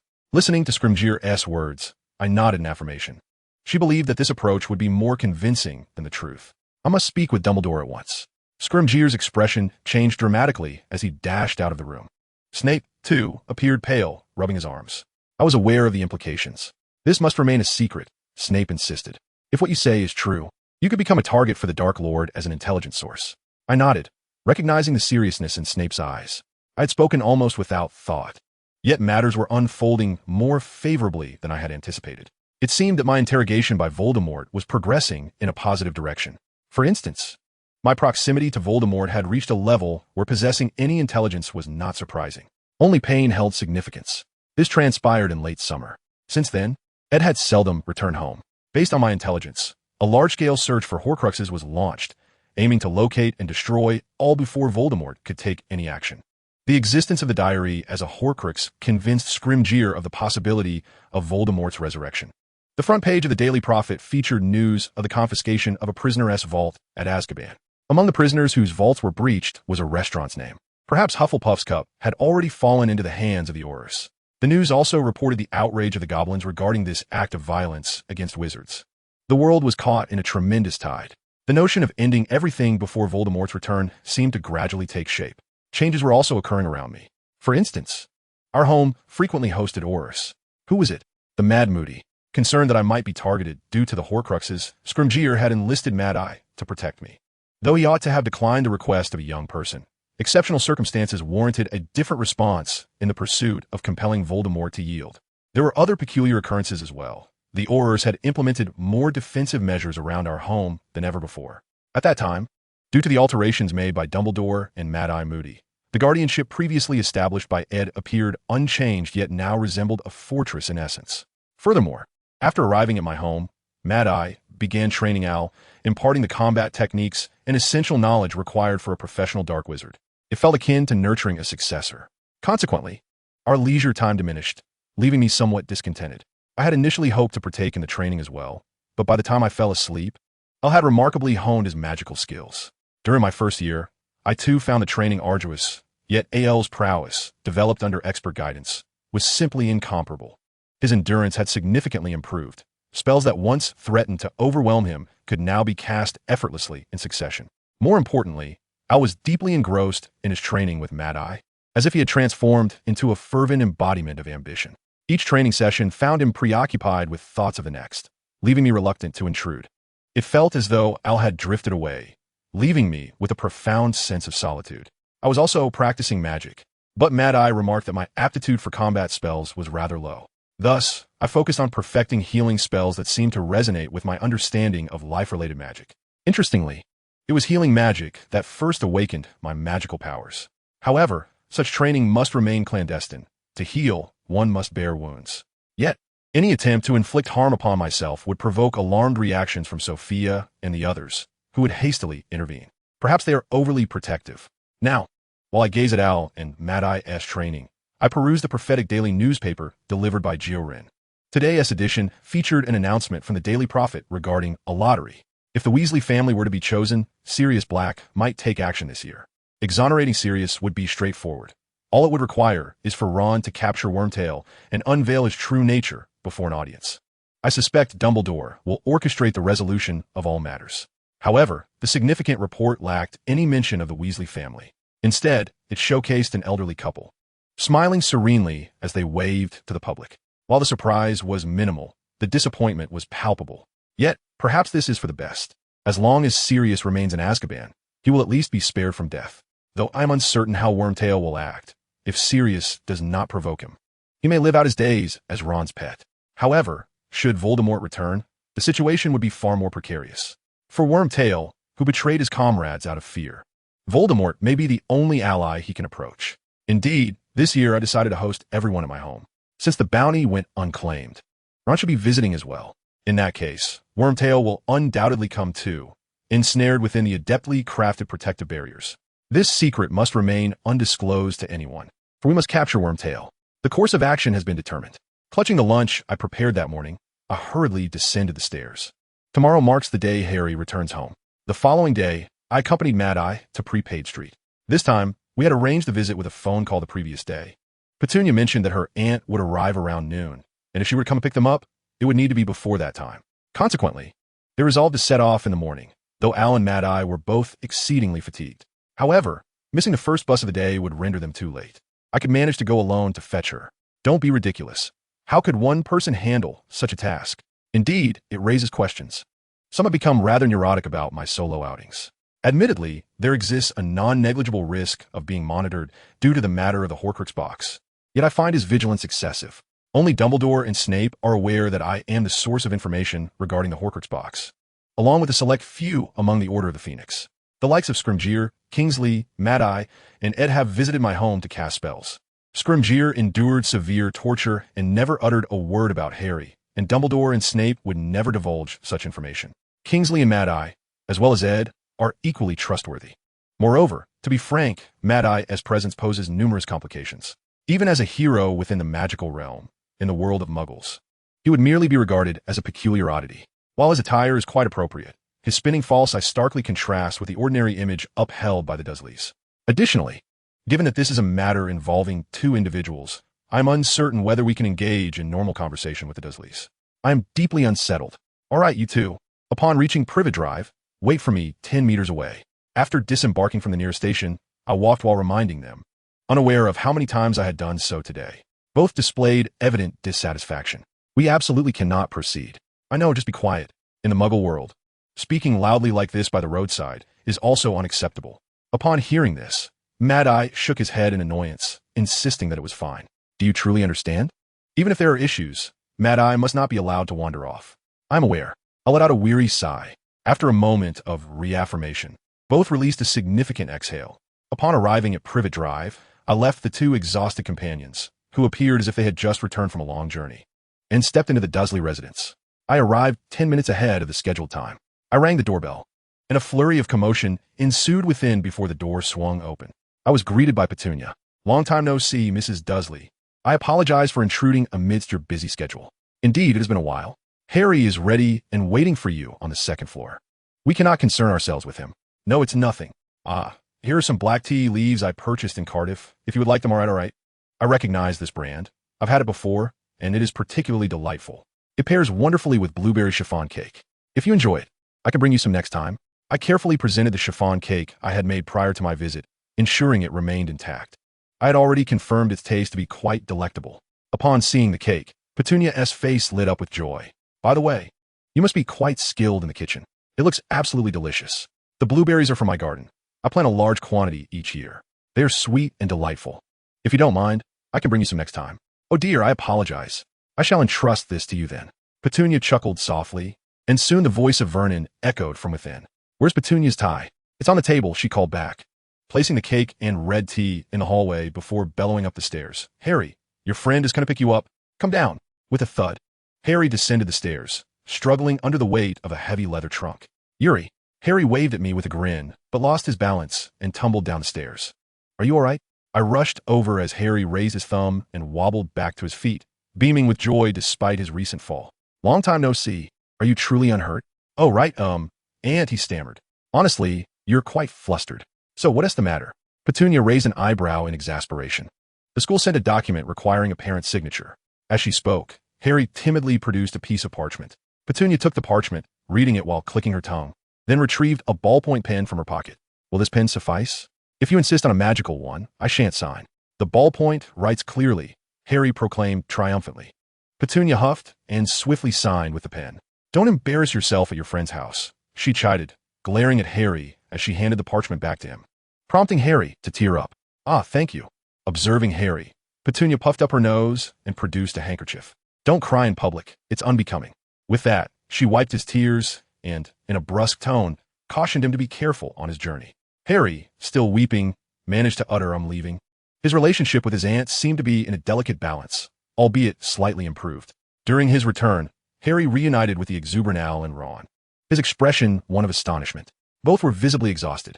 Have you been waiting long? Chapter 2. The Dark Mark. The atmosphere was heavy. When he brought Harry back, Ron, Neville, and Hermione had already arrived. Al's gaze sharpened upon seeing Ron, who, in turn, furrowed his brow in helplessness. It seemed Al had yet to forgive Ron, despite the fact that it was Voldemort who had manipulated Ron into interrogating me, making it unjust to blame him. That was last year. No, I know. Al replied, pressing one hand against his forehead as he stepped back. I understand that Ron is not at fault, but still, my affairs are not for you to concern yourself with. Al's outburst left me speechless, and everyone was taken aback. Do you know what I felt? Blood everywhere. My hands in disarray, wounds gaping on my arms, chest, and legs, burns all over. I thought he was truly dead. My body turned cold, and with my ear pressed against my chest, I couldn't hear my heartbeat. Do you understand how I felt? I found myself at a loss for words, as if Al's pent-up emotions were spilling forth. I don't know how to respond, I finally admitted. This is how I exist. Although it is painful and filled with anguish, I am still alive. Is that not sufficient? Alas, it is not. Arno's hand reached toward my collar. He wept, tears streaming down his face, his expression contorted in sorrow. Merely surviving is inadequate. Falling and accidentally stepping on something injured is one thing, but being harmed by another is entirely unacceptable. It is truly vexing. I observed Arno, crying like an irate child, and felt a mix of awkwardness and joy. To hear such genuine concern expressed so openly softened my demeanor. There's little I can do about it. Why do you smile? I was scolded. Indeed, I have been a tad careless. In any case, this cannot continue. I understand. Understand what? Arno's grip loosened slightly. Seizing the opportunity, I slipped away, declaring, I can simply avoid places where Arno cannot see me. It is not a pet. Though it cannot always be by my side, it will not simply vanish. Is this acceptable? No, I do not regard you as a pet. No need for that. Today is the birthday celebration for Harry, Neville, and myself. Arno nodded reluctantly, his eyes resembling those of an abandoned puppy, utterly despondent. I truly should not have come. Even Ron expressed such sentiments. Why is it that, although the victim insists it does not matter, everyone remains tethered to this burden? The room was suffused with a somber atmosphere. Harry and Neville appeared somewhat uncomfortable, while Hermione wore a look of surprise. Such a rare birthday celebration was now tarnished. I felt a stir of anger. Harry, seemingly unable to bear the tension, forced a cheerful tone, right? Let us all go practice Quidditch. It seems a fitting way to lighten the mood. Sure, let us go together. Didn't T. Neville and Hermione both purchase brooms? Yes. Grandma insisted I practice with everyone, so she bought me the latest Nimbus 2001. Neville glanced at Ron and Arno. I also specifically bought the latest model.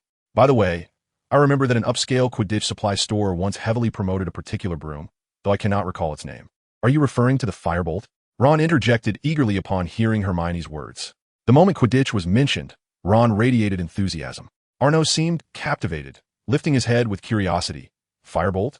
This is the latest broom developed specifically for competitions, valued at 500 galleons, Ron exclaimed, his demeanor now utterly transformed. Others appeared equally intrigued. Remarkable. It can accelerate to approximately 240 kilometers h in just 10 seconds. The handle is crafted from the finest yew wood, polished to diamond hardness. The U.S. sleek design is exquisite. Each broom is hand-engraved with a unique registration number.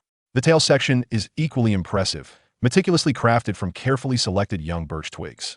It has already been approved for international competitions, and the star of next year's Quidditch World Cup will undoubtedly be the Firebolt. That broom is truly extraordinary.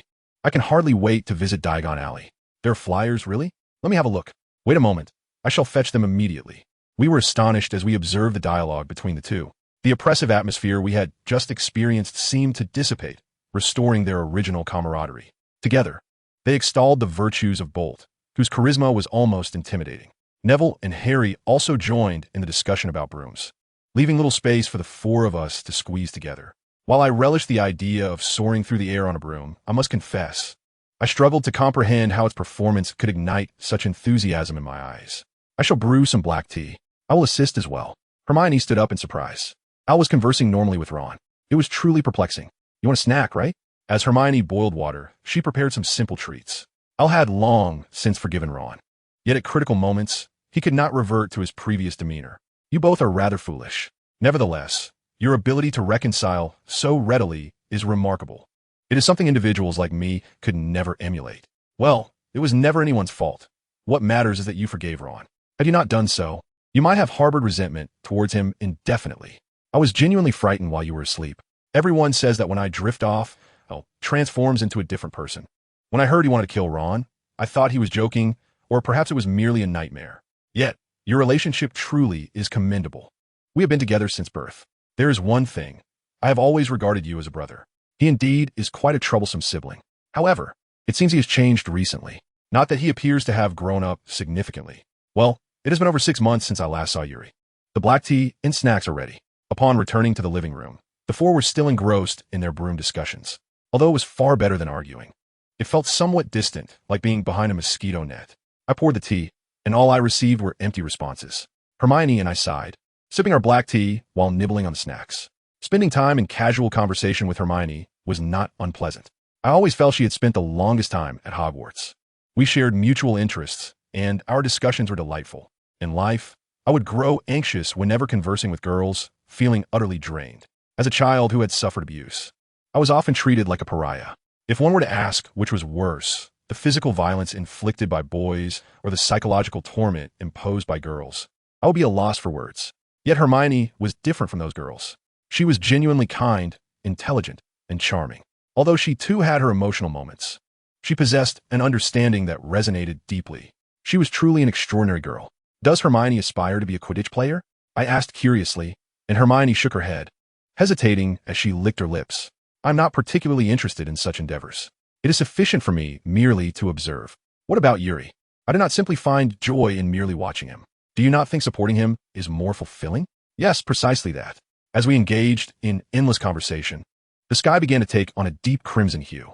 Suddenly, I glanced at the four, only to discover they had collapsed, seemingly having succumbed to exhaustion. At last, the black tea and snacks were consumed by Hermione and me. The four of us used a levitation spell to induce slumber upon them on the sofa, and they continued to sleep until evening.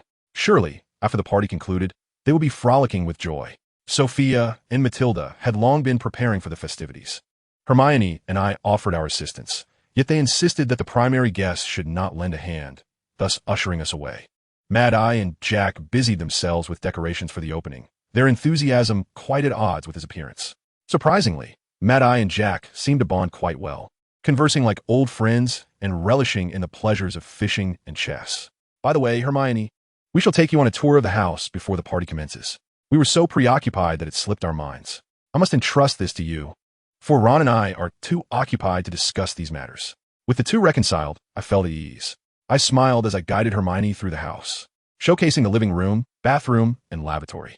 As Hermione traversed the corridor on the second floor, her curiosity was piqued by a spoon adorning the wall. It was a rustic yet beautifully patterned wooden spoon. That was the love spoon my father once gifted to my mother. A love spoon, indeed, symbolizing a man's affection for a woman. Oh, Hermione gazed at the love spoon with keen interest, observing its heart shape, bell, and chain patterns. The heart signifies love. The bell represents marriage, and the chain pattern denotes the connection between two individuals. The small beads represent the number of children desired. In essence, it conveys the message, I love you, please marry me, and I wish for 2 children. Hermione could not help but laugh. I too had chuckled when I first inquired about it with Sophia. I cannot forget Jack's flushed face at that moment. In Wales, this is a traditional declaration of love. My uncle is indeed a romantic at heart. Truly. After concluding the tour of the house, we returned to the living room, where Harry awoke. Oh, my apologies. It seems we dozed off. Do not mind it. There is still some time before the birthday party. By the way, I have a matter I would like to discuss with you, if I may. Of course. What is it that you wish to discuss? Harry glanced around, seemingly wary of being overheard, before resolutely beginning to speak. I recently had a rather peculiar dream. A strange dream? I was taken aback. Harry had a strange dream. If it were merely a facet of adolescence, it would be no concern. However, Harry might struggle to regard it as just a dream. What kind of dream? Upon my inquiry, Harry slowly began to unfold his tale. It was indeed a bizarre dream. I transformed into a complete stranger, which is why I found myself uttering such peculiar words. Harry, what strange words did you speak? In the dream, that individual appeared quite anxious, declaring that time was running out, that they were in danger of being discovered, and that measures must be taken. At that moment, Harry placed his hand upon his forehead. It hurts, the wound. Is it the mark from Voldemort? Harry nodded, while Hermione, visibly uneasy, inquired, has the pain persisted until now? In fact, I experienced several bouts of pain when I first joined the company. When? Snape, perhaps not. As Harry spoke halfway, he shook his head as if deep in thought for a moment. Could it be that there was a teacher nearby? Upon hearing this, Harry suddenly nodded in realization. I recalled that Professor Quirrell was indeed a ghoul, right? He had someone by his side who mentioned that Harry's pain was severe, and he should promptly consult Mad-Eye Moody, who would surely possess some knowledge regarding this matter. Harry hesitated and closed his mouth. It seemed that Harry was quite uncomfortable with Mad-Eye, perhaps due to having been deceived by him last year. Although he ultimately accepted it, his thoughts remained conflicted. Harry, you ought to heed the advice of experts, I suggested. However, Harry, Hermione, and I are novices in this field. But I can assure you that this is a wound inflicted by Voldemort, and the curse responsible for it is one of the most dreadful and enigmatic spells in existence. There may be side effects of which none are aware, intertwining dreams and pain with that incident. Yes, Harry, the curse of death, laden with incantation, is a sinister, dark magic not yet thoroughly explored. It may seem calm for now, but who can say what lies ahead? Perhaps 10 years hence, something horrific may begin to unfold. Please, don't threaten me, Harry said, his face pale. I'm not threatening you, Harry. I am merely conveying the likelihood of such possibilities. You are the only one who has survived the curse inflicted by Voldemort.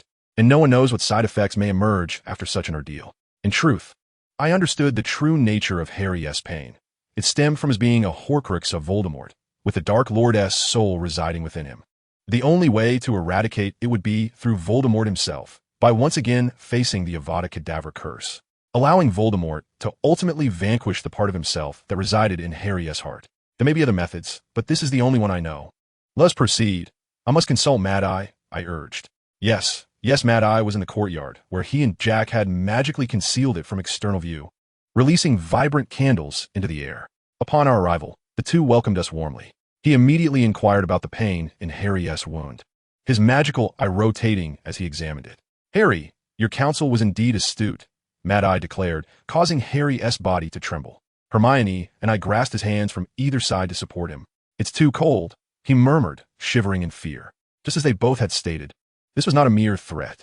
Regarding Voldemort, we truly had much that remained shrouded in mystery. The Avada Kedavra curse was fundamentally rooted in the abyss of dark magic, the most malevolent sorcery imaginable. Those who sought to study it were the most treacherous dark wizards, with scarce chances of survival. Historically, you are also a rare entity, making it difficult for me to ascertain whether that pain is indeed a side effect of the curse. What am I to do? He trembled, fear gripping him. It was no surprise. The repercussions of the death curse were beyond the realm of pleasant imagination. The more he contemplated, the more his terror swelled. Harry, it will be all right. It will be all right, Hermione reassured him, holding him tightly. I too wished to do something for Harry, who was enduring such fear. All I could do was hold Harry's hand. Do not worry, the Mad-Eye assured with a roar in his wild gaze. Harry's shoulders twitched as he stared wide-eyed at the frantic expression of Mad-Eye. I will find a way, he declared. There are many acquaintances among dark wizards, though they are not on good terms. Surely, there must be someone among them knowledgeable about the killing curse. I assure you, I will discover a remedy for your current predicament. Harry, upon hearing Mad-Eye's words, smiled faintly, his expression tinged with confusion as he lowered his head. Please, thank you. Do not mention it. I was too harsh on you last year. I seek atonement. Now, the party is about to commence. Let us gather everyone. The atmosphere of the gathering was vibrant. Harry, rejuvenated by Mad-Eye's presence, enjoyed a sumptuous dinner prepared by Sophia and Matilda, and everyone radiated joy. Ed, Mad-Eye, and Jack arrived fashionably late, conjuring an array of fireworks with their wands, filling the air with delight. From that moment on, Harry's wounds ceased to ache. We practiced Quidditch, collaborated with Hermione on snacks and culinary delights, tackled summer assignments, and camped together, enjoying each day until the summer swiftly came to an end. That evening, after shopping on Diagon Alley, Harry's wound began to throb again as he prepared to return to Hogwarts the next day. Hermione stayed in my living room, while Neville and Ron resided at A.L.'s. Harry and I shared a room. Suddenly, in the middle of the night, I was jolted awake by Harry's screams. Turning to him, I saw him clutching his forehead, struggling in anguish. Stop it! Stop it! Harry, wake up! I slapped Harry's face several times, trying to rouse him. However, the pain from his wound was overwhelming, and he remained unresponsive. Sophia, Jack, and Hermione rushed in, their faces pale with concern. We all tried to awaken Harry, but an hour passed before his screams subsided. Mad-Eye, Matilda, and Ed, who had not returned for quite some time, gathered in my room. Harry was drenched in sweat, his face a mask of terror.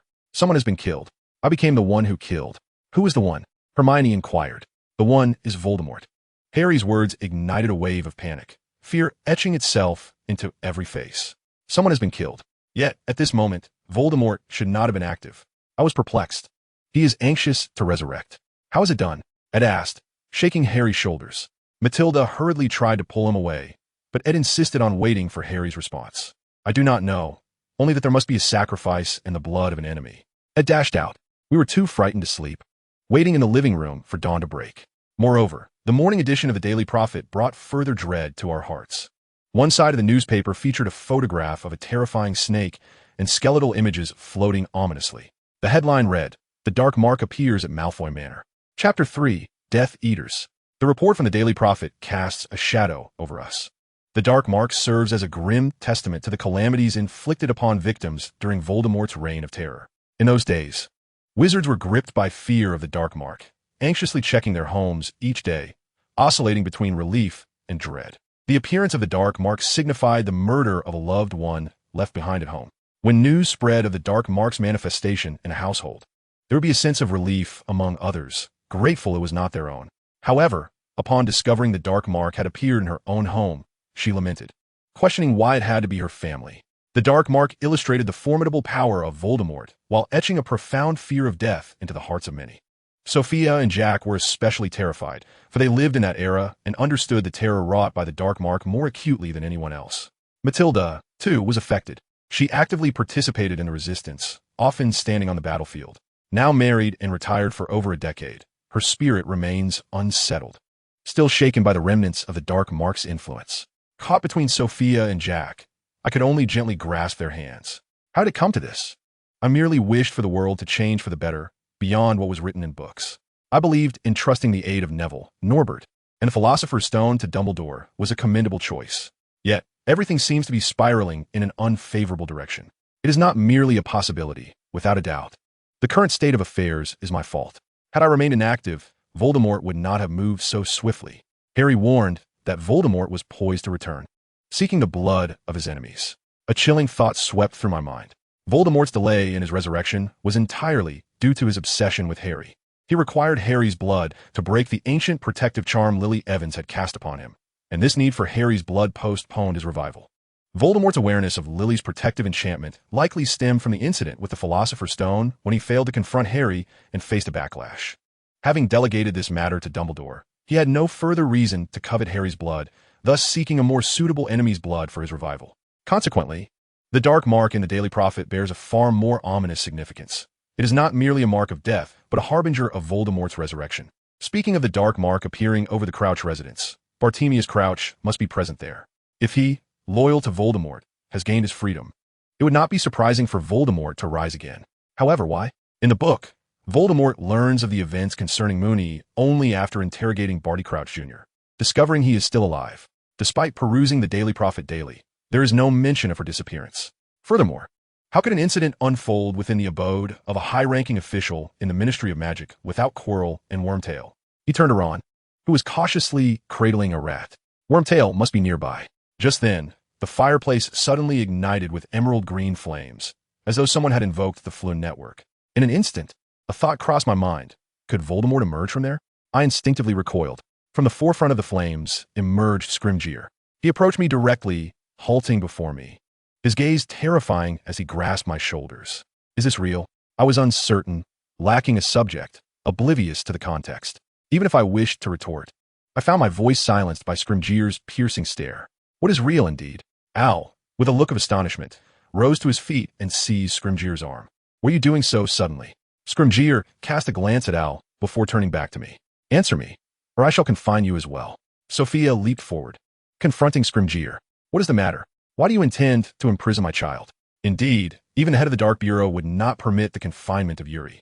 There is a deeper reason, Scrimgeour bellowed at the relentless Sophia and Jack. We must act according to the answers we seek. Otherwise, we shall face failure. What is going on? What do you wish to inquire? Is this true? If it is merely this, I have no idea what is happening. Upon hearing A.L.'s words, Scrimgeour coughed forcefully, appearing somewhat calmer. Very well, allow me to rephrase. Yuri, I wish to ask you about the information regarding the Horcruxes. Was it truly obtained from Voldemort's diary? What? This question caught me off guard. Before the summer break, I had mentioned the Horcruxes to him, and he had believed me immediately. Yet why was he asking this now? I was at a loss for words, as Scrimgeour's eyes began to glimmer with a dangerous light. It was Ed who saved me. Ed forcibly tore Scrimgeour away from me, positioning himself between us to restrain him. Do not impede me, Edward. This is crucial. I understand, but the other party is a child. Under such pressure, how can it possibly respond? Upon hearing Ed's words, Scrimgeour fell silent. Once Ed confirmed that Scrimgeour had calmed down, he turned to me. Yuri, I apologize. However, there is a matter of great significance that I must ask you. Did you speak the truth to the headmaster at Hogwarts regarding the Horcruxes? And was that information indeed derived from Voldemort's diary? Do not look into my eyes. Swear that this is true. I felt as though my heart were being gripped tightly. As usual, I did not understand why he was posing such questions. Nevertheless, Ed's gaze was earnest. I weakly nodded. The matter of the Horcruxes is indeed true. Although the source of the information is different, my response seemed to satisfy Ed, who then looked at Scrimgeour with approval. Is it true? Scrimgeour inquired once more. Nodding again, he let out a deep sigh, a mixture of relief and disappointment. Suddenly, I asked, what is the matter? Scrimgeour did not respond. Instead, He rose and walked toward the fireplace once more. Edward, come with me. Fudge has become increasingly irksome, and now he cannot impede our actions. Wait a moment. Today marks my departure for Hogwarts, and I wish to escort you to King's Cross Station. Scrimgeour cast a glance in this direction and nodded. Very well, considering the circumstances. A guard is indeed necessary. Kingsley has also arrived, and we must find a way for the Hogwarts Express. After Scrimgeour vanished, he collapsed onto the ground, exhaling a sigh of relief. Everyone was left in stunned silence. Sophia and Jack gaped, their mouths agape in shock, staring at the fireplace from which Scrimgeour had just departed. Al inched closer to Ed. What is the meaning of this? What is Scrimgeour's attitude all about? Ed replied firmly, unable to answer. I told you I would confine you. Answer me. Al grasped Ed's arm, but Ed resolutely shrugged off Al's hand and fixed his gaze upon me. Yuri, if what you say is the truth, then there is no issue. However, if there are secrets, if there are any, then I have no qualms, even if they exist. Please tell me. It is of utmost importance. Faced with Ed's earnest gaze, I could only nod in agreement. The dawn was approaching. Prepare yourselves. Ed concluded the conversation, leaving my heart tumultuous and filled with an inexplicable dread. What were Scrimgeour and Ed contemplating? Thus, time passed, and we still could not comprehend the essence of that fear. Upon reaching King's Cross Station, Kingsley appeared, just as Scrimgeour had foretold. He greeted us briefly, his expression one of surprise as he regarded me. What on earth is happening? When I took my seat in Ed's vehicle, he sat beside me, as though scrutinizing my every move. What was my secret? Of course, there are many matters I keep confidential, but what is the secret that the Dark Ones are so eager to uncover? The source of information regarding the Horcruxes is certainly not read from the diary, but rather knowledge gleaned from his works in life. Yet, who would believe such a tale? Even if they did, it would earn me their disdain. In any case, Scrimgeour and the others could not possibly entertain such notions. If that were the case, what could he be hypothesizing as a source of information? Does he suspect a connection between me and Voldemort? How could that be? On the Hogwarts Express, we remained preoccupied with Scrimgeour's affairs, engaged in discussions about the matter. However, no answers emerged. Nevertheless, the notion of confinement and the term defeat weighed heavily upon us. Hermione expressed her impatience, likening our situation to an exam fraught with difficulties and devoid of clues leading to the answers. If we were to voice our queries, Ron suddenly recalled something, saying, "Do you truly believe in Harry's dreams?" "What do you mean?" Harry asked, visibly displeased, while Ron hastily shook his head. "I of course believe, but that is because we are friends, isn't it?" "Indeed. Why do we not perceive any doubts?" In the text, Harry's words were only acknowledged by Ron, Hermione, and Dumbledore. Nevertheless, Scrimgeour and the others readily accepted Harry's assertions. Generally speaking, those who place their faith in dreams are misguided. I am acutely aware that something is amiss with Scrimgeour and the others, yet I remain utterly oblivious to the specifics. Al covered his forehead with his hand, poised to speak when suddenly, a cacophony erupted outside the apartment. Curious, I glanced into the corridor, where students from other apartments poked their heads out. In the distance, a mournful wail pierced the air, as if someone had boarded a vehicle. Could it be a Dementor? Although Sirius has not escaped, the emergence of the Dark Mark may have reinforced Harry's protection. Voldemort and the Death Eaters have always targeted Harry first. Nonetheless, the situation feels peculiar. If it were indeed a Dementor, the chill would be palpable upon entry. Yet, the apartment only carried the distinct coolness of an early autumn night. Another scream echoed through the air. Someone was entering, methodically opening each apartment door. Suddenly, I was yanked aside. "Harry, pull out the invisibility cloak and hide with Yuri and Hermione," Al urged, brandishing his wand at the door. I was uncertain of Scrimgeour's words, but he implied that Yuri was likely under scrutiny, and Harry could be as well. Despite not knowing who had entered, caution was paramount. "Let us conceal ourselves," I began, but Al interjected urgently. "Hurry, a group of peculiar cloaked figures is approaching." My voice faltered. I never expected to encounter such a scenario. In the books, the attack on the Hogwarts Express by Dementors occurred solely in the third volume, leaving me unprepared to respond. Harry hastily retrieved the invisibility cloak from his belongings. Mad, I had insisted I keep it on my person before boarding the train, perhaps anticipating such a possibility. Still, who were the Death Eaters targeting, Harry or myself? Harry pulled Hermione and me closer, draping the cloak over us. Just then, the apartment door swung open, revealing a masked figure cloaked in darkness, far from a welcoming sight. Al concealed his wand within his sleeve, glaring at the masked man. "Are you friends of Harry Potter and Yuri Shimizu?" My heart raced as if gripped by a ravenous beast. The masked man not only uttered Harry's name, but mine as well, a voice I felt I had heard before. Or had I encountered it? The masked figure slowly scanned the apartment. You've hidden him away. Harry Potter seems to possess an invisibility cloak. My heart thundered like a warning bell. Hey, I'll address the masked man, stop. If he is indeed a Death Eater, he would not hesitate to employ the killing curse. No need for harsh words. The masked man replied with an unsettling hint of amusement. Why mention not only Harry, but Yuri as well? Upon hearing AL's words, the masked man appeared to smile, though his expression remained obscured by the mask. Ah, I recognize you. We must locate Yuri Shimizu. He is the perfect hostage. A slight amount of pain will suffice. As he spoke, the masked man aimed his wand at Al. The scene before me rendered me breathless, my mind blank. Without thought, I slipped out from under the cloak. Fool! Al raised his voice. It's all right. I shall not allow you to meddle with certain matters. The effort to retrieve the cane is rather regrettable. With clenched fists, I struck out. The foolish lad. The masked man deftly evaded, seizing my arm. The pain was excruciating. I reached out, attempting to pry him away, only to find my other hand ensnared as well. Yuri raised his wand towards him, and the masked man swiftly brandished his own wand. Sparks flew between Al and the man. At such an advanced age, one could still utter silent incantations. All thanks to the guidance of the Eye of Madness. Why must it be this way? I was taken aback, and the man seized the opportunity to send his cane flying. Alas, perhaps next time I shall seek Harry Potter's aid. In any case, only Yuri remained unscathed. Just then, Harry emerged from beneath his invisibility cloak. His sudden appearance provided the masked man with an advantage. Sapon sotilla, come fort. Harry's wand illuminated the space. What did you say? You're deceiving me. Not only the man, but even Harry himself was astonished. Emerging from Harry's wand was the basilisk. Indeed, the basilisk was a serpent, but it was unexpected that it could be summoned with the Sapon sotilla incantation. The basilisk approached the masked man in an instant, effortlessly sending his body flying. This is my concern. Yuri was hurled into the opposite apartment, the tremendous impact rendering him breathless. Though he desperately tried to move, his entire body was racked with pain, and his vision began to blur. As my sight gradually returned, a large serpent covered in emerald scales materialized before me. The force of the blow left me speechless. Yuri. Oh no, this is quite troublesome. Are you all right, Yuri? I'll knelt to lift me. If possible, I hope your vision remains steady. Although I had already lost consciousness, it was prudent to be cautious. Al held me close and unleashed a stunning spell at the Death Eaters. This fellow is. Hearing AL's astonishment, I managed to turn my aching head, only to find an unexpected figure lying there.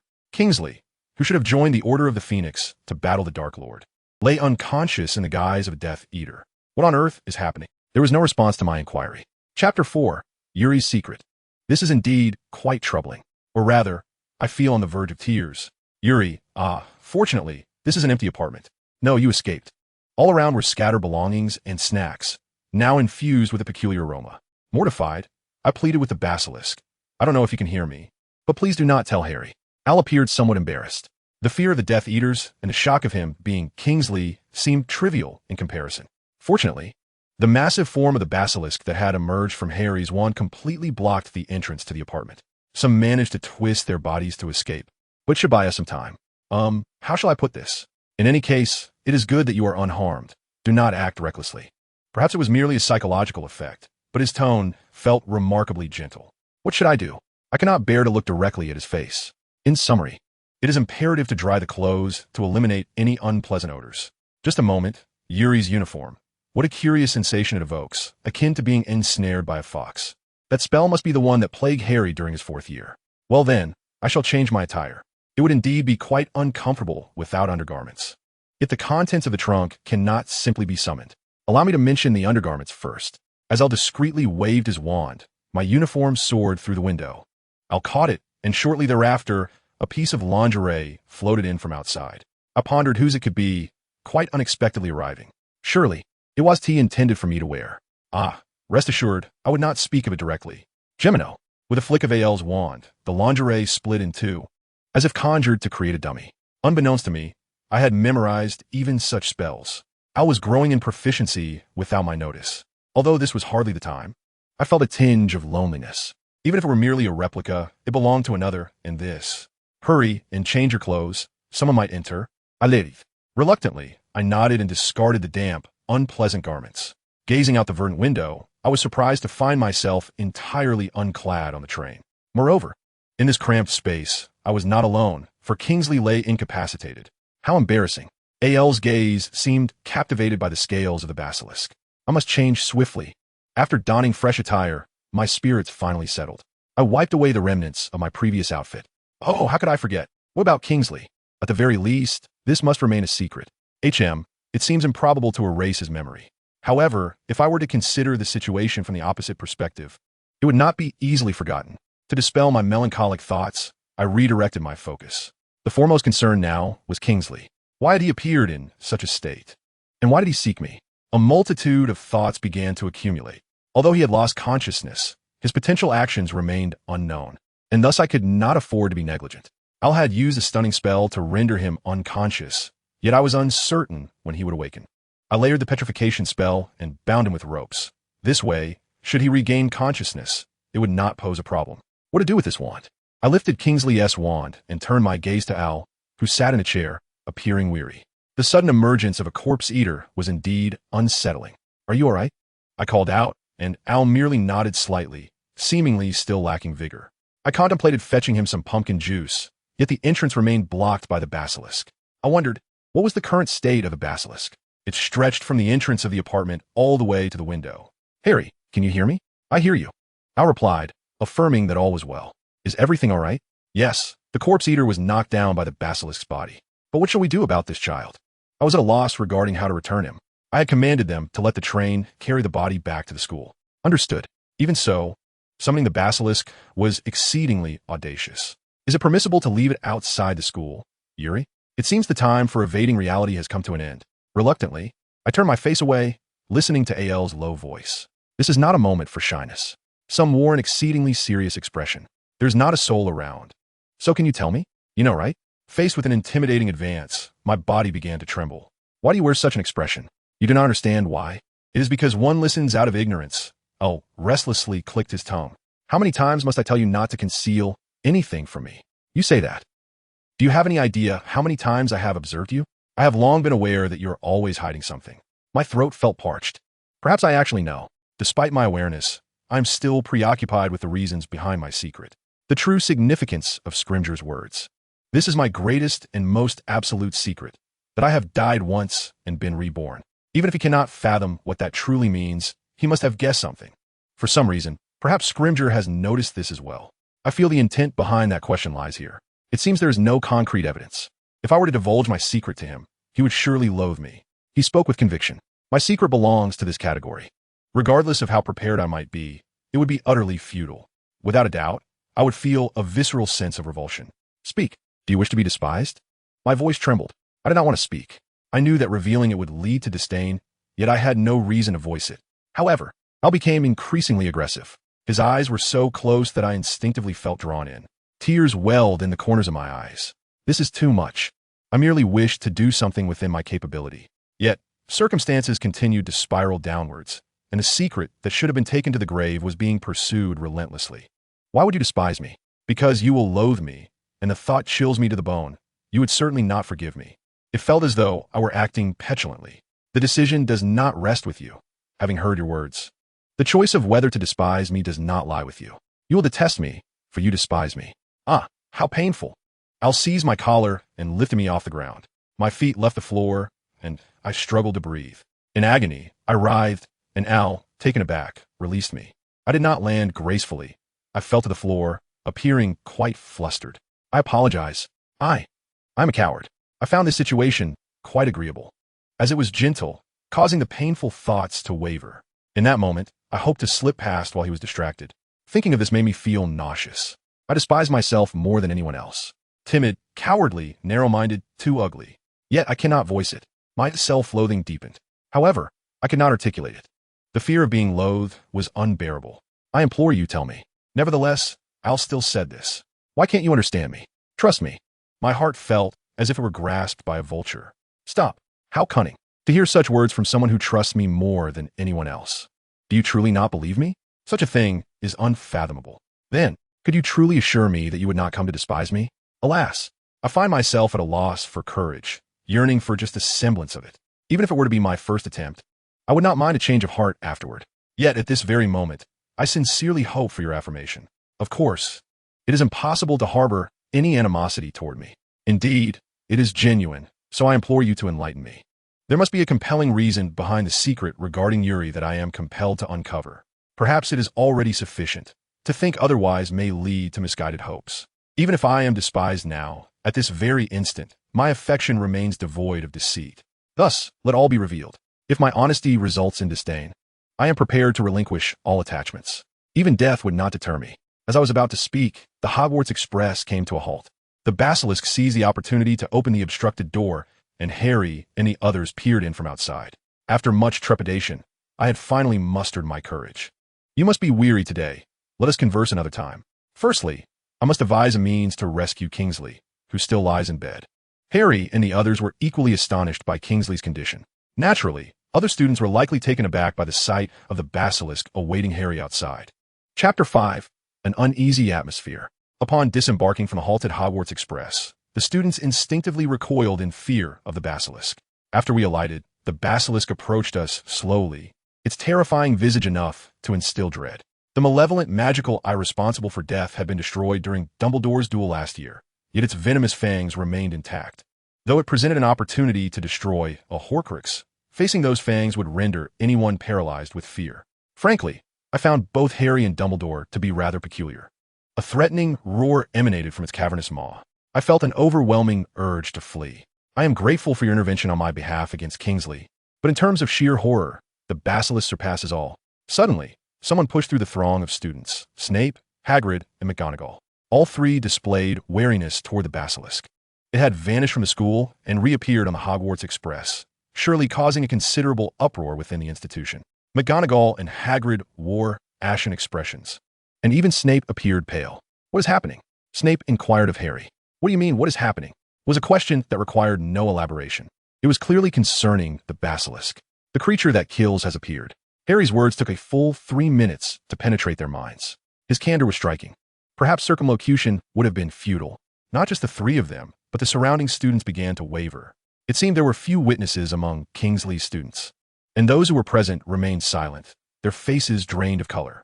Someone mentioned an article bearing the dark mark, as if it were the source of a pandemic. In an instant, the words associated with the dark mark erupted from everyone's lips. Each individual beheld the ominous mark hovering above the halted Hogwarts Express. Could it be that someone has been harmed? McGonagall's pallid face scanned the expressions of the students. No. Upon hearing Harry's words, McGonagall let out a sigh of relief. So, it was indeed that fellow intended to abduct Yuri. A.L.'s remark caused McGonagall to gasp, her eyes fixated intently upon my face. Harry had rescued me. He summoned Basilisk. Inside, there lay a corpse.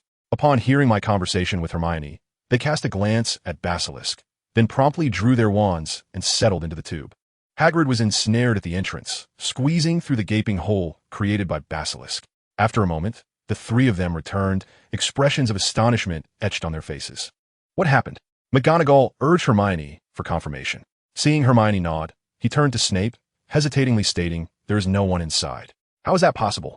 A.L.'s complexion shifted dramatically as he ventured inside, returning with a look of sheer disbelief. Nonsense. I cast a stunning spell. I couldn't possibly move on my own.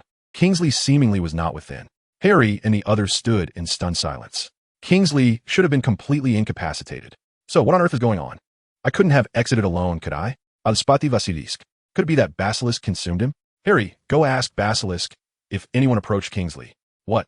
Hermione gazed at the train in astonishment. I finally comprehended. Some seemed to ponder whether there was an accomplice, even if a Confederate had taken him away. They could not deceive Basilisk's keen senses. I'll inquire. Harry turned to Basilisk, hissing in Parseltongue. Basilisk stared intently at the train, seemingly about to articulate something. What did Basilisk say? Neville asked, fearfully gazing up at Basilisk. Harry's complexion paled. There is, but it is not human. Not human? Ron inquired. It mentioned a scent reminiscent of a fairy, and it also indicated that it was not taken away casually. Harry's voice trembled. What does it mean, not just taken away? An inexplicable unease enveloped us. Stop being coy. Harry hesitated, unable to continue, prompting Ron to press him. Someone was killed. Killed? What? Ron stood there, mouth agape, motionless. We were equally stunned. It took a long while for Harry's words to penetrate my mind. A corpse has been slain. Kingsley has been murdered. Kingsley was killed by a fairy. What? Why? Al whispered, his face a mask of confusion. I do not know why. His feelings were evident in his expression. Just moments ago, a living person had died, and the very notion of murder was incomprehensible. It was rumored that the fairy had fled with the body. What is happening? Murdered? Ron panicked, grasping Harry. I hurriedly pulled him away. Al had grown significantly taller recently, although we too had undergone similar growth.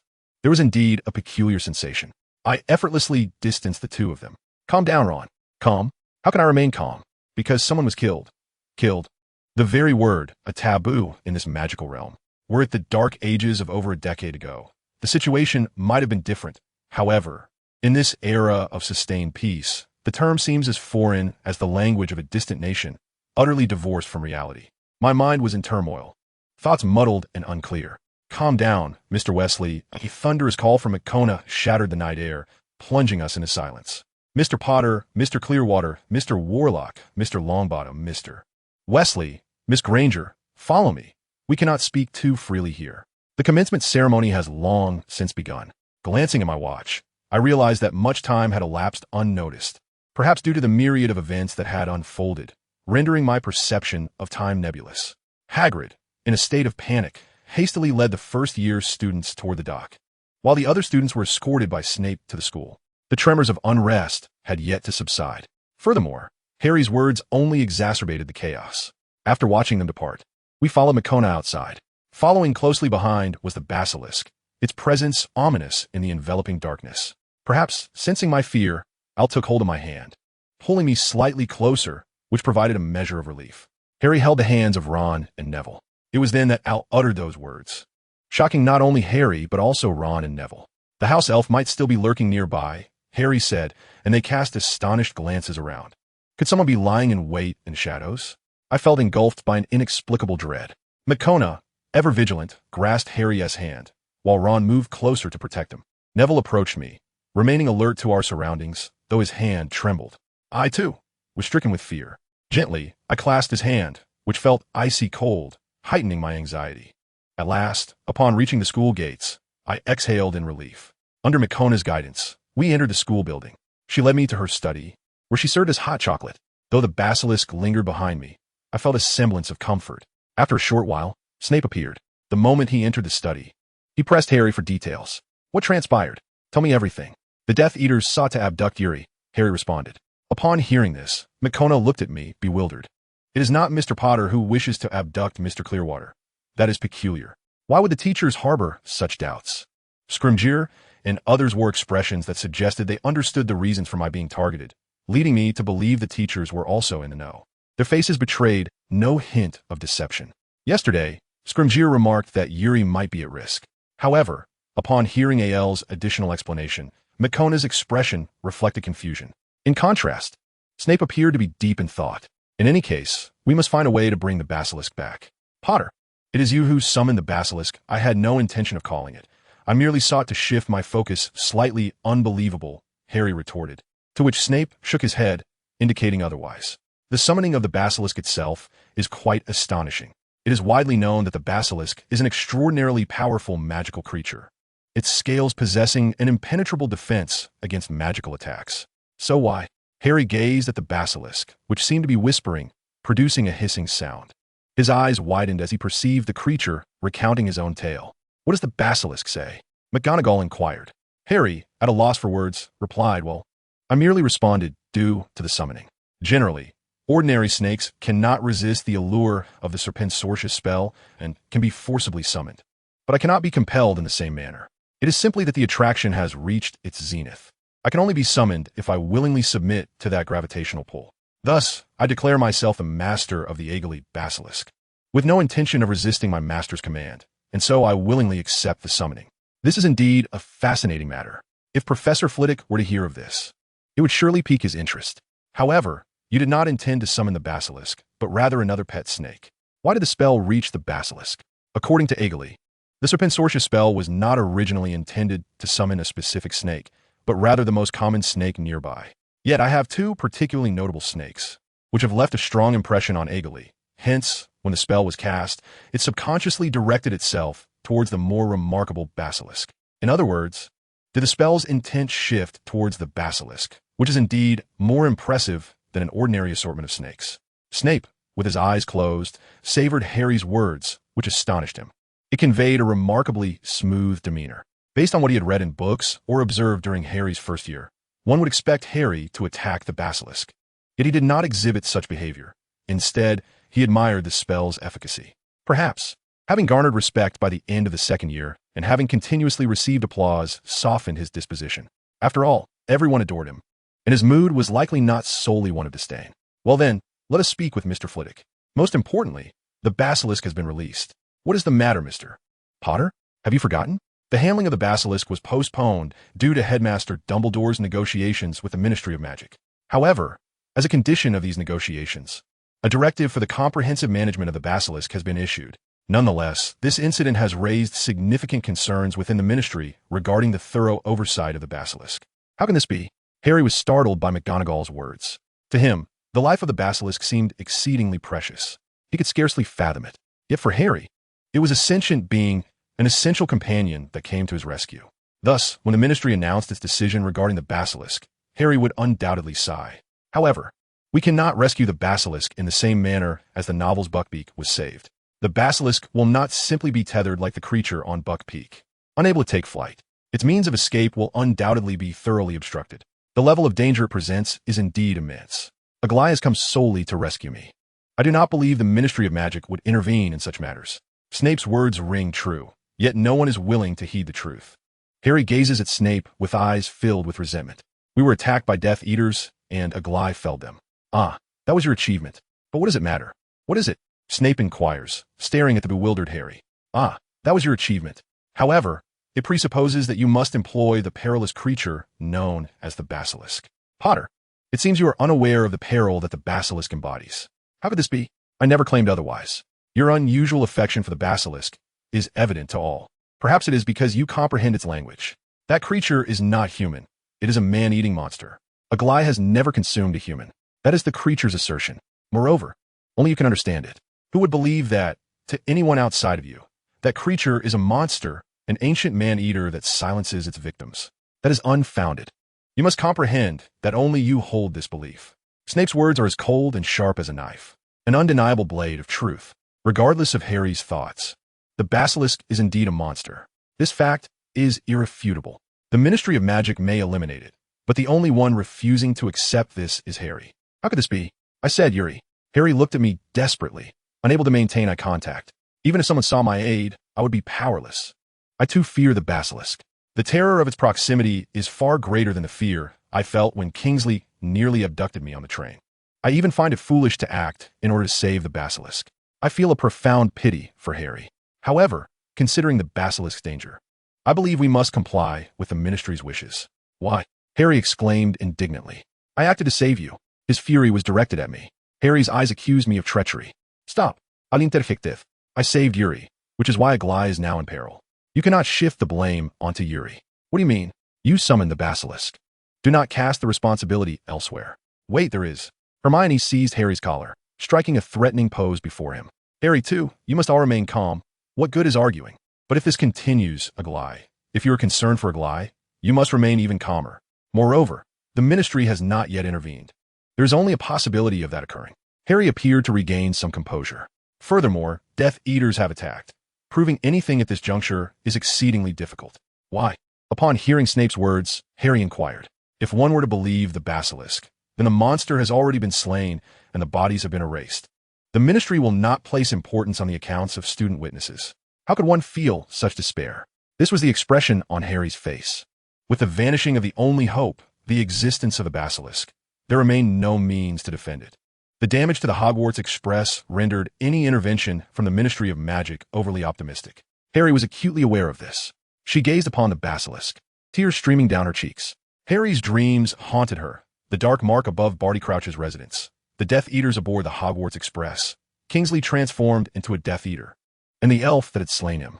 The treatment of the basilisk weighed heavily. It seemed Hogwarts was shrouded in an atmosphere more unstable than ever before. Chapter 7. The Trial. The frightened Ministry of Magic received a summons. As I fed the seaweed, I read the letter. A week later, the trial commenced in courtroom 4 of the ministry. It was conducted under the watchful eye of Amos Diggory from the Department for the Regulation and Control of Magical Creatures. The defendants were the basilisk and I, its master. Over the past month, with the assistance of others, I had tirelessly sought materials favorable to our defense. However, information regarding the basilisk was alarmingly scarce, primarily indicating its perilous nature. Most documents emphasized the gravity of losses, who had been killed, who had been petrified. Beyond that, they detailed the potency of the basilisk's venom and its methods of killing. Remarkably, there had been no eyewitness accounts of the basilisk in the last 4 centuries, and prior records were vague and lacked detail. To be frank, I felt utterly helpless. Hermione insisted we needed an alternative angle and had been investigating alongside me. Yet the results were disheartening. Her brow furrowed in concentration. The scarcity of information rendered it as challenging to prove the basilisk's safety as it was to establish its danger. A single breakthrough could steer the trial in a favorable direction. Hermione's investigation focused not on the basilisk itself, but on its creators, seemingly considering whether their intentions could provide a point of entry. She was steadfast, more astute than anyone else, and utterly reliable. I believed her presence could save Aegoli. Above all, I was determined to rescue Aegoli.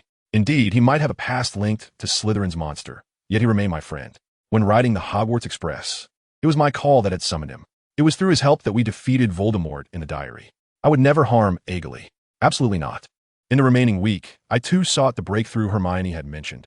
Outside of class, I scarcely allowed myself sleep, spending every moment in the library and even venturing into the Chamber of Secrets. On my last visit, I had overlooked the massive statue of Slytherin within the chamber. Deep inside lay a door that responded to Parseltongue, across from which was a library neatly arranged with materials on dark magic. Each document contained accounts of dreadful dark arts, including research concerning the basilisk. The author's name was Salazar Slytherin. Within the research materials, opened with a glimmer of hope, despair loomed large. The text above provides a stark account of the malevolent deeds of Basilisk, which surpasses all previously gathered information. Particularly noteworthy is the incident in Libya, where it is said that the basilisk, residing in the surrounding desert, petrified all living beings near its lair, thereby creating a vast and terrifying desert. The scale of this horror is immense and profoundly disturbing. I shook my head and continued to sift through the documents. In the mid-9th century, the basilisk invaded a chapel in Rome, resulting in the tragic deaths of numerous monks and nuns, with even photographs from that time available. The gruesome imagery was enough to induce nausea. It was utterly deplorable. I cast the documents to the ground and exited the secret chamber. No matter how much I investigated, the evidence I uncovered was invariably detrimental to my case. The mere thought of potential repercussions filled me with dread, causing me to tremble as I faced that fateful day. Harry, above all, remain calm, Hermione said, walking beside me, carrying a bag filled with documents. It's all right. We've done all we could. Now, it depends on whether you can convey your case to the judge. I listened intently to her words. At this moment, her counsel was my most reliable anchor. Don't worry, Harry, you are not alone. I am with you, and together we shall save Aegoli. Her words resonated deeply within me. I felt an unwavering conviction that with her by my side, victory was within our grasp. Thank you, Hermione. Just as I began to feel a slight alleviation of tension, I encountered someone I was reluctant to see, Yuri. Harry, he greeted. I was acutely aware of his reluctance to cooperate, stemming from his fear of the basilisk, a fear rooted in last year's events. Yuri had been interrogated by Ron, who was possessed by Voldemort, and this terror would not dissipate easily. Moreover, being petrified by the basilisk had rendered him bedridden for most of his second year. If our roles were reversed, I too would struggle to adopt a cooperative stance. Nonetheless, I fervently hoped he would lend a hand. Gentle and intelligent, he ought to be as reliable as Hermione. If he possessed sufficient strength, I believed I could approach the trial in a far better condition than I currently found myself. It was truly unfortunate. Furthermore, the precarious predicament Aegoli faced was also tied to Yuri. Thus, I found myself yearning for even a modicum of sincerity from him. In truth, I wished for reconciliation. Yet uncertain feelings prevented such a resolution. Well, good luck, I offered, as if it were merely a trivial matter. The thorn that had burdened my heart was easily removed. I realized I did not expect Yuri to provide comprehensive assistance. Despite the situation being my own, I felt adrift. I longed for his support, even if just a little. Perhaps I had grown too indulgent. Ever since Hagrid had come to fetch me on that stormy night, I had accumulated many friends. Although some like Malfoy did not favor me, I had encountered Ron, Hermione, Yuri, Al, and Neville, irreplaceable companions. I had forged bonds with friends who would neither betray nor be betrayed, and unconsciously, I began to perceive them as marionettes, often echoing my thoughts. Such a disgraceful notion. I apologize. I feel quite remorseful. I must apologize for my inability to assist. After a moment, we shared a shy smile. It was truly fortuitous to express our regrets before a decisive rift could form. I have no desire to lose a friend. Indeed, I do not wish to lose a friend. I believe Agali feels the same way. Agali is an important friend to me. I do not wish for our friendship to perish. Agali is my companion, and I conveyed my thoughts with clarity. I am determined to rescue my friend. Yuri's eyes seemed to flicker for an instant, and after a brief pause, he gently nodded. Harry, you can do it. With renewed vigor, I nodded more emphatically than before. The anxiety and fear began to dissipate. Although the weight remained, it no longer trembled. In the world of maggots, I had never experienced such judgment. Yet despite this, victory was achieved. I exhausted the powder and entered McGonagall's study, preparing to venture to the Ministry of Magic. As I stepped out of the fireplace and into the ministry, McGonagall and Hermione followed closely behind. The grandeur of the enormous fountain signified the ministry's prestige, filling me with exhilaration. The challenge ahead was this imposing authority. Come this way. McGonagall appeared somewhat anxious as I trailed behind, posing a question that weighed heavily on my mind. Professor, what do you think about my endeavor to save Agali? McGonagall sighed, her expression one of difficulty. As someone who knows of your penchant for engaging with dangerous creatures, I must say, after a night had passed, McGonagall sighed once more, and I had grown accustomed to it. However, it was never my intention to allow a basilisk to roam the students' dormitories. So do you oppose this? My voice trembled with unease. Suddenly, McGonagall halted, narrowing her eyes. With respect to your desire to save your friend, I must say that I do not oppose rescuing the basilisk. But, Professor, McGonagall's serious demeanor shifted. I oppose its continued presence within the school. Regardless of how loyal it swears to you, others will perceive it differently. You must understand that you are unique. Yet, Agali has not harmed anyone. I realized that this alone would not win my case. I lacked the ability to view matters objectively and needed to consider how others might feel. Those who speak solely from subjective opinions share a common perspective, and the world is far more complex than that. He followed McGonagall as she resumed her stride, repeatedly reflecting on these words in his mind. I wish to save Agali because he is my friend. But how do others perceive Agali? I am well aware, as evidenced by Yuri's demeanor. The words spoken by Hermione and McGonagall illuminate the truth. Everyone fears Agali. How does Agali view humanity? I realized I had forgotten to inquire about the most crucial matter. Agali does not consume humans. That should be where my inquiries begin. Amidst the waves of regret, I stepped into the elevator, descending to the 4th level of the Department for the Regulation and Control of Magical Creatures. Ah, you must be Harry Potter. Standing before me was a middle-aged man, somewhat familiar in appearance. I am Amos Diggory. I trust you will assist me today. However, as both judge and defendant, I am filled with profound regret. Yet, regardless of the outcome, you must harbor resentment towards me. This time, it is personal. I have come to recognize who the inarticulate Amos resembles. His appearance strikingly mirrors that of Cedric Diggory, the seeker for the Hufflepuff Quidditch team. Cedric not only possesses striking good looks, but also boasts extraordinary athletic prowess, an exceptionally astute gentleman. This trial is certainly not a conventional affair. The tension is palpable, causing beads of sweat to form upon my brow. Under Amos's direction, we entered courtroom number 4. The chamber was rather modest, and aside from Judge Amos, it appeared there were only 2 wizards present. One of them seemed vaguely familiar, though I could not recall his name. He was the Auror who served as a guard at Hogwarts last year. What could he possibly be doing here? Let me introduce him. This is Doris, whom you may have encountered last year. He is a member of the Auror Division, and given his familiarity with last year's events, I deemed it prudent to have him present. Indeed, the man with graying hair was the very same who witnessed the Auror ceremony last year. Next, Amos gestured toward another man. This is my subordinate, Michael. He serves as the prosecutor. Now, let us commence the trial. The atmosphere surrounding Amos felt almost buoyant, as if the life of Agali were being treated with reckless disregard, inciting a sense of irritation. Harry, remain calm, Hermione whispered beside me. In such circumstances, Hermione is my most reliable ally. She understands both Agali and me better than I know myself. Trusting her is undoubtedly the optimal strategy for winning this case. Thank you. Hermione, your presence is invaluable. Save your gratitude until the trial concludes. I am determined to save Agali. Regaining my composure, I steadied myself. Let's begin. Michael was the first to speak, perusing a lengthy parchment while articulating in a muddled tone. This trial concerns the basilisk's attack on the Hogwarts Express. No, I interrupted Michael as he began to read the charges. Agali did not attack the Hogwarts Express. I summoned him. The summoning spell for the basilisk is Isafin Sosha. What is so amusing about my statement? Not just Michael, but even Amos and Doris erupted in laughter. No, no, no. The spell you mentioned merely summons nearby snakes, and is not a powerful incantation capable of conjuring a creature as formidable as a basilisk. If that were the case, I could demonstrate it to you right now. I retrieved my wand from my pocket, but Amos swiftly restrained me. Hold on. Even if your testimony is true, you cannot prove it here. Why not? This is the Ministry of Magic. The appearance of a basilisk in such a location would indeed be a most inappropriate occurrence.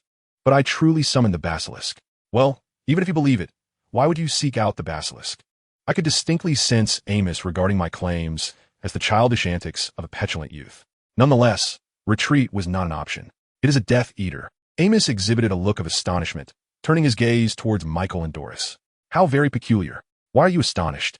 The incident of the cannibalistic attack ought to have been reported to the Ministry of Magic by the professors.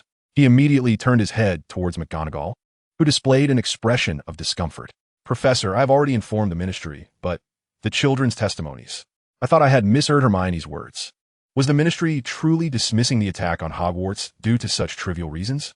Concerning the matter of Aglaé, they were ready to initiate legal proceedings for his execution. A surge of inexplicable emotion welled up within me as I fervently attempted to elucidate the occurrence of the cannibalistic attack. Yet, no matter how passionately I argued, even the renowned Auror Doris scoffed at my claims. Why was even Doris taken aback? It was peculiar. Despite the testimonies being from mere children, the Auror promptly accepted Yuri's account, commencing a search of the Horcrux box, and even assigned a guard named Mad-Eye to Yuri's home. However, why was there such skepticism regarding the attack on the Hogwarts Express? What was so strange about it? I was acutely aware of this, yet I could not fathom the absurdity of the situation, desperately defending Aglaé's innocence. Nevertheless, no matter how many times I reiterated my points, they were all disregarded with a single phrase, because it was spoken by a child. Though the phrasing varied, and some statements were wrapped in layers of complexity. This mocking sentiment rendered my month-long endeavor to exonerate Aglaé futile. Regardless of the nature of the testimony, it was as inconsequential as a bamboo match shielding against rain. I felt as though something within me had crumbled. Was this truly the case? All testimonies deemed mere childish banter? How utterly absurd. From the very beginning. What was the matter? Amos continued to regard me with a warm expression, akin to a gentle father silently listening to the complaints of children. And then it dawned upon me. This was not a trial. I had no desire to save Basilisk. I muttered softly while kneeling. This was the solace I sought. Hermione and McGonagall were certainly aware of this. Hermione swiftly accepted the Ministry's testimony, for it was merely a child's account. And McGonagall understood as well. Regardless of my opinions in this trial, she too would cast me aside. She must have known this was a farce. Not just them. Ron, Al, and Neville were aware too. Yet, I understood that your enthusiasm was lacking. Nevertheless, I remain grateful. I appreciate their existence, collaborating for Aglaé's salvation. However, the truth was otherwise. No one had truly considered saving Aglaé. Everyone was solely intent on saving me. Harry, I am profoundly sorry, but you must understand. Basilisk is not merely a threat to Hogwarts. It poses a danger to the entire wizarding world. This statement encapsulated everything. Simply because I am Harry Potter, because I am unique, because I've vanquished the Dark Lord, everyone has placed their hope upon me. Yet, if such an outcome is awaited, it is merely the prelude to despair. Very well, I have numerous formalities to attend to. You may proceed, Doris stated as he approached. I have exhausted my resistance. Like grains of sand slipping through my fingers, hope eluding my grasp. I trudged along, listless, and entered the elevator. Homians and McCona had been halted by Amos, leaving only the two of us within. The elevator descended silently to the 9th underground level. Ah, this place is truly dreadful. A dim corridor stretched before me, culminating in a door. Beyond it lay a peculiar circular room, entirely cloaked in black. 12 doors, devoid of handles, bore engravings of words such as brain, death time, and planets. Over here, Dolish roughly seized my hand. I lifted my gaze in defiance, only to be startled by his expression, which resembled a fevered emptiness. In stark contrast to my own demeanor, his grip was extraordinary, propelling me into the room inscribed with prophecies. It was a chilling chamber adorned with round crystal orbs, emanating a hazy white light. Chapter 8, The Serpent King. A room of eerie ambience. Dragged by Doris, I advanced through a multitude of crystals flickering with a ghostly glow. Dolish surged ahead unhesitatingly along a path with no direction, only to suddenly halt. Just as he contemplated an escape, Doris brandished her wand. Imperio. Upon hearing the incantation, an indescribable comfort enveloped my being, akin to a mother's embrace, akin to a father's gentle caress on my head, akin to the tender dialogues shared with Homians as lovers, akin to the exhilaration of soaring on a broomstick during a Quidditch match. A multitude of unexperienced joys washed over me, and my consciousness momentarily faded. What right did I have to experience such bliss? As visions of frolicking with Aeglee, Plant, and Hedwig flickered in my mind, anger surged within me. The idyllic scene shattered with a sound as I envisioned Aeglee facing execution. I had no time to indulge in blissful reveries in such a place. My awareness sharpened abruptly. Upon regaining my sight, Doris had vanished, replaced by a corner of the stand adorned with crystal orbs. I found myself clutching two of them. Whispers emanated simultaneously from both spheres. The one destined to shatter the Dark King's dominion approaches. Those who resisted the king thrice shall be born when the 7th month dies, and the Dark King will etch that person as an equal. Yet, he possesses a strength unbeknownst to the Dark King. One must perish by the hand of the other. As long as one survives, the other cannot. The one destined to break the Dark King's power shall be born when the 7th month dies. I could hear the footsteps cloaked in hope. When the tainted soul is born in the 8th month, it shall emerge beneath the pure blood that defies the king. That individual will transform hope into despair. As long as that person exists, there shall be no future. If he is not sealed away, death will envelop the entire world. However, the demise of this individual will become a catalyst for new despair. When the emperor acquires the knowledge from another realm that this person possesses, the scales will tip, and the world the emperor envisions will emerge, unbroken yet reborn. Yet, in that world, this is where it ends. Two chilling sounds sent shivers down my spine, and the crystal orb slipped from my grasp. I was unaware of whose hand caught the crystal as it fell to the ground. It was Dorless. Dorless looked bewildered, once more directing his wand towards me. I had already grasped the prophecy as content. For the Emperor's sake, you shall die here, Harry Potter. Before fear could take hold, I drew my staff. Yet my hand trembled. This was inevitable, for until now, I had never truly quarreled with anyone. Although I had suffered unilateral violence from Dudley and his ilk, and had been attacked by Voldemort in last year's incident, I had never faced such a confrontation directly. Furthermore, my opponent intended to kill me. How terrifying. I had contemplated death before.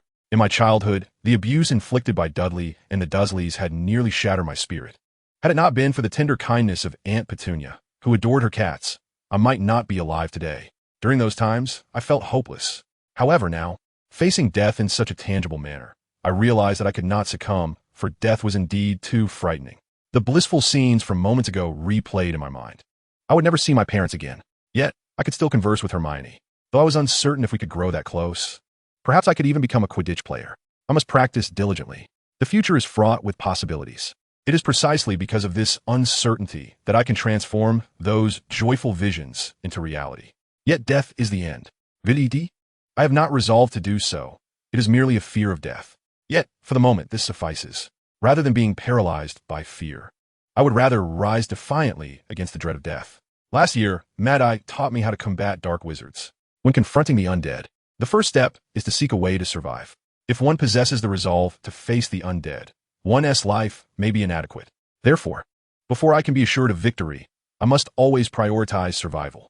While continuously evading death, I must observe my enemy, striking only when victory is certain. This is the method of combat against dark wizards. I knew nothing of this place. I only felt an eerie atmosphere surrounding me.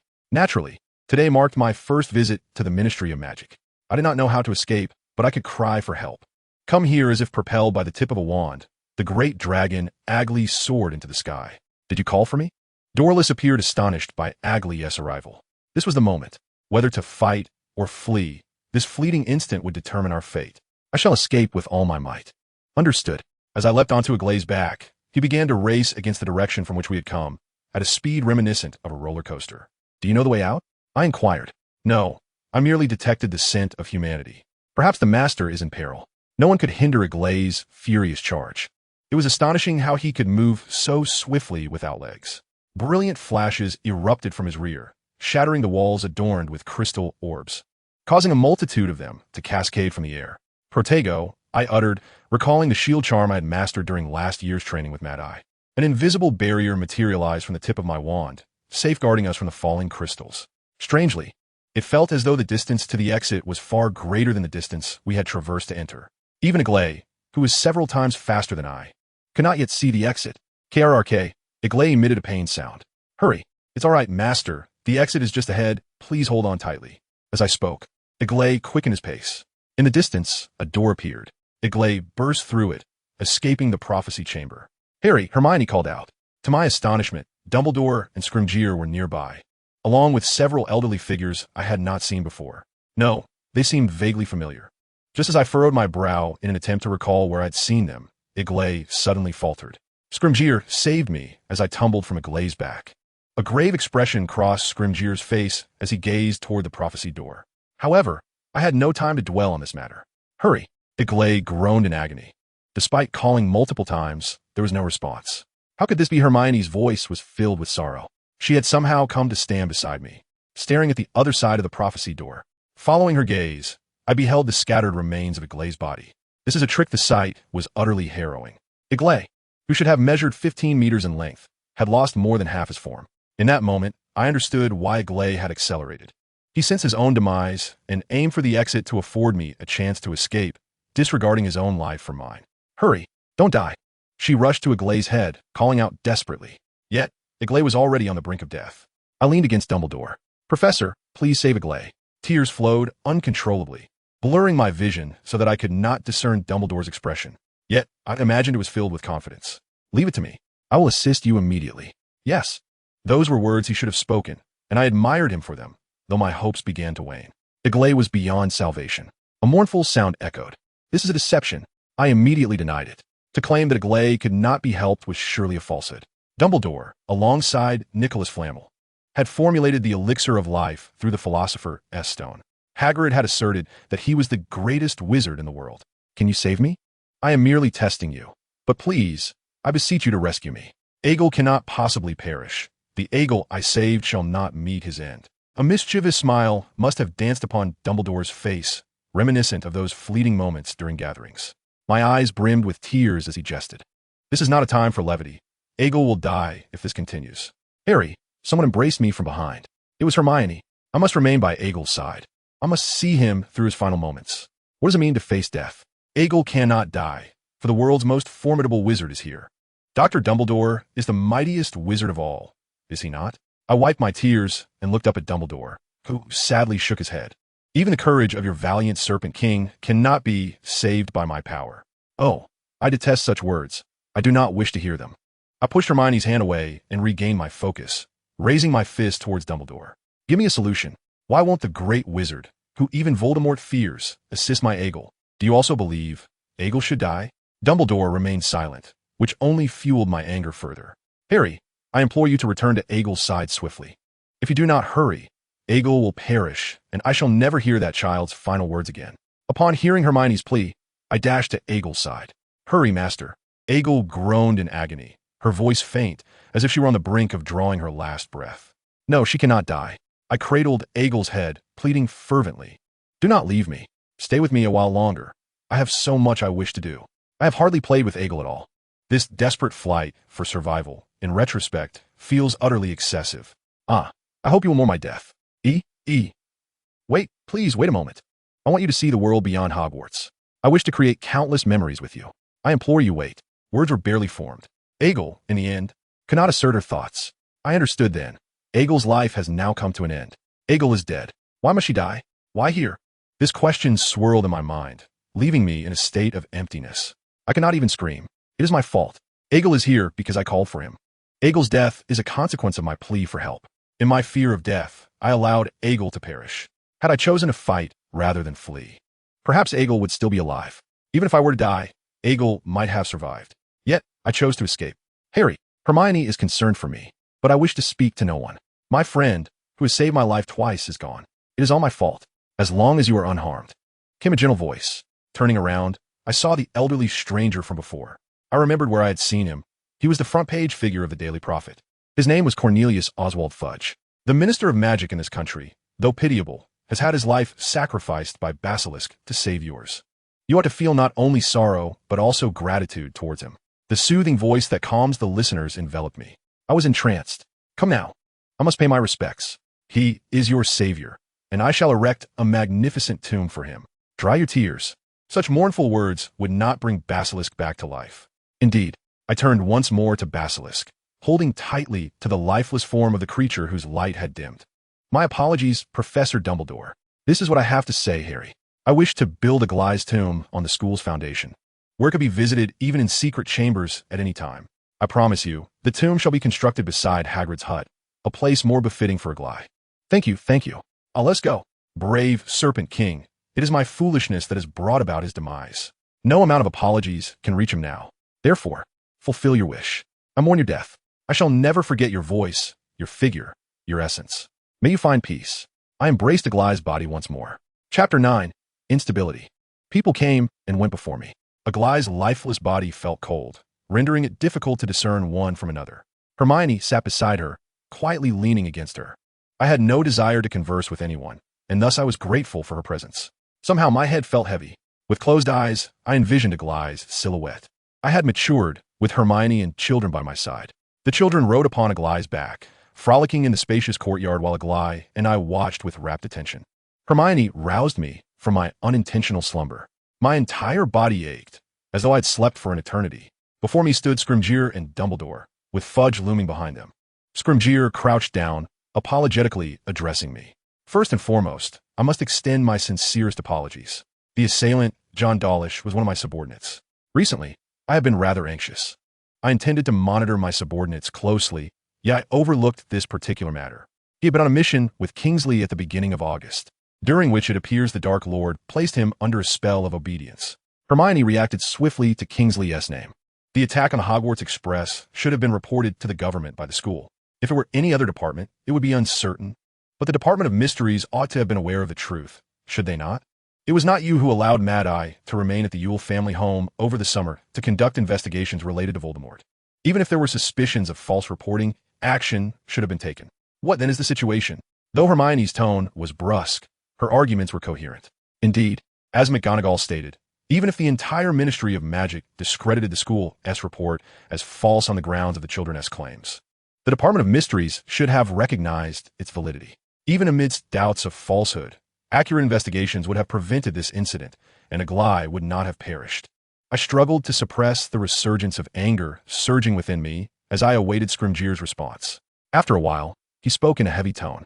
It is our mistake, and nothing more. Scrimgeour offered no further excuses, merely muttering under his breath. What was that?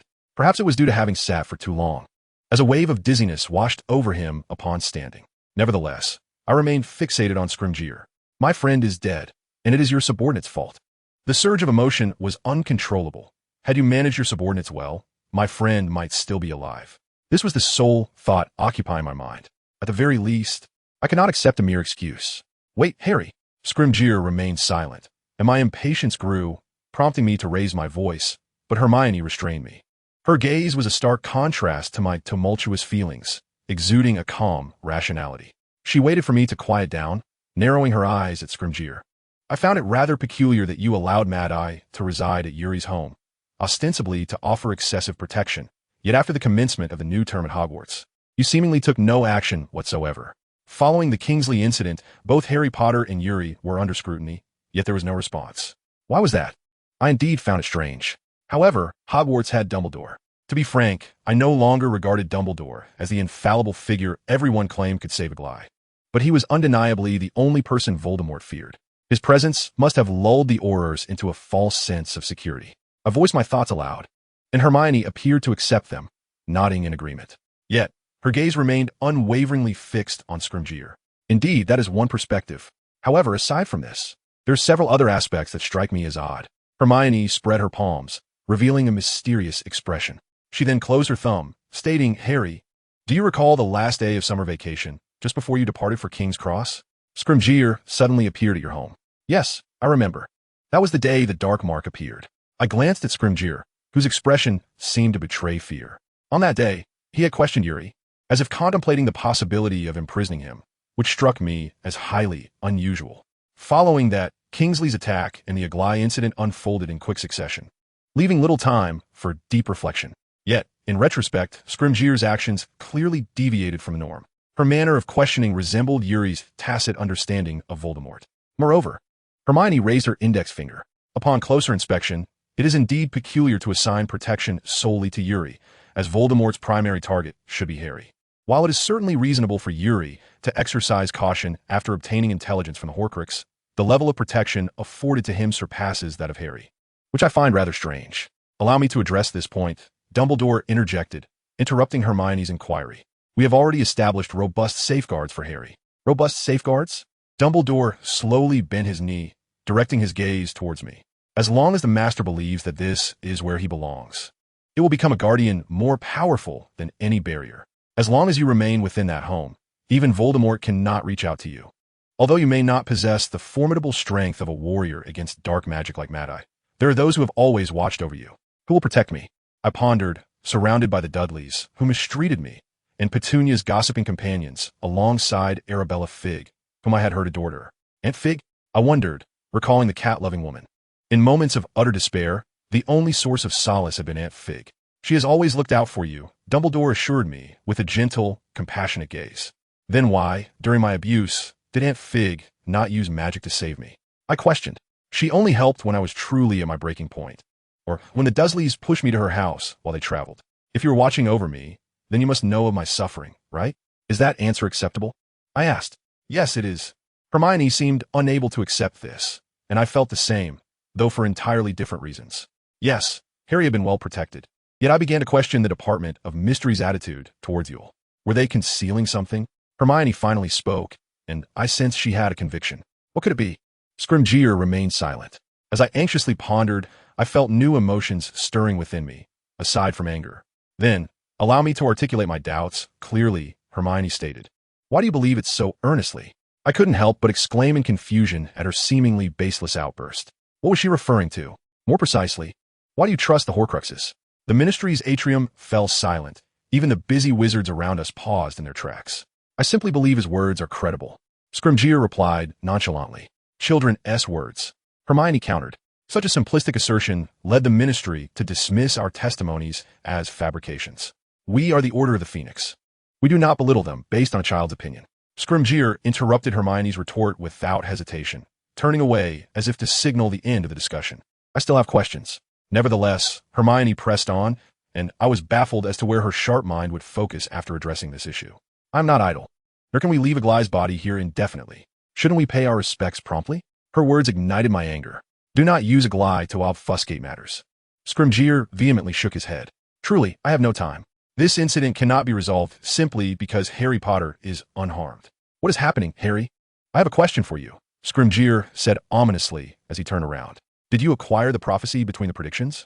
Is the prophecy referring to that crystal ball? Came a strange voice. Surely not.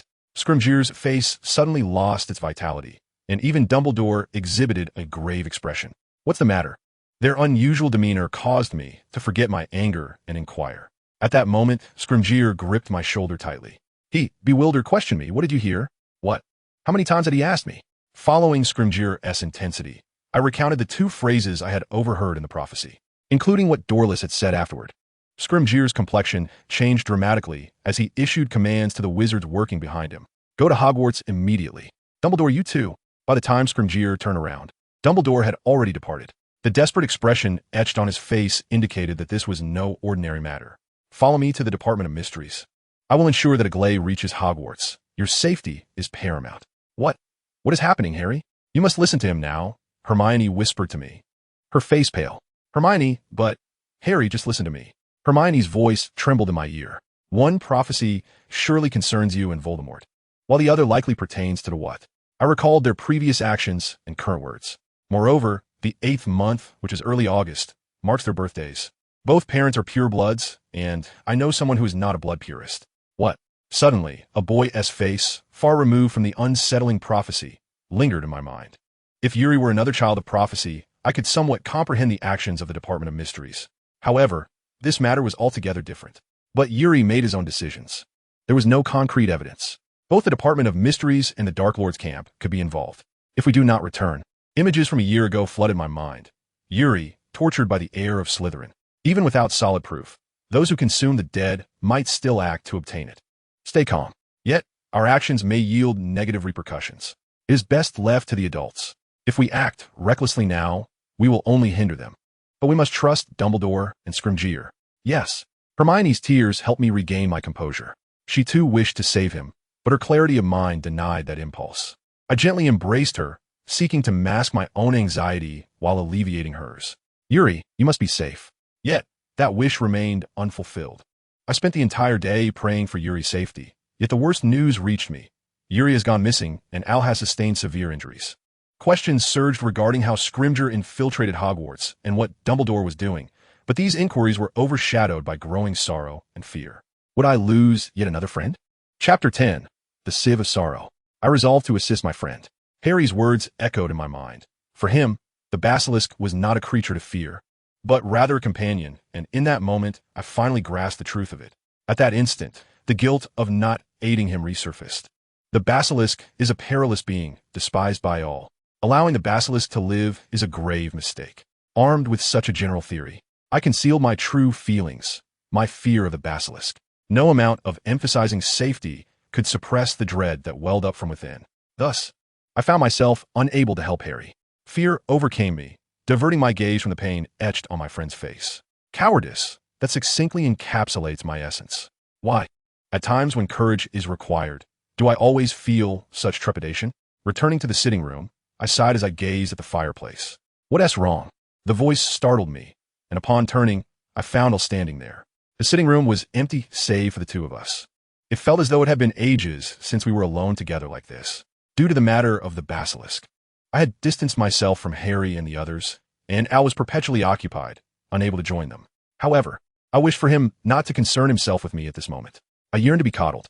Yet, once I sought comfort, guilt would only surge anew. Nevertheless, he approached without a care and sat beside me. The physical difference between us was striking. Al had grown. We were already 13 years old. As puberty set in, our bodies began to change. Ed and Matilda were both tall, inheriting their lineage. He too would likely continue to grow. The faces of Sophia and Jack flickered in my mind, lacking any particular expectation, for they were both rather short. It must be time for the trial to commence. A.L.'s words sent a shiver through my body. He sighed softly, gazing intently at my face. Why won't you help Harry? I felt the urge to flee again. He could only respond to an unspoken question with silence. Cowardice and treachery defined my demeanor. I lowered my head as Al sighed heavily once more. The basilisk is terrifying. Isn't it? I was taken aback, and A.L.'s expression revealed his defiance. Do you know how long we will be together? This I indeed knew.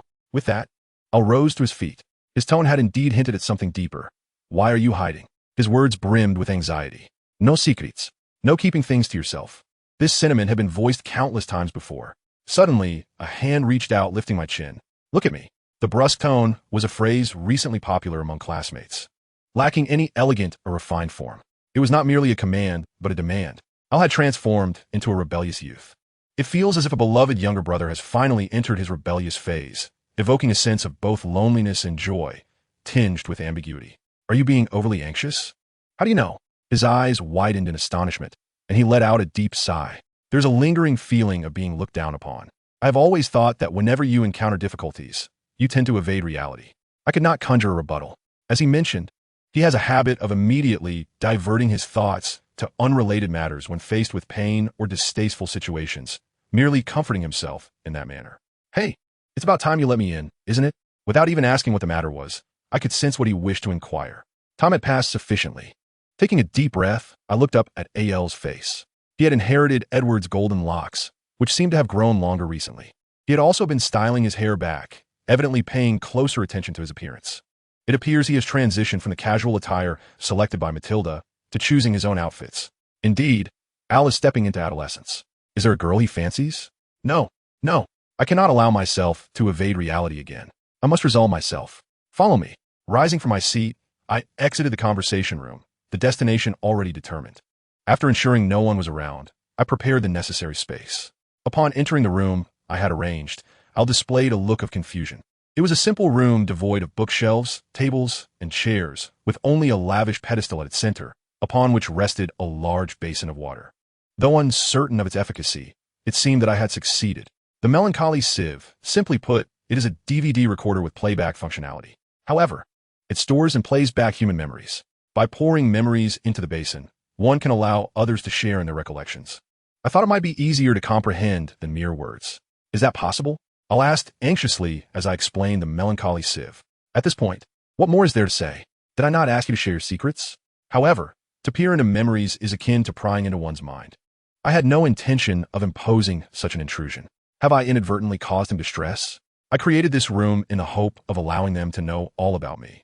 Perhaps I am being too forward. Perhaps Al does not truly wish to know everything about me. How embarrassing. If you're willing, I can show you. I do not wish to burden you, if you are reluctant. No, Al interjected, seemingly desperate to interrupt my words. That is not it. I'm simply asking if I have the right to interfere to such an extent. If you are willing, I would like to see. He grasped my shoulders firmly, gazing at me with sincerity. I felt a surge of joy. He desired to delve into my inner self. Unwittingly, I had taken a bold step forward, which I found remarkable, for it requires immense courage to enter another's heart. Though it felt somewhat manipulative, the decision lay with him. I even felt a twinge of pity for the pain in my shoulders. For example, should he come to witness my memories, even if someone were to despise me, I would cling to that fleeting moment of connection to survive. Even if I could no longer endure and chose death, the bond formed in that instant would remain vividly retrievable. Observe everything about me. I tapped my head with a cane, extracting memories. The method, once described in a book, was known to me. The sieve of worries is inherently scarce, leaving little opportunity for experimentation. Yet I succeeded remarkably. The extraction of memories is a manipulation of the human body, fitting for someone like me, gifted with healing spells. Memories from before my birth, memories from before my death. I infused these recollections into the sorrowful sieve, grasping Al's hand to peer within. In that fleeting moment, my consciousness was drawn into the melancholic sieve. I experienced a sensation akin to plummeting from great heights, and before I knew it, I found myself in a cramped room. There was a computer, a gaming console, comics, a nostalgic desk, and a bed that had seen endless slumber. This was perhaps a place I was unfamiliar with, a residential room. Al, wearing a puzzled expression, surveyed the surroundings. The absence of human presence suggested that no one had returned from school yet. This is my home. The reaction aligned with my expectations. Yet the strangeness of this room, which was indeed mine, was utterly bewildering. However, it undeniably belonged to me. The white walls adorned with myriad puzzles painted by Larson. Every hour, the watch emitted various bird calls. A shelf held clothes lacking in taste. The bookshelf brimmed with foreign fantasy novels and light novels. Gazing out the window, I beheld a tranquil residential area. The distant sound of a train echoed, a sound I had always considered background music while studying, reading comics, and playing games. As I reminisced alone, Al, feeling bored, picked up a nearby book. Yet, this was merely a memory. Nothing could be altered. Some hands turned the pages of the book. What does it mean that this is your home? It signifies its original meaning. A sound emanated from outside the door. Someone was entering. The door swung open, revealing a younger version of me, still in middle school. My eyes were red, undoubtedly from having cried, due to mistreatment. Clad in a collared uniform with disheveled hair. My face bore the marks of frequent abuse and self-doubt. I turned my gaze towards Al, who was observing me and my past self. How utterly different we were. Al stared at my former self with a look of disbelief. Is that Yuri? Remarkable. Indeed, upon calm reflection, one could deduce the essence of my words and the nature of this memory realm, yet the speed of comprehension was astonishing. Upon seeing my nod, Al's eyes widened. What is this? I remained silent, devoid of words. I could only allow them to witness and form their own judgments. My past self, devoid of words, lay on the bed in a white shirt, weeping. There was no expression of sorrow, only the relentless flow of tears. Witnessing that scene with my own eyes was a shaming experience. Suddenly, the scenery distorted. In the next moment, we found ourselves back in the classrooms of our middle school. My former classmates were present, and there I stood, a mere shadow of my past self. Where my desk should have been, there was only emptiness. Upon closer inspection, my peers were laughing. A girl, who usually smiled gently at everyone, now wore a mocking grin directed at me. The class leader, who often encouraged unity, looked at her with the gaze one might reserve for a circus beast, pursuing the wavering echoes of my past. I stumbled upon a table lying horizontally in the corner of the corridor. As I grasped the graffiti-covered surface, just as I was about to return to the classroom, I unexpectedly encountered my teacher. Unfazed by the prank, he instructed me to remove the table from the classroom. The youthful and vibrant teacher, though aware of the torment I endured, merely uttered a casual apology. He entered the classroom, showing no interest in my contrition. The version of me from the past yearned to enter as well, but the door was locked, barring my way. Moments later, the teacher commenced the lesson, seemingly indifferent, while I crouched in despair, shedding tears. What was this? Being in a foreign land, Despite my inability to comprehend the language, I sensed the strangeness of the scene. Al appeared perplexed. The vision warped again, shifting to behind the school building. I was struck by 3 boys, crouching there, unable to even cry out, only uttering faint whimpers. Feeling revulsion at my caterpillar-like past self. The boys who kicked me must have shared similar sentiments. Such a person, deserving of abuse, I thought. Yet, I could not accept this notion of deservedness. What a foolish notion it was. The scenery twisted once more, this time to the restroom. A group of boys congregated at the unkempt restroom's door, behind which I stood. Please stop, I beg you. Enough. One boy was using an unsanitary hose meant for cleaning the restroom to flood a stall. Another boy was kicking the stall door, making a ruckus. A third boy soaked paper towels in the yellow water of another toilet and tossed them into the stall. Al, observing from the side, seemed to be fighting back nausea. The scene shifted again, this time to a tutoring classroom. An old-fashioned teacher paced the room with a bamboo sword in hand. It appeared to be an examination. Students discreetly discarded eraser shavings and ballpoint pen refills to avoid detection. As I turned back, someone intentionally dropped a pencil case to draw the teacher's attention, and another shouted that I was cheating. The teacher charged towards me with fury, striking my leg with a bamboo sword, launching into a scathing lecture. Under the vehement scrutiny that negated my very being, I found myself bereft of the strength to defend, wearing an expression of tragic defeat. The scenery altered once again, this time to a park. A grand park it was, yet in a particularly desolate area. I found myself bound by ropes to a tree, adorned with paper score stickers all over my body. Perhaps a flicker of conscience among the youths led them to place a filthy bucket atop my head to prevent blindness. A dozen or so boys and girls gleefully used me as a target with their air guns. The bucket obscured my face, making me appear as if my mouth had been silenced. The scenery shifted again, transforming repeatedly, each vision unveiling another instance of my past abuse. Faced with such harrowing scenes, Al unconsciously knelt down, gazing in bewilderment at the unfolding tableau. I sat beside him, continuing to witness the memories. Soon, the version of me from the past became a high school student, and that fateful day finally arrived, my greatest secret, the day I perished. Yet, that vision was grotesquely distorted. It was as if the signal of an antenna was failing to receive clearly. Time and again, my vision was stained crimson, and again, it felt as though noise swept across my consciousness. Perhaps it was due to my inability to recall the events of that day.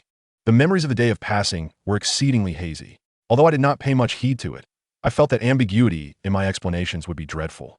So I employed a melancholic filter. However, even with this melancholic veil, the memories seemed to remain indistinct. Then, I fell from the rooftop of the school. The scene shifted to depict Yuri Shimizu, cradled in the arms of Sofia Akurov after my demise. It was then that the recollection ceased to regenerate. Unbeknownst to me, we returned to the room we needed. I drew the memories back from the melancholic filter into my being and turned my face towards Al. Al looked at me with a pallid complexion. I had never witnessed such an expression on his face. His gaze was akin to that of someone observing an incomprehensible creature. It was indeed futile.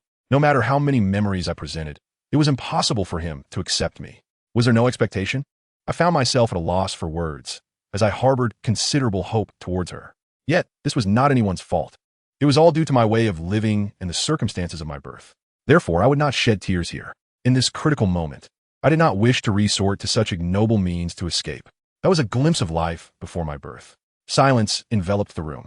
I lived as Lin Cheng, a Chinese individual. However, I succumbed to the unbearable abuse and took my own life.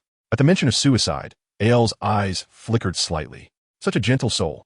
He must have felt sympathy for me because of my circumstances. At that moment, I spoke out. I discovered this room shortly after enrolling, which seemed rather strange. Al did not respond. I learned about this world through books. The trembling voice of the book startled me, rendering me momentarily speechless.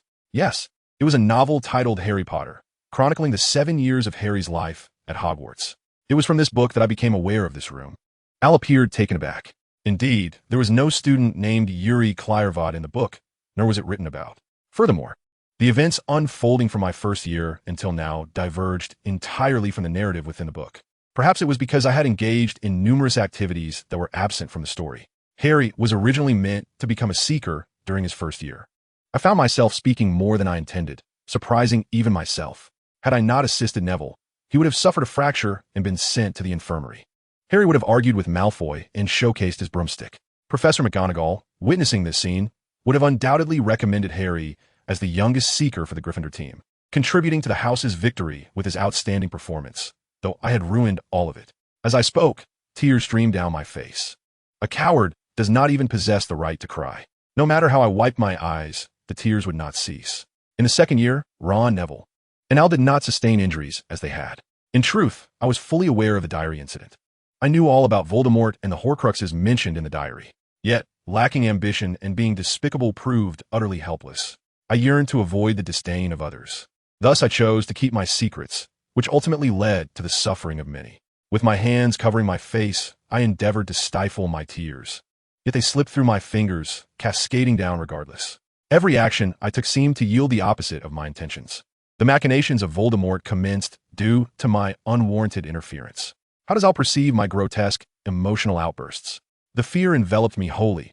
I was certain of being loathed. The realization of this only deepened my dread. Though I sensed their disdainful gazes upon me, I could hardly bear the weight of such fear. Yuri. I turned my face toward Al's voice, only to be met with the anticipated expression that widened my eyes in shock.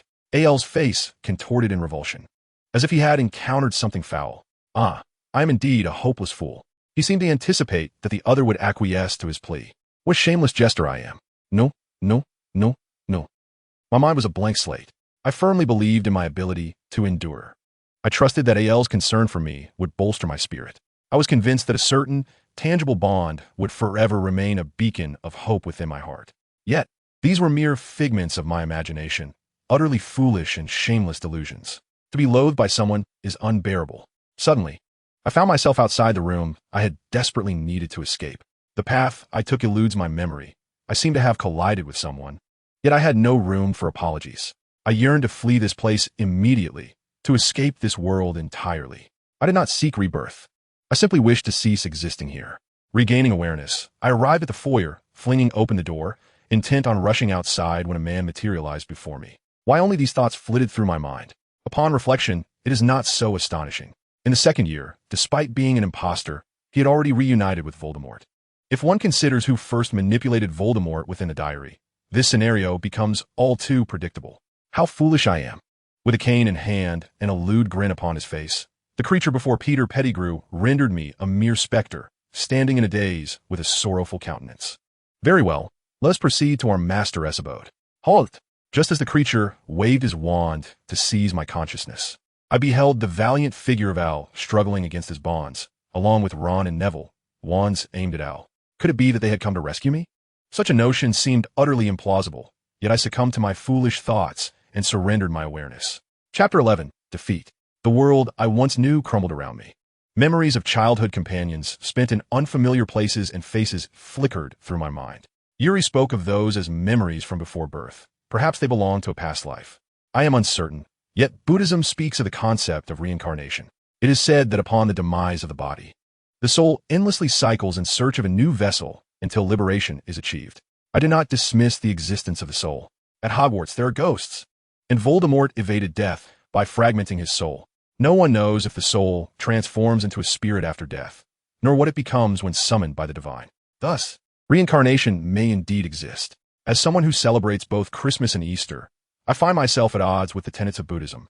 Yet I must concede that Yuri's memories are undeniably authentic. Yuri is the reincarnation of Lin Cheng, a student. He is a man with eyes resembling rotting fish, subjected daily to nauseating interrogations. When I glimpsed the image of a naked youth in his memories, I was overwhelmed with discomfort. His body was infested with worms, discolored from internal bleeding, marred by countless burns and cuts. The extent of his suffering transcended the realm of mere childhood abuse. Nevertheless, adults, parents, teachers, and others failed to extend a helping hand. With nothing to rely on, he endured the futile torment each day. The only moments of solace came when he could retreat to his room to read or watch television. It was nothing short of hell. Yuri, that is his secret, one not to be tread upon lightly. But who could have imagined it? I never envisioned the existence of past life memories, especially ones so harrowing. However, several revelations struck me. There was the time when Yuri saved me. He took on the mantle of the target for abuse, battered and bruised, yet still expressed concern for me. Did he truly desire my friendship? I considered him mad, even revolting, but that was not the case. Yuri simply did not know how to forge friendships. I had assumed he possessed ulterior motives. At that moment, I believed he aided me because he anticipated a reward commensurate with the risk. I was mistaken. He sought no return. He selflessly purchased a proxy to shield someone he barely considered a friend. Am I a fool? With steadfast resolve, I approached the door leading to Yuri. His soliloquy echoed in my mind. Though not particularly strong, he bore an immense burden alone. He mentioned having read about this world in a book. I wished not to doubt the veracity of his words. If he claimed it to be true, then it must be so. Admittedly, I found myself perplexed yet curious about the contents of that book. Given its title, Harry Potter, it must revolve around the exploits of Harry. The tale of Harry vanquishing Voldemort is undoubtedly an exhilarating hero's journey. However, the trajectory of a hero's story is rarely smooth. It is precisely the presence of tragedy that renders a hero's narrative so poignant. His Arthurian legend, too, is steeped in tragedy. If one foresees a tragedy unfolding, it is natural to wish to avert it. However, intervening to prevent tragedy may lead to a severely distorted future. The reasoning is straightforward. For instance, suppose I were to throw a stone out of the nearby window. Let us assume, by chance, that someone is below. If that stone strikes someone, resulting in their demise, the knowledge of this outcome would suggest that had I refrained from throwing the stone, that person would not have perished. Yet, such an action would undoubtedly alter the future significantly. The impact of an individual upon this world is immeasurable. Even trivial matters can reshape the course of events, and none can predict the nature of the future that emerges from such changes. Nevertheless, this is simply the way of things. Even the occasional foreknowledge of one potential future cannot guarantee its actualization, much like the prophecies spoken by seers. Bound by the whims of an ever-changing fate, that individual has become ensnared in a web of despair, perpetually fixated on how his actions adversely impact the world. Possessing only a rudimentary understanding of this singular narrative, he perceives tragedies absent from the tale as the inevitable consequences of his deeds. Is it truly the case that only tragedy prevails?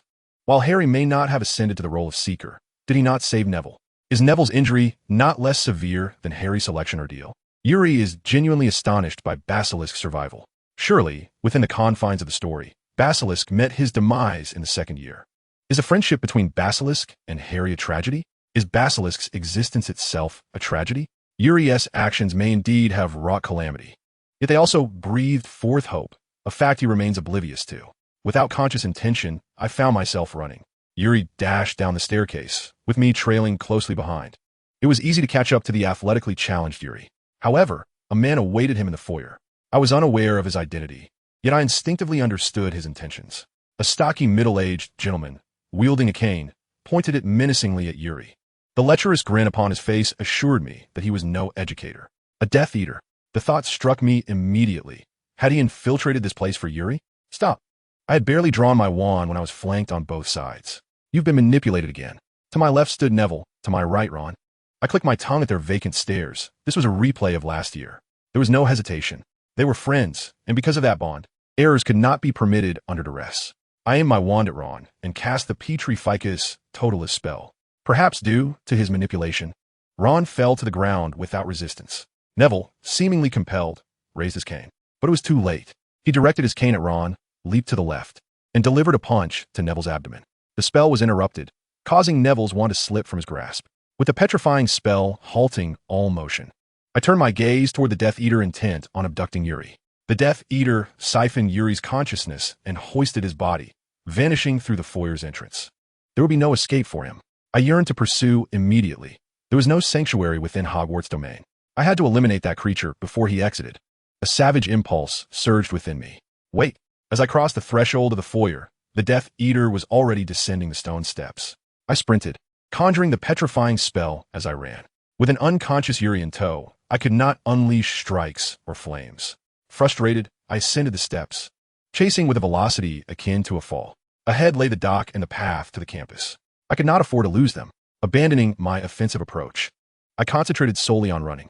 The Death Eater, despite cradling Yuri, maintained a brisk pace, likely employing a levitation charm on Yuri's body, alongside some form of physical enhancement magic. Otherwise, how could one possibly catch up to that slightly portly gentleman in a race? In a winding and convoluted stretch of road, the zombie and Yuri momentarily lost their way, but just before reaching the fork in the road, I glimpsed their figures. That fellow was heading towards the dock. Just as I had anticipated, today is a day of respite, and it is still evening. The campus is teeming with students. Carrying Yuri through such a place is exceedingly challenging. The pursuit must be relentless here. The staircase leading to the dock resembles a cave, with only a singular path. There is no chance of getting lost. The outcome hinges upon whether he can reach the dock. Once aboard the vessel, tracking him down becomes a formidable task. I must remain cautious. Oh, Axionimbus 2000 summoned the broom from the dormitory. As I ran, the space suddenly expanded, and I arrived at the dock. Fortunately, the entrance of the cave-like staircase is situated quite high above the dock square. Below, on the ground, a winding staircase leads down, reminiscent of a pyramid's tapering walls. The zombie hurriedly descended the stairs. If I were to follow him down the same stairs, I would be too late. Thus, I resolved to take a shortcut, leaping recklessly from the adjacent staircase, from a height that would surely spell death if I fell directly. However, I am a wizard. During my descent, I cast a levitation spell upon myself. At last, I have caught up to you, foolish one. I was the first to reach the ground of the square. As he was still 8 steps above the ground, I successfully gained the upper hand. I would not allow him to escape again. I unleashed a petrification spell upon the screaming zombie. Although he had skillfully infiltrated the heavily guarded Hogwarts, he was utterly inept. Despite his urgency, he descended the stairs with deliberate slowness, using his feet, unlike me. Was it that he was simply a rough magician incapable of controlling the levitation spell while holding Yuri? Or did he merely not think to do so? Regardless, it was all too clumsy. Moreover, it is rather peculiar for a competent adult to scream when confronted by a child. This dissonance drew my attention to the presence behind me. It is indeed impossible to infiltrate alone. While using a shield charm to deflect the red flash coming from behind, I pointed my wand at the intruder. Wormtail, quickly take him away, the zombie on the staircase sharply commanded. Hearing this, I aimed my wand at Wormtail, who attempted to flee. Shall I let him go? Petri Ficus Totalis. Just as I was about to cast the petrification spell, the intruder uttered the disarming charm. He deftly interrupted my incantation with a flick of his tongue to evade my spell. His casting was swift. Unlike Wormtail, the intruder appeared to be a formidable opponent. The hall was devoid of anyone. Even if someone were to discover Ron or Neville lying on the ground, reinforcements would likely not arrive in time. This adversary was not consciously opposing Wormtail. Abyss. Thus, I must swiftly eliminate the intruder before me, summoning a multitude of birds from my wand. I aimed at Wormtail while running. Expelliarmus. He dodged the incoming disarming spell and quickly regained his footing. The package allows the birds to soar in the air, attacking the tail of the insect, thus gaining a moment of reprieve. At the instant Stupefy turned towards the insect's tail, a burst of crimson light erupted. There was no time to utter the shield charm, collapsing to the ground to evade the very spell itself. In this supine position, I invoked the levitation charm silently, my body rising just as a green flash streaked past my location. I caught a fleeting glimpse of the curse of death. A chill ran down my spine. Only Harry had survived. Yet, if this continued, we would be unable to withstand the next assault. Gritting my teeth, I sprang to my feet, although I doubted the assailant would grant me time to adjust my stance. To create a moment for repositioning, I unleashed the radiance of the sun wheel. The dim cavern was illuminated as if it were day, dazzling to behold. The effect was immediate. A red flash shot towards an irrelevant direction. As it struck the ground, I aimed my wand at the intruder. Though I closed my eyes for a brief moment, my own vision had also deteriorated. Even when aiming directly at the foe, I sensed no impact. I directed my wand towards his feet, and with the puppetry spell, the ground transformed into a murky swamp, prompting a panicked scream from the intruder. Just as he intended to seize this opportunity to flee, I caught sight of the insect tail extending towards the small boat. While my vision had not fully returned, it seemed adequate enough to dash towards the docked vessel. Riding the small boat was a clumsy endeavor. The birds that had attacked the intruder had vanished. I cast a spell towards the ground before the insect tail. The uneven surface instantly smoothed out, causing the tail to slip gracefully to the ground, throwing Yuli away. This was a prime opportunity for rescue. Just as I was about to rush to Yuli's side, a red flash hurtled towards me. Protego! In a split second, I invoked the shield charm for defense. At some point, the intruder's feet had returned to solid ground. Hurried to the small boat. My vision had improved significantly, allowing for direct aim. However, the insect tail had already scooped Yuli up and was fleeing less than 100 meters from the vessel. Anxiety dulled my judgment. I diverted my gaze from the intruder and cast the stunning spell at the insect tail. A fatal flaw emerged. The intruder unleashed an explosive curse. My vision had not completely recovered.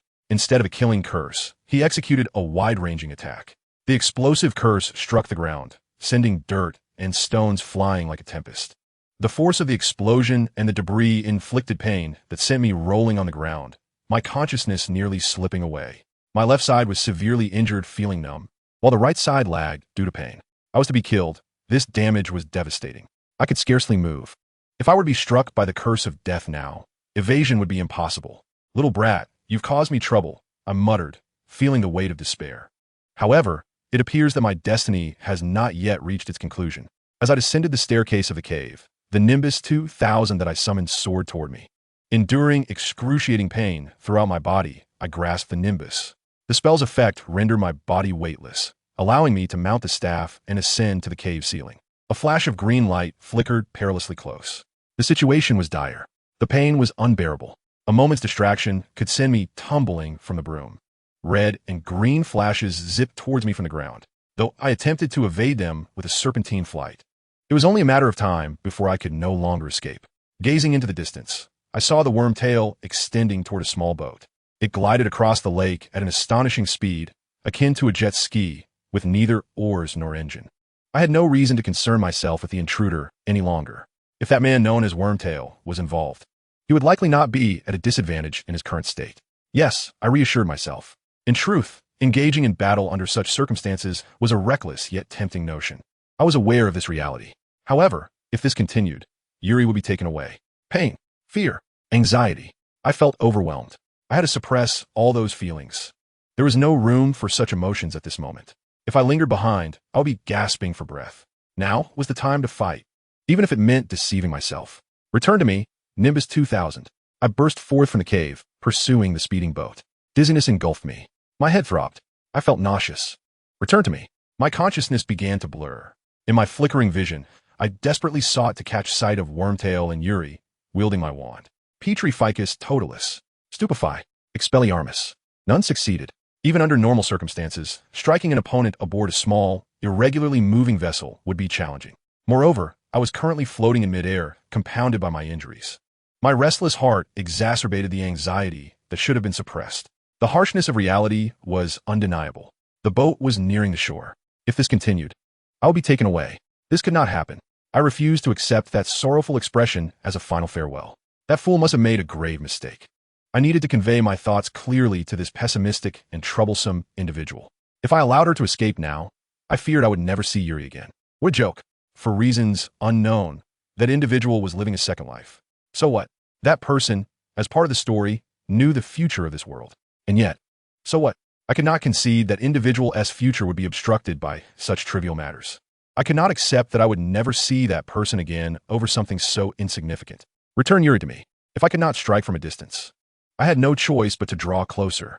From a short distance, I would cast the curse of death upon him. I commanded the Nimbus 2000 to descend rapidly. I focused solely on Wormtail and Yuri. Thus, I failed to notice. I had forgotten the man at the cave dock. That man could not possibly remain there without any means of escape. It turned out there was another small boat. Unlike a jet ski, there was no sound, and the sky had inexplicably darkened. I was completely oblivious to the presence of someone approaching from behind. That individual did not employ the death curse. Perhaps for the same reason, I was unable to strike the insect's tail with a spell. I surmised that he lacked the confidence to accurately hit me as I wobbled through the air. Suddenly, I was assailed by crimson flames. The fire, swirling like a dragon, illuminated the darkness with a fierce red glow. Though I was not consumed, my right arm and cane were singed to the ground, accompanied by unimaginable agony. My body plummeted into the depths of the dark lake. Before losing consciousness, I beheld a flame dragon with its maw agape howling at the heavens, alongside a skeleton spewing serpents. I had failed. I could not save Yuri. Chapter 12. His name is, why are you still alive? Upon awakening, the foremost thought that crossed my mind was the bewildering question of my own survival. Though I had not been subject to the death curse, the last sight of the crimson dragon left an indelible mark on my consciousness regarding my demise. The darkness enveloped the sky. I must have fallen into the lake. Even if rescued, I should have perished from drowning or excessive blood loss. Yet I was still alive. My body bore no pain. As I attempted to rise and move my arm, an unsettling sensation coursed through me. My left arm was unscathed. The injuries from the explosive spell seemed to have healed. The issue lay with my right arm. It lay completely still, not merely unresponsive. It felt as though it had ceased to exist altogether. Was it truly consumed by that fire dragon? The excruciating pain of being burned and the terror of witnessing my arm charred resurfaced. How frightening it was. to be apprehensive of the absence where my right arm should be. The mere thought of losing what should be there caused unwelcome beads of sweat to form. This was the infirmary, which meant that Madame Bonfrey was the one treating me. Her healing skills were reliable. However, a burned arm could not be resurrected. My arm, trembling. I cautiously moved my left arm. I hesitated multiple times, groping for the position of my right arm, if it still existed. Moving my left arm by about 10 centimeters should allow me to touch something. I wanted to believe that I was merely experiencing a loss of sensation. Resolute, I was about to swing my left arm when a sharp voice interjected. "Do not touch that yet." Startled, I turned my head toward the source of the sound, only to see Madame Bonfrey hurriedly approaching. "Do I still have my arm?" I found myself asking what felt like an absurd question. Yet, I could not restrain my inquiry. "You must not touch it," she instructed. Something had brushed against the place where my right arm should have been. A fragile hope, as ephemeral as a bubble, threatened to dissipate with a mere breath. I understood. Though I was aware, the desire remained. Of course, after what felt like an eternity, her affirmative words finally penetrated my mind. "Is that true?" I tremulously shook my head. The place where my right arm should be. I swallowed hard, and my eyes fell upon my arm, swathed in bandages like a mummy. It was there. My right arm indeed existed. Joy surged within me, prompting an instinctive desire to grasp her arm with my left hand, yet she shouted fiercely at me. It seemed I was not yet fully healed. According to Lady Bonfrey, the epidermis of my right arm is utterly foolish, with both nerves and muscles charred beyond recognition, though only bones and a few scraps of flesh remain. The situation is truly dire. What is even more bewildering is why my right arm was spared. "Say whatever you wish," Lady Bonfrey huffed. "Who do you believe treated you?" I was left speechless, uncertain of the persuasiveness of my own thoughts. Yet, all I could do was trust her. How long would it take for my right hand to recover to the point where I could engage in battle? Battle? Lady Bonfrey suddenly emitted a wild laugh. In contrast, when I expressed surprise, she leaned in closer. "Impossible. I cannot fathom the condition in which you were found. Your right arm scorched, your left side shattered, and countless stones embedded deeply within. Yet here you are alive." The gravity of the situation seemed even more severe than I had imagined. I attempted to grasp with my left hand and open it, feeling no particular pain. "Truly, she is remarkable, Lady Bonfrey. I have slept for several days." She candidly informed me. 3 days, to be precise. "What of Yuri?" My voice trembled. "Yuri has been rescued unharmed. I hope you find solace in that." I had failed. Yet, there are many skilled wizards far superior to me. The teachers at school, including Dumbledore, are formidable sorcerers. Particularly, Snape displayed exceptional combat skills when confronting Voldemort in the diary last year. If it were that teacher, I would surely, my anticipation met with a crushing reality. Her expression evoked a somber reflection of the apocalypse. Tears streamed down my cheeks, falling to the floor.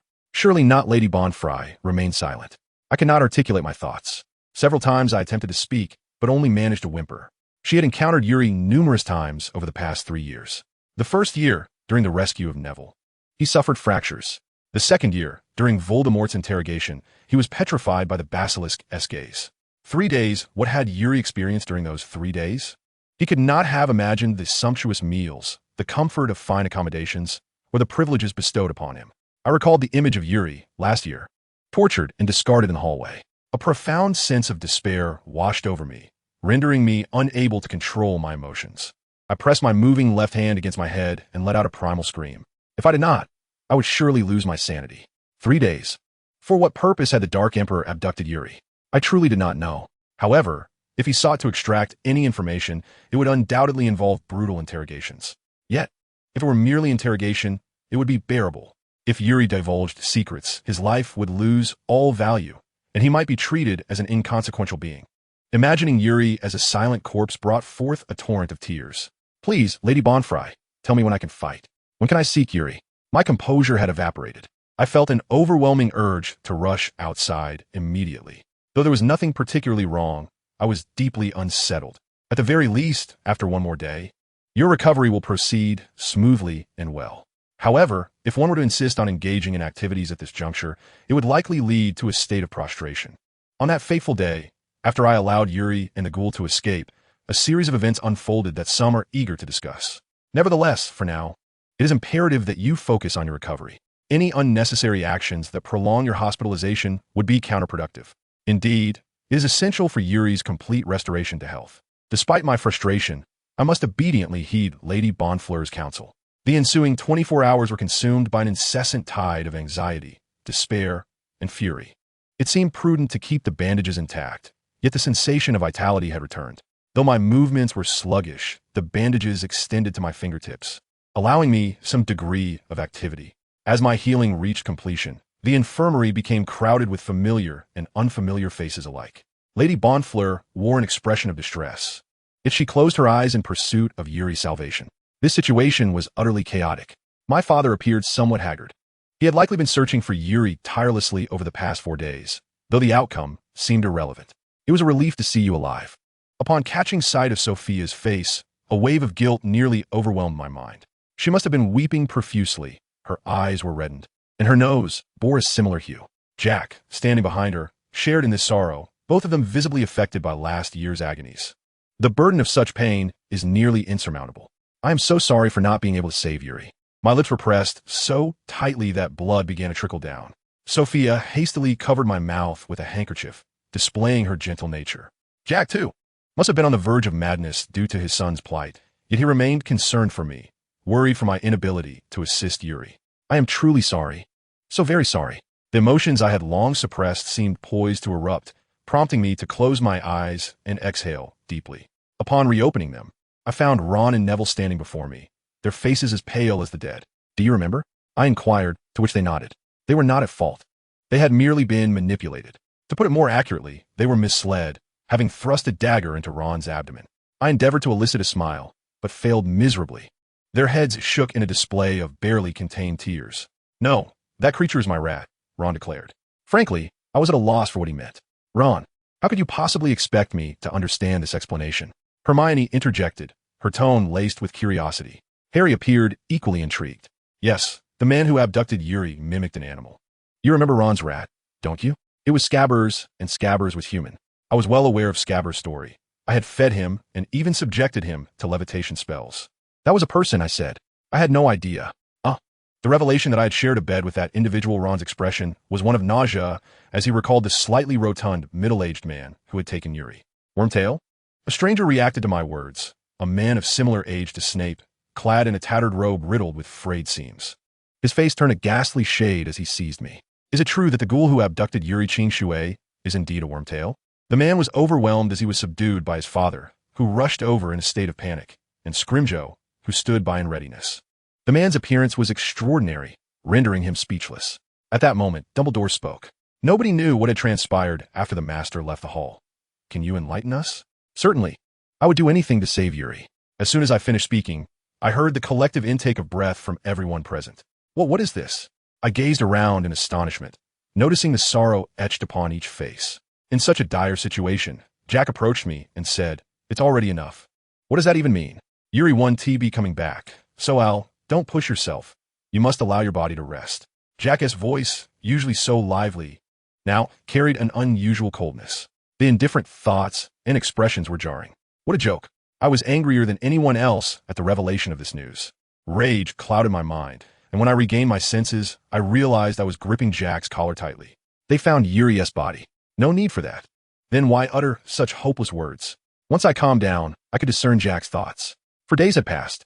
It had been so long since the abduction that the possibility of Yuri still being alive had become a mere fantasy.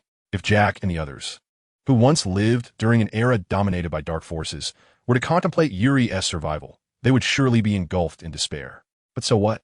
Yuri is still alive. That guy's waiting for you. You must save him. You absolutely must. I understood this was merely an emotional plea. Yet what does it matter? To feign calmness and speak of giving up. What a farce. Alphonse, do you know in what state you were found? Just an arm burned to cinders in a shattered half. Lady Bonfry helped mend me, and I'm fit to fight. Jack's expression turned to one of astonishment, and I gradually regained my composure. I couldn't help but yell, directing my frustration at Yuri's parents. I raised my voice at him, who had cared for me since childhood. The atmosphere grew increasingly tense. Sorry. No, I'm sorry too. Thank you, Alphonse. I awkwardly turned my head aside, feeling a weight upon it. It was Jack's hand, which felt as if it hadn't touched my head in ages. That guy is definitely still alive. So please, don't speak of giving up. I beg you. That child is truly beloved. At last, a calm smile returned to Jack's face. He must maintain that smile. A frosty demeanor did not suit him at all. I'm glad you want to keep my son away from danger. It was Mother, her face a portrait of profound sadness. I hope you don't utter words about giving up on that child as survival. I'm sorry. Mother sniffled, gazing at me. However, the hope does seem quite dim. So, I understood what Mother meant. But I will help Yuri, that is all. I rose from the bed and turned my face towards Dumbledore. I believe it would be more effective for you to witness it directly rather than hear about it from me. Will you accompany me? Only Dumbledore exhibited a look of understanding, while the others appeared perplexed. I nonchalantly proceeded towards the room we required, a chamber crafted by Yuri to unveil secrets to me. At that moment, I was overwhelmed by the shocking sights and unable to catch up with Yuri immediately. Had I accepted everything he offered then, I wouldn't find myself in this predicament now. This thought filled me with profound regret. The room we needed transformed in size according to the number of individuals present. The space there was significantly larger than when only Yuri and I entered. Although the central basin remained unchanged in size, its inherent largeness made it appear more natural. Is this a sieve of worries? Inquired the unfamiliar sorceress.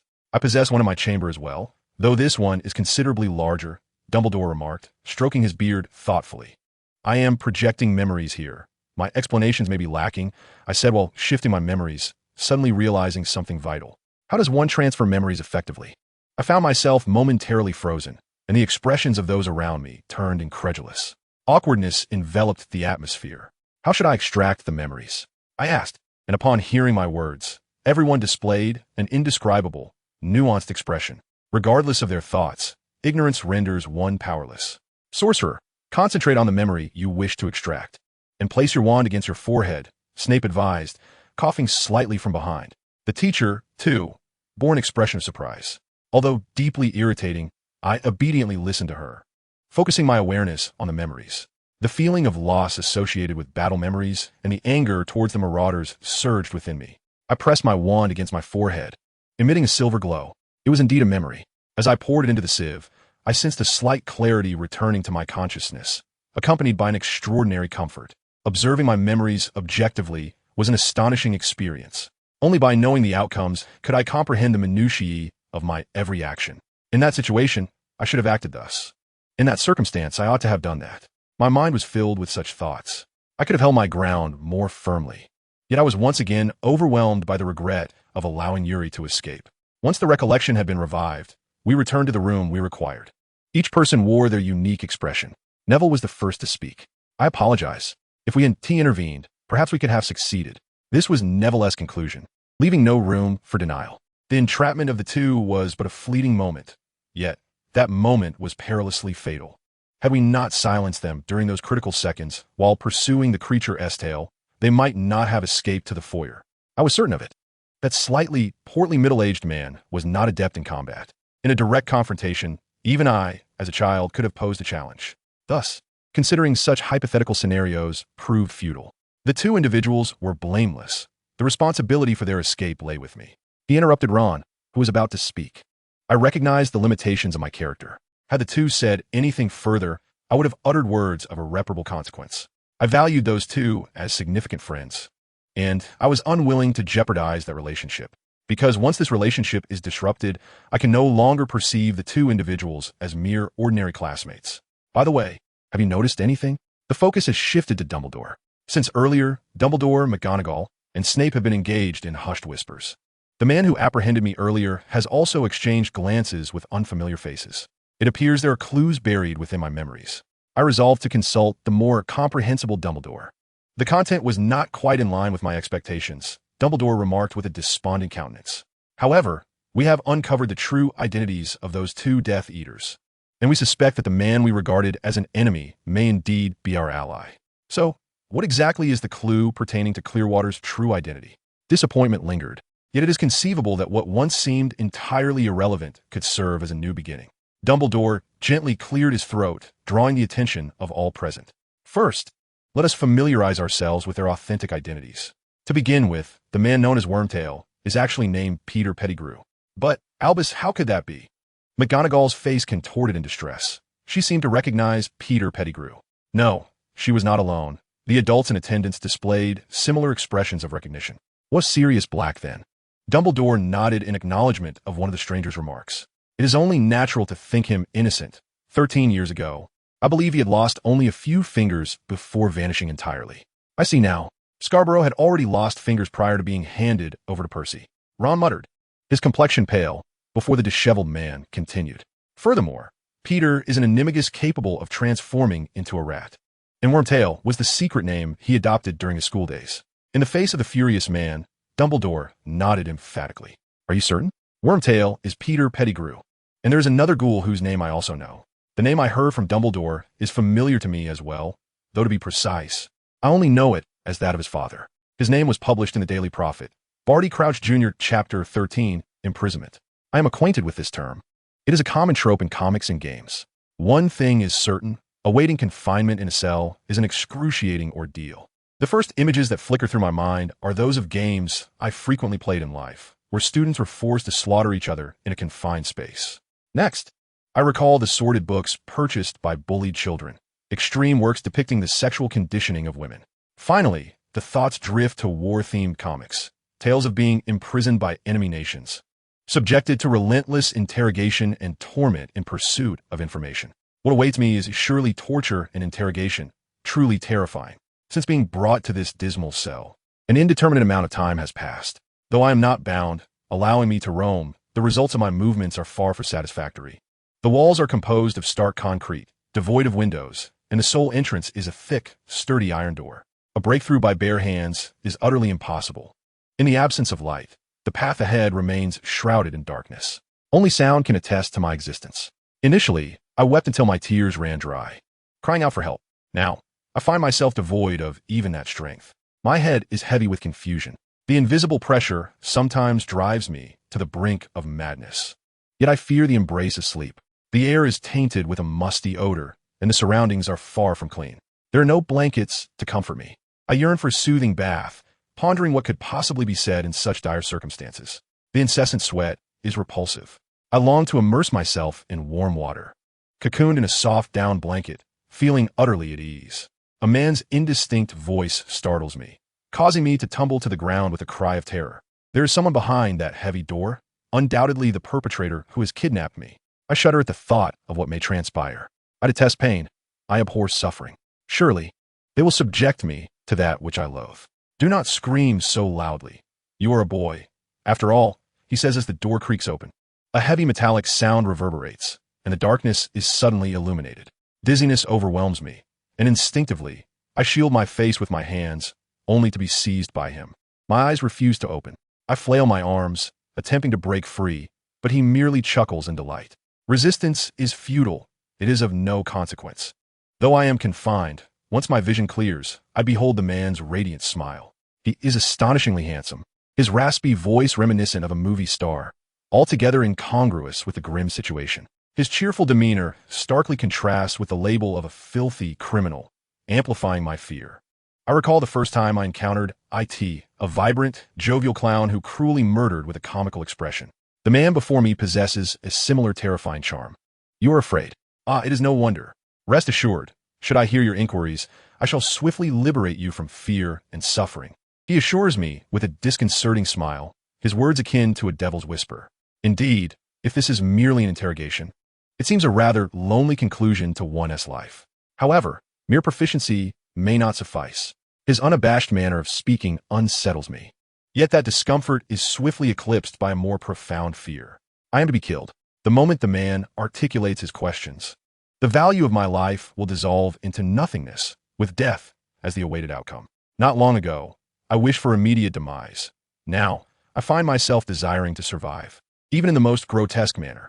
I yearn to see Sophia, Jack, and Al. What? Do you comprehend my meaning? The man taunts. Then let him embrace a woman. If the Magus allows, I shall prepare something fitting for you. You may do as you please. He speaks of horrific matters with the casualness of idle chatter, instilling in me a profound dread. Women are mere instruments for the gratification of desire. I suspect he believes this with unwavering certainty. In truth, perhaps he is right. Ah, how delightful it is when a little imp chases after me, only for me to scorch him entirely. Could he be your boyfriend? My heart races violently. The man spoke just now. But who was the little imp chasing desperately? What was the cause of his charred appearance? Perhaps noticing the astonishment on my face. The man's mood seemed to improve, and he began to ramble. I had lost consciousness during the battle between Al and the ghoul. It was all a deception. How could I lie? I was consumed by the flames of a malevolent spirit, my body scorched, dying on the spot. Instinctively, I lunged at the man, who was exaggeratingly shrugging his shoulders, with no particular thoughts in mind, merely unable to forgive him. The man, in a fit of anger, twisted me to the ground. So it is true. He is indeed a man. I shall feign indifference. Rest assured, I harbor no prejudice against those of the same sex. What matters is lineage. Tears of regret welled up. To say I killed someone must surely be a lie. I had made a decision, yet the distasteful images flashed in my mind. The scene of Al sinking into the lake was deeply etched in my memory, refusing to fade. I recalled Al's face from our last encounter. I despised parting with him. The impulse to die had passed, and now I longed for forgiveness in whatever I did. I hope he could still wear a smile. If only I could be a good child for him. Then I would begin Crucio. Accompanied by a whispering voice, the agony commenced abruptly. The cell felt as though it had transformed into a vast refrigeration chamber. My body was as cold as if frozen. In the next moment, the entire room erupted into flames. Just as I realized it, the moisture in the room vanished, leaving it as parched as a desert. Suddenly, a wave of dampness enveloped me. The world turned upside down. The rapid changes in the room rendered my mind bewildered. I opened my eyes, which I did not know had closed, to find myself in an unfamiliar place. Fierce flames consumed the house, and those burnt by the fire writhed on the ground. Cries for help echoed, and before me was a child, innocent and desperate, reaching out.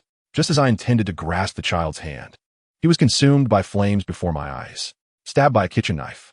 Turning to confirm the assailant, I discovered my hands and feet pinned to wooden stakes. I screamed in pain, realizing I was bound to a bed. Someone reached for my eyeball, and without hesitation, that person gouged it out. The sensation was so vivid that my voice withered away, my tongue was pulled out. Nerves burst from my body, hanging from a rasp. The unimaginable agony of having my innards extracted while nailed to a cross. My intestines, heart, and lungs were ejected, the feces-filled intestines stuffed into my mouth. My ears were pierced with fine needles, burned, drowned, and continuously electrocuted. The feeling of torment, lasting for what seemed like hours or days, concluded, and I returned to the original cell, where someone was wailing. So terrifying, so terrifying, so terrifying. Save me, do not kill me, do not kill me, I beg you. Save me. Burned, pierced, sliced, melted, corroded. Stop, stop, stop, do not kill me. Please save me, I beg you, do not kill me. I would do anything, so do not kill me. I would offer everything, even my life. Please do not kill me. Please help. Life is solely about assistance. The terrifying specter of violence, murder, rape, the brutal removal of one's very essence, threatens to encroach upon the sanctity of existence. I implore you, I offer all that I possess. Please let these words cease. Do not take my life. I am engulfed in fear, an overwhelming dread that suffocates me. The torment I endure is profound, and yet amidst this anguish, I find a flicker of clarity. It is I who cries out in desperation, pleading for release from this torment. How could one ever find solace in such abhorrent circumstances? The nature of suffering is difficult to articulate. It is an experience that transcends the ordinary. Once one is rendered powerless, the gravity of the situation becomes apparent. This initial encounter with despair is indeed shocking, though remarkably, few succumb to madness at first touch. Do you comprehend the reason? I cannot grasp it. There is no time for contemplation, only a trembling body seeking to escape the harshness of reality. This is merely the beginning. Any tragedy that occurs once cannot reach the depths of despair. Fear may envelop one, yet it remains a transient feeling. What must transpire to plunge a soul into utter hopelessness? Silence. I wish to be alone with my thoughts. Allow me to offer you a clue. How many crosses do you believe you've been nailed to? The man inquired, his proximity akin to that of lovers. I recoiled, yet he cornered me against the wall. 3 days, I replied. His laughter was extravagant, bordering on the absurd. I was at a loss, overwhelmed by his mirth. 1 day, I reiterated, and he shook his head. 5 minutes. Words escaped me. It was unfathomable. Surely, hours had passed. By the way, this time you screamed into unconsciousness is included. In truth, it lasted around 3 minutes, though I could extend the torment if intervals were appropriately structured. Let us proceed, Crucio. The agony resumes. Questions linger unasked, for the interrogation offers no clarity. I have traversed the realm of death, crushed beneath colossal stones, my head severed by a great scythe, my skin scraped away piece by piece.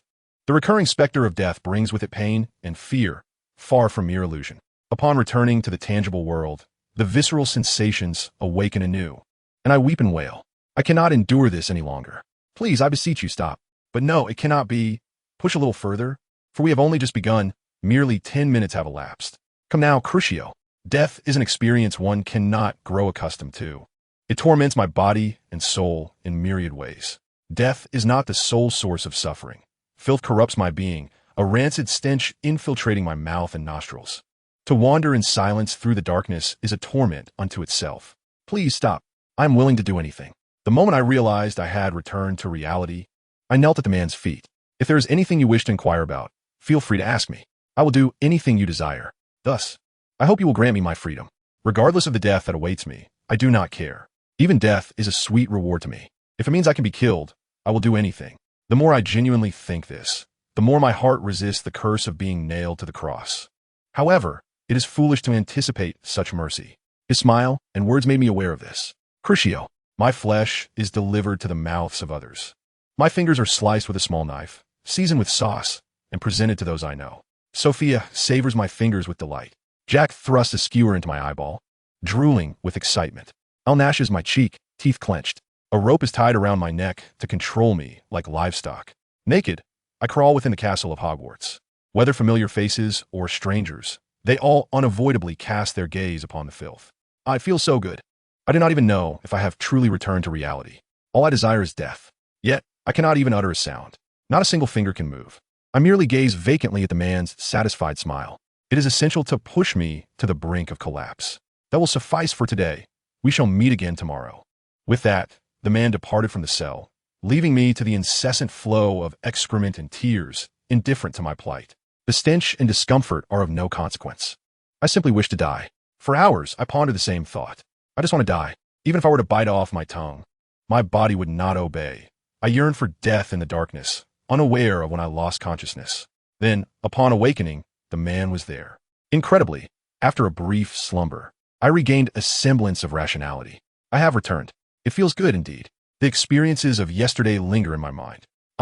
It is crucial to review what was learned in class immediately.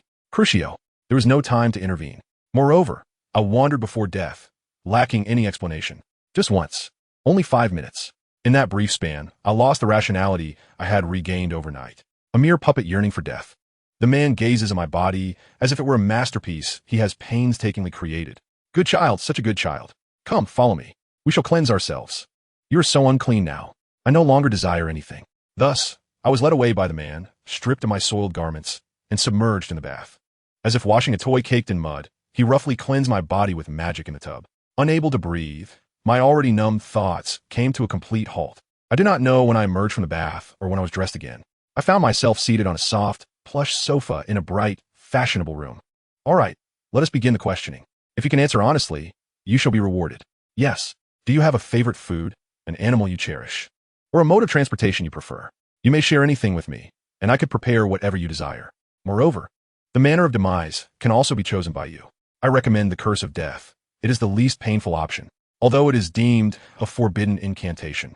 I perceive no magic more compassionate, as it allows one to face the inevitable specter of death with a serene heart. Well, I have not experienced it myself, so it remains merely a figment of my imagination. His tone was lighthearted, almost as if he were jesting to lighten the mood.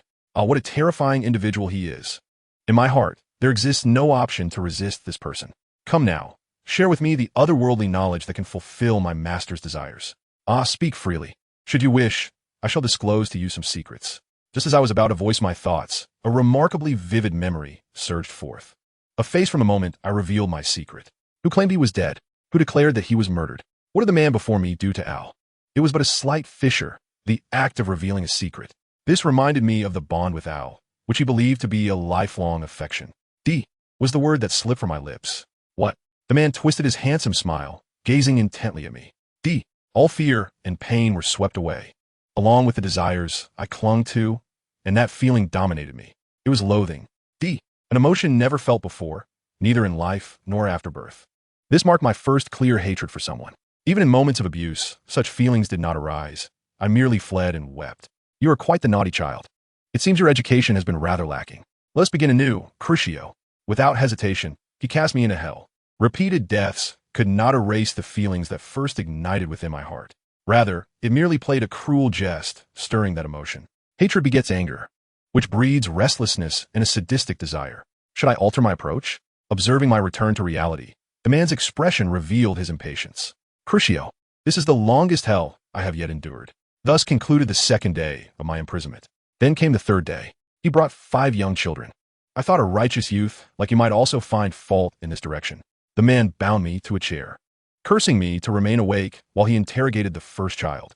Unlike the curse of crucifixion, I meticulously peeled away the child's nails, slowly yanked out strands of hair, all while casting healing spells to prevent death, shaking him violently. The other 4 children cried out in terror, while the man wore a calm smile as he severed the boy's head. Now, can you tell me? Oh, what a horrific sight it was. How grotesque. How tragic. Laughter echoed forth. No need to discern who laughed. What a cruel man he is. He slaughtered such young children, yet still laughed in the end. Nonetheless, his laughter sounded genuinely joyous. The laughter did not cease. Why did he display such a look of astonishment when he was clearly laughing? Is he malfunctioning? No, not yet. Perhaps he needs a moment to rest. It seems he is rather anxious. No, that won't do. My memory abruptly ceased. Then I awoke in darkness. The moment the man entered, I screamed. He approached with great delight. I instinctively recoiled from his face, then I gouged out his eyes. Just as on the day I killed my parents, his round pupils reflected my blissful smile. Chapter 14 Epilogue. I am familiar with the term fate, yet I have never placed my faith in it. The lives of Yuri and myself, manipulated by whom? Such a notion is utterly foolish. My thoughts remained unchanged after hearing the contents of the prophecy. It is dreadfully mundane, absurd to the extreme. Those wretches who drive Yuri into despair, not merely feasting on the dead. Now, the shadowy figures in this room, along with those who claim to be the Order of the Phoenix, are fools. Had such a prophecy not existed, no one would have uncovered Yuri's secret. Perhaps there indeed exists a certain meaning that brings forth prophecies. However, the outcome of such thoughts is merely the folly of those present who entangle themselves in their own webs. Yet, the prophecy is absolute. Scrimgeour states, indeed, we are driven by prophecy. It seems quite comical, but if the future holds certain hope, we must act. If it holds certain despair, we must act. Those aware of the prophecy bear the right and obligation to choose the future. Is this the reason they captured Yuri? Why not swiftly dismantle such things? And why does Voldemort know of this prophecy's existence? Prophecies must be treated with caution and not be easily destroyed. The reason Voldemort is aware of the prophecy is rather simple. Under severe torture, our comrade divulged information. My mother mournfully remarked, he was a brave soul, yet ultimately succumbed to torture and was slain. Is that so? Certainly, it cannot be accepted. However, blaming my mother serves no purpose. It is merely a misdirected wrath. There are no leads to find Yuri. After being retaliated against by Barty Crouch Jr. and plunged into the lake, it was Dumbledore who, upon returning, discovered the dark mark and the infernal flames hovering above the surface, rescuing me. He then entrusted my situation to Madame Pomfrey, reassembling the wizards who once opposed the Empire during the Reign of Darkness. The self-proclaimed Order of the Phoenix, a group of benevolent wizards, rallied those seeking the truth to trace Yuri's whereabouts. They conducted thorough investigations into facilities that were once utilized by dark forces and those connected to Voldemort. It is said he even infiltrated Barty Crouch's residence, though the outcome was grim. Yes, Harry said with concern. He is indeed a gentle soul. Despite being filled with sorrow, he never forgets to consider the feelings of others. I have also heard of Basilisk's demise. In a place called the Prophecy Chamber, he was burned by the malevolent flames of the traitor, Dorlus, leaving half of his body charred. In a desperate bid to save Harry, Agley endured excruciating pain as he roamed tirelessly. My admiration for him was immense. Now, the hero rests peacefully beside Hagrid's humble abode. It is said that during the prophecy, time will cease for a while. The malevolent flames seem to have left an indelible mark upon the prophecy. Moreover, the whereabouts of Darius remain elusive. I find myself untroubled by this, for the foremost concern is the wand. The issue extends beyond Yuri's mysterious disappearance. My wand has been consumed by the sinister flames. Without a wand, the practice of magic becomes an impossibility, which implies that I am rendered defenseless. Even if I were to ascertain Yuri's location, I would be incapable of engaging in battle. Neville, trembling with trepidation, addressed my anxious demeanor. What troubles you? I endeavored to soften my tone. Both Neville and Ron appeared despondent, burdened by the knowledge that Yuri had been abducted. I desperately bore the weight of that responsibility, feeling it keenly. With my wand, Neville began, extending his own wand towards me, leaving me astonished. A wand is akin to an extension of a wizard's very being. The loss of mine had made this painfully evident. I felt an overwhelming sense of loss, as if I had severed a limb, cast adrift in the ocean without a life buoy. Regardless of the weight of responsibility, extending a wand requires an act of courage. Neville, I murmured, I am truly sorry. Tears streamed down Neville's face as he repeatedly apologized, and I placed a reassuring hand upon his shoulder. I have long since declared that you are not at fault. The ghouls are to blame. Yet, I questioned, if the time for battle arrives, might you lend me your wand? Of course, he replied. Clutching the wand would either render me a burden or a puppet for the enemy. Thus, I implore him to keep it. Neville possessis remarkable valor. Though I'd always known this, I now grasped its depth. There was no hint of retreat in his eyes. I intend to fight. He resolved to hand me the wand, ready to plunge into the maelstrom of battle. Neville, I hold you in the highest regard, I declared earnestly. Therefore, I must assert that if you are determined to fight, I shall not accept the wand. Should you wish to relinquish it, you may flee. Without a wand, should you declare your intent to engage in battle, it amounts to nothing less than suicide. I comprehend your sentiment, yet this is not valor. But Neville's expression hardened into one I had never witnessed before. Do you not wish to fight? His voice bore a certainty that pierced through my heart. Even if I do not entrust you with the wand, you shall still fight, fully aware that it is but a march towards death. I respect you profoundly. Thus, I must declare that you are a coward. Contrary to the aggression in my words, Neville's face reflected the sorrow of tears. You are cunning, stripping me of my choices. If I do not surrender the wand to you, you will confront battle unarmed, fully cognizant that it is a death sentence. Therefore, I must concede the wand to you. As he extended the wand towards me, he lamented, it is too cruel to allow the one responsible for Yuri's abduction to escape unscathed. Is it permissible? Everyone else, except for me, is worthy of wielding a wand. Only I, holding the wand, am rendered ineffective. I recognize that I am unworthy of being a Gryffindor. I lack courage and my intellect feels inadequate, often leading me to commit foolish acts. Neville, however, is not afflicted by such shortcomings. Indeed, that is why I implore you. Neville interrupted my words, urging, save Yuri. I believe only Ollie possesses the ability to accomplish this. No one else can rescue Yuri but you, Neville. I nodded in agreement. Leave it to me. Unfortunately, it seems that may not be the case. Just as I took hold of the cane, a pair of frantic eyes burst through the door, interjecting. It had been subtly hinted at for some time now. I apologize. I seem to be dousing your hopes. Others' wands do not obey whims. Besides, Yuri has already been found, safe and sound. What did you say? I questioned, doubting my own hearing. I had spent 4 days in the infirmary with no progress, and now, suddenly, this news arrived. In my astonishment, I scarcely had time to feel joy. The reactions to this unexpected news were uniform. Where are you? I pressed the frantic-eyed one, who, looking dejected, pushed me aside. Now let's go. If a minor wizard employs magic without any plan, the Ministry of Magic will detect it. He has been located and is under the protection of the Muggle police. We must head to Hogsmeade immediately. Upon hearing this, I dashed off, still clutching Neville's wand. I sprinted toward the window leading to Hogsmeade, leaping without hesitation. Midway, I cast a levitation charm to slow my descent and landed on the campus, where students were playing. Ignoring their astonished gazes, I raced toward the gate. However, it was locked. I contemplated jumping over it, but the frantic-eyed one had already caught up. You fool, you don't even know where you're going. Running ahead, all alone. By the way, how can you wield Neville's wand?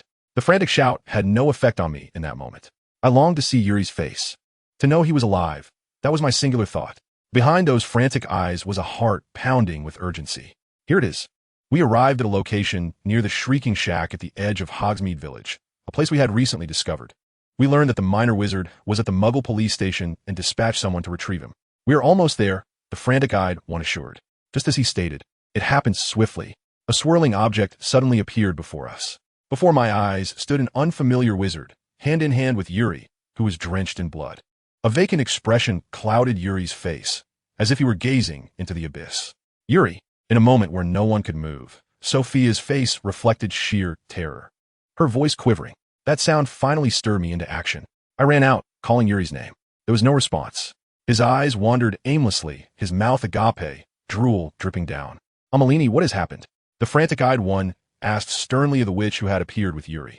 When I arrived at the Muggle police station, I heard the officers say that the child had been stumbling down the street in such a manner. What transpired remains incomprehensible, even if one wishes to listen. Regardless, let us escort you to the infirmary. Jack, tears streaming down his face, endeavored to speak with a calm voice, though his expression was a complex amalgamation of reassurance, sorrow, and anxiety. If it were true, she would undoubtedly want to scream. In moments like these, there is no need for bravado. Come, let us proceed. Faced with Jack's desperate attempt to smile, Yuri offered no reply. It would be wiser to let him rest.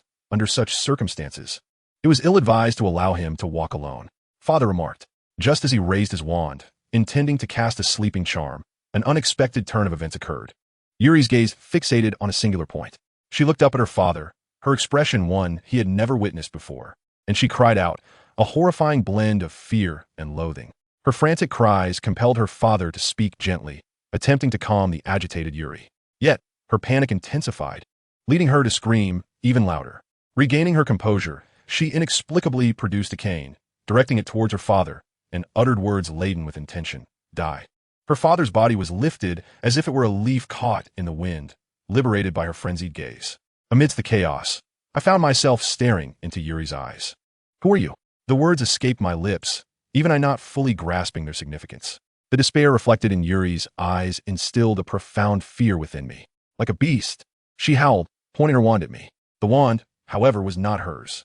Yet, I recognized it, the wand of one of the Death Eaters who had abducted Yuri, Bartemius Crouch Jr. The answer to the question of why Yuri wielded Bartemius's wand was now evident. Though her body was stained with blood, there were no visible injuries. Her first utterance was a chilling die. In other words, that was the crux of the matter. Is that truly you? Someone screamed at the sight of Yuri, raising her wand, while another attempted to rush to my side. Stay back, I shouted, countering the magic Yuri unleashed. No one intervened. No one heeded my plea. Yet, I would not allow any interference. I implore you, it is essential that we have a confrontation with him first. We can inquire about what transpired later and why he has attacked me. There are more pressing matters at hand. Sophia voiced her unease. I apologize, Aunt. But the moment I saw that creature's eyes, I understood. What are you saying? Father asked, bewildered. No one could fathom it. I had lived alongside him, understanding better than anyone else the emotions of that being, emotions that even Sophia and Jack could not comprehend. That being was angry. I knew not what had provoked this ire, nor who it was directed towards, but it was evident that he was enraged. Therefore, I must allow him to express it. A voice interrupted me. Do not speak nonsensically. Remain calm. First, let's put Yuri to sleep. I disregarded the opinions of those around me. Neville, did I not mention that I am the one who will save Yuri? With my wand aimed at him, Yuri, clutching her head, glared at me defiantly. This is so distressing. I had never encountered him in such a manner before. Neville listened to my words, trembling as he nodded. I was reluctant to entrust anyone with this matter. I did not believe I could confide in him either. I sensed that if his heart remained detached from the situation, it could lead to irreparable consequences. Such a situation must have transpired. The gentle, yet timid Yuri seemed desperate to vent his anger. I was unaware of the events that had unfolded, but I could easily imagine the torment he must have endured. Thus, I felt compelled to confront his emotions directly. Otherwise, they would surely shatter. There was no rebuttal to my words, only confusion and resonance. Your actions are without hesitation, are they not, Dumbledore? Certainly. In that case, let us simply observe. Albus, are you still well? McGonagall exclaimed in astonishment. Indeed, he is likely the one who understands that child better than anyone. He could also be the one to save that child. If things escalate to an irreversible point, we can intervene then. Minerva, he stated this is a fight, and for adults to step in would be impolite. Perhaps due to a misunderstanding of Dumbledore's words, both familiar and unfamiliar faces echoed this sentiment. However, it mattered not. If Dumbledore stood with us, in the end, everyone would surely acknowledge our stance. Therefore, I would hold firm to my convictions. Chapter 15, Epilogue 2. In retrospect, we had never quarreled. It was always I who became irate unilaterally. Despite this, a sense of joy welled up within me. Let the argument commence until acceptance is reached. I unleashed a disarming spell upon the wildly frantic Yuri. He dodged, his movements not chaotic, as he hurled a stone at me with his foot. I recited the transformation spell aimed at that stone. Within the frenzy lay a clear intent, a direct confrontation with that intention. The stone propelled towards me, morphed into a dagger midair due to the spell's influence. He dodged hastily, while Yuri, wielding a small branch he found, cast a spell to turn it into a dagger and advanced. This was the first time I had witnessed such an application. The transformation spell proved futile in battle. Yuri, without hesitation, overturned my preconceived notions intent on ending my life. Not only was Yuri's motor coordination lacking, but he was also adept in healing spells. Observing him battle with such proficiency left me genuinely astonished. Though I harbored concerns, I could not suppress my urge to inquire what had transpired. I do not wish to harm you. If that were true, I would immediately cleanse myself of any injuries. I shall not perish. I grasped the dagger aimed at him. Although his tactics were remarkably astute, his physical movements were uncoordinated. Should I replicate my previous actions, an ordinary magician would undoubtedly meet their demise. Such was the brilliance of the exchange. Yet, pityingly, he possessed feeble strength and sluggish movements. Indeed, you were ill-suited to inflict harm. Did my voice reach him? Yuri unleashed sparks from his wand and distanced himself from me. He hurled the small stones on the ground, transforming them into daggers. The repetition of the same technique lacked artistry. I evaded the daggers while minimizing the distance. Yuri held a newly forged dagger in his hand. He brandished it toward me. The warrior, accompanied by a flash of crimson light, a fusion of magic and steel. Despite his lack of martial prowess and ignorance of offensive spells, Yuri's attacks were monotonous yet troublesome. Die, die, he chanted, and those were the only words he uttered aside from his incantations. To engage him in conversation, one must endure until his rage subsides. I shall accompany you until the end. Yuri moved sluggishly, allowing ample time for his spell to be anticipated before its release. Nevertheless, one moment of distraction could see the blade hurtling toward me. A scream pierced the air from behind, suggesting that Yuri's paralysis curse had struck. With a cadre of capable wizards led by Dumbledore, there was little cause for concern. However, the possibility of Yuri inadvertently harming someone was unacceptable. His temperament was exasperating, and once he regained his composure, I would undoubtedly have to deal with the aftermath. Aguamini, I commanded, summoning a torrent of water from his staff to incapacitate him without inflicting harm. The challenge lay in countering it with an opposing spell. Flames erupted from Yuri's wand, but my focus remained on my objective. The vast quantity of water evaporated into mist, obscuring my vision. Seizing the opportunity, I resolved to leap into his embrace and maneuver away from the crowd. Yet, just as I contemplated this, my movements froze. I faced no physical assault. Instead, Yuri sobbed. The impact of witnessing his anguished cries was far greater than his previously furious countenance. It was the first time I had seen Yuri in such distress. Wailing like a child, he often exhibited fear and sadness, but never had he wept so openly. I relinquished the borrowed staff from Neville and rushed to his side. The once frenzied Yuri was now reduced to tears. Confronted with this infantile display of vulnerability, I felt utterly helpless. If he were to unleash his wrath, I had intended to meet it head-on. However, in the face of his sorrow, my resolve faltered. Please don't cry, I implored, seeking assistance from those behind me. Everyone appeared at a loss, save for Sophia and Jack, who resolutely approached. For reasons unknown, both cast their staffs to the ground. Their expressions were gentle, and Jack spoke up. I understand. What? I inquired. Yuri is afraid of being pointed at with a wand. Thus, it dawned on me that his frenzy stemmed from having been threatened by his father's wand, undoubtedly subjected to severe torment. Sophia maintained her tender smile. Though her body trembled with tears, she suppressed her own urge to cry out, striving to offer comfort to Yuri with her smile. Yet, the fragility of that strength resembled thin glass, delicate and prone to shatter at any moment. Why has this child become so? His face contorted with sorrow and rage. The tenderness exhibited by Sophia, surpassing that of anyone I have ever known, left me utterly speechless. Why? Why? She cried, tightly embracing Yuri, who repeatedly muttered the same question. What had this child done? Jack, too, shared in this turmoil.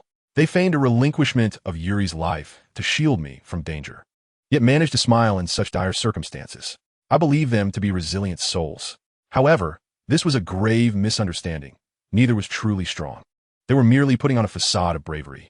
No parent can remain indifferent to the torturous suffering of their beloved child. Both of them, more than I, were deeply concerned for Yuri.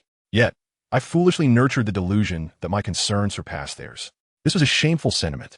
Indeed, I recognized the necessity of confronting that man's wrath directly. However, alternative approaches could certainly be explored. For instance, as these two were doing now, by embracing Yuri despite the risk of being wounded, perhaps I could save him. There might be a more effective method. Ultimately, I caused Yuri to weep in front of them. I ought to have considered their emotions.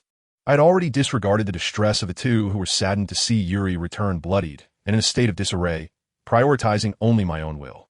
Even if he believed it was related to saving Yuri, it was unacceptable to direct a wand at him.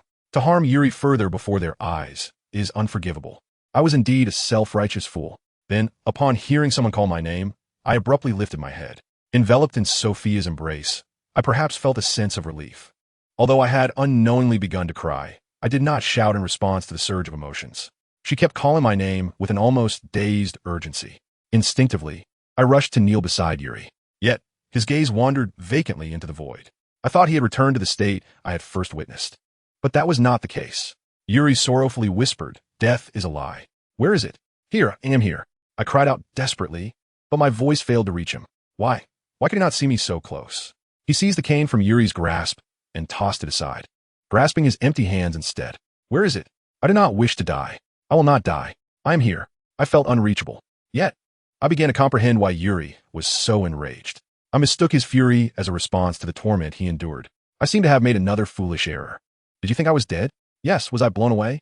Sophia and Jack could no longer conceal their smiles, nor could I. My face twisted in anguish, tears streaming down. "I am here. I am here." How could I convey this? Such calls alone could not penetrate the walls shielding Yuri's heart. Perhaps a kiss would suffice. I even entertained this thought. I could not conceive of a way to break through the shell of Yuri's spirit. I had assumed that, being Yuri's matter, he would know everything, and I had believed I understood well. Yet now, it had devolved into this. I felt a deep sense of resentment. I understood nothing. I possessed nothing. No, that is not true. I knew but a little. I am aware of a secret known only to me regarding Yuri. Aching. Yuri reacted distinctly to my words, his eyes widening as he gazed at me. Sophia and Jack exchanged puzzled glances, failing to comprehend the significance of my murmured utterance. Perhaps a Chinese individual would understand. It is a name. Cheng, or Lin Cheng, was the name Yuri bore before his reincarnation. Cheng, I'm still alive, right here. What chaos ensues. Yet, his gaze remained fixed upon my face. At this moment, I am merely organizing my thoughts. Is it truly me? I have returned. I am here, still alive. At last, the genuine Yuri has returned. I spoke incessantly, as if to convey this to her, my eyes shimmering with unwavering resolve. Is it really true? Yuri stared intently at my face, his expression contorted. Am I truly alive? Yes, I live on, just as you see. Yuri gently caressed my cheek, closing his eyes, as if to affirm the warmth of my hand. Yuri, Sophia inquired. Mother. It seemed that for the first time, Yuri acknowledged Sophia, who was holding him. His eyes widened, and his expression softened. Yuri. Jack gently patted Yuri's head. Father. A voice filled with reassurance. Perhaps I too could contribute something to this voice. Maybe it is best not to ask anything right now. I shall do all I can until Yuri's heart is healed. That is the only thing within my power. Is there anything you desire? I hope Yuri can muster some spirit, I inquired. In that fleeting moment, fear manifested upon Yuri's face. What is wrong? Have I committed another grave mistake? She greeted Yuri anxiously, who quietly shed tears. I am sorry. I recalled that person. That person? Yuri shook his head. I do not know his name. I only heard he killed someone and burned them alive. Witnessing Yuri's voice, akin to blood being coughed up, I understood. Was it not little Bartimius Crouch? Anger surged anew. Indeed, that man must have interrogated Yuri. What did he do? I heard. My fury clouded my ability to think rationally. Despite having already resolved not to ask, I found myself unable to refrain. My neck was severed, yet it was too late. The content of the interrogation, spoken by Yuri with a voice laced with sobs, was beyond comprehension. The horrific details were nauseating to hear. The tale of the curse of crucifixion, once spoken by the mad-eyed, replayed in my mind. It is a curse that inflicts suffering so profound that death seems preferable. Indeed, he struck me several times, urging me to kill him, laughing as he mentioned Crucio. Why must Yuri endure such a fate? My body was consumed by my mother, father, and Al. Is the prophecy truly of such significance? To snatch away a child right before one's eyes? Is it only natural for Yuri to encounter such horrors? Yuri. Why did I allow Yuri to be taken away at that time? Had I not fled, such a tragic occurrence would not have transpired. Why am I so weak? So foolish? I shall never again permit anyone to inflict harm upon me. I swear it. It matters not who it is, be it my father as an adversary or as a puppet. It is of no consequence. I shall no longer forgive anyone, absolutely not. I will hunt you down, ensuring that not a single person who has harmed Yuri remains. Be it the Dark Emperor, the Phoenix Knights, the Shadowmancers, the Ministry of Magic, or Hogwarts, it is all the same. If necessary, I shall dedicate myself to learning and training more fervently than ever before to grow stronger. Hey, father. I turned back to see everyone had heeded Yuri's words. Then I inquired, you are not, perchance, intimidated by that prophecy, wishing to confine Yuri, are you? Sophia and Jack displayed expressions of shock. They must have heard of the prophecy as well. Yet perhaps they were too concerned for Yuri to approach. How could I possibly do such a thing? Hermione exclaimed tearfully. I felt similarly. If one desired to inflict further suffering upon Yuri, they would no longer be deemed human. Yet, the existence of monstrosities is undeniable, Much like that wretched Barty Crouch Jr., this child's existence may cause profound tremors throughout the world. Scrimgeour stated in a voice devoid of emotion, "Monsters lurk among us. We must consider the greater good." "What nonsense!" Sophia cried out. "I shall never forgive anyone for harming this child." Her face contorted in fear as she clutched Yuri tighter. "Come closer to this child and see." I fear not Azkaban. Whoever it may be, I will kill them." "Calm down, Jack. Calm down." Jack's father seemed taken aback, shouting furiously. "Darling, he is my son, the son of Sophia and me. If you lay a hand on him, I shall not spare anyone, be it Dumbledore or otherwise." "Why? How dare you inflict such tragedy upon this innocent child?" The disgust evident on their faces was palpable. Their wrath instilled fear, rendering everyone speechless. In this tense atmosphere, Dumbledore approached. Do not come closer." Jack raised his wand, halting Dumbledore in his tracks. Members of the Order of the Phoenix swiftly moved to stand before Dumbledore, who called out loudly, "No." That single command rendered us motionless. Dumbledore's presence radiated power akin to the sun. Chapter 16, Epilogue 3. No one could defy that will. "Of course, Jacob, no one shall allow that child to suffer again." With that, Dumbledore displayed a serene expression. "However, Dumbledore," Scrimgeour's face contorted in distress. "The Master would not wish for this. And besides, that child has spoken, has he not?"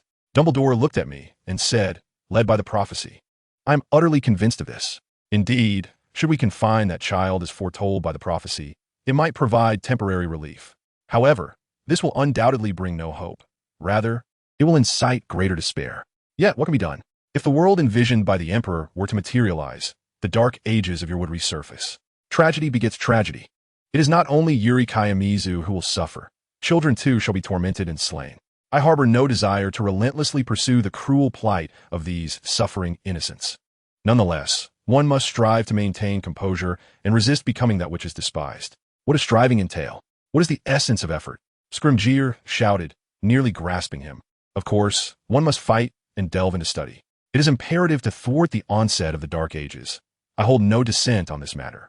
However, to be swayed solely by prophecies, as is the case now, will not lead to the defeat of Voldemort. I have long asserted that confining that child is merely a stopgap measure, one that invites unnecessary calamity. Yet, that prophecy indeed asserts that the child's existence heralds despair. But what sort of despair is it, and for whom? Even I am uncertain. It may pertain to Voldemort himself. Thus, imprisoning that child might be the gravest error. Do not speak such nonsense. Despair blankets all hope. Its presence shrouds the world in death, transforming hope into despair and sealing off the future. The prophecy labels that child as a tainted soul. Prophecy is laden with metaphor and allegory, not meant to be interpreted literally. Yet, it is evident which possibility holds greater weight. If that is the case, you have made enemies of those who cherish love. We all know whom Dumbledore refers to. The terrifying aspect of treating those who love children as foes is not lost on you. You will not forget what enemies were forged in the Dark Ages. Children, lovers, friends, yearning for their beloved ones, and the strength of humanity reaches its zenith in resistance. Those taken as hostages, who would lay down their lives and fight with utmost fervor, are the very existence we dread. We cannot be compared to puppets or malevolent fools. More importantly, in opposing them and inflicting harm, we jeopardize our greater cause. Without a noble purpose, can mere assemblages of the powerful truly stand against the Emperor's dominion? That is but an extreme assertion. Moreover, even if confinement were not an option, what then? What if the child's fate is steeped in despair? What if the Emperor captures that child once more? To these inquiries, I find no answers. Must we perpetually safeguard that child? After this failure, how can we possibly atone? Yet, it must be preserved. This is neither an answer nor a solution. It is profoundly irresponsible. Such is the nature of fate. Prophecies are merely signposts along the road. Do not forget this. They are certainly not the answer. One thing can be stated with clarity, even in the face of fate. Those who await complete evasion shall find only failure.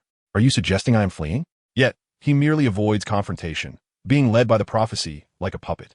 Scrimgeour knelt, cradling his head in anguish. I am the head of the Department of Mysteries. Even if I am derided as a coward, I shall. I cannot fathom such torment. Though I cannot forgive Yuri's confinement, I understand he possesses convictions he cannot forsake. The balance between the world and the individual, which weighs heavier.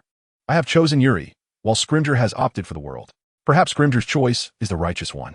Yet I am here to protect you. What can a child accomplish with such limited strength? Scrimgeour neither mocked nor scorned my words. he merely replied with a hint of indifference. I shall grow stronger, and I shall not succumb to any adversary. This is the essence of youth. No matter how fervently one pursues strength, one may still overlook that which is most vital in the present moment. Nothing is absolute. However, this is akin to prophecy. Indeed. Still, I am aware of which possibility holds greater weight, and I cannot wager on the improbable. Is it because you are the director? Indeed. And what are your personal thoughts? Upon hearing my question, Scrimger sighed deeply. Of course, the answer is affirmative. I do not wish to compel a child to make sacrifices. Nevertheless, I am bound by duty to uphold the peace of this world. Even if I am accused of evasion, I cannot shirk my responsibilities. But please, trust me. I met Scrimger's gaze unwaveringly. I will not divert my attention from Yuri, nor will I yield to any foe. If Yuri's actions threaten to plunge the world into despair, I shall undoubtedly intervene. So, I implore you to believe in me. Scrimger returned my gaze, surveying those around us. He sighed again, saying, Do you have no companions? I truly empathize with your difficult position. If you were to become the minister of the magical province, you would bear even greater responsibilities. Scrimger offered a wry smile and turned his face towards me. Even if I were to act with stubbornness, I could never confine that child. No one would assist me in such a venture. Truly, Director. Upon hearing my mother's voice, Scrimger rose. I believe in you. You are stronger than anyone. Then, after graduation, become my subordinate, and let me endure the trials, only to repay you with success. I entrust this to you. First, you must learn to use honorifics. Saying this, Scrimger addressed Dumbledore. I heard various discussions regarding the forthcoming security measures at Hogwarts concerning Yuri, me, and Harry's circumstances. Yet, at this moment it matters not. Yuri, I will protect you, without fail. Yuri hesitated. Another secret? What is it that you wish to say? Yuri anxiously looked up at me and asked, Will Al forgive me? What are you talking about? Is it about that wand? I thought to myself, yet received an entirely erroneous reply. My secret, I did not forgive you, nor was I angry. Speaking of which, what are you angry about? Yuri is simply Yuri, nothing more. Do you not believe what I say? Yuri shook his head in a panic. Thank you. A voice as soft as a whisper. However, it was not an apology. In moments like these, it is customary for Yuri to offer an apology. Yet he does not. However, I too shall become stronger. He declares, his eyes conveying a resolute intent. The news of Ael's demise fills me with profound dread. Nevertheless, I remain alive. It is not that I wish to be harmed or to perish, despite my existence being for the purpose of safeguarding me, Yuri states. I have consistently erred, relying solely on knowledge to unravel the words spoken by Dumbledore. Prophecies are merely signposts, and my knowledge follows suit, guiding me as if I were a mere pawn. A perplexed expression appears on the faces of those around me, yet I comprehend. So what comes next? I too must grow stronger, for both my heart and body require fortification. I yearn to protect someone. Indeed, tragedies have unfolded, yet what remains is not despair. Hope illuminates Yuri's gaze. Yes, let us grow stronger together, he asserts, extending a hand to assist him in standing. I address Yuri, who, although unsteady, manages to rise on his own. First, we must find a way to address this overwhelming stench. How utterly repugnant. What calamity has he endured? It is commendable that he has resolved to gain strength. Yet the path ahead is fraught with challenges.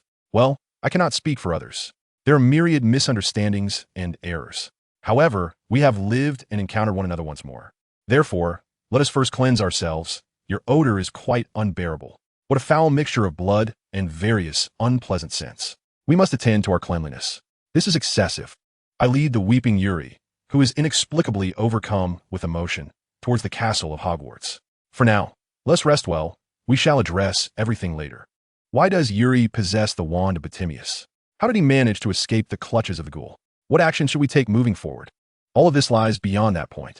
Our third year has only just commenced, and surely our destinies have only just begun.